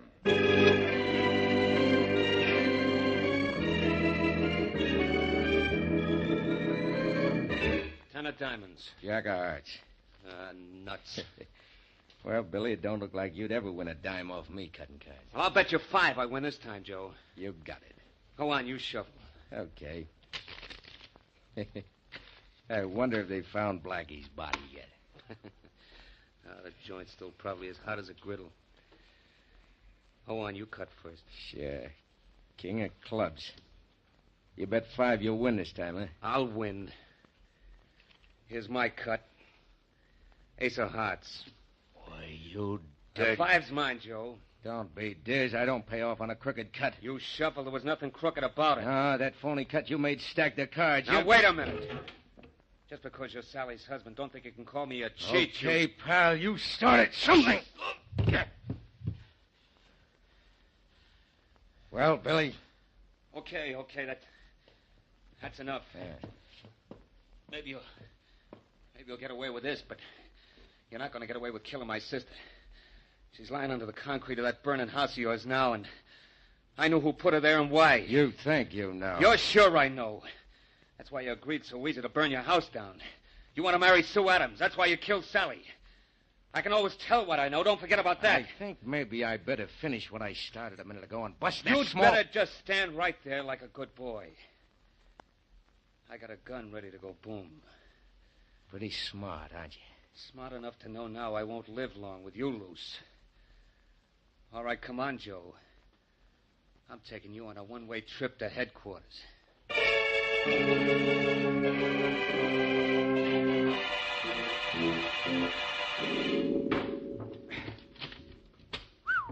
I wonder how heavy these boards were before they were half burned. Better get out of the way, Sue. I'm going to toss some of these old planks your way. I'm out of your way. Blackie, what happens to me because I helped Joe bury his wife here? If you can prove that you were forced to help him, Sue, not much. I've kept you out of Faraday's hands so far, haven't I? Yes. There. I guess I've cleared a big enough floor space. Are you sure this is where she's buried? Oh, I'm positive, Blackie. It was right by that concrete pillar there. That's the exact spot. Well, we'll know in a minute. Hand me that pick. Okay. The heat of the fire broke the concrete a little, and I'll have to finish the job. Here you are. Thanks. Yeah. This is the place, all right, Sue. The ground below the floor is soft. Blackie, I don't have to look at her, do I? Not now, if you don't want to. There. I got enough of the concrete out of the way. Now I'll just spade the dirt out of here.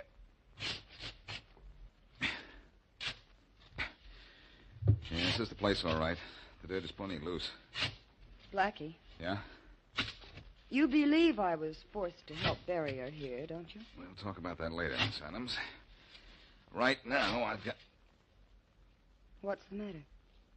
Oh, nothing. Nothing at all. I've just hit the bottom of this pit, and there's nobody here. What's going on, Miss Adams?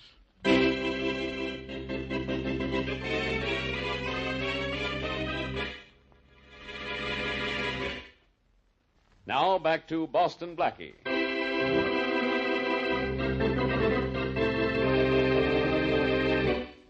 Joe Lang and his girlfriend, Sue Adams, bury the dead body of Joe's wife in the basement of the Lang home. Fearful of her own life, Sue tells Blackie all about it. Blackie goes to the Lang home to find the dead woman's body, but is temporarily sidetracked when Joe and his brother-in-law, Billy Wilson, burn down the house. Later, however, he goes to the spot where the dead woman is buried, but the body is missing. As we return to our story, Blackie is in a telephone booth calling Inspector Faraday's office.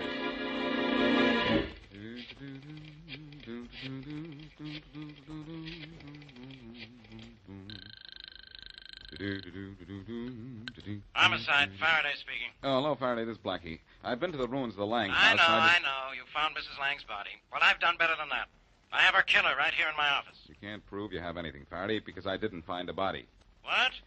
I found where it had been buried once, but it wasn't there this time. Oh, fine. A big help you are. Well, look, I'll be a little help then. Who's in your office, Joe Lang? Yeah, and Wilson, the dead woman's brother. He brought Lang in. I thought Wilson told you Sue Adams killed Sally Lang. Now he says it was Joe Lang, and he only thought Miss Adams might have done it when he called me first. But without a body... Wait a minute, Faraday. Don't say anything, or you might spoil a plan I have. Huh? If Joe Lang killed his wife, I know how I can prove it. We can't prove anything without a I body. said, wait a minute, will you? You'll have to let Lang go, of course. But before you do, tell him that the body is missing, all right? But we know where it is, and we'll recover it before midnight tonight. Oh, I get it. Sure, if Lang killed his wife, he's a cinch to try to hide his wife's body again, because without a body, there's no case against him. And I think the body will prove who committed the crime. Let Lang go, then follow Lang, and Wilson, too. You think Wilson did it? Well, he's the one accusing everybody else. Look, you follow Lang, and have somebody else follow Wilson. Where are you going to be all this time? I'm going to practice taking bows. You don't need them. You need brains. Suppose this doesn't work. It'll work. Lang will be flowered, Wilson will be followed, and if either one of them goes for the body, I'll follow through.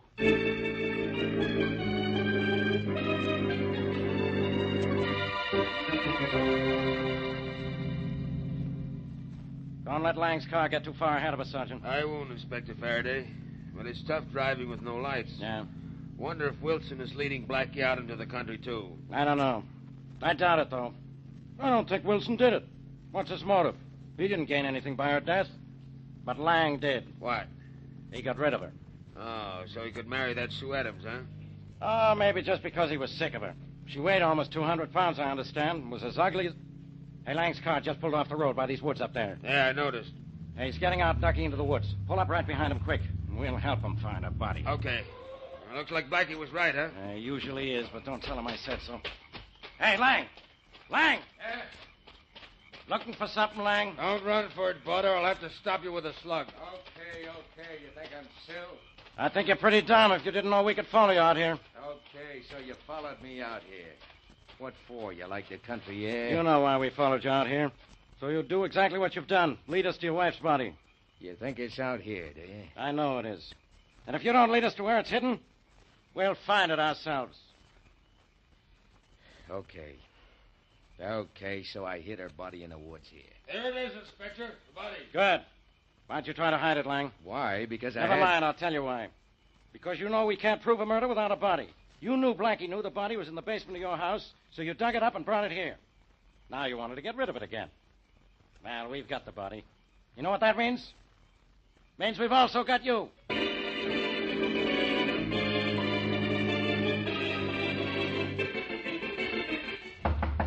Come in. Hello, Faraday. Oh, Blackie, get out of my Look, office. you promised to phone me. Now be quiet. I brought your lady visitor. Come in, Miss Adams. Thank you. My office, and she thanks him. Why should I phone you, Blackie? So let me know how my plan worked. You know how it worked. So go ahead and bow yourself all over the place. You found Mrs. Lang's body? Yeah, Joe Lang led us right to it. He admits he killed her and everything. He's in jail now, Inspector? Yeah, Miss Adams, you're safe now. But you always were. Lang said he had no intention of killing you.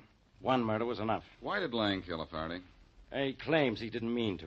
They had a fight in the basement. He pushed her and she fell. Her head hit a concrete post. That was that. That must have happened long before I came in. He was just starting to bury her when I got there. Miss Adams, she'd been dead for some time before he buried her. He admits he left the house right after he killed her and didn't come back for a couple of hours. Oh, that's when he realized she was dead. Yeah. She hadn't moved, so... Very smart, Blackie. She hadn't moved for 2 hours. She was dead. So he knew he'd killed her. Well, if it was an accident, Inspector Faraday, you He can't just hold says it was an accident, Miss Adams. But I don't think it was. The coroner reports she got a pretty heavy rap on the head. You know, I've just had a pleasant thought. What? Lang led you to that body rather easily. What if it isn't his wife's body? But it is his wife. Huh? What did you say? Nothing, Inspector. But has anyone besides Lang identified the body? No, but Wilson's at the morgue identifying it now. Then he's coming here. Well, if when he gets here he says that isn't his sister's body, you'll get nowhere trying to send Lang to jail. Yeah, so you say. Come in. You sent for me, Inspector Faraday? Yeah, Wilson.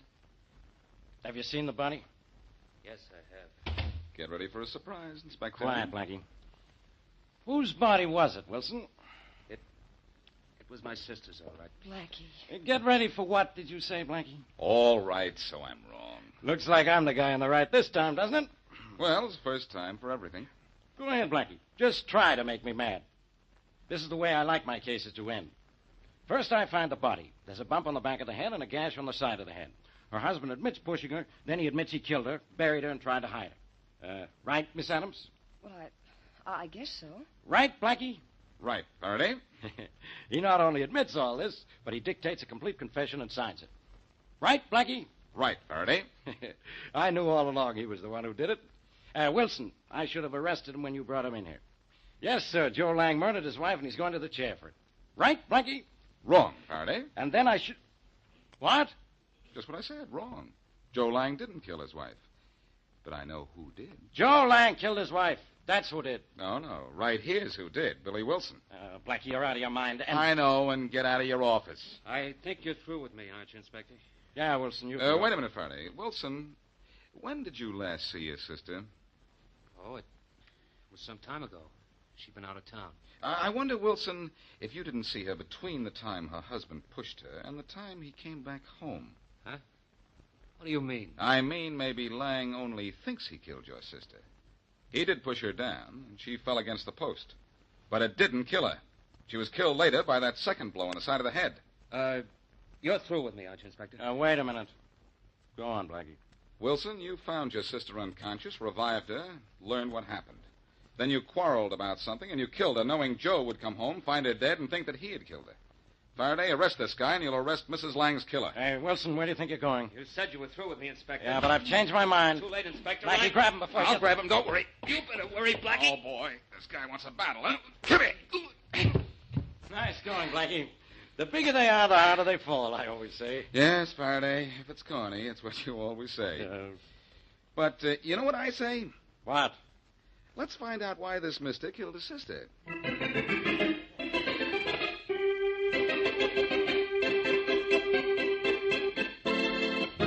Yeah, Blackie. I'll tell you why Wilson did it.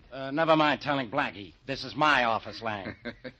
Besides, we know why he killed her. He wanted money, and she refused to give it to him. So he hit her with a poker. His confession tells us that. Yes, that was a big mistake. Your wife couldn't have gotten that mark on the side of her head if she'd died when you pushed her. Well, I'm glad you found that out, but I wasn't talking about Sally's killing. You want to know why we burned down the house, don't you, Blackie? Well, Lang, I think I know. That was for money, too. Yeah, that's right, Blackie. Billy knew I was scared about what happened to Sally. I thought I'd killed her, and when he said I had to burn down my house and give him half the insurance money or else, well, I figured he knew I'd killed Sally and would go to the cops if I didn't do what he said. Lang, you didn't play this very smart. If you thought you'd killed your wife by accident, you should have called the police. Don't be silly. Even Sue Adams thought I'd killed Sally when she found me with the body. Everybody knows Sally and I didn't get along. Well, you've got a charge against you for withholding evidence from the police, and you're going to jail for arson. Well, so what? That's better than where Billy's going. He's going to the chair for murder. Oh, one thing I want to know, Blackie. Yeah? First, you thought maybe I killed her. Then you thought Billy killed her. Why didn't you ever think Sue did it? Your wife was a 200-pounder, Lang, and Sue Adams isn't much over 100. After you pushed your wife, somebody had to revive her, kill her, and then drag her body over to where it was when you left. Sue Adams just couldn't have done that. No, of course not. We answer your question all right, Lang? Sure, yeah. Good. You must be very tired, Faraday, after the work we did, only please don't you be as busy as this again, will you? I don't think I could stand it.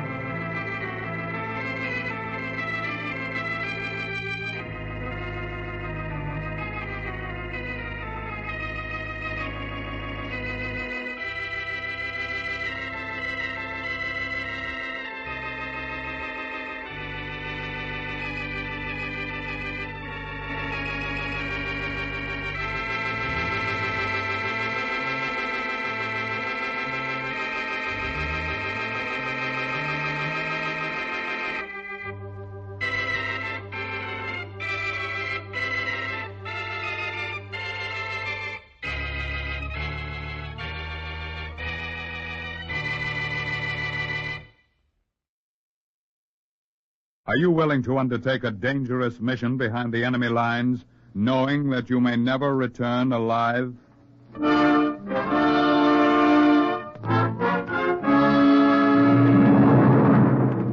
What you have just heard is the question asked during the war of agents of the OSS. Ordinary citizens who to this question answered, yes. This is Cloak and Dagger.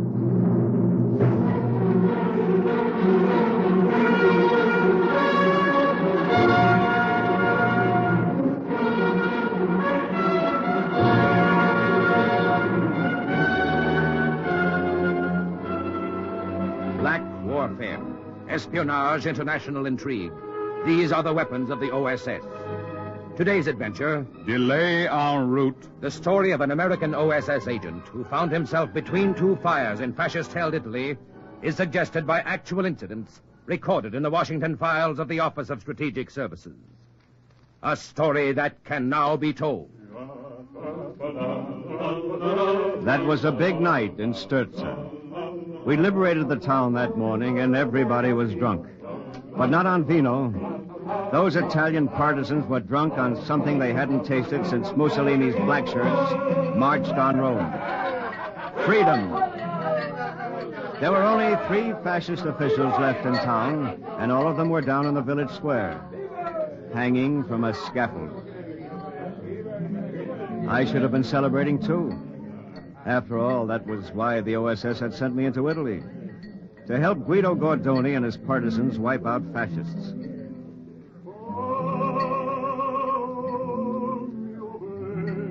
But sitting there in the tavern that night with Rosa, Guido's sister, my mind was several thousand miles away. So, Roberto, you're going to leave us tomorrow. Huh? What, Rosa? The PT boat comes for you tomorrow night, no? The night after tomorrow night, Rosa. Just 48 hours. It's going to pick me up below Savona. Oh, and you are glad? Was there ever a guy who wasn't glad to go home? Home? To America, you mean? But how can that be? The war is not over. I've got a furlough coming up. A delay en route to my next OSS assignment. Oh, I see. It is nice in America, eh, Roberto? Yeah. Yeah, it's nice, Rosa. It'll be autumn when I get back to Vermont. The trees will just be turning. I would like to see Vermont. Maybe you will someday. Oh, you know what I mean, Roberto. I would like to see it with you. Oh. Sorry, Rosa. Hey, Guido! Here's your brother. Oh, yes. Guido! Guido, over here! Rosa. Roberto. Guido, more vino waited. Well, where have you been, Guido? Looking for a fat fascist pig, Alberto Pelizzo. Pelizzo, the big shipyard owner? Why would he be in Sturza? He's got a summer villa just above the town. I thought he might be hiding out there. I took some of the boys up, but the place was empty. I gotta find him tonight. Why tonight? Roberto, didn't you notice? There's still room for one more on the scaffold in the square. Huh? Oh, that's right. I forgot. You haven't been to the square, have you, Roberto? No, I haven't. You don't like executions, huh? Executions are all right. It's lynchings I don't like. Those men were civilians, Guido. They were fascisti. Nevertheless, they were entitled to a trial. A trial? If they had caught you, Roberto, would they have given you a trial? That was the difference between Guido Gordoni and me. He and his partisans fought fire with fire. They'd never heard of the democratic process, but I had, and I believed in it. That was why Guido and I could fight side by side and respect each other as soldiers and yet never become friends. You've not lived under the fascisti, Roberto. You've not had a wife and child murdered, as I have. Were the men you hung in the square responsible for that? Every black shirt is responsible. The men in the square, Alberto Pelizzo, all of them. When Guido Gordoni finds them, they pay for their crimes. They should pay, of course, but... But what? What, Roberto? I don't like men who say yes, but. I don't think they can be trusted. Guido, you have no right to say that to Roberto. Forget it, Rosa. I'm leaving all of you soon. You won't have to trust me much longer. I got up then and pushed my way through the crowd to the door of the tavern.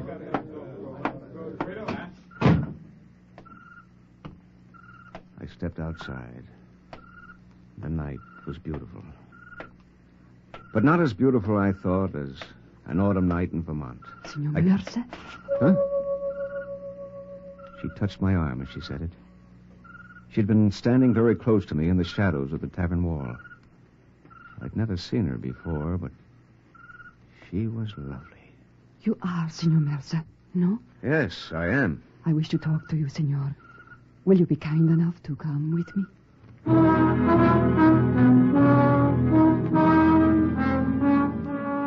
I didn't say no.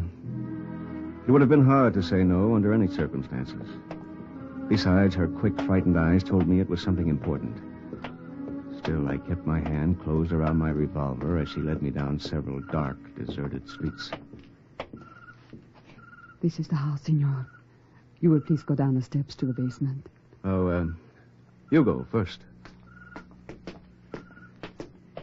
There is someone inside. But please come in. Do not be alarmed. I'm not alarmed. Go ahead. Buonasera, signor. The man who rose to greet me wasn't armed, and he looked too old and too tired to be dangerous. Allow me to introduce myself. My name is Alberto Pelizzo. Pelizzo? Young lady who brought you here is my daughter, Maria. It was good of you to come with her, signor. But it wasn't very wise of her to bring me. Why? Because you might turn us over to the partisans? Because I will turn you over to the partisans. I think not, signor. No?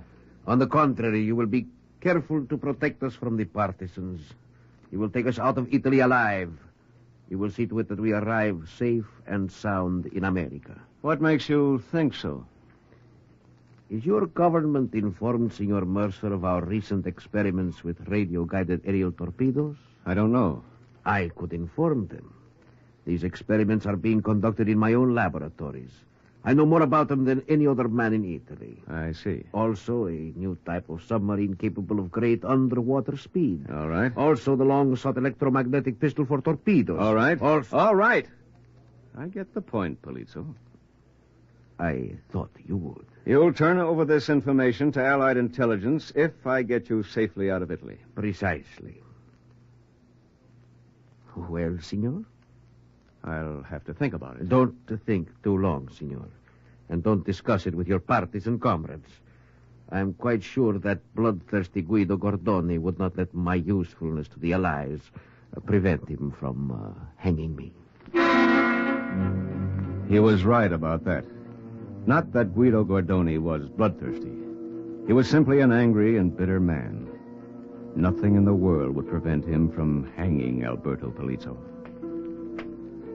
Well, I was pretty bitter myself as I headed back to my room above the tavern. I didn't like keeping secrets from Guido, and I didn't like helping fascists. But I knew already what I had to do. I knew that when I went aboard that PT boat in 48 hours, Pelizzo and his daughter would be with me. The OSS would want it that way. Hello, Roberto. Rosa. You were gone a long time, Roberto. What are you doing in my room? Waiting for you. I went for a walk. Yes, I know. I saw you. What do you mean you saw me? I was watching from the window when you walked away from the tavern. Who is she, Roberto? That's none of your business, Rosa. I will make it my business. Is she the one who is going with you to America? Is that why you cannot take me? Is it with her that you will spend the autumn nights in Vermont? Rosa, you're a fool. No. You were a fool, Roberto. You cannot conceal her from me. I will find her before tomorrow night, and when I do... Yes? When you do? Life is very cheap in Sturza these days, Roberto. She meant it. She didn't make idle threats. She was like her brother that way. It took me a long time to fall asleep after she was gone. Getting Alberto Pelizzo and his daughter safely out of Italy was beginning to look complicated. The next morning, it looked even more complicated. Rosa told me what you did last night, Roberto. It was very stupid to go alone with a strange woman. But she was a beautiful woman, Guido. Mm-hmm. She might have led you into a trap. You know, there is still fascisti in Sturza. No important ones, I'm sure. The mayor, the magistrate, and the prefect of police are all hanging in the square. Who else could there be? Alberto Pelizzo. What makes you think... You said his villa was empty. It was. But I don't believe he had time to escape. I think he's hiding out somewhere in town. And I'm going to search every house, room by room, until I find him. And then you'll string him up, too? Oh, with pleasure. He might make a valuable prisoner of war. He's a big wheel in the munitions and shipping industries. He'd have a lot of information that would be useful to the Allies. And who would trust the information of a fascist? Not you, apparently. You're right, not me. His information will not save him. If I find him, Roberto, I'll kill him. And that settled that. There was no question from then on of letting Guido in on my plans. Not if I hoped to save Polizzo's neck. And I had to save it now. The information that Guido scoffed at could shorten the war by weeks, months, even years. 10 minutes later, I was knocking at the cellar door. It was opened immediately, but not by Polizzo or his daughter. Si, senor. Who are you? Dominic, senor. The owner of this building. There was a man and his daughter here last night. They are still here. Come in, senor. Good morning, senor. We have been waiting for you. We expected you somewhat earlier than this. Oh, so sorry. I'll try not to disappoint you after this. You are ready, I presume, to take us out of Italy? I'd much prefer to turn you over to my friends. Oh, of course. But unfortunately, your preference is not what matters. Unfortunately. When do we leave, senor? You leave Sturza tonight. Italy tomorrow night. Oh, senor, we are grateful. We knew you would not fail us. I'm not doing this for you. Naturally. We understand that, don't we, Maria? Yes, Father. Still, we will reward Senor Mercer, no? You in your way, and I in mine. Let's cut the talk, shall we? You've got to get out of here. Get out now, you mean? But you said tonight. You can't stay in this cellar till then. You'll have to find a new place to hide. Why, senor? Because the partisans are looking for you. They're covering Sturza house by house. No, they do not know where we are. They think you might be. They're not taking any chances on letting you escape. They want to string you up where you belong. Where can we go, senor? How can we hide? I don't know yet. I thought maybe the... Open up in there! It is there. Right. We are trapped in here. Unless there's another way out. There is no other way, senor. Please, senor, please, you must do something. Shut up. Don't let them... Shut up. Dominic, what's that iron trapdoor on the wall? The coal chute, senor. Open it. Looks just big enough. Where does it lead? To the rear of the house. But All right, let's get going. You first, Maria. You want me to climb that filthy coal chute. What about my clothes? What about your neck? She scrambled up the chute, and Polizzo followed her. I went last. I didn't see what happened to Dominic, the landlord, and I didn't much care. Where now, senor? You've got to lie low someplace where they won't find you before tonight. But there is no such place. The best bet's your villa. The villa? You've already looked there. They won't go back. Those thieves and murderers have sacked our beautiful villa. They're neither thieves nor murderers. They're loyal patriots. We have our name for them, senor. You have yours. And while we're together, we'll use mine. Now beat it.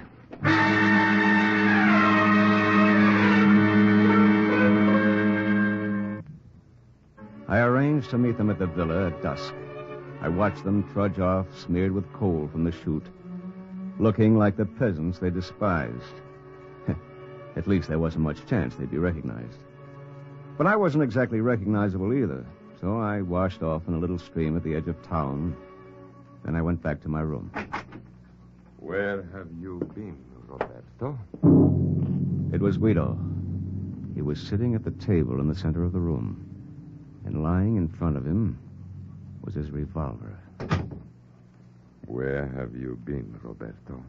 Out. Out? Where? Just out. Oh, just out, huh? All right, Rico. Bring him in. Inside, you. Move. Here's a friend of yours, Roberto. He appeared in the doorway, prodded by Rico's carbine. He was no friend, only an acquaintance, a very recent acquaintance. He was the landlord, Dominic. You were hiding a man in the cellar of your house, Dominic? Si. Well, who was he? Who was he? Alberto Polizzo. Alberto Polizzo, huh? And he had a caller this morning. Si. Who was the caller? That man, Senor Mercer. All right, take out the old man, Rico. Please. Move. Roberto? Well? I want Polizzo. You can't have him. Where is he? I won't tell you. You are protecting a fascist, then? I'm doing more than protecting him. I'm taking him out of Italy, to America. To America? Why? Why, so he can have a fair trial? No, so he can turn over information. Information? Yes. You've seen it, this information? It's not on paper, it's in his head. And you believe him? Yes. And you believe he's going to give it up once he's got to America? It's worth the chance. How much? What? How much is it worth, Roberto? To you? Why, The whole $50,000? $50,000? That's how much he's got sewn in the lining of his overcoat, his landlord told me. I didn't know it. You're lying, Roberto. Belizzo is paying you well. And I shall have to deal with you as I would with any other traitor. I give you one more chance, Roberto. Where is that fascist? His hand moved for his revolver on the table, but my hand moved too. My fingers caught the edge of the table and it flipped. He went sprawling back in his chair. The gun clattered to the floor, and I kicked it out of his reach. Dirty, filthy traitor! My fist caught him on the point of the chin. His head snapped back, and he slumped to the floor. Out. I didn't like to do that, Guido. Sorry. You should be sorry, Roberto. Rosa. Maybe you will tell me where the fascist is, Roberto. I'm not telling anyone, Rosa. Then I will do what my brother did not have the chance to do. I don't think you will. Don't come near me, Roberto. If you try to get this gun, I swear I'll kill you. But you won't, you know, because you don't believe I'm a traitor. You are. And even if I were, you wouldn't shoot me because you love me. No, not anymore. I hate you. Then why don't you pull the trigger?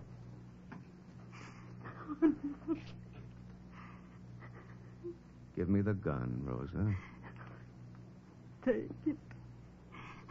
Take it and go. I went down to the street. The car that Guido had commandeered for his use in Sturzo was parked in front of the tavern. I went over to the driver. Antonio, Guido wants you. He is upstairs, Signor Mercer? Yes, in my room. Hurry. Está bien, Signora. Ando subito.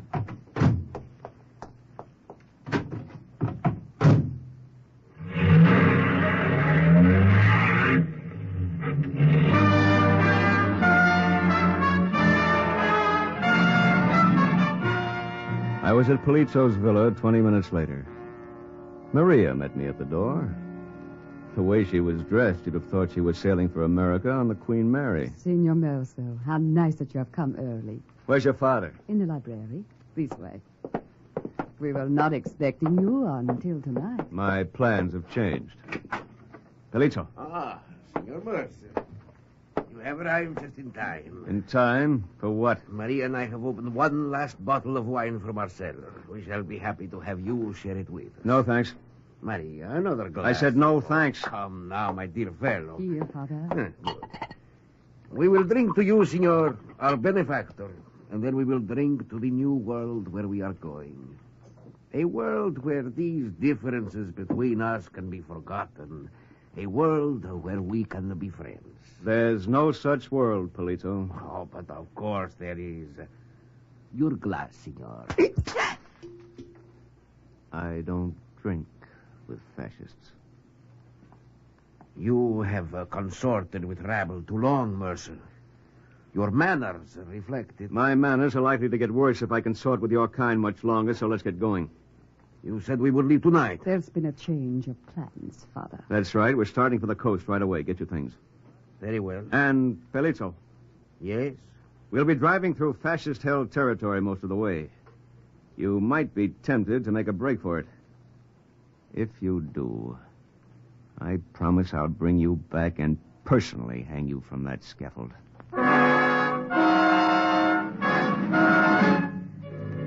We left then. I drove the car. Polizzo sat in back, but not Maria. She was beside me, very close beside me. Her perfume was heavy and sweet. Your thoughts are so far away, Signor. Very far. You do not like me, do you? No. You do not think I am beautiful? Not nearly as beautiful as my thoughts. They are of another woman? No. What then? A place called Vermont.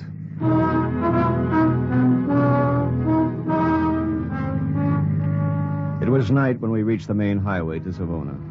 Guido's partisans were far behind us by then, and I thought it would be clear sailing. I was wrong. What is the matter? Why do you slow down? Look up ahead.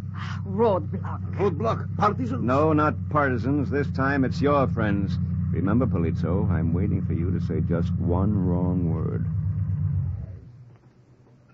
Let me see your papers. You're in the back seat first. Here they are. You will find them quite in order. I will be the judge of that. Alberto Pelizzo. Yes? So, you are Alberto Pelizzo, are you? Yes, I am. All right. Come with me. All three of you. But why? What is the matter? This man is lying. Alberto Pelizzo is dead.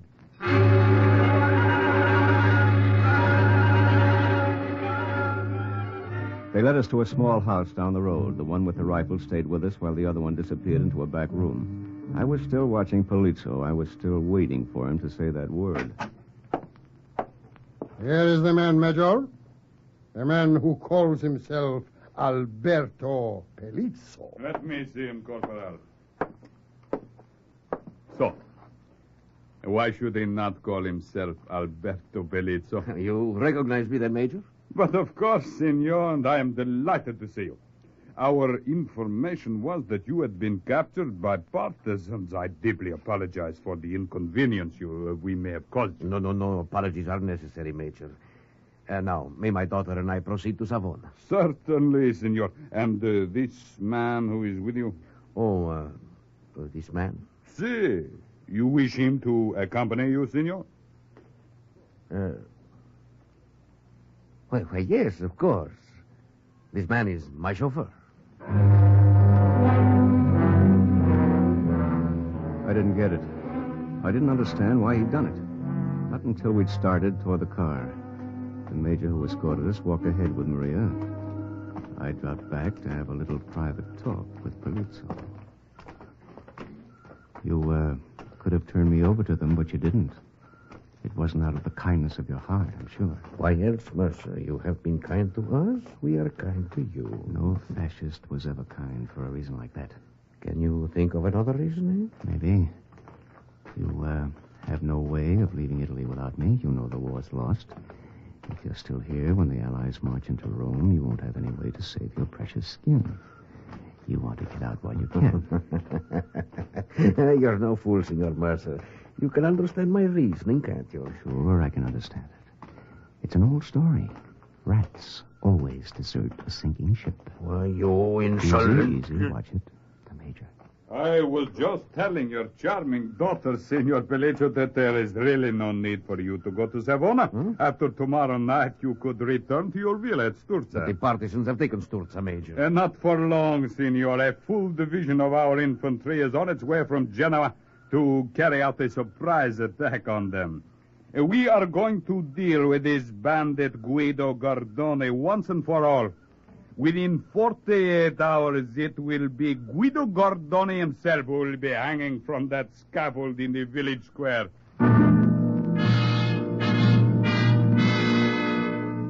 That gave me something to think about the rest of the way. I kept on thinking about it all the next day, and I thought of Vermont, too. Yes, I thought a lot about Vermont and how those trees would look in the fall. To anybody who was lucky enough to see them. The roar of the surf against a lonely stretch of beach below Savona drowned the noise of the PT boat's motors. We didn't hear it, but we saw it lying offshore. The dinghy it put over its side scraped against the hard sand of the beach. Lieutenant Mercer? Yes? Olson's mate Curtis, sir. Do these people go aboard too, Lieutenant? Oh, yes. Here's a letter. Give it to your skipper. It explains who they are. Yes, sir. But aren't you coming, sir? No. Senor Mercer, you're not going with us? I don't understand. I think I do, Maria.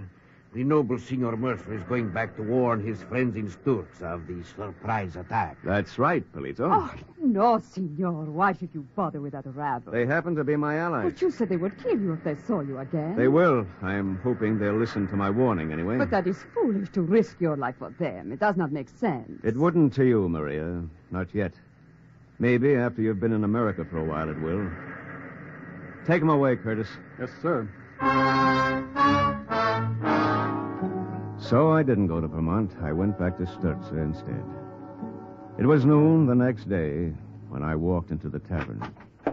Guido was there, and Rosa. Roberto, you've come back. Yes, I've come back. Well, the traitor returns. Maybe you didn't believe me when I said I'd kill you. I believed you, Guido. Rico, take his gun. That won't be necessary, Rico. Here's my gun. Roberto. Quiet, Rosa.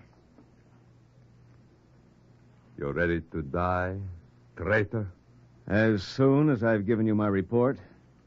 There's a full division of fascist infantry moving up from Genoa. They're planning to spring a trap tonight. You'd better get out of Sturza. I don't believe you. The fascists are too busy at Salerno to send a division here. All right, I'll tell my best, Guido. If you don't believe me... I believe him, What Guido. are you doing, Rosa? Get away from him. No. Get out of the way. I tell you I'm going to kill him. Then you'll have to kill me, too. Rosa! Very well. We will see if you're right about him, Rosa. Rico, we're moving out of Sturza immediately. Pass the order along. Si, Guido. But what about Roberto? What will you do with him? We'll take Roberto with us. If the fascisti do not attack tonight, there will be no more room on the scaffold tomorrow. The fascists did attack that night, but there wasn't a partisan left in Sturza. We had evaporated into the hills. Yes, I said we. I went on working with Guido Gordoni, helping to direct the campaign against the Blackshirts. We were never friends, Guido and I, but we did have a common enemy. A year later, I got back to Vermont.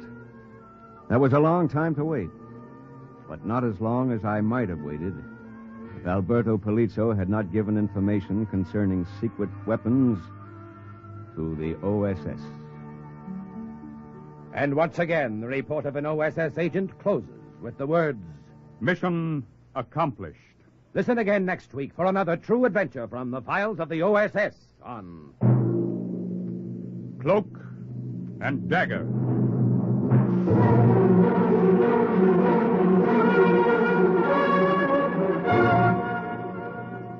Heard in today's Cloak and Dagger adventure as Robert Mercer was Grant Richards, Guido Arnold Moss, Alberto Pelizzo, Louis Van Ruten. Script was written by Ken Field and music was under the direction of John Gart.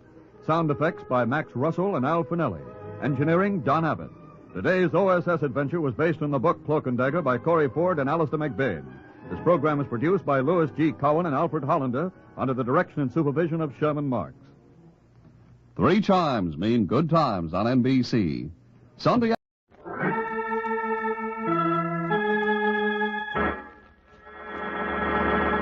From New York City, the makers of Clippercraft Clothes for Men and 1,036 leading retail stores from coast to coast present the world's most famous detective, Sherlock Holmes.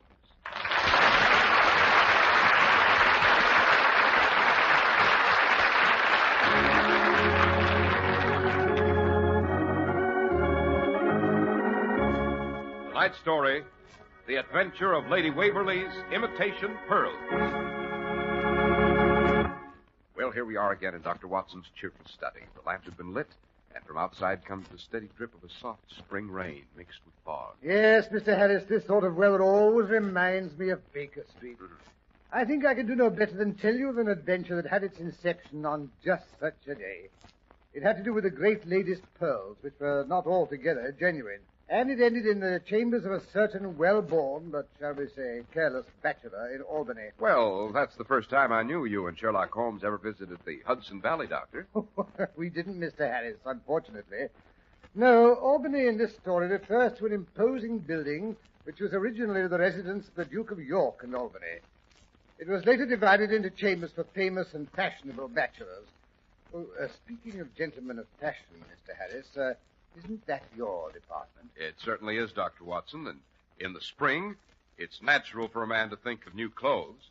And this spring, you have every right to the most your money can buy, which means you need pay no more than Clippercraft's modest prices. For Clippercraft clothes, the result of the famous Clippercraft plan, are one of America's finest values. The Clippercraft plan concentrates the buying power of 1,036 of the nation's finest stores from coast to coast, making possible steady, year-round operation, resulting in tremendous savings in manufacturing and distribution costs, and putting those savings, even in the face of today's high prices, in your pocket. And your Clippercraft dealer is a friendly, local, independent store where you get real personal attention. New spring Clippercraft suits, beautifully tailored, are only $40 and $45. top coats in fine coverts and worsted gabardines are only $40 and $45, and sport jackets, but $26.50. Compare Clippercraft with clothes selling for many dollars more. In short, no matter what the occasion, Easter parades or a visit to your best girl, we hope you'll continue to set sail in a Clippercraft. Very neatly put, Dr. Watson. And now to return to the gentleman who lives in the Albany. Oh, no, not the Albany, Mr. Harris, just Albany. Oh. He lived in Albany. That's how we express it, you know. Well, it all began placidly enough. It was late one dreary April afternoon. Since morning, a dun-colored veil had hung over the housetops, looking like a reflection of the mud-colored streets beneath. Neither Holmes nor I had stirred abroad the entire day. I sat in my armchair, silent and morose. The dampness had brought the usual twinges to my old bullet wound. Holmes, who was always a contrary individual, bounced about like an animated cricket. Oh, Holmes, if you'd light somewhere for just a few minutes. Bullet acting up a bit, eh, Watson? Oh, no more than usual in this weather, confound it. Yes, I thought I recognized the vice-like set of the jaw. Of course, I'm not a medical man, but I think I could suggest a remedy. Certainly not. Aha! Did you hear that? Hear what? The house is as still as a morgue. A carriage just came to rest at our curb. A rather elegant four-wheeler. A mettlesome horse. The man on the box has jumped down. Now he's dashing up our front steps. You hear that, Watson? Sounds as if our visitor's errand might be urgent. Oh, how can you tell all that? You haven't even looked out of the window. My ears, Watson, are nearly as acute as my eyes. Yes, he is rather unrestrained, wouldn't you say? Now, it's just possible Oh, for pity's sake, stop deducing and go to the window and see what's up. Very well, if you insist. Yes, the four-wheeler turns out to be an elegant equipage with the name Blevin and Fossiter embossed in discreet gold lettering on the door. Oh, you mean it's a delivery van? Dear me, no. Blevin and Fossiter do not deliver. They escort whatever valuables come within their purview to their destinations in what is practically a private carriage. You wouldn't expect to see Lady Blenkinsop's emeralds or the Countess of Whistleworth's rubies drive up in a lorry. The Blevins and Fossiters are jewelers. You go to the head of the class, Watson. I wonder what's wrong at Blevins and Fossiters, and why the man on the box has left his conveyance unattended to pay us a visit. Ah, here he is now. Come in, come in. Holmes, for once you were wrong. He's not a coachman. He's a young gentleman in an elegant ulster and a billycock hat. I didn't say he was a coachman. I said he was the man on the box. Why are you driving your own carriage, young man? What's happened to your usual coachman? Well, that's what I came to see you about, Mr. Holmes. You are Mr. Sherlock Holmes, I take it? Quite. Oh, Burbage, he's our driver, has been bludgeoned, and the contents of Lady Waverley's box is stolen. Burbage was inside the carriage, slumped on the floor. His forehead was still bleeding. However, he was coming to when we found him. Was he badly hurt? I don't think so. There's no evidence of a skull fracture, just a lump over the left eyebrow. I drove him home, of course, and his wife put him to bed with a poultice. Was he able to describe what had happened to him? Oh, yes, he was quite rational. Then why didn't you bring him along with you? Oh, I couldn't, don't you know. He was in his underwear. Oh, rubbish. Well, I'm doing my best, Mr. Holmes. I'm at my wit's end. Of course, when my uncle hears of this, I shall probably be sacked. I never wanted the job of playing nursemaid to all those confounded jewels. Oh, I'll admit, I should never have taken that nap. Easy there, young man. No good becoming incoherent. If you want us to help you out, you'll have to pull yourself together. Oh, by the way, I'm Dr. Watson, Mr. Holmes' colleague and biographer. Which is nothing to brag about, Watson. Oh, I say, I am sorry. I don't know what's happened to my manners. I haven't even presented my card. Allow me. Read it, Watson. Archibald Trotwold Fossiter. And down in the corner it says representing Blevin and Fossiter. That's my uncle. I mean, the Fossiter, the one who owns most of the firm. I see. How long have you been in his employ? Well, just a little over 2 months. Oh, I did so want to make good on Jenny's account, you know. She's my wife. And a darling. We've been married 5 weeks last Tuesday. Oh, that's charming. Watson, don't interrupt. In what capacity does your uncle employ you, Mr. Foster? Well, it's not a very impressive position, I'm afraid. I sit in the carriage and make sure everything's safely delivered to the proper address. When a firm deals in the commodities your uncle sells, young man, I should say that's a position of considerable responsibility. Oh, yes. I've had jewels amounting to $250,000 in my possession many times. And I assure you, if there had been anything like that in the carriage today, I shouldn't have dreamed of going home for lunch and taking a bit of a nap. So, you went home and had a nap? Yes, sir. You see, I had a touch of a toothache. Besides, I missed seeing Jenny at breakfast. I do hope you understand, sir. Quite. And where did you leave the carriage with the undelivered packages? Oh, just out in front, Mr. Holmes. It shouldn't have been too much of a risk. Burbage has been with the firm over 30 years. He's thoroughly reliable. Besides, I'd already delivered the really valuable articles, Mrs. Huddlestone's emerald earrings and the Duchess of Heppelworth's diamond stomacher. There was only Lady Waverley's box left, Mr. Holmes. And it certainly never occurred to me anyone would want to lift that. What was in Lady Waverley's jewel box? Oh, just her pearls and a tea service. Oh, that's a bit thick, eh, Holmes? Just some pearls and a silver tea service. I take it the service was silver, Mr. Possiter. Well, only superficially. She had sent it to be replated, you see, and the pearls were imitations, too. Fairly good ones, I'll admit. She'd had them restrung. She keeps the real ones in the vault. Cagey old girl, eh, Holmes? Fortunately for her. Well, that's my point exactly, Mr. Holmes. It'll ruin our reputation to know there's been a theft of any kind. People will be decidedly skittish about having us repair their jewels if they hear of it. I don't know what my uncle will say. When did you first discover something was wrong? Well, when Jenny woke me from my nap. I hadn't meant to take more than 40 winks, but it was nearly 2 o'clock when she started to shake me. Archie! Archie, darling. Hmm? Archie, wake up. Oh, it's too early to get up. Archibald, you are up. At least you ought to be. It's the middle of the afternoon. And Cook says the carriage has disappeared. What carriage? Blevins and Positors, of course. Cook says she thinks something's happened to Burbage. She took a look out the window while she was washing the dishes. She says she saw Burbage talking to a tall gentleman in a top hat. Next thing she noticed, Burbage seemed to be taken ill or something, because the gentleman was helping him into the cab. Cook says she was just fixing a cup of hot tea to take out to him when she looked up again and saw the carriage disappearing down the street with Burbage on the driver's box. So he must have recovered, I guess. Oh, but that's impossible. I mean that he'd drive off like that. Maybe he wasn't feeling very fit and decided he'd go home, too. Oh, don't be ridiculous. Burbage wouldn't do that, not without letting me know. Well, he has. So there. And I'm not ridiculous. Oh, there, darling. I didn't mean it. You did so. You just don't love me anymore. Oh, I do. I love you madly. I haven't time to discuss it now. Where's my hat? I've got to go out and find that confounded carriage.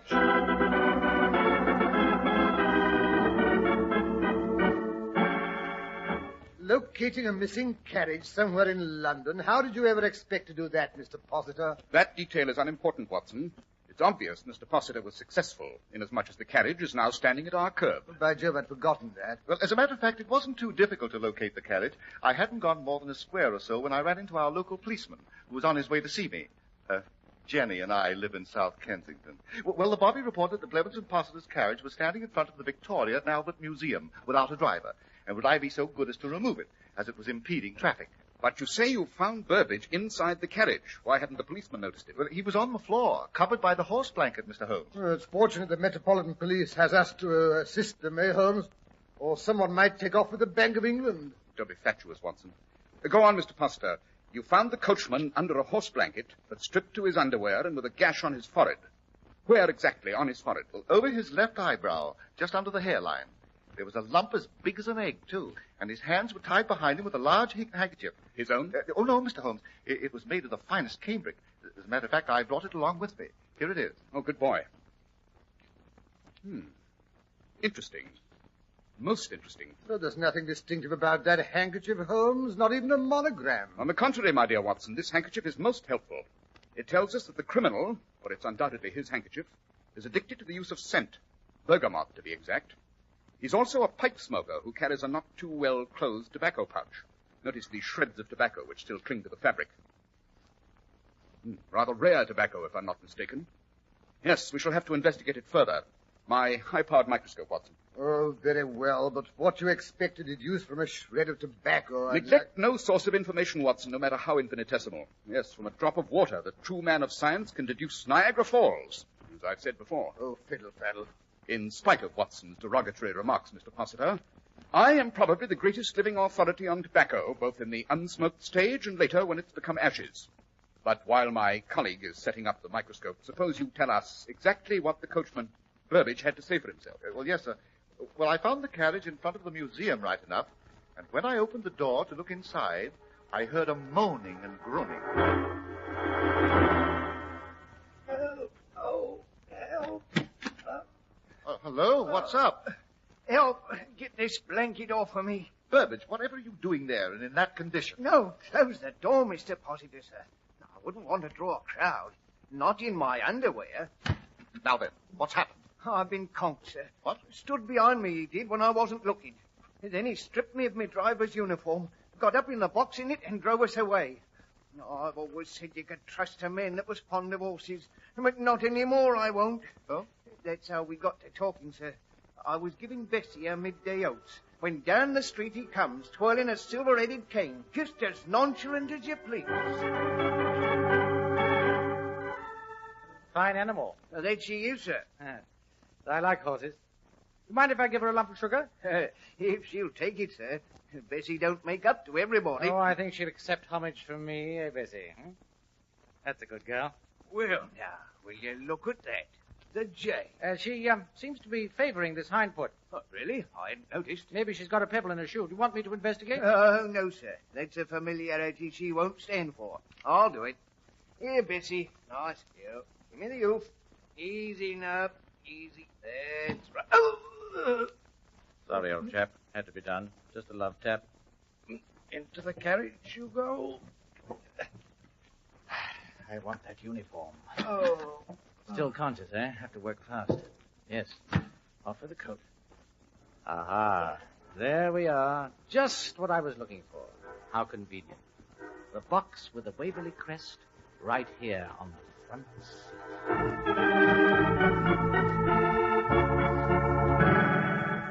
And so he stripped poor old Burbage, Mr. Holmes, and tied his hands with that handkerchief. After which, he drove the carriage away in Burbage's uniform. But only as far as the Victoria and Albert Museum. At which time he removed the Waverly box and disappeared at his leisure, still wearing Burbage's clothes. No one would think of questioning a man carrying a large, important box if he were wearing Blevins and Possiter's uniform.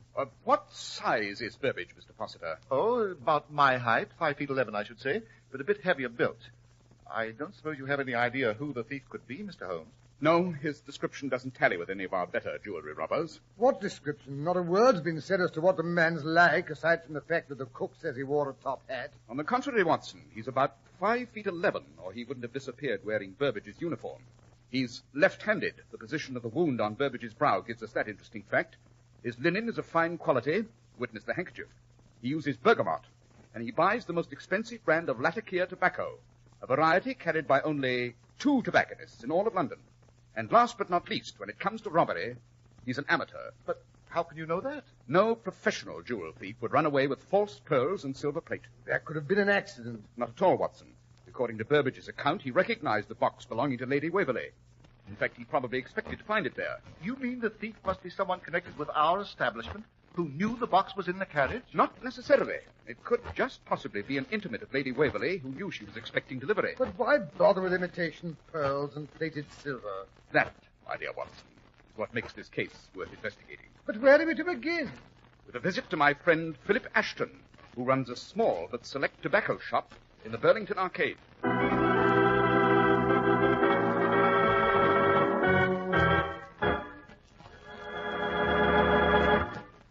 Naturally, there's a reason for Clipper Craft's sensational values. It's applying the world's most modern production methods to the fine old craft of clothes making. That's how we bring you truly fine suits for only $40 and $45. Suits that look really expensive. And top coats, fine coverts and worsted gabardines for only $40 and $45. And sport jackets for only $26.50. Smart new spring fabrics, including long-wearing worsteds, are ready for you right now. You'll be delighted, too, with their smart styling and the designing skill that assures your comfort. It's all the result of the unique Clipper Craft plan, which concentrates the buying power of 1,036 of the nation's finest stores from coast to coast. Yes, selling expensive clothes at inexpensive low prices at the nation's finest independent stores is the great big idea behind the Clipper Craft plan. That's why men who know insist on Clipper Craft clothes.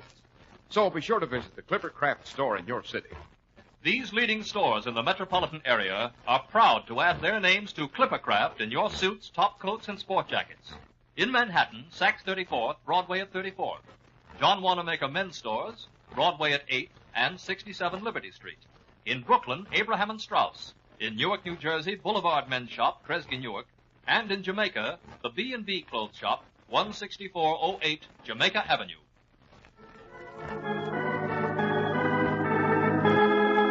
And now back to Sherlock Holmes and Dr. Watson. We find them standing in front of a counter, sniffing the contents of several elegant glass jars filled with tobacco. Yes. Yes, this, unless I'm very much mistaken, is the mixture the gentleman uses. Mr. Ashton, are there many gentlemen who buy this variety of tobacco? Why, no, Mr. Holmes. It's rather special. And besides being expensive, I sell it to only 4 gentlemen in all. Tell me, among those 4, is there an individual who's about Watson's height, well-dressed, he carries a silver-headed cane, is left-handed, and has a weakness for bergamot scent? Why, no, Mr. Holmes, I'm afraid there's not one of the 4 fits that description. No. Mr. Hopworth has a silver-headed stick, but he's taller than you are. Mr. Eubanks is very short and can't abide scent. The Honourable Clarence Beswick is right-handed, crack tennis player, you know.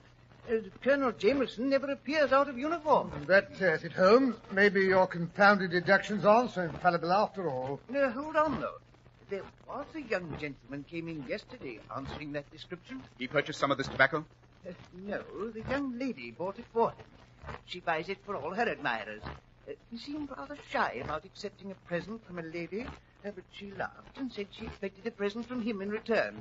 Said he had never given her a proper present like some of her admirers. Can you remember the gentleman's name? I'm afraid not, Mr. Holmes. She didn't mention it. Just called him Freddie. But I do know the lady's name, sir. Fine lot of good that'll do, eh, Holmes? One blind alley after another. Stop burbling, Watson. What is the lady's name, Ashton? Violet de Vila, the new prima donna at the Gaiety. The one there's been all that talk about. Of course, Holmes. That's the girl the King of Portugal was supposed to have been so crazy about. Showered her with jewels. She's supposed to be one of the reasons he lost his throne. So is every publicity-hungry actress in Europe. You mustn't believe everything you read in the papers, Watson. Oh, balderdash. But what do we do now? Now, let me see. It's just half an hour till curtain time.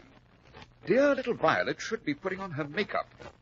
I think if we drop around to the Gaiety, we might persuade the lady to show us the latest addition to her jewel collection.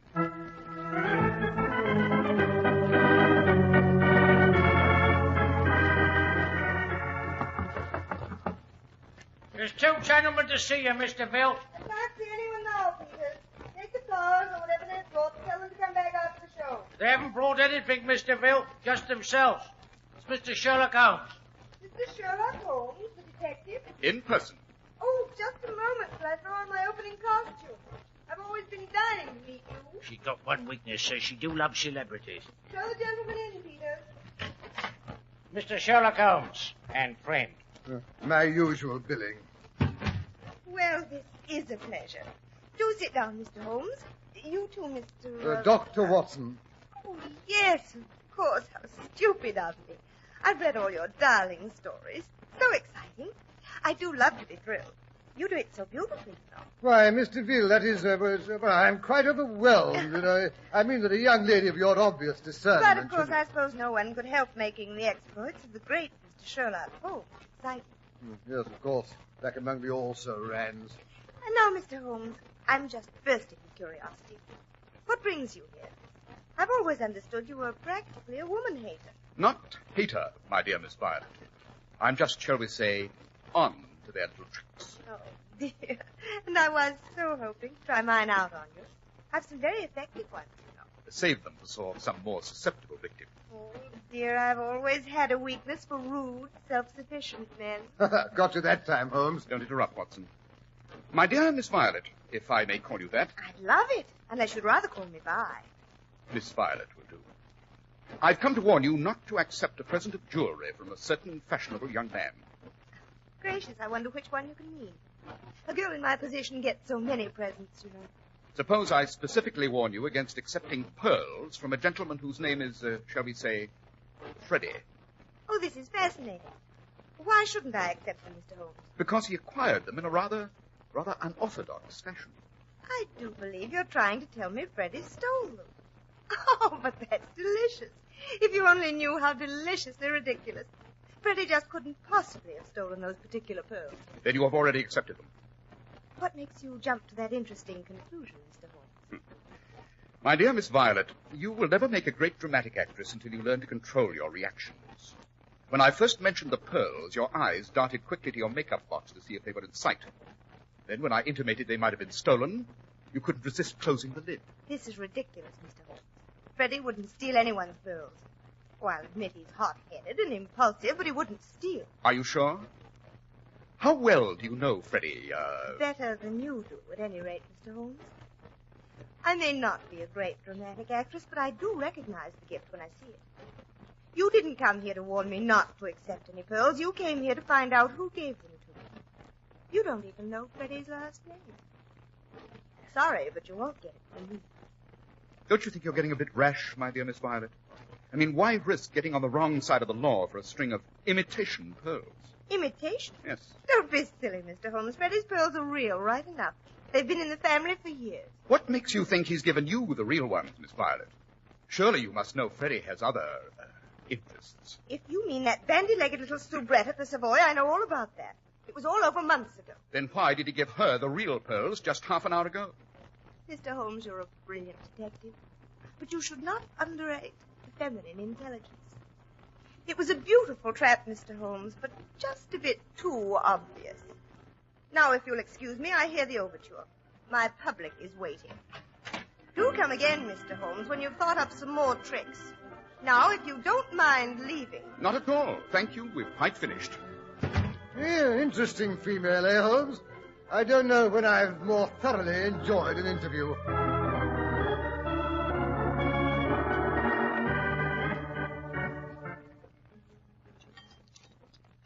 Ah, an excellent dinner, if I do say so myself, Watson. Pheasant was almost perfect. Undoubtedly, and it will put a jolly little crimp in our budget. Late dinner at Prince's Restaurant, champagne and caviar. I don't know what's got into you, Holmes. Oh, calm yourself, Watson. It all goes on the bill. I shall send Blevins and Possitor in the morning. Holmes, you're really outrageous. You've made a hash of the case, you've found out absolutely nothing, and yet you have the effrontery to talk of sending a bill in the morning. Well, you should be ashamed of yourself. On the contrary, Watson, I think I've done rather well. Well, that DeVille woman made an absolute ass of you. You mean that's the impression I permitted her to gather? She thinks she didn't give me the pearl thief's name. Actually, she spelled it out in block letters when she admitted they'd been in Freddie's family for generations. Whose pearls were they, Watson? Lady Waverley's, of course. Then putting two and two together, the thief must be a Waverley as well. Sir Freddie Waverley is a well-known young man about town with a weakness for ladies of the theatre.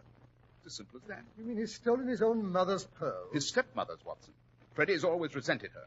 If his father hadn't married for a second time shortly before his death, Freddie would have inherited the pearls years ago. But why all this pother about imitation pearls? Freddie doesn't know they're imitations.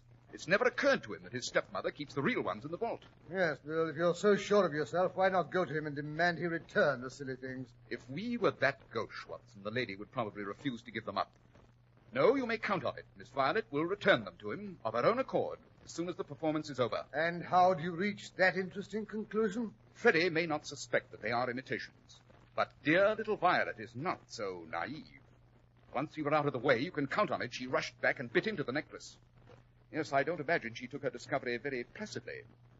They must have had an interesting performance tonight at the Gaiety. Yes, but Holmes, that performance was over nearly 20 minutes ago.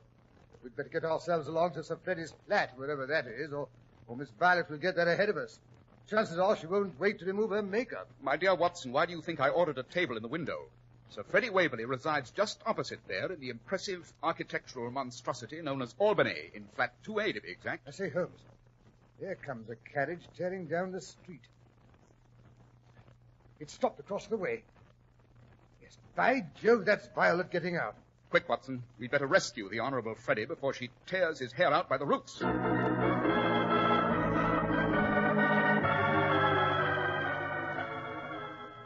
Down this corridor, Watson.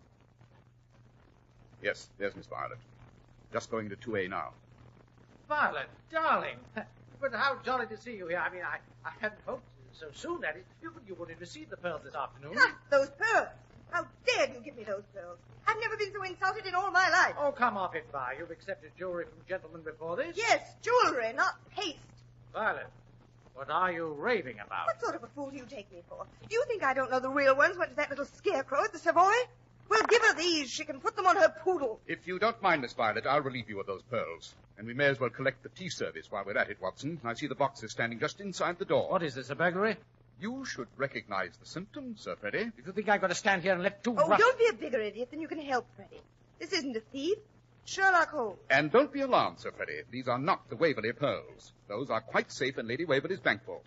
You mean that little floozy hasn't got them? Do dear me, no. That was just a trick on Holmes' part. Why, you unspeakable... Yes, Miss Violet. You should never underrate the masculine intelligence, you window.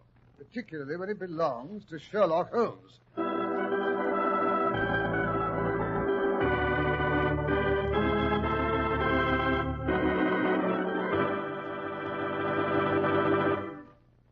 Well, I must say that was a neat bit of work on Holmes' part, Dr. Watson. And now, how about a hint about next week's story? All right. Well, next week I'll tell you how Holmes made a startling and dramatic appearance after several years' absence, and how we stalked a tiger who carried one of the most ingenious and deadly weapons Holmes was ever threatened with.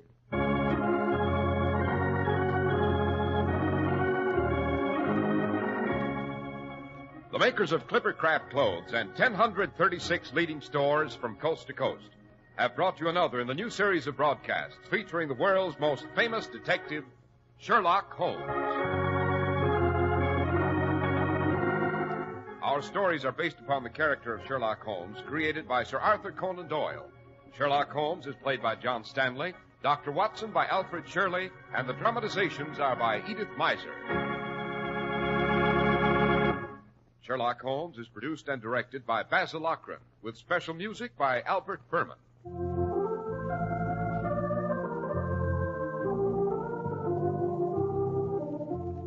If you don't know your Clippercraft dealer, write Clippercraft, 200 Fifth Avenue, New York City.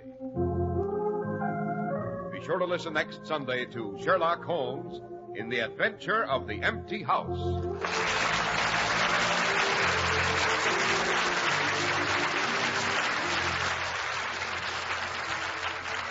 This is Cy Harris speaking for Clippercraft Clothes. This is the Mutual Broadcasting System. Melvin Elliott with the news will follow station identification. The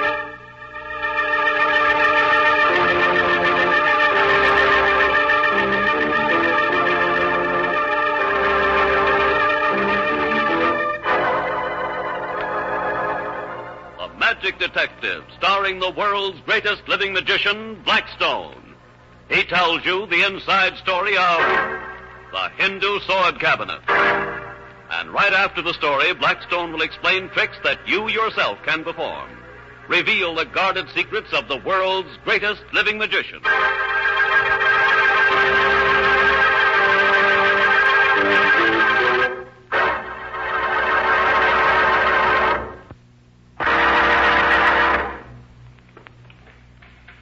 Oh, hello, Don. I'll be with you in a minute. I just want to finish sticking knives through Rhoda. What on earth are you talking about? Where is Rhoda? She's in this huge wicker basket here. Hi. Hi, Rhoda. But Blackstone, those long knives, what are you doing with them? Oh, watch. Well, you stuck that knife right through the basket. Now, if you've hurt Rhoda... Oh, isn't he chivalrous, Rhoda? Sure is. Does this poor gal's heart good to hear him. I don't get it. That knife's gone right straight through the basket, and yet there's... And these knives are going through, too. One here, and one here on the other side. And now this one down through the center. But it's not possible. She can't be in there. You're right. It's not possible. Just my spirit's in here. I've been dematerialized. Get her out of there, Blackstone. This is giving me the creeps. Materialize yourself, Rhoda. Magitiaru. Ah, that should do it. Now I'll draw out the swords. One, and the next, and this one, and now this, and this. All right, Don, open the lid. Why, Rhoda, you're all right. Well, of course I am. Lift me out, please. That's a pleasure. There. Oh, thanks. Well, that's quite a trick, Blackstone. It is puzzling, isn't it? Yeah. How'd you do it? Oh, that's what the Swami Deli wanted. The Swami Deli? Mm-hmm. Who's he? Is that something that happened while you were in India, Blackstone? No, it all happened right here in town, Don. It's quite an interesting tale, as a matter of fact. One day, young Jeff Milton dropped in to see Rhoda and me. I could see that he was very troubled. You knew my Aunt Millicent and my Uncle Austin, didn't you, Mr. Blackstone? Yes. I was very sorry to hear of your uncle's death a year or so ago. He was a fine old gentleman. Oh, thank you. Did you know that Uncle dabbled in spiritualism? It became quite a thing with him shortly before he died. I believe I had heard something about it, yes. Wasn't there a Swami involved in there somewhere? Delhi, I think his name was. Yes, that's the bird. Well, what's the trouble? If your uncle was still alive, I could understand your being upset, but he's been gone a year. It's exactly a year today. He died at midnight. Well? Delhi has been coming to see Aunt Millicent, Uncle Austin's widow, and He has her pretty much in his power. Oh. She does everything he tells her to. I'm beginning to understand. Your uncle left a pretty sizable fortune, I believe. Not as much as gossip said he did, but more than enough to see that Auntie never has to worry during her lifetime. And Deli wants to get his hands on it. Exactly. Uncle Austin told his wife that he'd come back and speak to her via Deli exactly a year from the moment he died. Auntie has told Deli that she'll deed her entire fortune over to him if he can bring Uncle Austin back. And tonight's the night. Yes. Auntie's still canny enough to have a very slight doubt about Deli, but if he can convince her that her dead husband really does speak exactly on the stroke of midnight, that doubt will be erased. Well, from what I've heard of Deli, he can pull a number of very convincing tricks. And you're afraid your aunt will fall for one of them. She wants to believe so badly that she'll almost convince herself. Any voice that she hears at the stroke of midnight, she'll be sure is Uncle's. I think I have an idea how we can stop our friend. Rhoda and I will come out to your aunt's home about 11 tonight. Auntie never sees anyone except me and the Swami. She's a cripple, you know. Stays in her room. If you can arrange it so that I can see the Swami, I think that'll be enough.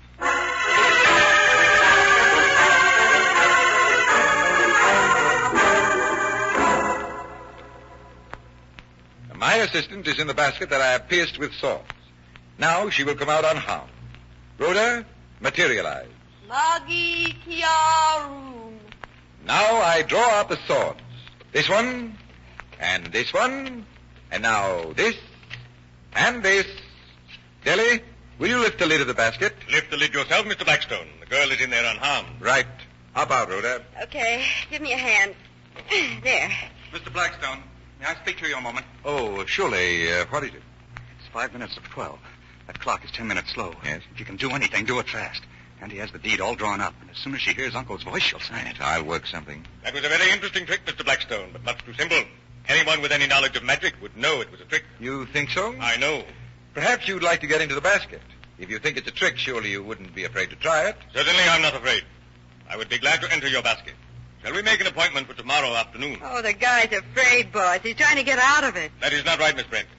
I have a very important engagement with the late Austin Milton that I must keep at 12 o'clock. Well, it's only 1:15. You've got plenty of time. Don't urge him, Rhoda. If the Swami's afraid that his magic powers won't protect him... I will get into your basket now, Mr. Blackstone, but make it quick. We haven't much time.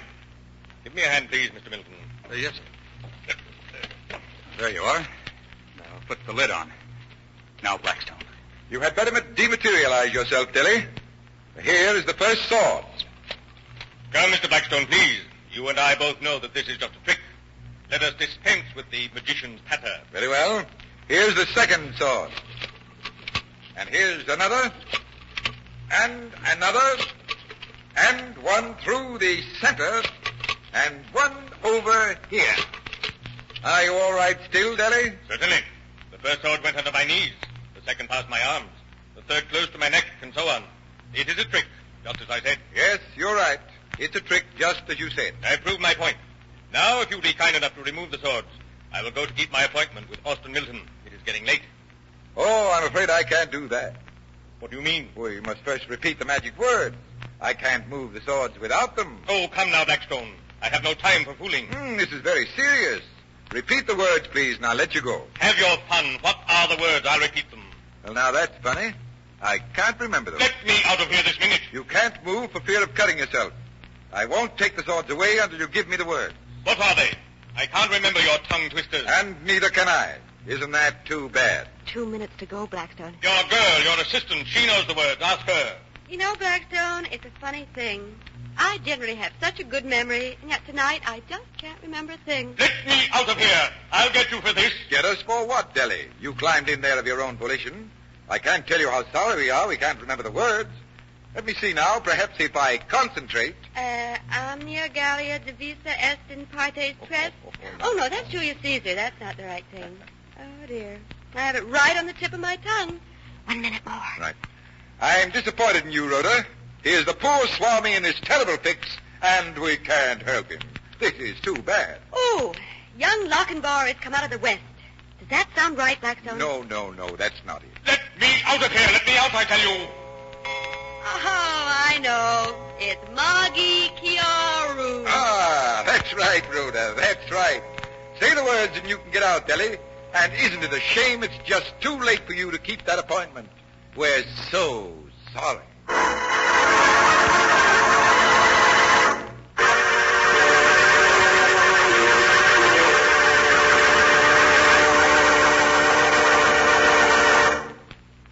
he didn't get the money? No, Don, he didn't. Aunt Millicent tore up the deed and would never see him again.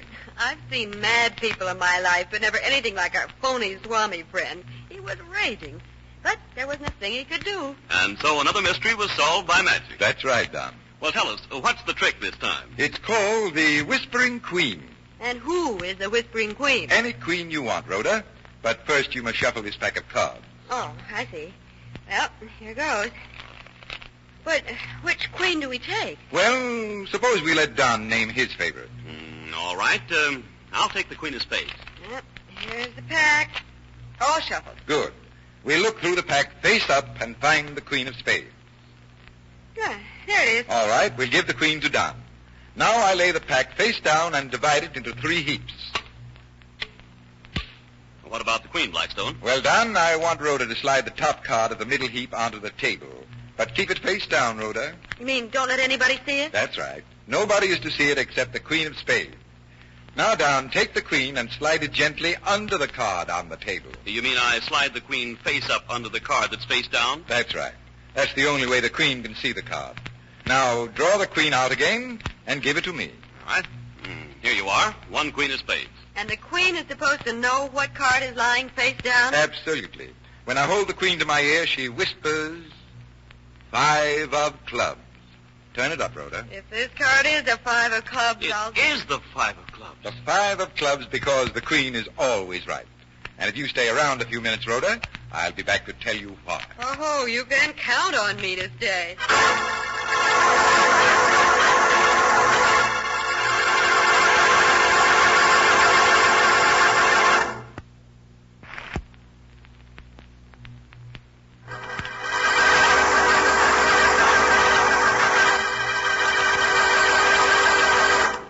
And now, Blackstone, what made the Queen whisper? She didn't have to whisper, Rhoda. You see, I knew that card myself. But you couldn't know it was a 5 of clubs. I shuffled the pack beforehand. But you're forgetting one thing. It was after you shuffled that I asked Don his favorite queen. Well, how did that help the trick? Very simply. We had to look for the queen, didn't we?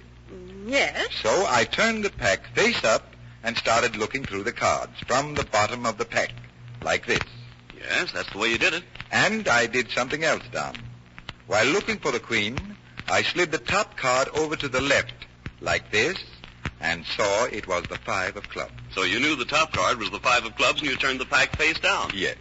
And when I cut the pack into 3 heaps, like this, I put the top heap in the middle. I told Rhoda to take that heap. And I took the top card of that heap thinking it came from someplace down where in the pack. And the card was the 5 of clubs. So all I had to do was pretend that the queen looked at it and whispered the name of the card to me. Simple, but did it fool us? I hope you like that trick, ladies and gentlemen. And until next time, this is Blackstone saying good magic and goodbye.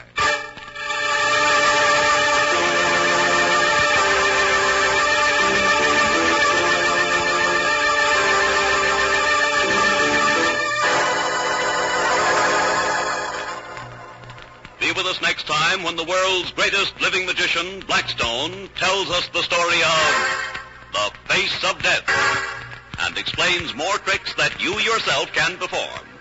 Listen in again to Blackstone, the world's greatest living magician.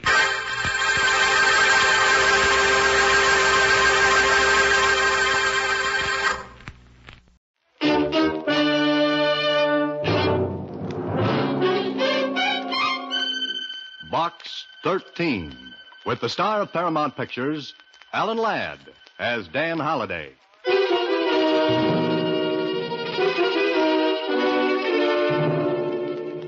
Box 13. Box 13. Box 13.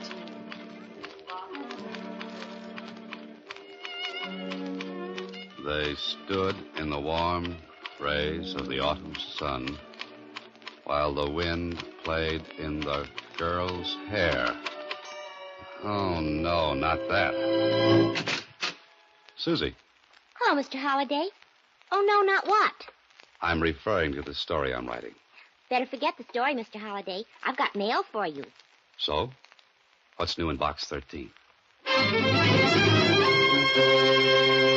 Box 13, starring Alan Ladd as Dan Holliday.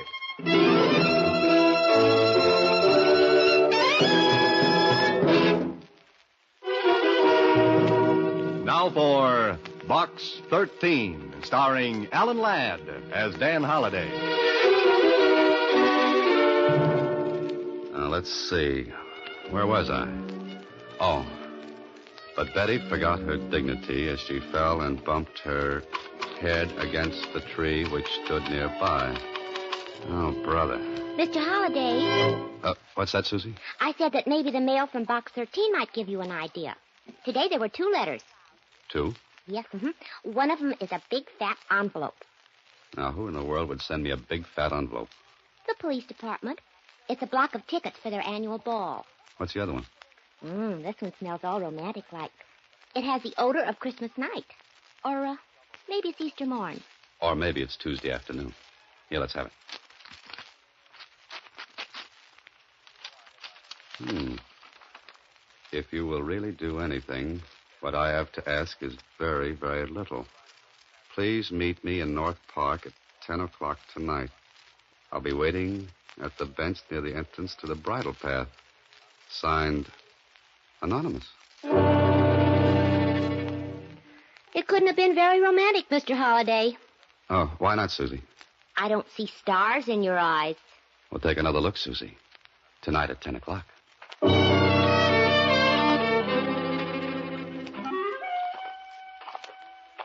An anonymous note. A rendezvous in the park at night. Well, I must admit it's better than the yarn I was writing. At least it's got a good start. The question is, what's the ending? Well, this is the park, and the clock says 10. There's the bench at the end of the bridle path. And that's all there is. Hey, wait a minute. Is that? No, it couldn't be. A little girl, sound asleep, nobody else around. What's she doing out here alone this time of night? Little girl. Wake up, little girl. Wake up. Oh, I'm sorry. The Sandman came and I was supposed to stay awake. Now, what are you doing here? Waiting? Well, aren't you cold? No, I'm not cold. I have a nice new coat. See? Yes, it's very pretty. But for whom are you waiting? I'm waiting for the man. What man? He comes out of a box. It has a number. Oh, no. You don't mean Box 13? Yes, that's it. How did you know? Because I'm the man. Oh, I'm so glad. You're nice. Oh, I like you a lot. Well, thanks. Who told you about the man from Box 13? One of my mothers. Mothers? You've got more than one? Of course, I got 2. You're a very remarkable little girl. How do you happen to have 2 mothers? I don't know. Just happened, I guess. What's your name? Janie. I mean, what's your other name? I promised I wouldn't tell. Now, whom did you promise? My mother. Oh, your mother. The first one or the second one? The first one, naturally. Forgive me, I'm so stupid tonight. Where do you live, Janie? I got 2 homes. And I couldn't find either one. That's great. Look, Janie, what are you going to do? I'm going with you because I like you, and I promised I would. So that's it. Oh, no, you're not. I'm going to take you to the police station. My mother said you wouldn't. Why wouldn't I? My mother said you were a nice man who was smarter than any policeman ever was. Janie, flattery will get you nowhere. What's flattery? That's something you've probably already learned from your mother. Now, do you know where you live? Sure, I live in the house. And do you know where the house is? Well, first you have to walk down this block to Jack Black's drugstore. Well, come on. And then we get to the drugstore. We turn left and walk a block. Oh, that's where you live. No. That's the corner where Johnson's toy shop is. Now, Janie. And then we turn right and go 2 blocks. That's home. That's where the ice cream parlor is. Now, stop that, Janie, and tell me how to get to your home. Well, you walk half a block up that street. That's home. Oh, that's your home. No, that's David's home. So you're not going to tell me where you live, is that it? I think maybe you'd better look at my book first. It's Grimm Fairy Tales. Only they're not grim at all. They're nice. You want me to read to you? At 10 o'clock at night? You know, young lady, it's way past your bedtime. No, I want you to read the letter that's in my book. Mommy said to tell you about it. Letter? Here, let me see that. Well, how do you like this? Please take care of my little Janie for me. I shall communicate with you in a little while. Let no one, even the police, take her away.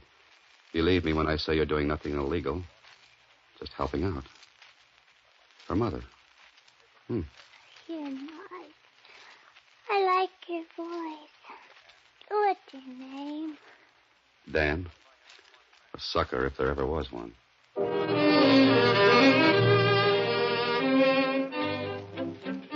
Well, this is not good. A small girl left in your care with no more authority than a letter. Suppose the woman who wrote this letter isn't Janie's real mother. Then, Holiday, you're in trouble. But suppose she is the real mother. Why should she leave her child with a perfect stranger? Why? Well, there's only one thing to do. Take her to your apartment.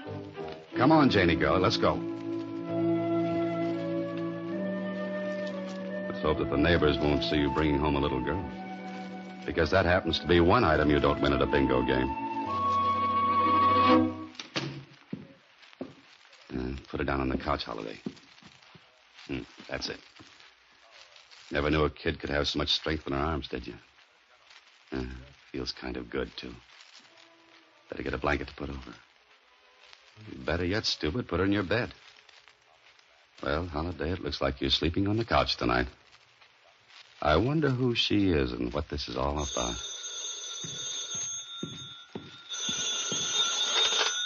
Hello? Dan Holiday? Yes? The man from Box 13? Yes? How's my little girl? Did you get home all right? How did you get my phone number? That's not important. How do you know who I am? Please, how is my little girl? She's asleep. Oh, thank heavens. I heard the bell ringing. She just woke up. Is she all right? She's fine, but... I want a fairy tale. Just a minute, honey. How long will it take you to get over here? I can't come over there now. I'm afraid to. Lady, which mother are you? I don't understand you. She says she's got two. I'm her real mother. Well, then get over here and take her. I can't explain now, but please, Mr. Holiday, keep her. Just for a few days. A few days? And don't give her up to anyone, not even the police. Now, how do I know this is on the level? You don't. You'll just have to trust me. I promise you you'll never regret it.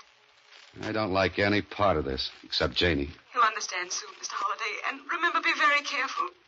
Both Janie and you are in danger.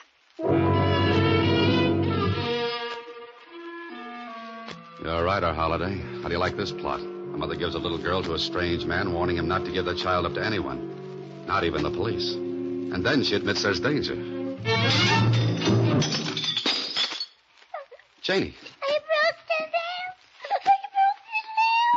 lamp. Oh, that's all right, baby. Are you hurt? I didn't mean to. I wanted my fairy tale book. No, don't cry, honey.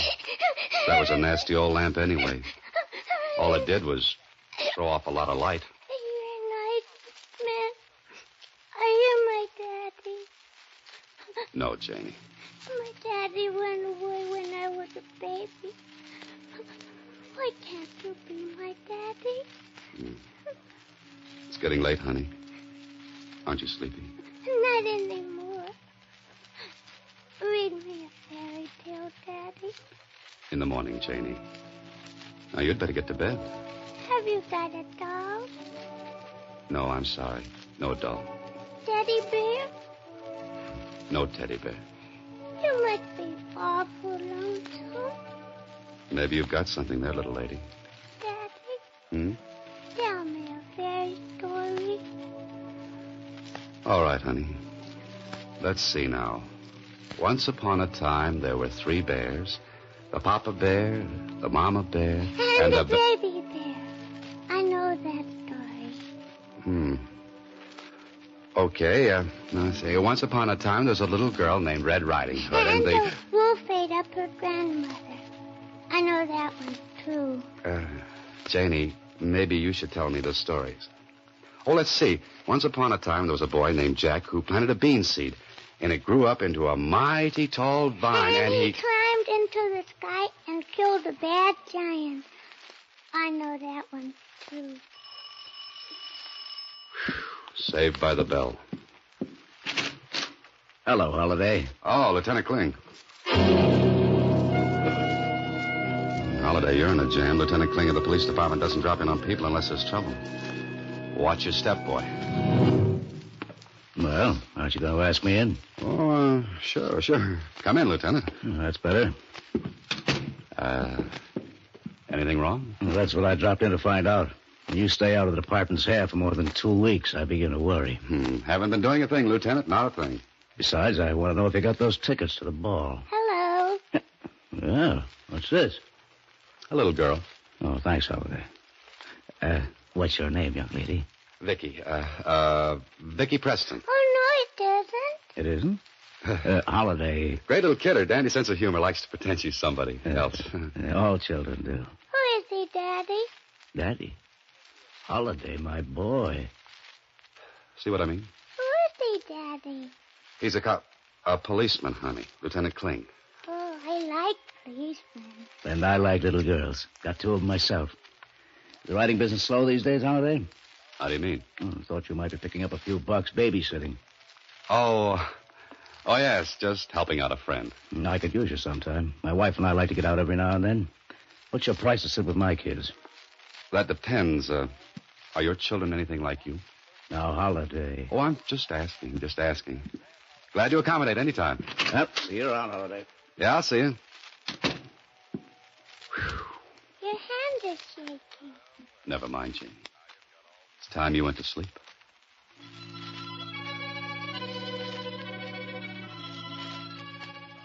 There's something about a kid asleep. Maybe I'm glad this happened. Got to use more kids in my stories after this. You know, it wouldn't be a bad idea to have one around all the time. What am I saying? Now what? Lay off, you'll wake the kid. You Dan Holiday? Yeah, that's right. I'd like to come inside and talk with you. If you don't mind, I'd rather talk out in the doorway. Very well, I'll be direct. You have a little girl here named Janie, about 5 years old. Why? My name is Sam Parker. That mean anything? No. I've got a letter here authorizing me to take the little girl away. You're her father? Read the letter, then hand over the child. No. Very well, I'll call the police. I wish you would. Can I use the phone down the hall? I'm sorry about this. But get inside then. Keep your hands over your head. Put down that gun. What do you think you're pulling? Shut up and get inside. Oh, there she is. Put down that gun, I said. She comes with me, Holiday. Just keep those hands high. And I said you're staying here. Move over to that wall. Stay away from her, I said. One more move and you... Think so. Harry! Harry, help! Hit him with the gun, Harry, now. I got him.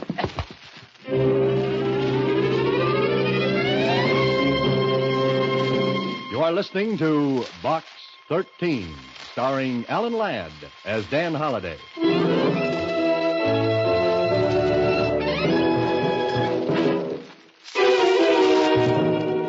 Box 13, starring Alan Ladd as Dan Holiday.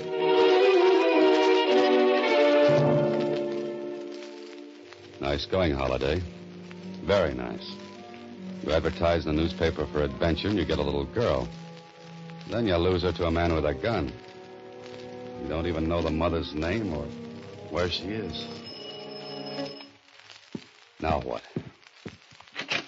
Mr. Holiday, I'm Wanda Parker, Janie's mother. Is she all right? You're the woman who called me on the phone? Yes. My baby, where is she? You're a fine one to be asking that after you leave her alone on the park bench. I was there hiding. I saw you take... Where is she? You shouldn't have let her go in the first place. Mr. Holiday, where is she? She's not here. Not here. What have you done with my daughter? You're her real mother? Of course I am. Where is she? What's happened? A man came in. And you let him take the child? I'm sorry. There was nothing I could do. He had a friend and a gun. They knocked me out. When I came to, Janie was gone. This man Did he have black hair and very thick eyebrows? Yes, he said his name was Parker. Oh, no, it couldn't be. Mr. Holliday, we've got to get her back right away. Before I do anything, you're going to tell me a few things. Then we'll decide. Who's that? I don't know. Right now, I wouldn't even care to guess. Is there a back door? Can I get out without being seen? Yeah, through the kitchen. There's a door leads out into the hall. What are you afraid of? Holliday, open the door. Do you know who that is? Yes, a police officer, Lieutenant Kling. He must have seen me. I'll call you later. All right, I'm coming. What took you so long to open the door? Can't a man get some sleep? With your shoes on? My feet are cold. Get inside. All right, Miss Hatton. Are you sure this is the man, Lieutenant? Do you think he could have taken Janie away? I'm not sure of anything, but what you told me, he's just the type that could dream up a little nightmare like this. Lieutenant, mind telling me what this is all about? I'm Mrs. Hatton, and I'm Janie's mother. I want her right this minute. Janie's mother? You're Janie's mother? Lieutenant Kling, if this man has my little Janie, make him give her up right this minute. Come on, Holliday, where is she? Or who? You know what I want, that little girl you had here half an hour ago. Janie Parker. Me? I had a little girl? Up here? Holliday. Yes, Lieutenant. I came up here to see you. I was worried about you. I didn't know how right I was. And I appreciated your interest. Shut up. When I came up here, there was a little girl around. Now, where is she? Kling, you have my word. I don't know. Maybe you could remember down at headquarters. I can't remember something I didn't know in the first place. He doesn't look like the type who would have taken Janie. Oh, thank you. Now, Mrs. Hatton, if you'd tell me what this is all about, maybe I could help you. My little girl disappeared tonight. I was frantic. I called the police. I got the report right after I got up here to see you, Holliday. From the description, I'd say you had Janie Parker right here. But you're not sure. Maybe you'd like to prove to me where you got the little girl I saw up here, eh? Come on, tell me. Lieutenant, you'd never believe me. Then where is that little girl now? Can you tell me that? No, I can't. But suppose I produced the girl and you found out it wasn't the same one. Holliday, what are you driving at? I just want a chance to produce the girl. How about it, Kling? I think you're pulling another one of your fast shenanigans. I ought to lock you up. But I'm inclined to give you a chance. What kind of a chance? I'm giving you 3 hours to find that little girl. 3 hours? Then I'll be back, Holliday. So don't try anything funny. Lieutenant, at the moment, I have practically no sense of humor left.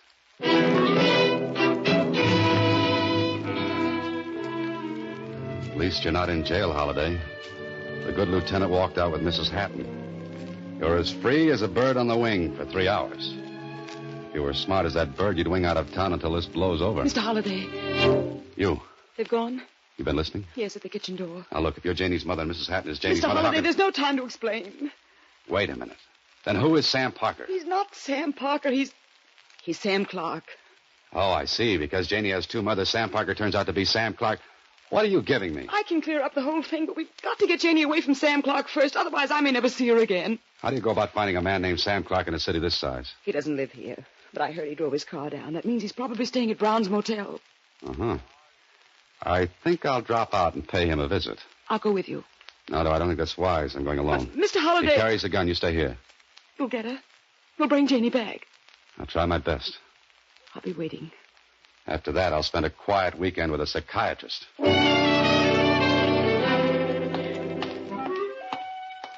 This is it. Brown's Motel. Now, to find a man named Sam Clark or Sam Parker. Ask the manager. That's logical. So he is here. Well, what do you do now, Holliday? You knock on the door, Sam Clark will stick a gun in your ribs. There'll be a fight, and Janie might get hurt. The telephone. That's how to do it.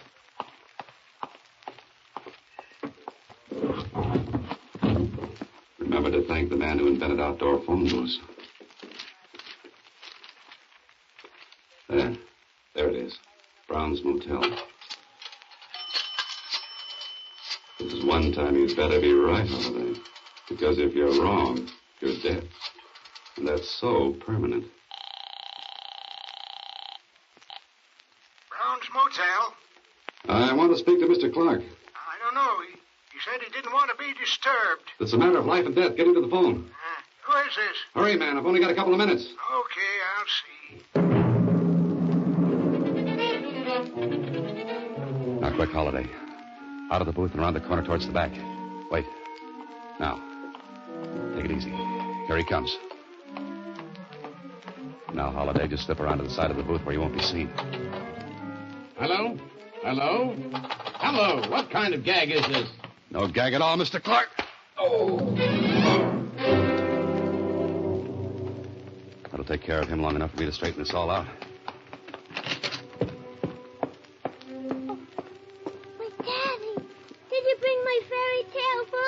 Honey, I want you to tell me the truth. You know what the truth is. Of course I do, Daddy. Then tell me quickly. That man who brought you here, is he your real daddy? Oh, no. He's not my real daddy. Besides, I don't like him. Well, come on, Janie. We're getting out of here right now. I hope that's Lieutenant Kling and Mrs. Hatton. So, Holiday, you brought her back. Yeah, I brought her back. Oh, Janie, my baby. Mommy! I thought I'd lost you. I thought I'd never see you again. Mr. Holiday, I saw these people come in. Did you... Janie. Mommy! Janie. No, wait a minute. What is this? These are my two mummies. Holiday, would you mind explaining this little two-mother soiree you've cooked up? Lieutenant, I think you'd better listen to what Mrs. Parker has to say. I'd like to listen to anyone who can make sense out of this highly confusing little situation. Anyone but you, Holiday. Thanks. Go on, Mrs. Parker. She's Janie's mother. Well, then who are you, Mrs. Hatton? Kling, let Mrs. Parker explain, will you? Yes, please do, Mrs. Parker. My husband's been dead for some time. I've been working out of town so I could take care of Janie. I placed her in a foundling home for the year I'd be gone. And I'm a foster mother, Lieutenant. The foundling home paid me to take care of Janie. But you two have never met, eh? That's right, Kling. Is it beginning to make sense? No. If neither of these two ladies had the child, who did? A man named Sam Parker who turned out to be Sam Clark. Holiday, will you cut that out? Sam Clark is my husband's cousin. He's been trying to take Janie away from me legally. That bothers me, Mrs. Parker. Why would he do that? Because there's an inheritance coming to her from her grandparents. He hopes to prove me negligent and get her custody. That way he can control the estate. That's where I came. You see, I took Janie from Mrs. Hatton's house. I wanted to hide her. I read Mr. Holliday's ad. I gave her to him. You gave her a child, a Holiday? Oh, lady, you didn't know what you were doing. No, just to keep until it was safe, until I could get matters straightened out with the court. Well, now I'm beginning to see the light. You satisfied, Mrs. Hatton? Of course. I'd never try to keep Janie from her mother. Thank heaven for that. So I guess it's all wound up, eh, Holiday? Oh, no. Not yet. There's more. Holiday, if you've got one more ramification up that sleeve of yours... I could hardly get Sam Clark up my sleeve. But I've got a hunch he should be here any minute. Oh, no. Oh, yes. Answer the door, Holiday. I'd suggest a gun in your hand, Lieutenant. Gun? What for? Oh, don't ask silly questions. Come in, Mr. Clark. Get your hands up. We've got something to settle. Meet Lieutenant Kling of the police department. What? Oh! That's a nice right you've got, Holiday. Pick up his gun. Thanks, Lieutenant. It's a pleasure.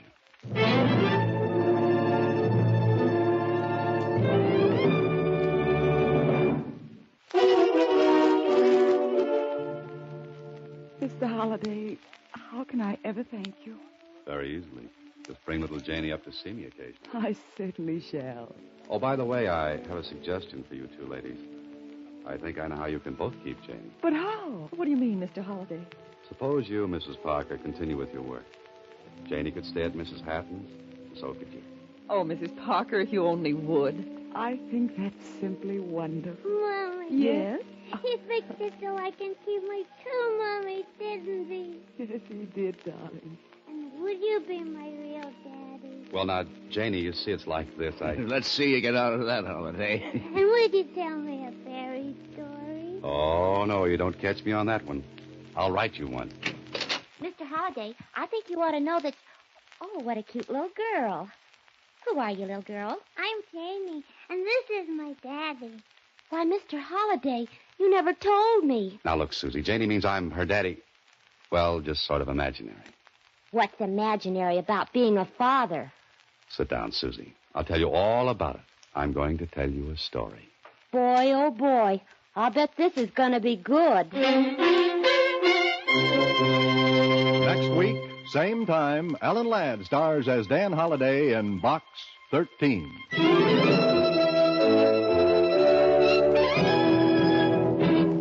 Alan Ladd appears through the courtesy of Paramount Pictures and may currently be seen in Wild Harvest. Box 13 is written and directed by Ted Hediger.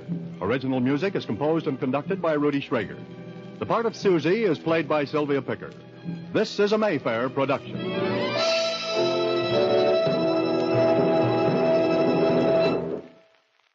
The Anchor Hawking Glass Corporation brings you Crime Photographer.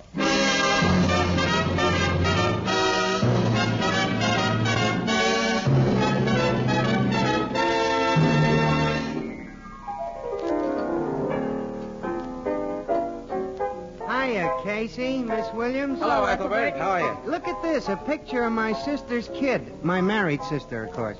Say, he sure is growing up, Ethelbert. Oh, here comes Tony. Why don't you show it to him?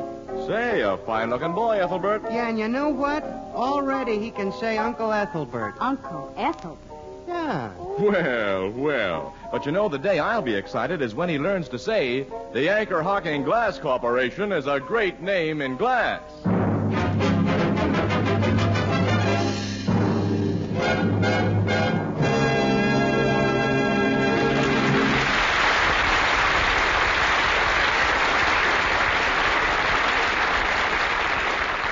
Good evening, ladies and gentlemen. This is Tony Marvin. Every week at this time, the Anchor Hawking Glass Corporation of Lancaster, Ohio, and its more than 10,000 employees bring you another adventure of Casey, crime photographer, ace cameraman who covers the crime news of a great city. Written by Alonzo Dean Cole, our adventure for tonight, The Mysterious Lodger.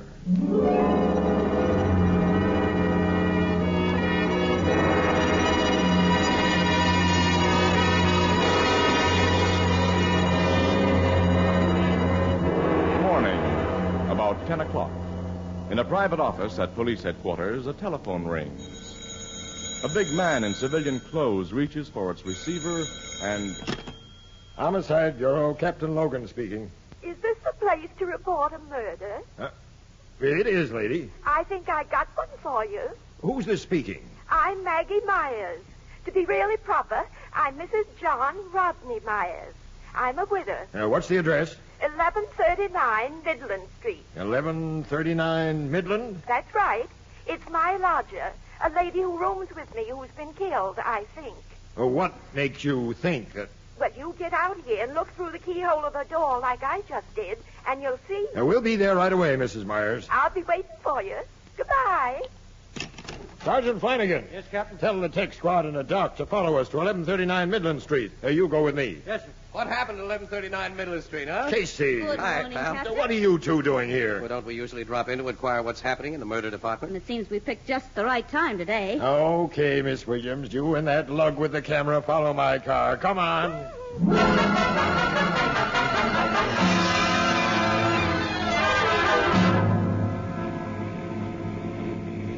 Logan's car stopped in front of that little cottage, Casey. Mm-hmm. I'll park right behind him. Hey, this is a crummy neighborhood, Annie. Yeah. We're not going to get any front page stuff here. Look. That little old woman just came out of that door. Are you Mrs. Myers? That's me, Maggie Myers. Mrs. John Rodney Myers. Well, I'm Captain Logan, and this is Sergeant Flanagan. How to do? Pleased to meet you. And come in. Remember, we're in this party, too, Logan. Who's this fellow with the picture pot? Just a press photographer, Mrs. Myers. Pay no attention to him. Oh, you're here to take pictures of me with your brownie, young man? My brat? Definitely, Mrs. Myers, yeah? Oh, come in, young man, and make yourself to home. You and your lady friend both. Oh, and be sure and wipe your feet on the mat. Well, thank you. Now, where's this lodger of yours whom you think... In the front bedroom, just off my parlor here. There. The door's locked. It's the only room I rent out. The only room I got to rent, matter of fact. Sergeant, take a squint through this keyhole. See if you see what I've seen. There's only 4 rooms in this place. Parlor, kitchen, and front and back bedrooms. There's a dame lying on the floor in there, Captain, and I'd say she'd been stabbed. I used to have a nice big house when my husband was alive. 6 rooms and bath. We'll break in the door. Hey, who'll pay for that door? We can't think of that now, lady. Together, Flanagan. Yep. One push is all a door like that needs. Hey, this dame on the floor is stone cold. She's been dead for hours. Look at this knife in her back, Captain. Pushed into the hilt. Hold it, everybody.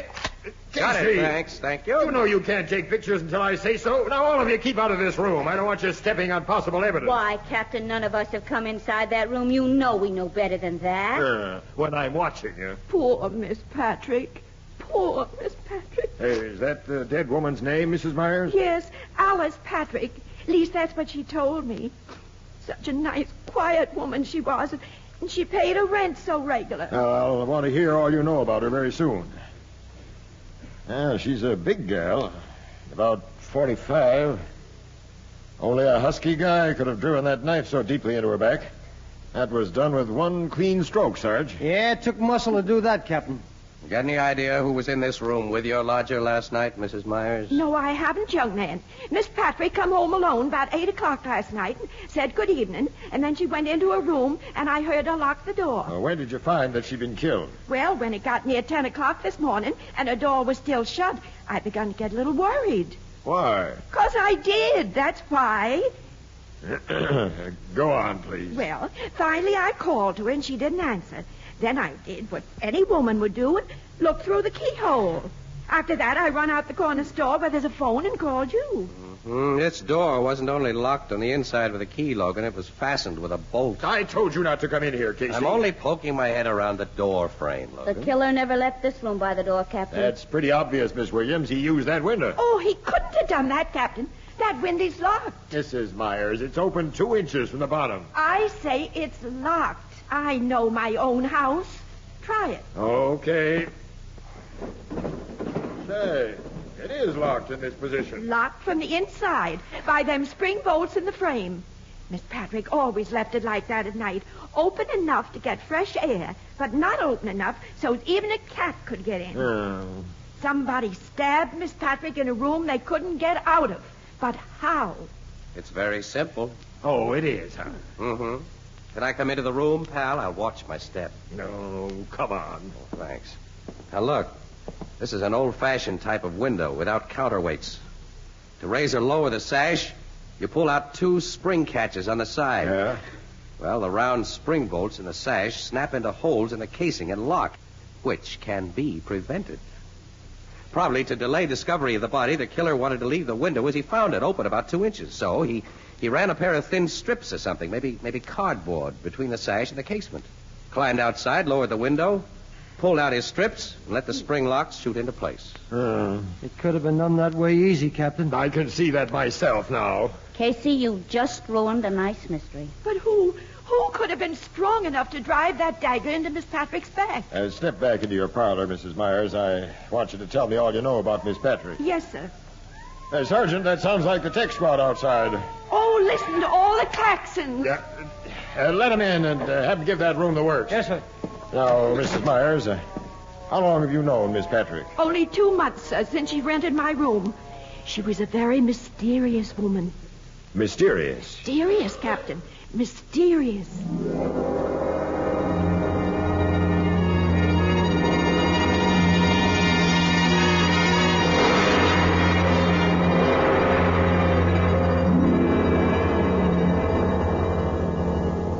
Now, to sum up what you've been saying, Mrs. Myers, this woman, Alice Patrick, answered an advertisement you put in the paper. Yes, sir. It said, refined lady has pleasant furnished room to rent and own home. That's beside the point. I decided to take a lodger, Captain. Not so much because I needed the money, though I could use it, of course, as because I get kind of lonesome. And I figured having another woman in the house... We've gone over that. The point, Mrs. Myers, is that this woman never told you anything about herself. That's why I say she was mysterious, Captain. Most women do tell things. Women like to talk. I see that. And another thing, she never went out of the house without leaving her suitcase locked. How did you discover that? How do you suppose I discovered it? Sergeant Flanagan. Sergeant. Yes, sir? Bring that suitcase here if the tech men are finished with it. Okay, Captain. I was just coming out for you. The doctor'd like to have you in there for a minute. All right. Excuse me, Mrs. Myers. I'll be right back, Casey. Say, Mrs. Myers, whose picture is this on the wall? This beautiful woman. Believe it or not, Mr. Casey, that was me 50 years ago. You know, I figured it was. Honest? Yeah. Now I'm all wrinkled and shrunk up. Oh, no, indeed. Your face still has the nice lines of the girls in this picture. Oh, you're just kidding. But it's nice of you to do it. Oh, really? I'm not kidding. My husband, John, used to say pretty things like that. John's been dead now for 14 years. Tell us about yourself and your husband, Mrs. Myers. Well, I probably don't look like much to you now, but John and me was once somebody's. Oh? Who? You never heard of Maggie Garland? Well, no, I... Oh, of course you didn't. Maggie Garland was my stage name back in your grandfather's day. You were an actress, eh? Dramatic soubrette. I wasn't a very good one, I guess, but I looked real good in tights. My husband was a real soap nobody, though. What'd he do? John Rodney Myers was educated. He wrote a book. A book, yeah? About historical things. There's the book he wrote on my table. May I look at it? Yes, but handle it careful. It's old and not very strong, like me. Well, I'll be careful. Let me see, Casey. Arms and armor of the Middle Ages. Oh, he was an authority on such things. Colleges and museums used to ask for his opinion. He knew all about battle axes and swords, and newspapers and magazines used to mention his name, and mine, too. You might mention that when you write your piece, young woman. I will, Mrs. Myers. It's very interesting. Oh, here's that dratted captain back again. Mrs. Myers, don't you know of any big or very strong people who are associated with Miss Patrick? Well, I don't know if you'd call my next-door neighbor associated with her, but I know he's been bothering her. How was he bothering her? Well, Sam Mulvey will bother anything that wears skirts, especially when he's drunk. And the guy's a wolf, huh? Sam Mulvey's what I call a masher. It made Lena Glasheimer mad as all get out when Sam took a shine to Miss Patrick. Mm-hmm. What was Lena Glasheimer mad about? She was jealous. She wants to marry Sam Mulvey. You're finally telling me something that may help my investigation. Have you looked into a suitcase yet? No, but I've got it here. Also the key. My man found it in the dead woman's purse. Let's open it up. Yeah, I am. Only a few papers in there. We'll see what they're... Casey. Hey, I've seen papers like that one before. It's a parolee's discharge from Avon Prison. The name of Alice Patrick Ives. Alice Ives? Say, she's the dame who Oh, murdered I that... know. The parole board let her out last fall after she'd served 20 years of a life sentence. What are you saying? Miss Patrick, my lodger, was a murderess? I bet she was. She carved up a guy named Clem Shirley, who was a big-time rum runner back in Prohibition days, Mrs. Myers. And now she's been killed with a knife. Oh, Casey, this is finally beginning to look like front page. I'll say it is. We can resurrect the whole story of the Shirley murder, Alice Ives' trial, her 20 years in prison, everything. I never would have dreamed. Now I can imagine why she was afraid of that man. Man? What man? The mysterious man. Mrs. Myers. Lady, will you please talk straight? She told me if this man ever came to the house, I was to say she didn't live here. She described him to me. And one day he did come. I seen him watching the house. And when I told her, she like to die of fright. Now you tell me about this. Well, you didn't ask me about the mysterious man before. Oh. Of course, now I figure he was a detective who was watching her. Mrs. Myers, let me figure. Hold it, pal. Wait a minute. Mrs. Myers, will you describe the mysterious man to us? Of course I will, boy. He was a big, gray-haired fellow with a little black mustache. Oh, and a long scar on his left cheek. A scar? Oh, she's described Pete Shirley. The brother of the rat that Alice Ives killed. He's paid that dame off for knifing his brother. Oh, Casey, this will be a story. And you'll be in it, too, Mrs. Myers, as the star witness. Put on your hat and coat, Mrs. Myers. We're going to headquarters where you can look at Pete Shirley's picture. And if you identify him, this case will be all washed up.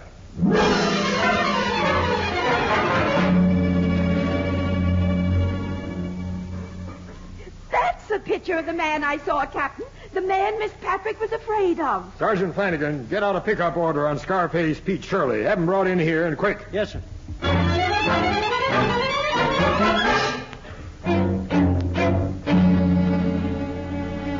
Boys, we've got Pete Shirley, Captain. Swell, Sergeant. Hey, that's quick work, Flanagan. Any trouble, Bob? Now, bring him in here. I don't think you'll like him in your private office the way he is, Captain. What do you mean? Well, Pete is shot up pretty bad. He's dead. Dead? Dead. He got killed trying to pull a hold up last night, Captain. And he was pulling that hold up over in Woodsfield at the very time Alice Ives was being stabbed here. You're sure? The boys just brought him into the morgue, sir. There goes my case against Pete Shirley. And my beautifully corny story about a brother's revenge. The death of Mrs. Myers' lodger is becoming a mystery after all.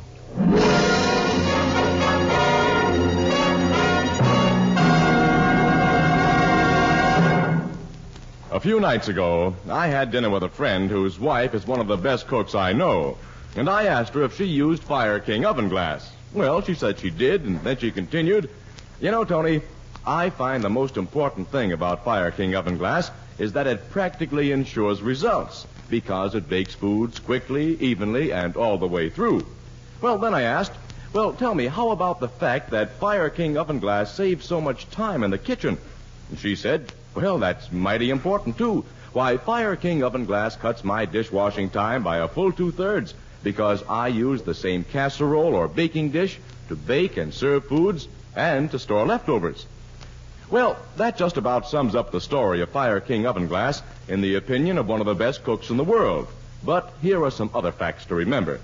Each piece of Fire King oven glass is guaranteed for 2 years against oven breakage. Each piece is incredibly low in price, and you'll find a wide selection at your favorite chain, variety, hardware, or department store. Fire King oven glass is a product of Anchor Hocking. A great name in glass.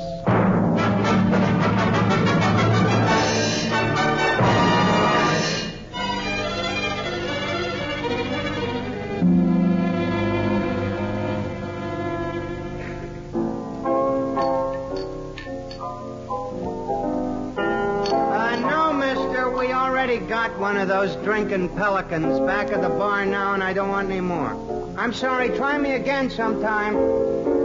I always hate to turn them salesmen down, Casey. But as my sister Edna says, quote, "Them as buys everything from everybody pretty soon ain't able to buy nothing from nobody." Unquote. Yeah. Besides, my neck gets tired watching the darn thing. Now, what was we talking about before that guy come in? I wasn't talking about anything, Ethelbert. I was sitting here quietly trying to dope out the 5th race. Drinking pelicans. What, in the 5th? Oh, now I remembered that old Mrs. Myers, the star witness in that Alice Patrick Ives murder. She's quite a character, according to the stories you've been writing, Miss Williams. She is quite a character, Ethelbert. The poor little thing, she's been terribly lonely. All this excitement, her picture in the paper, cops around the place, neighbors dropping in to hear her talk. You know it's given her a new lease on life. You know, she's a cute old gal. You talk your ear off, she gets the chance, but you can't help but like her. Yeah, sounds like my sister.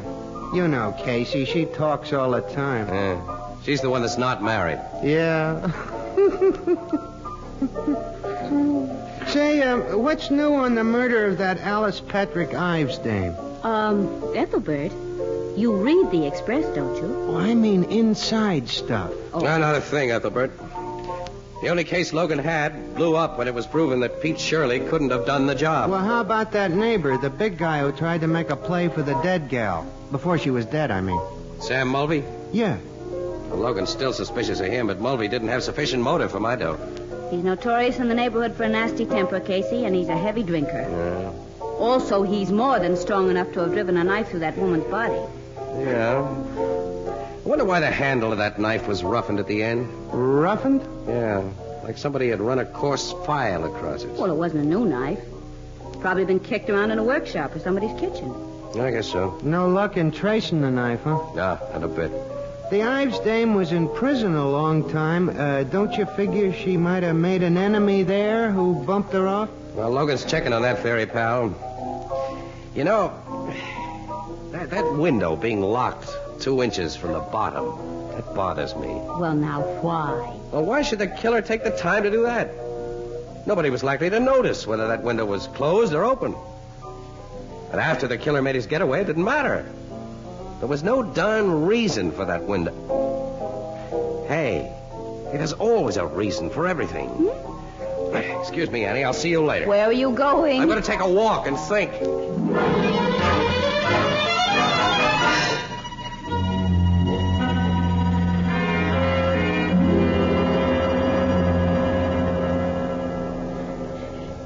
Mr. Casey. I'm delighted to see you. Thanks, Mrs. Myers. And be sure and wipe your feet on the mat. Yes, I remember. Come in the parlor and sit, if you don't mind the muss. Some of my neighbors was in, and they wanted to hear firsthand about poor Miss Patrick. They just left, and I ain't had time to clear up the tea things we used. Oh, can I give you a cup of tea? Tea? Oh, no, thank you. No, It won't take but a minute. Tea just isn't my dish. I'll make you coffee. I can get along without coffee, too. Oh, young fella, I haven't got anything else. Mrs. Myers, I came here for a talk, not a drink. Oh, that's fine. I like to talk. Do you? You like to have people want to talk to you, Oh, too, I guess huh? everybody wants that. Yes, especially persons who were once somebody, as you were. Oh, I was never much. Just an actress without much talent, but my husband was really the somebody. Yeah, indeed he was. I stopped at the public library this afternoon and looked over his book, Arms and Armor of the Middle Ages. Oh, you did? Mm-hmm. I'm afraid it was a little over my head, It though. was interesting, don't you think? Yes, it gave me an idea. I guess it gave you one, too. What? I don't know what you mean. You killed Alice Patrick Ives. Of course, you're joking. No. No, Mrs. Myers. Young man, I weigh just 91 pounds in my heaviest coat and winter galoshes. Are you saying I drove a knife completely through that big woman? Uh-huh. And you did it from outside of her locked window. How could I do that? With one of the medieval weapons your husband wrote about, the kind he says could throw an arrow or a spear or a knife with accuracy, silence, and great force. The window was open 2 inches. The knife was shot through that opening. You figured you were creating really a great mystery, huh? A woman stabbed in the back in a completely locked room. That appeal to the dramatic instinct an actress never loses. You're pretty smart, young man. You know, I never figured that window could be shut and locked from the outside the way you said. You kind of spoiled the mystery. You admit you killed Miss Patrick? Oh, of course I don't. I'm just talking. It's nice to talk, even on a crazy subject. Why, in your opinion, did I kill that woman? Well, I guess in order to get attention. The attention you've been without for years. Oh, I have been very lonesome. I've wanted folks to notice me again, but do you think that's a good enough motive for what you say I've done? It wouldn't have been for you if you hadn't learned your mysterious lodger was a freed murderess. After you found that out, probably by getting into the locked suitcase and seeing her parole papers, you considered her life of no value at all. She was a bad woman. I went to the library and got old newspapers and read up about her case. And that's how you found out about Scarface Pete Shirley, the brother of the guy she killed. I even come across some pictures of him. He never came here looking for Miss Patrick, as you said. No, but that seemed a good story to tell the cops. Yeah. Well, I guess you're ready now to tell the true story to the cops, Mrs. Myers, huh? There ain't been much in the papers about me during the last couple of days. And next week there wouldn't be anything, maybe. And folks would stop calling on me and I'd be alone again. By me telling the cops, I won't be forgotten so quick. And you'll put more pictures of me in the paper, son? Yes, indeed. We'll go down to headquarters right now. Darn good idea you've given me, young fella. I'll get my coat. Hey, wait a minute. Huh? What do you mean? That I've given you a good idea? You understand English, don't you? Say, look here, wait a minute. Am I wrong about this? Did you kill that woman? For all your smartness, you don't know a thing. I don't... Well, do you? No, I'll get my coat and bonnet. Say, Mrs. Myers, if you're not really guilty, if you're going to confess to something you didn't do, hey, wait a minute, you can't do that. I can't hear you. I say you can't do that. Wait till I get back to the parlor. Now, what did you say I couldn't do? What's that in your hands? The thing that killed Miss Patrick. But you got it pointed at me. That's right. I'm going to let you have it now. There's nothing I can do to stop you, I guess. Of course there ain't. Here, take the darn things out of my hands. What? It's heavy. Oh, you're letting me have it. It's I the see. evidence you needed. You didn't have none before. Mrs. Myers, Fooled you, didn't I? yeah, you sure did. I can fool folks right away. Bet I get you guessing again before we're through.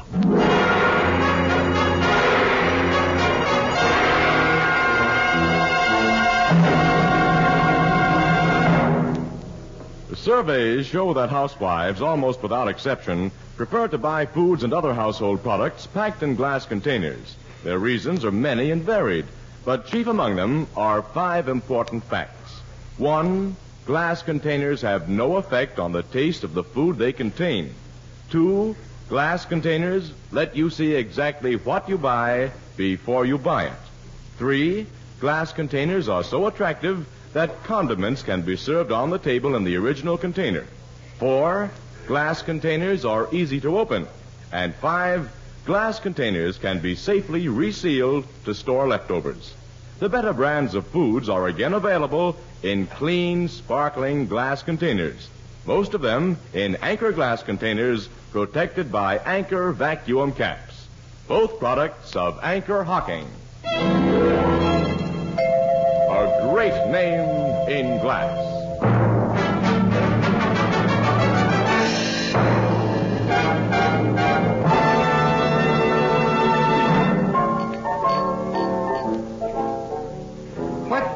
What was the gadget Mrs. Myers had that shoots knives, Casey? It was an old crossbow, Ethelbert. Crossbow? That's right.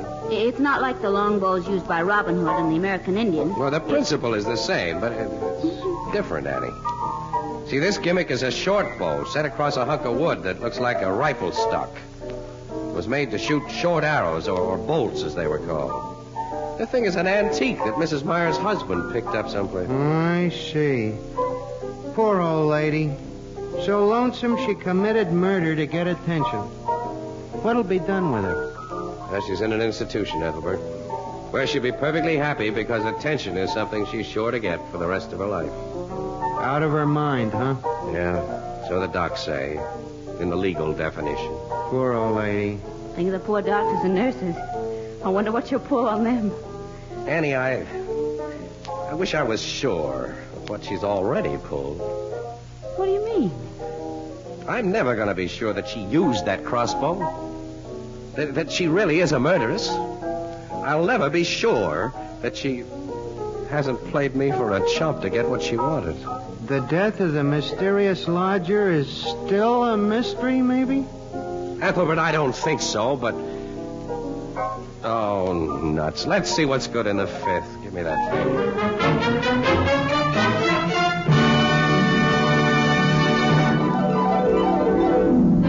Crime Photographer, starring Stotts Cotsworth as Casey, is brought to you each Thursday by the Anchor Hocking Glass Corporation, makers of Fire King oven glass, Anchor glass containers, Anchor caps and closures, all products of the Anchor Hocking Glass Corporation, a great name in glass.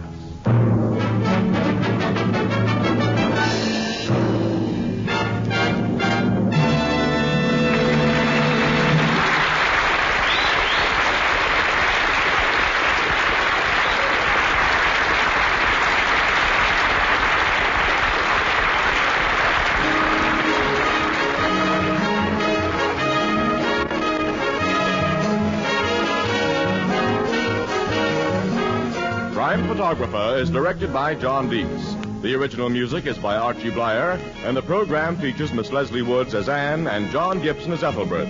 The part of Maggie Myers was played by Miss Eva Condon.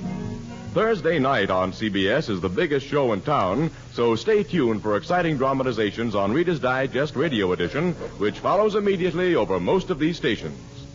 The Red Cross carries on for veterans, for military hospitals, and for all communities in time of disaster. You can help by giving generously now.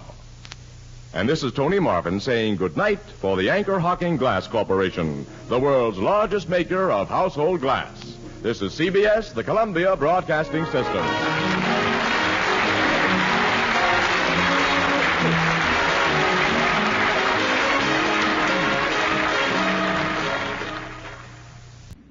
Drums, 5 drums, and 26 minims. I think that's enough from the X2 container, Kurt. Have you checked the amount with your notes? Yes. 2% X2 plus 1% X6. 2% CM plus 3% OM. All right, Hugo, I've got it. I'll switch off the burner. That's it. Now, what is it, Kurt? I can't breathe. Quick, get to the window. Here's that pencil. Get to the window. That's better. Thanks. You all right? I'm all right, Hugo. Breathe in the fresh air. Take deep gulps of it. I am okay now.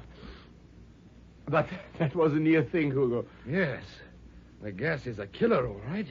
We'll have to go careful with it. It's got just what it takes. Just a whiff of it, Kurt, spells sudden death.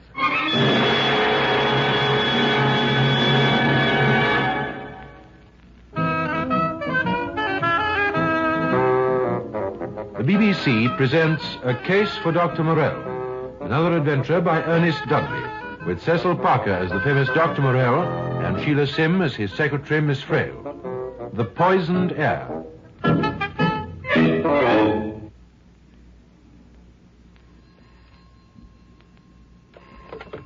Hello, this is Dr. Morell's house. Is that Miss Frail? Professor Russell here? Oh, hello, Professor. Good evening. How's Dr. Morell? Busy, I expect. Well, he is rather busy. He's working with the dictaphone at the moment. Shall I get him for you? I don't want to disturb him.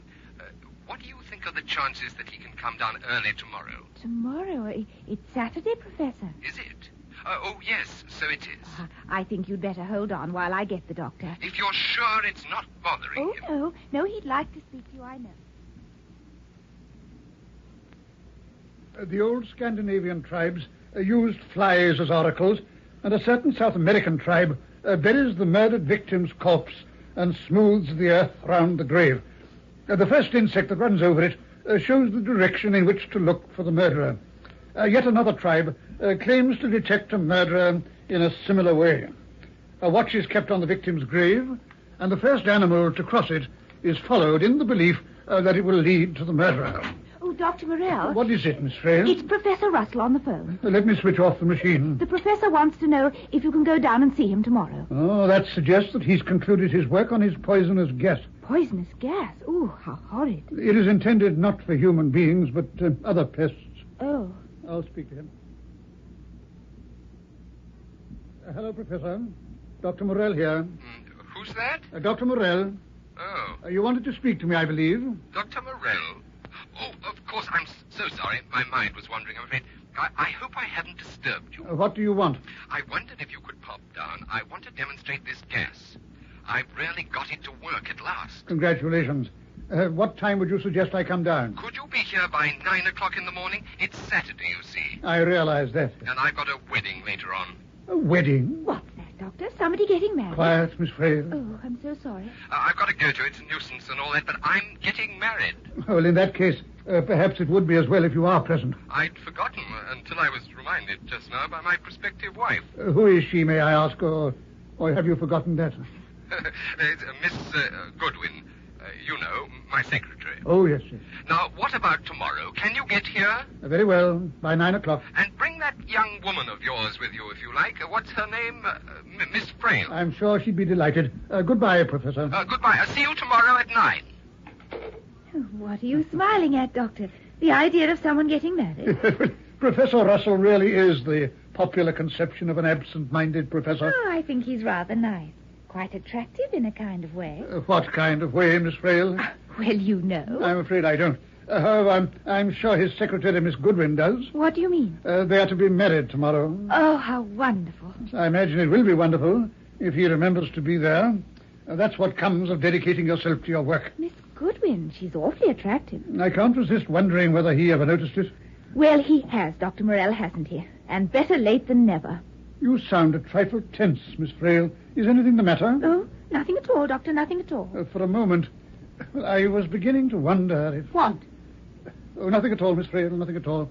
Professor Russell has invited you to accompany me tomorrow morning. Weren't you saying that we'd have to be there about 9 o'clock? Yes. Oh, he lives this side of Guildford. We shall have to leave about 8. I hadn't forgotten, Miss Frail. I'm not absent-minded, as it happens. No, Doctor, I know. I wonder... You wonder what? I was thinking about his assistant. The professor omitted to mention him. Oh, you mean that dark, good-looking young man from Vienna or wherever it was? Kurt Emanuel, his name is. Kurt Emanuel, yes, that's it. Come to think of it, I rather thought he had his eye on Miss Goodwin. Professor Russell is the much more brilliant chemist. You think that's why she preferred him to Mr. Emanuel? Because he's a cleverer chemist? My dear Miss Frail, I've no intention of entering into a discussion with you on the subject of what attracts one female member of the human species to the male, or vice versa. Oh, but why not? Because I have more important matters to attend to in the study. Oh, dear. Just for a moment, I thought I'd got him going. Who are you telephoning, Hugo? Oh, hello, Bella. I've been talking to Dr. Morell. Not to ask him to be best man, I hope. Of course not, my dear. We've already asked Kurt. I'm glad you remembered that, anyway. I'm sorry, Bella, about being so absent-minded. Did you mention to him you'd forgotten that you and I are being married tomorrow? Mention it to who, my dear? Dr. Morell, of course. Haven't you just been speaking to him on the phone? Yes, I told you. I did mention that I'd forgotten about tomorrow. That's why I asked him down early. Hugo, I suppose you are going through with it, aren't you? I'm afraid you're overworked, Bella. We're both overworked. We've been going at the job non-stop for several months now. You haven't answered my question. It hardly requires an answer. You know that I'm marrying you tomorrow. You know that I'm going to do my best to make you happy. I don't think I could take it if you let me down. What are you talking about? Whatever put the idea in your head? What is Kurt? Hello, Hugo. Ah, Kurt. You just off? Yes, aren't you going home, Bella? Haven't you both done enough for today? He wants these last notes before tomorrow. I don't know why you're rushing it this way. I'd like to have it all cleared up before the wedding. Why not postpone it? Thank you, I'm sure. Not all of your jokes are in the best taste, Kurt. I'm sorry. I'm going to the laboratory. See you in the morning, then. I shan't be back till the early hours. Have a good party. I will.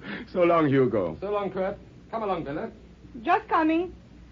I hope you won't miss all your sleep, Kurt. Why do you care? I want you to look your best for the wedding tomorrow. Now, who's making jokes in bad taste? I don't know what you mean. You know I'd give anything to get out of it. I'm only doing it to please Hugo so that he won't suspect that I'm in love with you. Please don't talk like that. For the last time, won't you listen to me? There's your arrogance again. Just because you're in love with me, or say you are... You know I love you more than anything in the world. And so I must love you in return. You can't believe that I should turn you down for Hugo. I know he's got money. He can give you security. That old Viennese charm creeping through. I think perhaps we better not discuss it anymore. There's something behind this. Some motive for what you're doing. Why don't you confide in me? After all, I might be able to save you sacrificing yourself. I can wait... How dare you talk to me in this horrible way? Put on airs if you like. But it doesn't fool me. I know you don't really love Hugo. You really love me. You conceited fool. I don't like being called that. And I don't like having to listen to any more of your rubbish. Good night. Good night, Bella. All right, the future Mrs. Russell. I'll see about your little game. I'll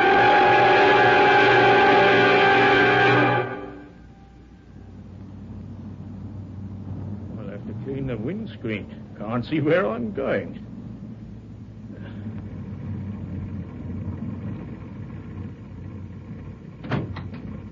Absolutely plastered with moths and maybugs. Yeah. That's better. Hello. Who's this wandering all over the road? Why, it's Miss Goodwin. Are you all right, Miss Goodwin? Oh, hello, Sergeant Hammond. What are you doing out at this time of night? Been to a party? No, I haven't. I've just left the professor. Working late hours, aren't you? So are you. Oh, I'm just back from the police dance. Get in, Miss Goodwin, and I'll see you safely home. Oh, that is kind of you. I was almost falling asleep. Oh, so that's what it was. I saw you weaving about the road a bit. Hop in.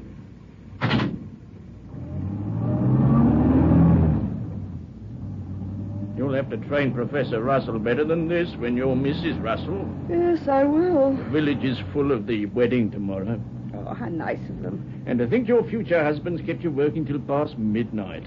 He hasn't got very much idea of time. Now, you better sleep late in the morning. Not much hope of that. I've got a batch of stuff to type. Sure. What a slave driver he is. He'll be wanting you to take the typewriter on your honeymoon. I don't even know if there'll be one. Oh, dear me, Miss Goodwin. This is me, Sergeant Hammond. You can let yourself in, all right? Oh, yes. My landlady's used to me being back late. She's heard us there's a light in the window. Always likes to bolt up after me. Thank you so much for the lift, Sergeant. A pleasure. And very best wishes for tomorrow. Thank you. Good night. Good night, Miss Goodwin.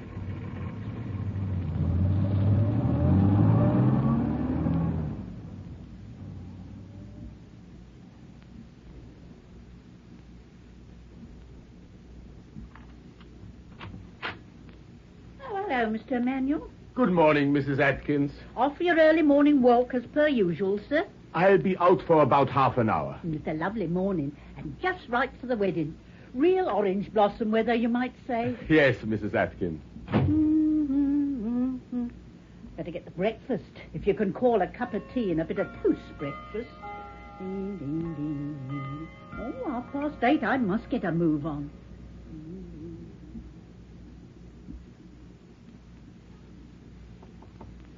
Professor, I brought you breakfast. Fast asleep. Better go in. Good morning. Here's your breakfast, Professor. Come on now, wake up. It's your wedding day. Wake up, Professor. Oh, Professor. Oh, he's dead.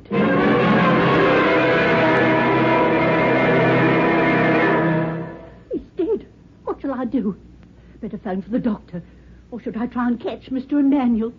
Oh, dear, what shall I do? Oh, was that someone at the door? Who could that be at a time like this? All right, I'm coming. Oh, dear. Good morning. Professor Russell's expecting us. He's dead. It's Dr. Morell and Miss... What? He's dead. Professor Russell's dead. What are you saying? I just found him. I'm Mrs. Atkins, the Daily. I just arrived and I took him in his breakfast. Not that he has much, just a cup of tea and a bit of toast. Where is he? Upstairs in bed where I found him. Come along, Miss Frail. Yes, Doctor. I knocked and he didn't reply. I thought he was sleeping heavy, and then it being his wedding day and that, I went in. The woman was right, I fear, Miss Frail. Is he dead? Yes. He must have been dead several hours. Somewhat curious. What, Dr. Morell? He has the appearance of having succumbed to carbon monoxide poisoning. You mean gas poisoning? Yes. Well, there's no gas fire or anything in the room. I had already observed that. The window is closed, And it was a warm night last night. and these 2 glass containers on the table over here. Oh, what a horrid-coloured liquid this one is. And the other one has been emptied. Dr. Morell, it's the poisonous gas. Possibly, Miss Frail. Fancy Professor Russell carrying on his experiments up here. Is he? I'm afraid Professor Russell's dead. Oh, dear. Then I might just as well take his breakfast tray away. He certainly won't be requiring it. Not that it was much of a breakfast. Only a cup of tea and a bit of toast. What shall we do, Doctor? I was wondering where the others were. Miss Goodwin? Oh, Miss Goodwin will be here any minute now. And Mr. Emanuel? He's out for his usual walk. I met him as I came in. Where are you, Mrs. Atkins? Oh, that's Miss Goodwin, sir. She's here. What shall I tell her? I'll speak to her. Wait here, Miss Frail. Oh. You needn't remain by the bed if you prefer not to. Well, I... Look out at the garden. That'll provide you with a more pleasant spectacle. Yes, Doctor. Oh, poor Miss Goodwin. And she was going to marry him today. Mrs. Atkins, are you there? She's on her way, sir, upstairs. Very well. Miss Goodwin? Oh, it's you, Dr. Morell. I hope I didn't surprise you too much. Of course, Hugo said you'd be coming down first thing this morning. Have you seen him? I have. What is it? What's the matter? I fear, Miss Goodwin, you must prepare yourself. Something's happened to him, Hugo. Professor Russell is dead. But it can't be true. He was feeling perfectly all right last night when I left him. I'm afraid it is true. Let me see him. Miss Frail is in there. She came down with me. How did he die? He looks... That remains to be seen. Possibly a heart attack, although his appearance indicates something else. This is a dreadful shock. Oh, Dr. Morell. Won't you sit down? Thanks. Can I get you something? No, Miss Frail. Doctor, I can't understand it. I was working with him late last night, and he was perfectly normal. But you yourself know. Well, I spoke to the professor when he phoned. He sounded in perfectly good health, I agree. You say that you were with him late last night. There was a last batch of notes to be done, and he wanted to get it over with. Where is Mr. Emmanuel? Good. Well, he'll be out on his morning walk. I'll ask Mrs. Atkins if she's seen him. Never mind that now. He'll be back presently. Doesn't he know about Professor Russell? It would appear not. There's no reason why he should. You see, Doctor, he always goes for a walk first thing before starting work for the day. That explains it. There is every indication, Miss Goodwin, that the professor may have had an accident. Accident? The poisonous gas on which he was working. The glass containers. What are they doing here? That question occurred to me. One's been emptied into the other. How do you know? The color of the liquid. That would produce the poisonous gas. That was what I was wondering. Is it lethal to human beings? In its present form. Hugo and Kurt were working on it further to make it non-fatal to human beings. Kurt Emmanuel shared the secret of its manufacture with the professor? He first brought it to Hugo. That was why he came to live here, so that they could experiment together. I understand. How am I going to break it to him? To what do you attribute the presence of these containers here? I don't know. He was very absent-minded, wasn't he? Never with his job. I know he forgot about our wedding today, but he wouldn't forget about his work. When did you last see these containers? In the laboratory last night. Can you explain their presence here? Perhaps he brought them up with him to make last-minute adjustments. Just now, you said you couldn't understand it. I can't, but how else could they have got up here? There's no one in the house at night except Professor Russell and Mr. Emmanuel. Kurt went out to a party at Guildford after dinner and told us not to expect him back to the early hours. Did the professor invariably sleep with the windows closed? Yes. As a matter of fact, I came up here and put on the reading lamp beside his bed, and the insects started flying in from the dark, so I closed the windows. When I left, Hugo was on his way up to bed. That sounds as if someone's outside in the drive. It looks like Mr. Emmanuel. Yes, it is, Kurt. Shall I tell him what's happened? Why not let him come up and see for himself? Shock. It might upset him. You prefer to break the news to him? Might be better. Very well. I'll catch him in case he meets Mrs. Atkins. Where will she be? In the kitchen, but if she hears him... I think I might have a word with her. Oh, yes. I'll hurry and see Kurt. Miss Freya? Yes, Doctor? When you finish scrutinizing that dead moth on the windowsill... Oh, there's a whole lot of insects here. Naturally, they died at the same time that Professor Russell did. Doctor, what do you mean? Miss Frail, if you'd pick up the telephone and ask for the police. The police, Dr. Morell? You mean that... Just ask for the police, Miss Frail. Oh, yes, Doctor. Shall I use a handkerchief to hold the receiver? Well, if it amuses you to do so, Miss Frail. I meant in case there are fingerprints. If there are, they won't prove anything one way or the other, and wrapping a handkerchief around the receiver will merely serve to smudge them. Oh, but I always thought... Your head is forever plagued with popular fallacies, Miss Frail. Just pick up the phone and get the police. Yes, Dr. Morell. And while you're attending to that task, I'll have a word with Mrs. Atkins. Oh, yes, Dr. Morell.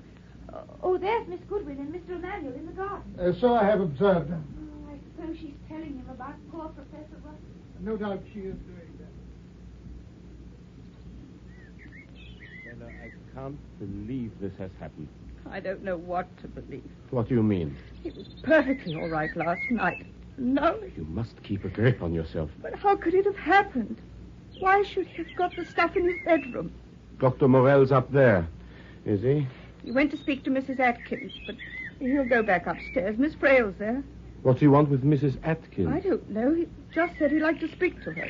Rosie, what this has got to do with him? He was invited down as a guest, not as Hugo's doctor. What does it matter? He's here, and he is a doctor. I'd better see what's going on. All right, let's go. Poor Bella. I'm so dreadfully sorry. Please believe I'll do everything I can to help. When I didn't get no reply, Doctor, I went in, and there the professor was. Was there anything about the room that you noticed particularly? The bedside lamp was off? That's right. And the curtains were drawn open like they always are. The windows were closed? That's right. He always slept with his windows closed, winter and summer. You invariably called him at the same time? Yes. Where was Mr. Emmanuel when this happened? Well, I seen him just before I went upstairs. He was going out for his usual morning walk. You noticed nothing untoward about him? Oh, he looked a bit washed out like, but that's no wonder, seeing the time he went to bed last night. Or rather, this morning. Indeed? 3:30 it was, just before daylight. What were you yourself doing at that hour? Oh, it wasn't me, it was my son. He took some girl home from the police dance and dallied. You know what young lads are nowadays. Not only nowadays, Mrs. Atkins. I don't know what they're coming to. Your son observed Mr. Emmanuel returning home. That's right. Overtook him, he did, in his car. Mr. Emmanuel's car, that is. And my son saw him drive in here. When you saw him this morning, he appeared not to realize that the professor was dead. Well, if he did, he didn't say anything to me about it. No, of course he didn't know. Well, I mean to say... Thank you. You've been most helpful. Oh, that sounds like Mr. Manuel now. Just come in with Miss Goodwin. I heard them. They're going upstairs. I will follow them.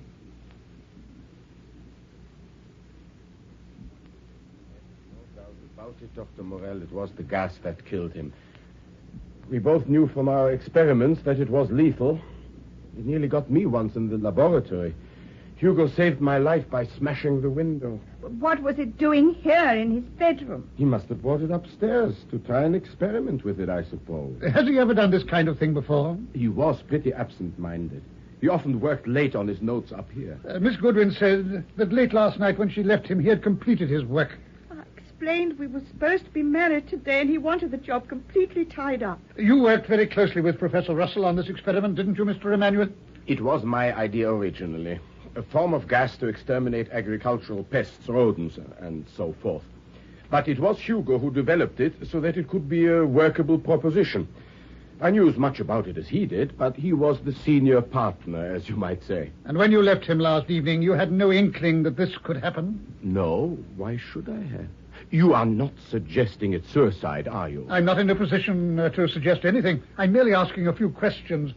So that we may know what to tell the police when they arrive. The police? Miss Frail has telephoned for them. Have you not, Miss Frail? Yes, they're on their way.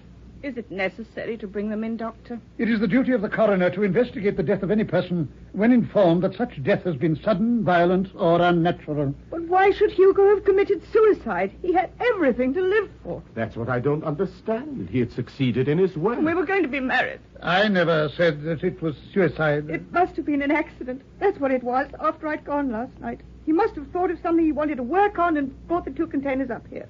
I'm pretty sure it was something like that. How long would the gas remain in the atmosphere? A matter of a few minutes.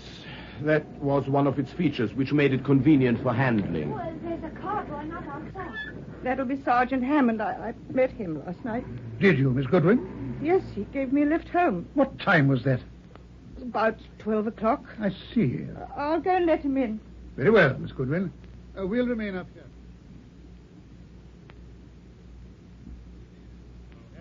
Guildford police about this. Looks like a serious business. You mean a coroner's inquest? Dr. Morel has already told us about that. How long, Dr. Morel, would you say he's been dead? Death was instantaneous and must have ensued somewhere between midnight and the early hours of this morning. Thanks, Doctor.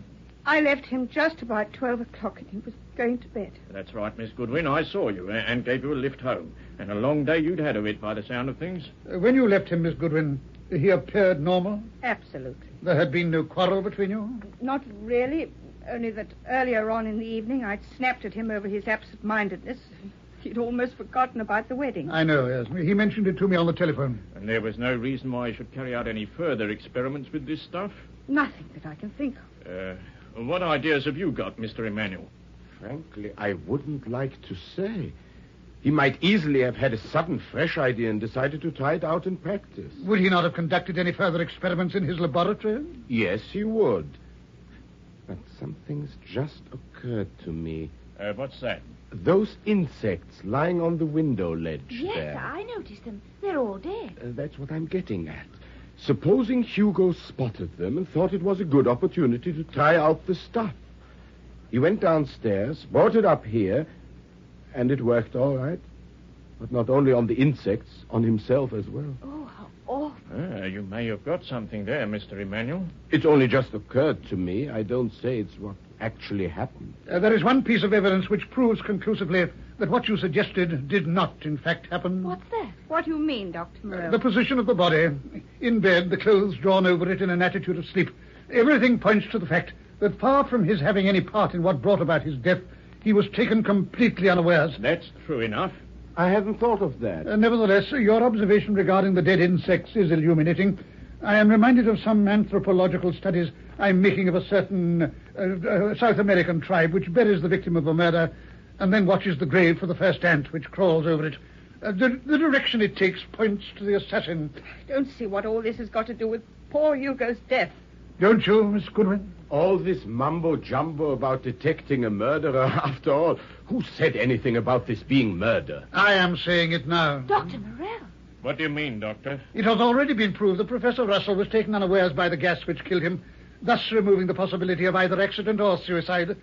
Miss Goodwin is emphatic that when she left him last night at midnight, he was alive and well. Of course he was. Both glass containers holding the component liquids, which when added together produced the gas, were in their proper place in the laboratory. They were certainly there when I went. Who then removed them, brought them up here for the express purpose of murdering Professor Russell? This is horrible. Wherein lies the significance of the dead insects? I still don't get it. Miss Goodwin has established an alibi with none other than yourself. You took her home at about midnight. And I went straight to bed. My landlady can swear to that. On the other hand, Mr. Emanuel returned at approximately 3:30 this morning, just at daybreak. I don't remember saying it, but it is true. Mrs. Atkins' son, who had attended the local police dance, saw you. Mrs. Atkins' boy, that's right. I noticed him at the dance myself. Now perceive the significance of those dead insects on the windowsill. The insects attracted last night by the reading lamp and shut in when Miss Goodwin closed the window, indicating the murderer in the way the ant on the victim's grave I mentioned. I don't see. All right, Miss Frail. Oh. Miss Goodwin's alibi is indisputable, but we have only her word that the professor was in fact alive when she left him. Of course he was alive. I didn't do it. I didn't kill him. Why should I? I was in love with him. Were you, Bella? You were in love with his money, yes.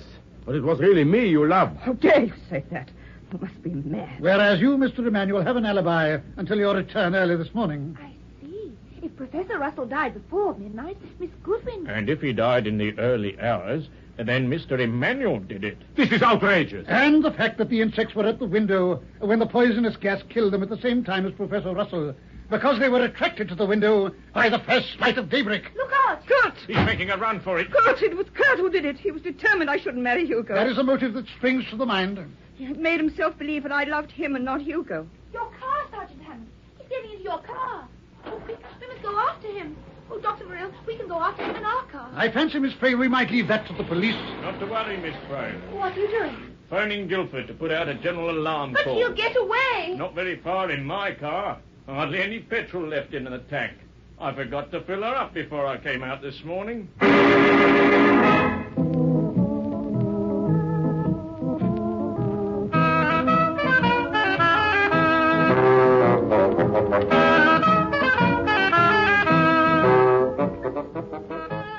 That was another adventure in a BBC series featuring Ernest Dudley's famous character, Dr. Morell, and, of course, his secretary, Miss Frail.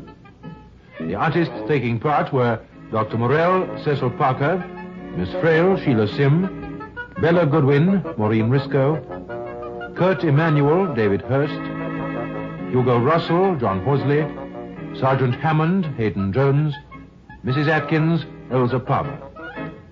This recorded program was produced by Leslie Bridgemont.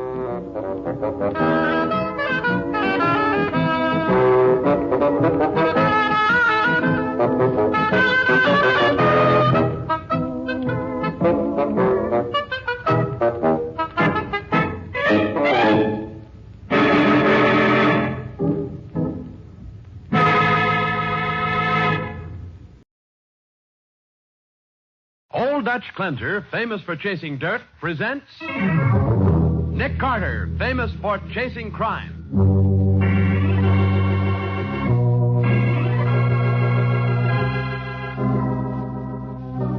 Every week at this time, two great names are joined as Old Dutch Cleanser brings you one of the most resourceful and daring characters in all detective fiction, Nick Carter, Master Detective.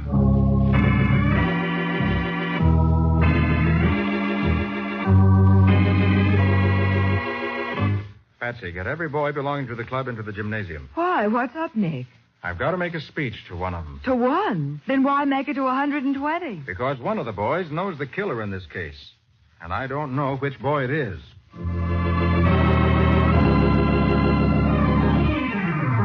Now, the case of the luminous spots. Today's adventure with Nick Carter, brought to you by Old Dutch Cleanser.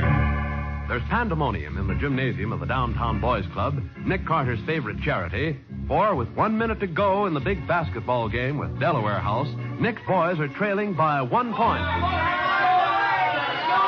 Put it in, boys! We can't let Delaware beat us! Oh, Nick, only 10 seconds more. Going to try, Patsy. Come on, Smokey! Make this one good! Make it, Smokey, boy!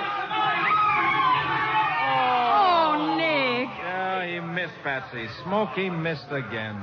Oh, and that's the end of the game. Well, we took a licking. I'd sort of hoped that Smokey Beach could help us lick Delaware this year. It looked like a flash when he joined the club last month. Oh, well. Oh, don't look so sad, Nick. Think how much worse Smokey Bates feels.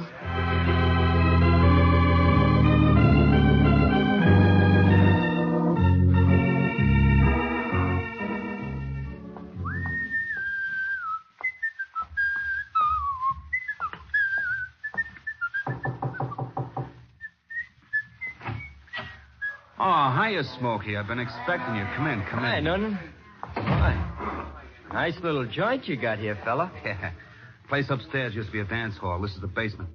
Costs us $3 a month rent. Hey, who's the dame? Oh, that's Fran Hollis. Hey, Fran. Yeah? This here's Smokey Bates. Oh, hello, Smokey. Hiya, Fran. Nice game you played tonight. Thanks. Say, which reminds me, here's your dough, Smokey. $25.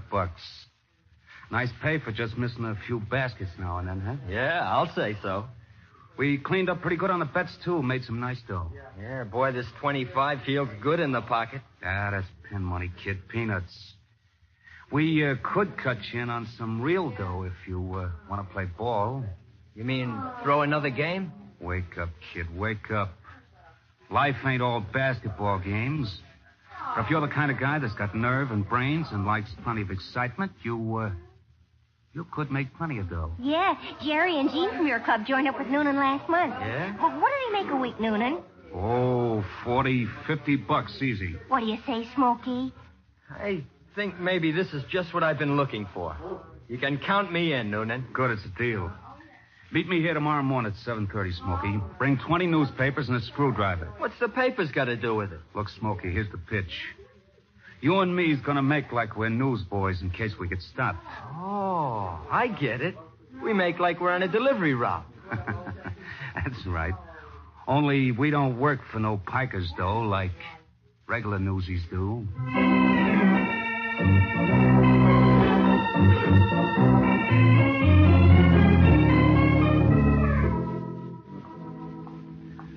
This apartment house is next, Bates.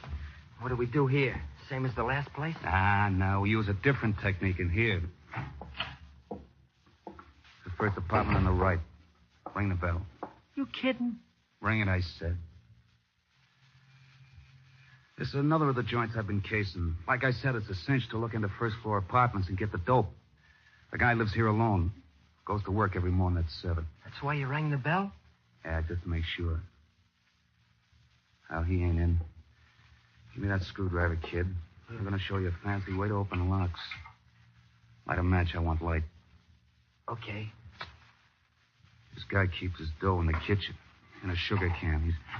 Watch it, Smokey. What are you kids doing there? Nothing, mister. We're just delivering papers. Who do you think you're fooling, Mac? I saw you working at the lock of that screwdriver. You're a couple of sneak thieves. Oh, no, you don't. Get away, Sonny. Get your hands off me. Let go. Cheap little tin-horn gangsters. You got us wrong, mister. We ain't crooks. Watch out, Smokey. Get out of the way. Don't try nothing funny, son. What do you got in your hand there? A gun, mister. That little toy pistol. I don't think I'll fall for that, Sonny boy. You're falling for it, but good, Grandpa.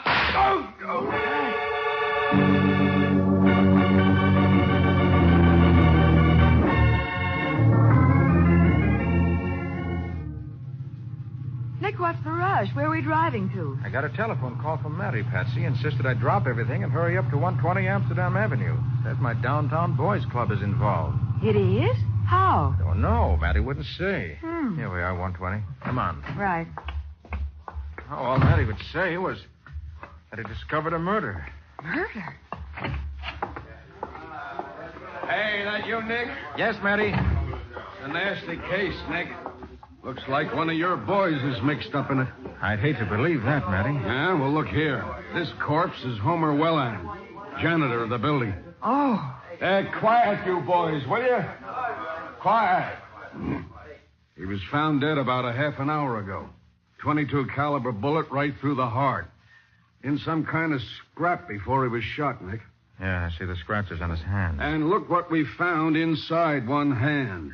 A piece of wool torn from a sweater, and on it, a small silver pin with the initials DBC. Oh, Nick, it's the Downtown Boys Club pin. Yes, I'm sorry to say. Oh. Well, Nick? Well, Matty, I can't answer for every boy in the club. We've got over 100 members. One or two may be kind to do a thing like this, but... Hey. Huh? Who belongs to this screwdriver? Well, I figured it was the janitor's, but I don't figure all these newspapers. What happened is obvious. Some boy came in here this morning carrying these newspapers, probably to disguise himself as a newsboy. Yeah? Tried to jimmy open the apartment door with the screwdriver. Oh, wait, Nick. How can you tell? Screwdriver's brand new, Patsy. And there are flakes of metal on the end of it that match the metal of the door lock. Oh. See the fresh scratches on the brass? Holy smoke, I didn't... The boy used matches for light. You can tell because there's several burnt paper matches on the floor. Also the match book, which was probably dropped in the scuttle. Well, that's right. And the janitor interrupted him. There was a fight, and then murder. Typical case of juvenile delinquency. Nick, we gotta get down to your club and pick this kid up right away. Matty, there are more than 100 kids in that club. It'll take a week to question everyone and a month to check their alibis. We've got to work quicker than that. Well, how can we, Nick? Well, the wool from the sweater is your lead, Patsy. Check the stores that sell sweaters. It may be possible to trace the sale to the boy who's wearing it. Uh-huh. Also check the club. Someone may be able to identify the sweater there. Right. Now, what are you gonna do? This matchbook is my lead, Matty. It's got the address of a candy store on Sherman Avenue on it, near the old Sherman Dance Hall. You know the place. Yeah. Gang may be operating from around there. If they are, I'll find them. I don't like cheap tin horn crooks, especially in my club.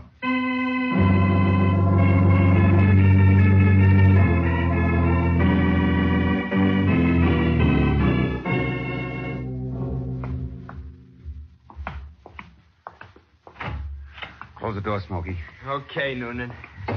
Hi, Noonan. Hi, Jerry. Hi, Gene. Fran ain't here, huh? Nope. Hi, Smokey. How'd you make out? Lousy. Are you kidding? I took $33 in cash and some jewelry. You call that lousy? I call murder lousy. Murder? Yeah, it's like I've been telling you, Noonan. It's okay swiping a few bucks, but I don't go for killing. I'm getting out of here right now. Running out to squeal to Papa Nick Carter, huh? Like fun you are. Ow! You need a little slugging around to wise you up, pal. Okay. You're talking up, too, Noonan. But I can take you anytime. You win, bad Noonan. You're weak. Why don't you play a little basketball, huh? Easy, Smoke, easy. You'll knock his head off. Watch out, Smokey. He's reaching for his pistol. Noonan. Yeah, I dropped him. He'd have squealed on me sure as anything. Listen, Noonan. Now, look, you guys got to help me get rid of the body. Yeah, get rid of it yourself. I'm getting out of here. Me too, and don't wave that gun at us, Noonan. It only holds one shot. We'll be gone before you can reload it. You're in on this killing, too. Remember that. We're in, but we're getting out. Like Smokey said, bucks is one thing, but murder's something else. If you guys start to we talk... ain't gonna squeal, Noonan. Don't worry about us. Just start worrying about Smokey. He'll do more talking dead than he'd ever done alive.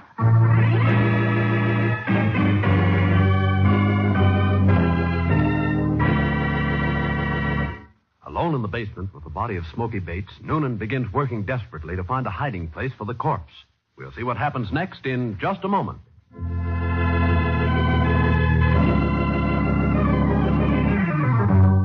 Now, back to the case of the luminous spots. Today's adventure with Nick Carter, brought to you by Old Dutch Cleanser. An hour after the murder of Smokey Bates, Nick and Matty cautiously descend the steps leading to the basement of the Sherman Dance Hall.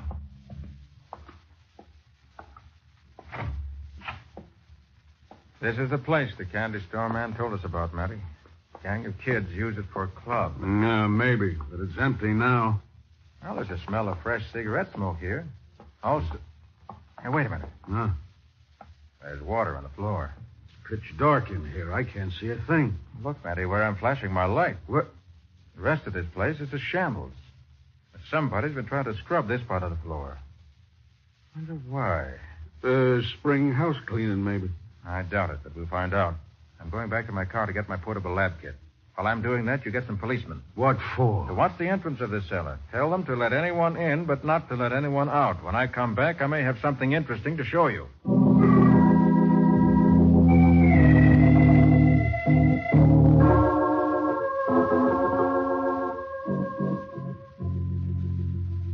All ready, Matty? Yeah, sure. Hey, what's that thing you got there? A spray gun filled with a derivative of tolic acid. What? Come again? Put out your flashlight and I'll show you something. Okay. Boy, it's black as pitch in here now. Watch. While I spray this acid on the wet spots where the floors have been scrubbed. Yeah? Hey, Nick, there's blue spots appearing on the floor. Glow like phosphorus, don't they? Yeah. They burn just like a blue flame. What I expected would happen. Look, Nick, there are more spots up ahead there. Yes, come on. We'll follow and see where they lead to. Right. See?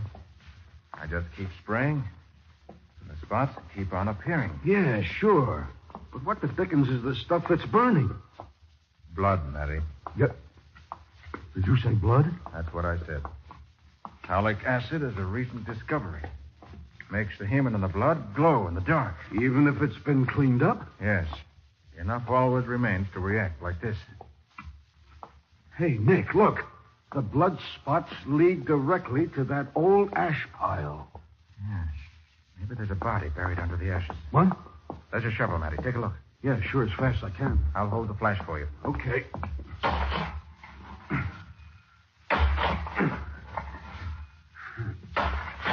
Come on, Matty. Hurry. I am.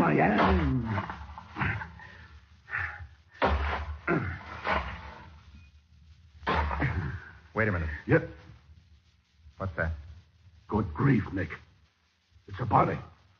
Yes. Let me uncover his face. Oh, good heavens. Nick, you know who he is?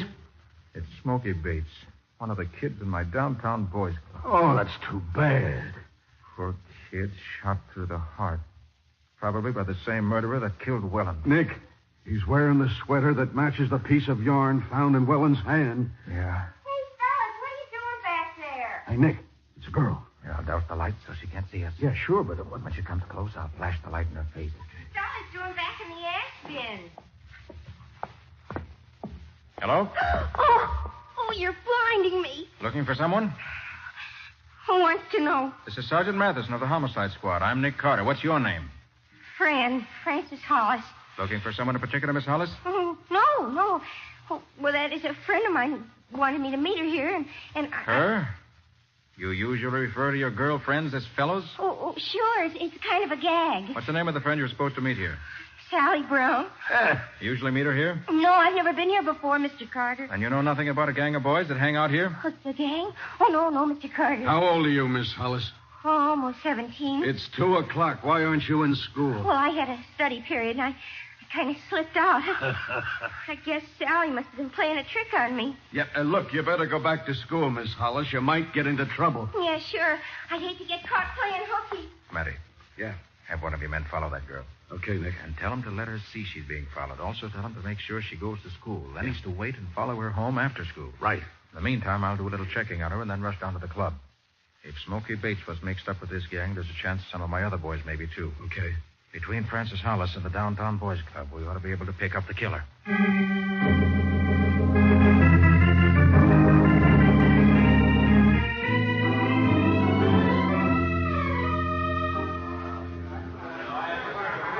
Everybody here in the gym now, Patsy? Yes, I've rounded up every last boy. Good.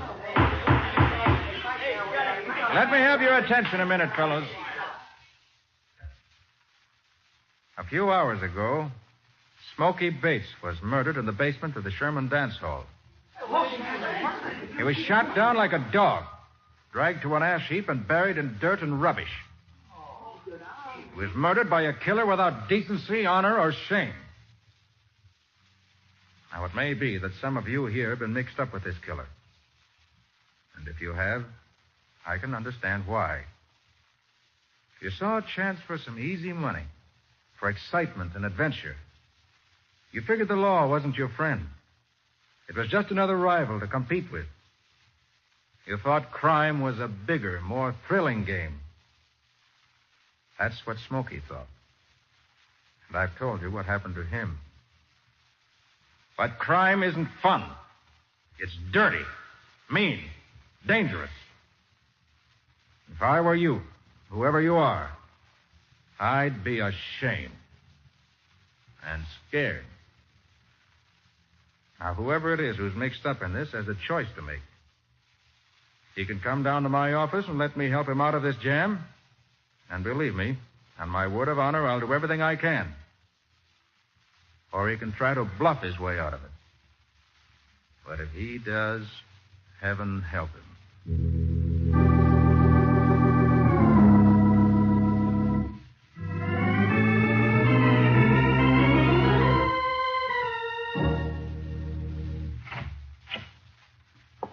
Mr. Carter. Oh, hello, Jerry. Come on in. Come in, Gene. We're the guys. Yeah. Well, fellows, I'm glad you came to me. You're in a bad mess. This is the only way to work it out. Yeah, I guess you're right. I guess it's like you said, Mr. Carter. We just started off doing it for fun. But when he killed Smokey... Who killed Smokey, Gene? I can't tell you, Mr. Carter. Oh, look, Mr. Carter, we'll tell you everything we did. We'll pay back every nickel we swiped. We'll do anything you say. But we can't squeal on this guy. We gave him our word we wouldn't. Okay, Jerry. If that's the way you feel, I'm not going to insist. I'll get him, without your help. But there's one thing I do insist on, fellas. And it's not going to be easy for you. You're going to the police. You're going to confess everything you've done. You're going to take what's coming to you. Understand? Yes, Mr. Carter. Sure, Mr. Carter. Good boys. And if it'll give you any satisfaction, Miss Bone and I are driving to Fran Hollis's home right now. And inside of an hour, the killer of Smokey Bates is going to get what's coming to him.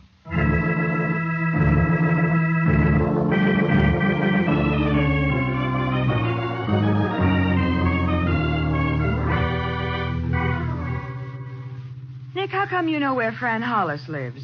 Did a little checking before I went back to the club, Patsy. Ah. Matty should be here to meet me by now. This is it. The White Clabbert house. How much does Fran know about the murders, Nick? I don't think she knows anything. You don't? She wouldn't have come barging into the basement if she did. But she is mixed up with the gang. Maybe we can locate the killer through her. Nick! Oh. Hey, Nick! Oh, there's Matty standing in the doorway.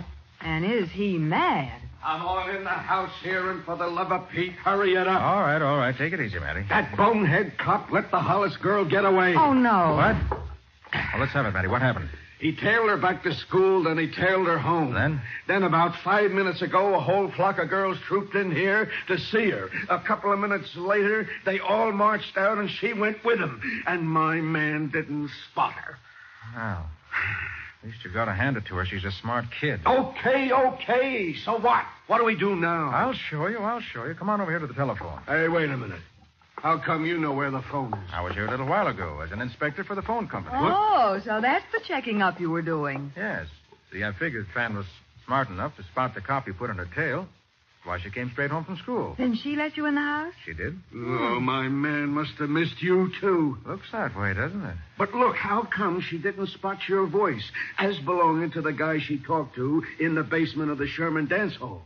Because I used a different voice. Oh, Nick.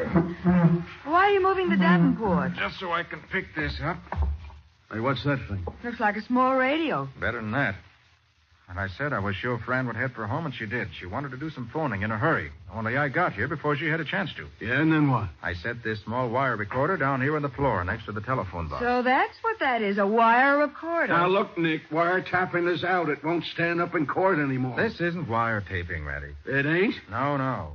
Don't have to attach it to the phone. Said you just lay this wire near the telephone wire. And it picks up what's said over the telephone? That's right, Betsy. Huh. Well, I'll be darned. What'll they think up next? I don't know yet, Patty. But didn't she see you leave the recorder? I asked her to get me a drink of water, Patsy, and while she was out of the room, I fixed it, and I'm sure she made a phone call the minute after I left the house. Oh. Now, let's see. Hello, Noonan. Yeah, that's you, Fran? Noonan, what's happened? There were cops down in your club room snooping around, and there's been a cop following me all afternoon. Are they wise to the racket? Cops down in the basement, huh? Uh-huh. Hey, that ain't so good. Well, tell me what's up. Okay, Franny, listen. I'm over at the Sherman filling station. Yeah. I just acquired a car. Beat it over here, and I'll tell you what it's doing. But the cops are watching my house. Look, baby, use your brains. You can figure a way to get out. Just hurry up over here. So long. Yeah, that's all there is. Enough. Matty, you stay here and cover the house. Patsy, come with me. There's not a minute to lose.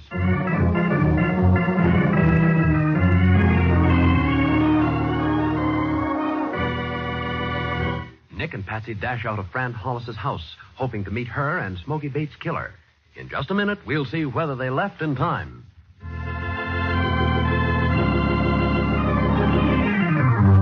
And now for the conclusion of the case of the luminous spots, brought to you by Old Dutch Glenter. At the curb in front of the Sherman filling station, Joe Noonan sits impatiently in a new sedan. As he sees Francis Hollis approaching, he calls out softly. Fran, over here. In the car. Get away, Noonan. Nobody followed me. What kept you so long? I'm in a hurry. I told you on the phone I've been followed all afternoon. And I had to get rid of some kids, and I had to duck in and out of alleys to make sure nobody followed me here. Okay. How do you like the car, baby? Oh, it's a beauty, Noonan, but... Now, listen, kid. The car's taking you and me right out of town for good. Sure, Noonan, but I gotta work fast, baby, so the explanations will have to keep. Now, this is what you're gonna do. Golly, Noonan, you talk so fast I can't... We barge into the filling station, see? And as soon as we get inside, you pull a feint. Yeah? Just drop right onto the floor, out cold. Do you understand? Yeah, but... Just do it, kid. That's all. Just do it. Now, come on. Hey, you want some, Bud? Yeah, I gotta have a set of new Joe, gaskets. I feel kind of funny. Hey, Fran, what's the matter? Oh. Fran. Hey, Bud, she's fainted. Give me a hand. Get her off the floor, huh? Okay, mister. If you want to help, you can reach. Why, you? Get over against the wall. Wait. Get the rod he keeps in the register, Fran. But Noonan... It'll shoot a lot better than this dinky 22 I got. Grab the dough out of the register, Hey, too. look, kid. Do like I told you, Fran. We need that dough, and we ain't got all day. All right. Don't think this character's going to spill anything to anybody. Noonan, you don't mean you're going to kill him. Why not? Noonan, I won't get mixed up in a killing. You're mixed up already, baby. I knocked off Smoky Bates. You killed Smokey? Why do you think the cops were on your tail? But, Noonan, I don't want to Make up get... your mind. Are you with me, or do you want to get over there against the wall with him? Oh, Noonan, please, let me out of here, please. Okay, baby, get over there. No. I'll knock the both of you off at the same... All right. Take it easy, Fran. Nobody's hurt. I just shot the gun out of your boyfriend's hand, that's all. Sorry I couldn't get her any sooner. It was soon enough to end the criminal career of Mr. Noonan.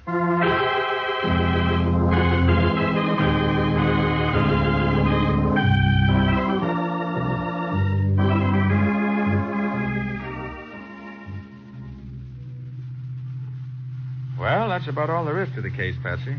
We've got Noonan for 2 murders, and we've got him cold. Yeah, but how did he kill Smokey and Welland, Nick? One of the reasons he held up the gas station was to get a revolver. He had a small single-shot pistol that fires a .22 caliber shell. Would have preferred something better, no doubt, but that was deadly enough at close range. Oh. Well, if the case is finished, Nick, where are we driving to this morning? Oh, the case isn't finished, Patsy. As far as I'm concerned, it's just started. What do you mean? We're getting out here. Come on. Oh, but this is the courthouse. We're headed for court. I don't get it. Patsy, you and I are going into that court and put up the fight of our lives for Jerry, Jean, and Fran Hollis. Oh, but Nick, what can you do? Get them suspended sentences, I hope. And then we're really going to work on them at the Downtown Boys Club. You mean Fran, a girl at the Downtown Boys Club? Oh, I forgot to tell you, Patsy. The Boys Club is opening a girls' auxiliary. And you're running it. I'm running it. Oh, now see here, Nick Carter. Now, listen, Patsy. If I do any arguing this morning, I'm going to do it in court. Those kids aren't hardened criminals. And I'm not counting this case a success unless I save them.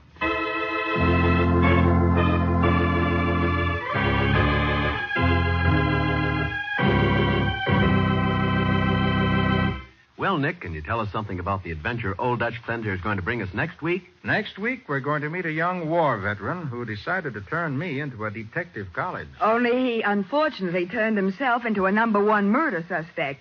Nick got him out of it by making him wear gloves. Gloves and detective colleges. Sounds fascinating. What do you call the story, Nick? I call it The Case of the Missing Thumb.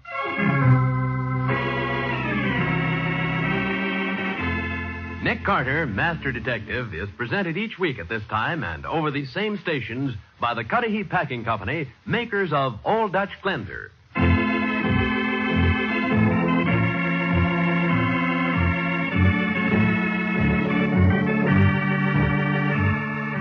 Nick Carter, Master Detective, produced and directed by Jock McGregor, is copyrighted by Street and Smith Publications, Incorporated. Lon Clark is starred as Nick, with Charlotte Manson featured as Patsy. Mattie is played by Ed Latimer. Today's script was written by Alfred Bester. Original music is played by George Wright. This program is fictional, and any resemblance to actual persons living or dead is purely coincidental. This is Bob Martin saying, when minutes count, use Old Dutch Cleanser.